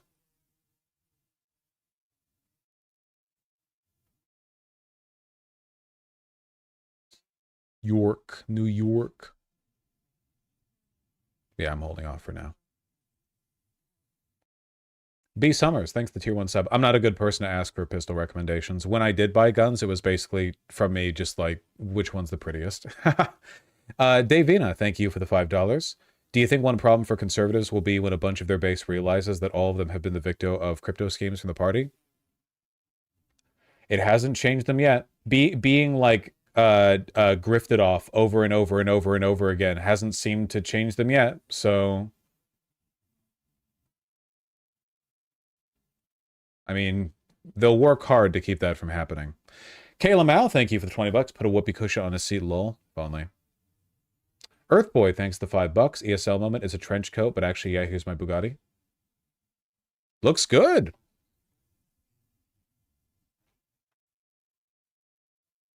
And you thrifted this for like, what, 50 euros or something? Hell yeah. One day it'll be me. And Earthboy, thank you for the additional $5. Also, good luck with the next 4 years, Vosh and chat. I'll be here in Portugal, welcoming any Voshite refugees with my 50-cent coffee that'll change your life. People hug. As in, like, you know a local cafe, or you are a barista and you make 50-cent coffee.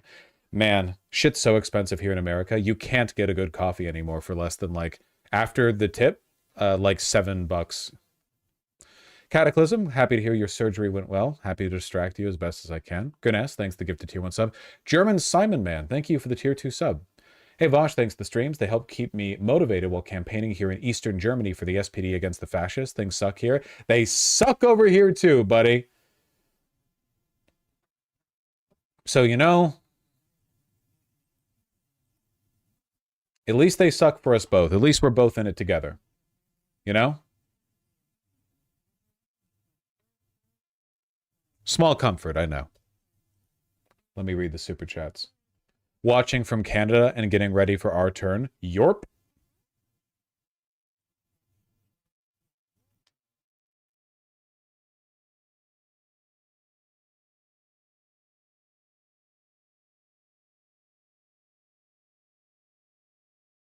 Where's the button I have to press? Every time I try to look for super chats, I blank out when I open up the YouTube studio and there's just all of the buttons in analytics. And I'm like, you know, just looking around. Wow, there's a lot of super chats. I guess I should have expected that given the attendance at the stream.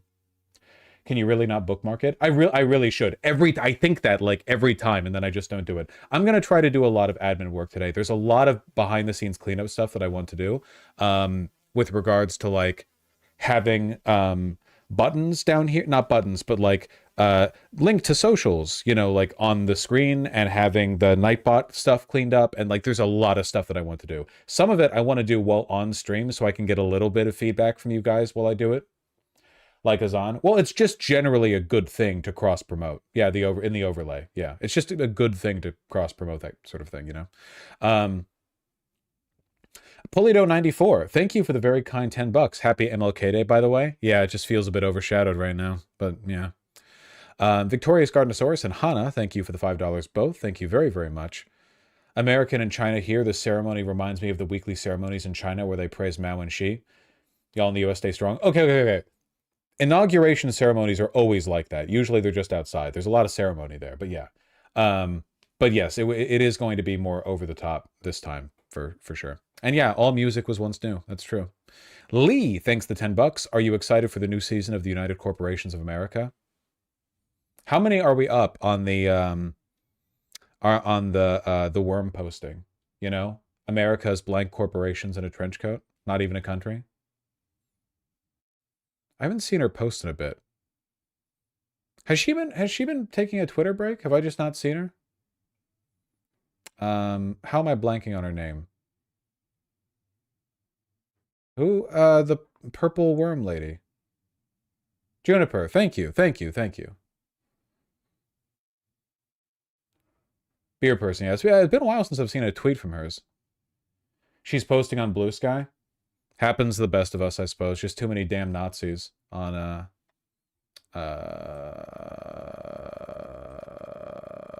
Twitter. Or X, the everything app, as it's now known.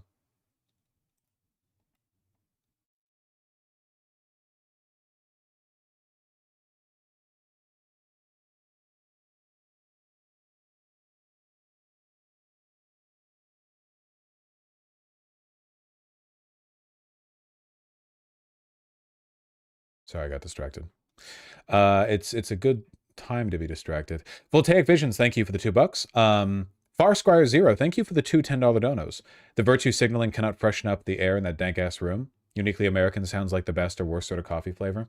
It's a fun time to get into, like, you know, really get into, like, classic made in American vintage menswear kind of stuff. You know what I mean? Being very concerned about whether this material was made in the United States, but not in a chud way. Wannabe Mystic and Zach of All Trades, thank you for the $5 both. Good luck, Zach of All Trades, with your work. Foxby and Lee, thank you for the $2 both. Really appreciate that. Lee and Farsquire Zero, thank you for the $5 both. Biden, you can do the funniest thing right now. He didn't. Stephen Ryan Podcast and Mike Hunt, thank you for the €2 and dollars both. Thoughts and prayers from Ireland. Good luck, guys. Thank you. Much appreciated. One day I'll visit the Isle, the Emerald Isle. I'm just in the Emerald City now. Wannabe Mystic, Ghost of Avalon, Moisture, Zach of All Trades again, thank you. And Rio, thank you for the $5 all. I really appreciate that. the people who voted for him aren't even watching this. They're at work. It's the Trump, Antifa only has time to go out there because they don't have a job posting really hits until you remember that on average, a red state has a GDP of $5 and receives more money from the federal government than it gives back. And the average blue state is an economic leviathan. It's until you really reflect on like where the money actually circulates, and it's in cities. Apart from that, Saucy Potatoes, thank you for the $2 Australian. Really appreciate that. Be So For Real, thank you for the $5. Can you go by James Vance now? JD is so dorky. James Vance does sound better than JD Vance for sure. CDC and Beats and Ed Gams, thank you for the $10 both. I really appreciate that. Better start calling Trump the sous chef because this country's cooked. He doesn't have the talent to be a sous chef. That shit takes work, okay? My man's my man is a chain-smoking line cook who is drunk off his ass, at best. Ghost of Avalon, thank you for the $10. And Lao Shimazaki, thank you for the 1,000 yen. As someone who's half Chinese/Japanese, is the inauguration supposed to look more like a funeral? It was a lot more somber than it normally is because it was inside. Because it was inside, you didn't have quite as much of the bombacity. Normally, there's a lot more. Yeah, it did feel a lot more funereal. Mostly, I think, because of Melania's hat. That thing was crazy. Emesh and Anime3806, thank you for the $5 both. Really appreciate that. Thanks for covering this. Also, if he actually tried to take the Panama Canal, would there be ramifications for it, or would the world just kind of shrug? The Panama Canal is an enormously important trade channel for the entire world. Any threat to it would be taken extremely seriously. Also, I don't think Trump's going to do anything about it because, again, any disruption to the Panama Canal would fuck up the international supply lines that the corporations that own Trump rely on. So, I think they literally just gave him a list of distraction topics. Notice how artificial it was. Literally, like, one day he just went up to the mic and he was like, by the way, Panama's screwing us, the Panama Canal, we should take the Panama Canal back. They're charging us twice as much as they are China. 36,000 people died. Like, literally, like, out of nowhere, he just had, like, a script ready to go on that. There wasn't a lead-in or an event that led to it. They literally just told Trump, here are the things you're going to bring up to distract people from the fact that the economy is getting worse.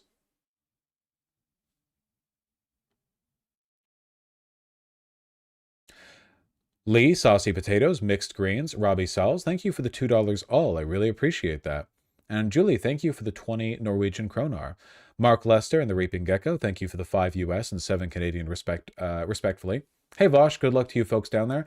How do you stay hopeful despite everything going on? Myself and most people are really struggling to. Well, I mean, you have to have your orbit, you have to have your circle, you have to take care of your primary needs first. Keep in mind that in a lot of cases, no matter how bad the political news is, if you just magically didn't follow it, most of your life wouldn't change. The dread is something that you're projecting and responding to thanks to the information, not necessarily thanks to the direct effect in your life. I'm not saying nobody's affected by what happens politically. I'm saying that it's important to try to keep your life going and don't let it falter just because of information that's being provided to you. You know what I mean? Like, lives will be ruined over this, but you have to, so far, at least for all of us, Trump taking office has not affected you. For many of you, it will, but right now, I'm betting it hasn't. So all your daily routines, your self-care, upkeeping yourself, all that should still be just keep on going,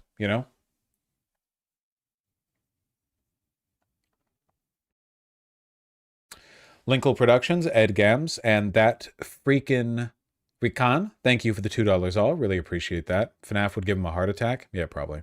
Pants, thank you for the $20. I was a protester at his first inauguration and saw the old MAGA guy who always flips off the camera in news B-roll get hit in the face by some guy's floppy packer right in front of me. By floppy packer, are you referring to something that isn't a penis, or are you referring to a penis? Either way, that's great. Do I need a burp? Infuriating. Absolutely infuriating. Be so for real, that freaking recon, and Scootable, thank you for the $2 all. Should Baltics be worried now that Trump's president? I don't think he's going to let Russia invade the Baltic states, but, you know, I wouldn't be not concerned at all, is what I'll say. I matched the $5 on the plus side. We found Carmen Sandiego. No, she wore like a full voluminous coat. Much more romantic. Lucifer Morningstar, very edgy. Thank you for the $1. John, thank you for the $20. Fuck me, anyone else probably already not on good terms with an oligarch. Not good times, folks. Mutual aid, passports, and PP equipment. Listen, given how online Elon is, it's very possible he knows who I am too. I have to start pro-Elon posting on Twitter, you know? I have to go on there and be like, I don't think it was a Nazi salute. I think he was just being quirky. Got to get in on the, you know, in the circle. Victor Fain, thank you for the $10. Hey Vosh, never donated to a streamer before. Thanks for putting the nail in the coffin of all the messed up political ideas that I used to hold. You are a genius rhetorician and no BS thinker. Oh, you're glazing me too much, man. I appreciate that. Thank you. I appreciate that very much. We're entering a new era, you know? We are going to... There's a lot of work to do. So, you know, if you're fond of what I have to say, we're going to have to be saying a lot more as things move forward. Thank you. Ed Gams and Mr. Harvard, thanks the $2 both. Really appreciate that. Horsefly King and Victorious Gardenosaurus, thank you for the $5 both. I'm glad to be able to experience these horrors through someone like you. Also, you ignored my dono about Sardonicast, uninterested in these things. I don't remember ignoring a dono. Do you mean earlier from the stream? I remember receiving a dono at some point about Sardonicast, though I don't remember whether I read it or not. I like the Sardonicast. I've listened to it. I assume if you sent a dono about it, you were asking if I'd want to go on. I like the Sardonicast, and I'm on good terms with that of YMS fame. I just... usually the problems with me collaborating with other people have more to do with the broader internet landscape and less to do with my interest in doing so. That being said, right now I've got my nose to the grindstone, okay? Like, I'm going to be streaming a lot tomorrow. There's a lot to do, you know? You get me. Hillel Finder, thanks to $10. Are you ready? Are you ready? Dr. Facilier is the only thing people remember from The Princess and the Frog, right? He was cool. Still alive and Hillel Finder, thank you for the $5 both. Really appreciate that. Ant Zed, Brambo09, and Enter Chessman Longplays, thank you for the $2. Victorious Gardenosaurus, thank you for the $5, telling us to not give up, which I agree with. Still alive, Fairly Alive, and Ryan, thank you for the $2, $3, and £2 altogether. 10 Lawn Gnomes, thanks to 5. I'm not a huge fan of Ren Fair outfits myself, not my style of heritage menswear, but, you know, I do like it how when you go to a Ren Fair, somehow half of the girls there are enormously well endowed, and they have, like, big push-up bras, and the, like, boat-necked frilled dresses that show, like, a foot of cleavage. That's normally pretty cool, I think. Europe. Don Juan III, thank you for the 10 real. Enjoy your Age of Empires 4 playthrough. Spodamine, thank you for the $2. Jensen Joseph, Pants, Zach of All Trades, and Alan, thank you for the $5 all. I really appreciate that. I'm going to talk more about the CBP One app, Vivek Ramaswamy being dropped from Doge and other stuff like that tomorrow, I feel. I want to... Those are topics that aren't just like, you know, contemporary, but are going to have an effect moving like forward, and I want to talk about them with a bit more energy than what I have right now. I have been streaming for 8 hours now, which I know 8 hours is not that long, but it's a lot of time to talk straight for, you know. Mark Hay, Rebecca B, Mark Hay again, thank you very much. 7 Days of Misery again. Alan and Evelyn D, thank you for the $2 all. Please say hello. I'm watching you for years now. I did say hello, and I'm saying it again. Thank you, thank you. Elon literally did a Nazi salute. What the fuck is happening? The Hitler particles in his body seized control for a moment. Julius Augustus, thank you for the $10. Bosch is a member of a disenfranchised group living in the United States with the... Oh, Julius Augustus, an Italian. With the information and history you know, how do you stay, I don't know how to say it, but motivated to not stop trying / moving forward? Most people throughout most of history have had harder lives than we do now, have faced greater injustices and have had better reason to imagine the world ending, you know? From Genghis Khan, the fall of Rome, World War II, whatever, most people have had to like deal with the dread of like for most of human history, a bad winter could kill your whole family, you know? We live with more comfort than that now. Even the poorest people today in America, for the most part, aren't living on that kind of razor's edge, you know? If you're homeless, perhaps, but for the most part, like, you know, if you're watching this, certainly if you're donating, you have better guarantees to the future than even well-to-do people 100, 150 years ago, you know? So I'm not saying that none of this is meant to like minimize the suffering. What I'm saying is they kept trying. So we should too. You know? That's all I mean. Like, people moved out westward, even though like a third of them died of dysentery or whatever, you know, Oregon Trail shit. People kept reproducing, finding love, putting the work in, so on, no matter how hard life got. We should do the same.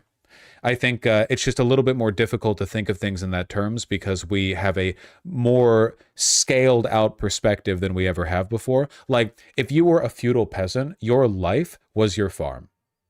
You know, if you were a serf, your life was your farm and taking care of the farm and maybe like some of the stuff going down at the local village, you know, maybe the people you love, your family, but your life is small. And sometimes you hear word, you go down to the village and you hear like, oh, 3 months ago, did you know that the king died and was replaced with his son? Yes, they say that his son is a cruel man and will treat us most fearsomely. And then you're like, oh, that sucks. Then you go back to the farm. Your life in that time was smaller. But nowadays, you go online and you're like, oh, here's literally all news everywhere. And I think that it can make people feel overwhelmed and it can make people feel like, oh, well, how do you keep on going in the face of this? And there's good things. Donald Trump hasn't removed your ability to drop a nut, right? You can still go out and get a slice of pizza. There's still stuff to fight for. So just try to keep the scale of your life and how you think of your life proportionate. You know, that's all I can say. Sean, thank you for the $5. Yeah, we'll see. We'll go over the list of Biden EOs removed tomorrow. Chronicle Games, Alan and David Bernard, thank you for the $2 all. Do I have to stop talking to my side girlfriend? No, just make sure your main girlfriend knows and your side girlfriend knows, and you know you're not pulling any Scott Pilgrim bullshit, and you should be okay. Disabled Caps Lock, thanks the $10. Thanks for hosting us through today. Thank you, Disabled Caps Lock, for using the Caps Lock key so much in my chat. I saw you. Brendan Spalding with the $10. I stopped smoking and drinking about a month back thanks to your advice. Now I'm going to the gym again and eating better. Absolutely grinding Sigma style. Fuck yeah, that's fantastic. Really happy to hear that. Absolutely. Yeah, I've been really enjoying the changes to my body that I've been noticing since getting on the Peloton. Not just my ass being a bit more filled out, but like I have literally never done aerobic exercise in my life. I've never done cardio because I had TB when I was a kid. So my lungs weren't like great to start out on. And my joints aren't phenomenal. So I don't like running. But the bike is totally fine. And I can now just kind of like casually jog up a set of stairs and be fine at the end of that. And it's only been like 2 months since I started riding, you know? It's just such a weird difference, you know what I mean? Because you don't feel like I am... Thank you, Thana. Genuinely, I appreciate that. Like, I am generally a pretty strong person. That's just a genetics thing. But I don't feel any different moment to moment than I would if I wasn't a strong person. It's just until you like lift up the weight that you feel the difference, right? Like if you're just standing here like you know, like this or whatever, it's like how can you tell? And likewise, I guess I always thought having a strong cardiovascular and respiratory system would feel like, I don't know, different. But in reality, what it feels like is oh, I just like jogged a little bit and I'm still breathing normally. And it's like, wow, that's actually really cool. I'm discovering things that I've never experienced before. They're totally mundane. But up until recently, my cardiovascular health was shit. It was absolute shit. So I'm kind of climbing up from that, you know? Seriously, Thana, thank you. I need to start getting back into the weights, you know? Any changes to your resting heart rate? I've never taken it.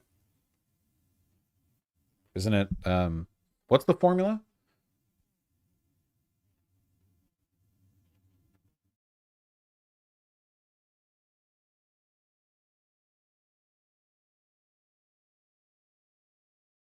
I can't tell if I'm feeling my heartbeat or the pulse in my fingers.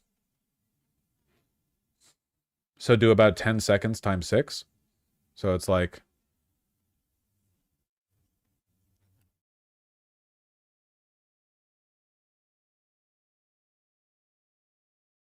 I can't count the beats while also counting 10 seconds. I'm sorry.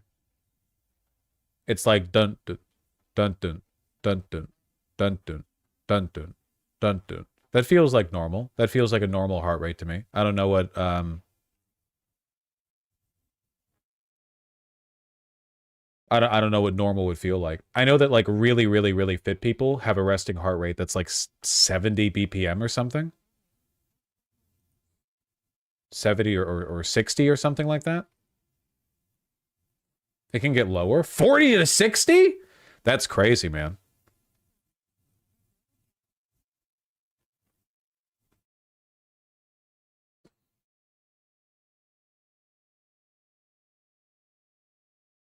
Runner's heart rate can get super low. Yeah, because every time their heart beats, their whole fucking body gets flushed like somebody's got a power washer inside of them. Their heart's like grown 3 sizes that day. That's pretty cool. Okay, take your pulse on the inside of your wrist and the thumb side. Am I dying, or have I never been able to take my own pulse from my temple or my wrist? Inside of your wrist on the thumb side. Oh, I can feel that. I guess I've never really tried.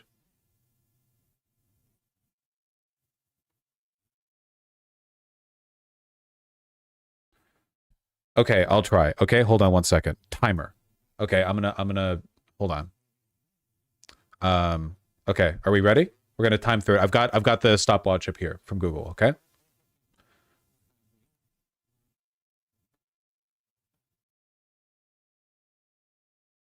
Seven, 8, 9, 10, 11.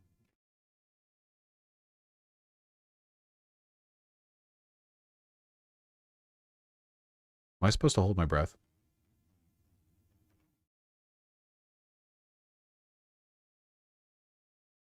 No.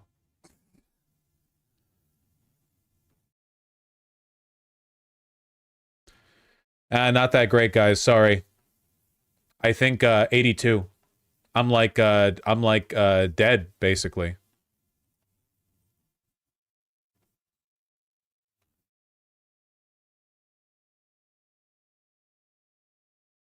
That's normal. That's nowhere near Lance Armstrong's.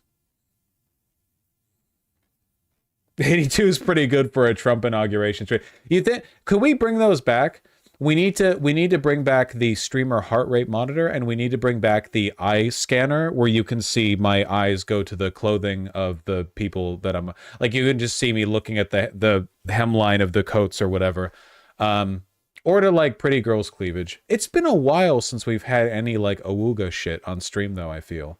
Not to say we need to rush back to that. Like, you know, we have better ways of holding your attention than, you know, booba posting, but I feel like it's been a while since someone's jiggly on stream.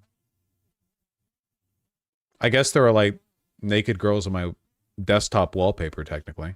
The pathologic girls, but that doesn't really count. That's art.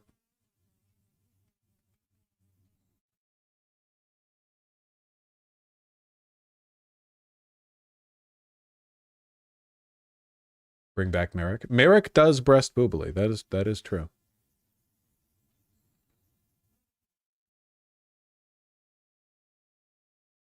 What do you think of the new One Piece girls? I don't know what you mean. I haven't caught up in a while. Maybe I'm missing it.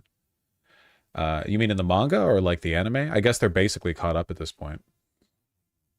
Manga? Oh, my bad. Oh, no, it's fine. It's fine. Wait, you have pathologic wallpaper? How have you missed that? It's been this for years. But it's not safe for work. It's just like an abstract painting. I'm new? Oh, okay. You know, this isn't actually the background that I want. It was the other one that I wanted, and it keep changing over to this one. I don't know why. That's not abstract. You're right. Sorry, not abstract. Painterly and graphic, representative, not realistic, not erotic. It's not meant to be erotic. I don't think it is, at least. Please rate this fit. Oh, I saw this. I saw this guy. He looks fantastic. IMO. It's just a big, pardon if I'm wrong on the taxonomy here, but polo coat over a double-breasted suit. Is that a polo coat? No, I don't think it is, actually. I think that's a... He's wearing the same type of coat that Trump was wearing to the inauguration. It's basically a suit jacket, but longer. Peacoat? No, it's not a peacoat.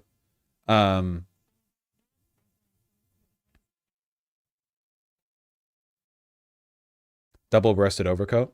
Well, the double-breasted, yes, refers to the closure, and the overcoat is a general category, but there is a specific type of coat that it is. I'm just forgetting what it is. Anyway, I need to finish reading donos. How do I get into fashion? Find people wearing outfits that you think are really cool and that you would like to wear and that you could imagine yourself wearing outside and just casually integrating into your wardrobe if you had them, and look up what they have and learn about the styles of clothing and the history of those clothes and what they mean. Clothing has meaning. Clothing is art, after all. There's a purpose to it, you know? So white tees, jeans, Tim's every day, got it? Nothing wrong with that.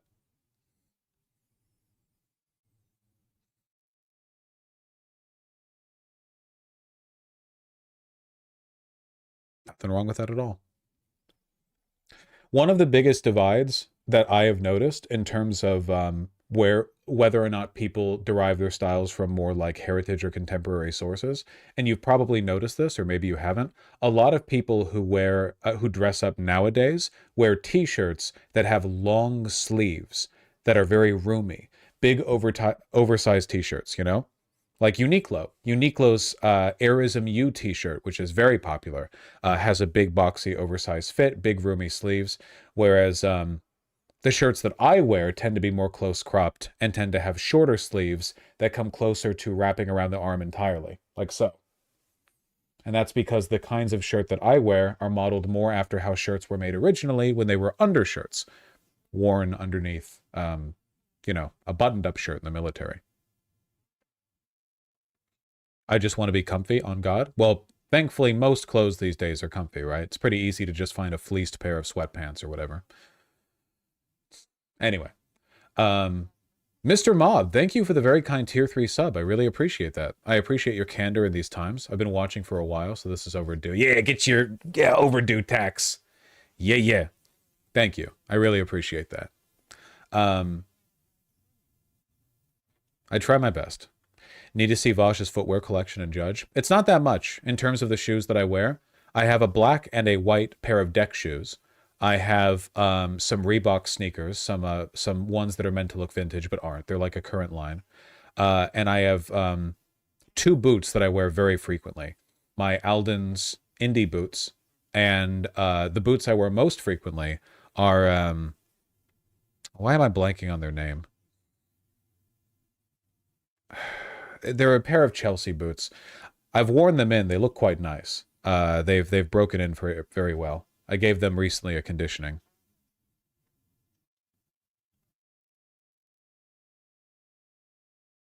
Current Alden Indies are doo-doo. They're not doo-doo. They're just overpriced. And yes, I got them because they're the Indies. I don't plan on getting much more from Alden. I know that their quality has declined over time, but they're still good shoes, or good boots. Alan Edmonds, yes, that's where my Chelsea boots are from. So I'm getting boots from lots of places that are in decline, but the boots are good. Feel really good. You have a pair of Chukka boots? Yeah, I got some from a Buck Mason collaboration a while ago. I don't wear them that often because, unfortunately, I don't think I got the best fit.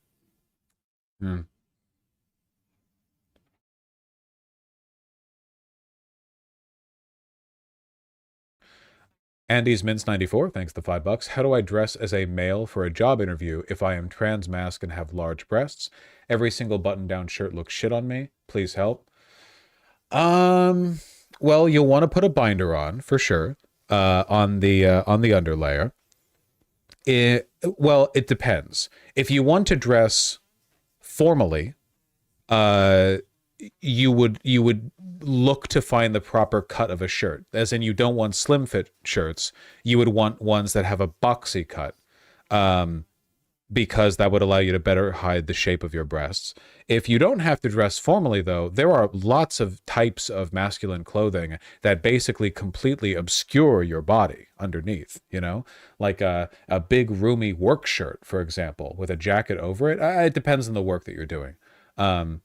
But, you know, I think unless your breasts are genuinely, like, enormous, like you say large breasts, so, I don't know, C's, D's, E's, unless we're talking like G's or something, I think I think your best bet would be finding the proper cut of a shirt. The old boy mode hoodie. Yeah, that works. I mean, I assume that we're trying to dress up a bit for the interview, but you know.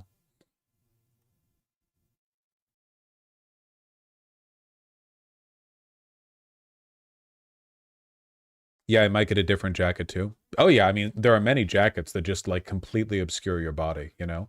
Only silhouette left.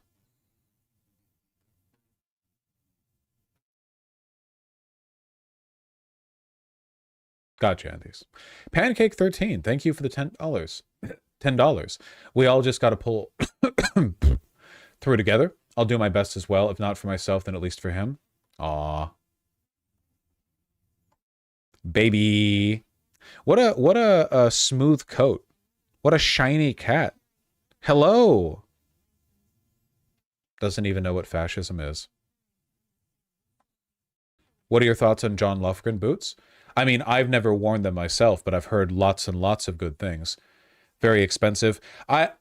People in chat are going to get mad at me for this one. If you ever want to splurge, truly splurge on an item, I mean dropping like $1,000, boots would be where you do it. Because if you take good care of them, which literally just means don't submerge them in liquid feces and leave them to dry for a year, like literally just keep them clean, they will last forever.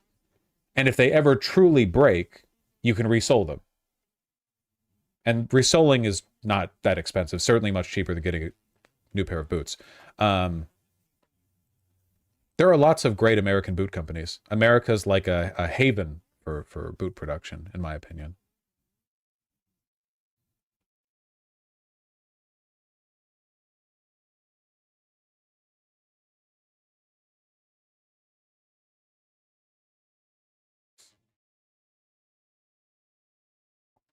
If I'm not mistaken, I think that more or less catches me up. I think there are still a few super chats. Let me...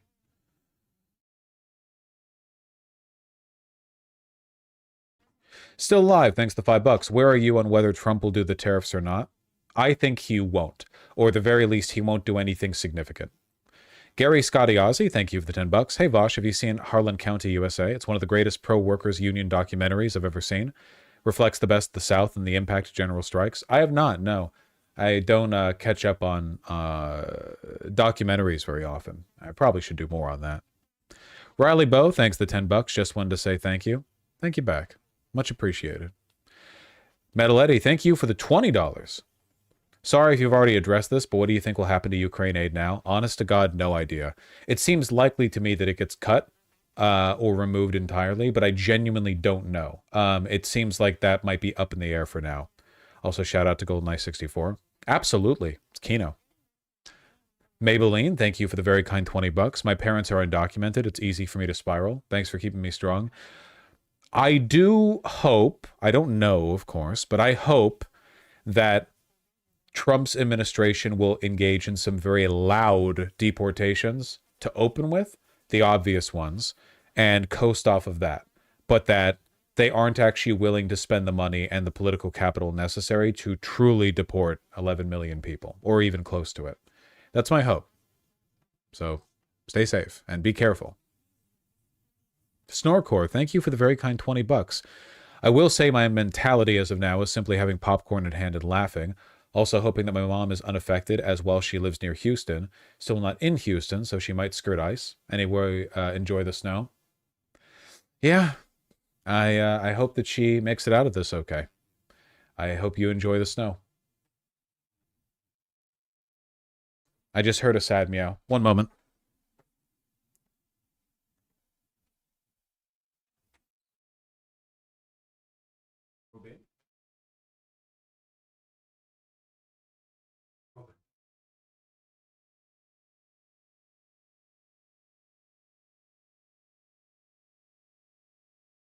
I opened the door, but he playfully leapt back. I don't know if he's actually going to come in here.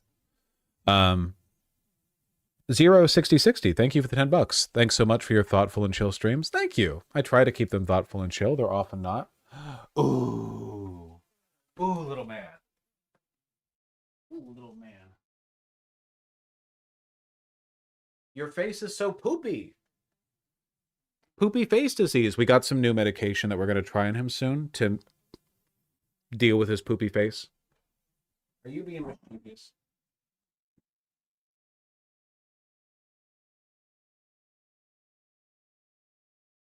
Are you being mischievous? Ooh, stretch.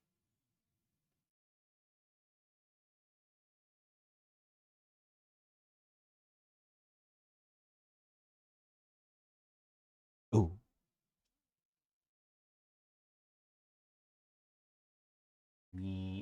Yeah.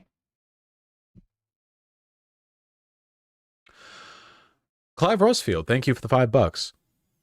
Hey Vosh, thank you for being a positive voice for trans people. I've recently transitioned. It's nice to have an ally like you. Thank you. Yeah, look, well, the Democrats are probably going to walk back their support for trans people. I mean, they have been for years, but they're probably going to continue to walk it back and offer no resistance to the Trump administration's messaging. So I promise to be that much louder to compensate for their silence. It's the most I can offer, My commitment is ironclad, no matter how annoying you all are on Twitter. And Michael T, thanks the $10. Just saying hi. Appreciate the content as I suffer through dorm flu.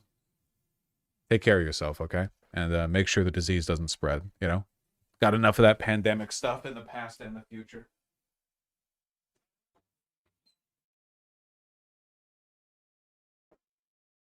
Doors are always moving in this damn household. And Kowalski, thanks to $5. Landed safely in Omaha. Next time, please record the show in advance so I can watch on the plane but still do it live. Thanks. I'll try my best. All right, folks. I love you all very much. I am going to fucking dip because I'm tired and I've got lots more to do tomorrow. So, you'll see me. If you want to, you'll see plenty of me. So in the meantime, take care. Drink water. I'm going to go do my Peloton ride, I guess. Peace.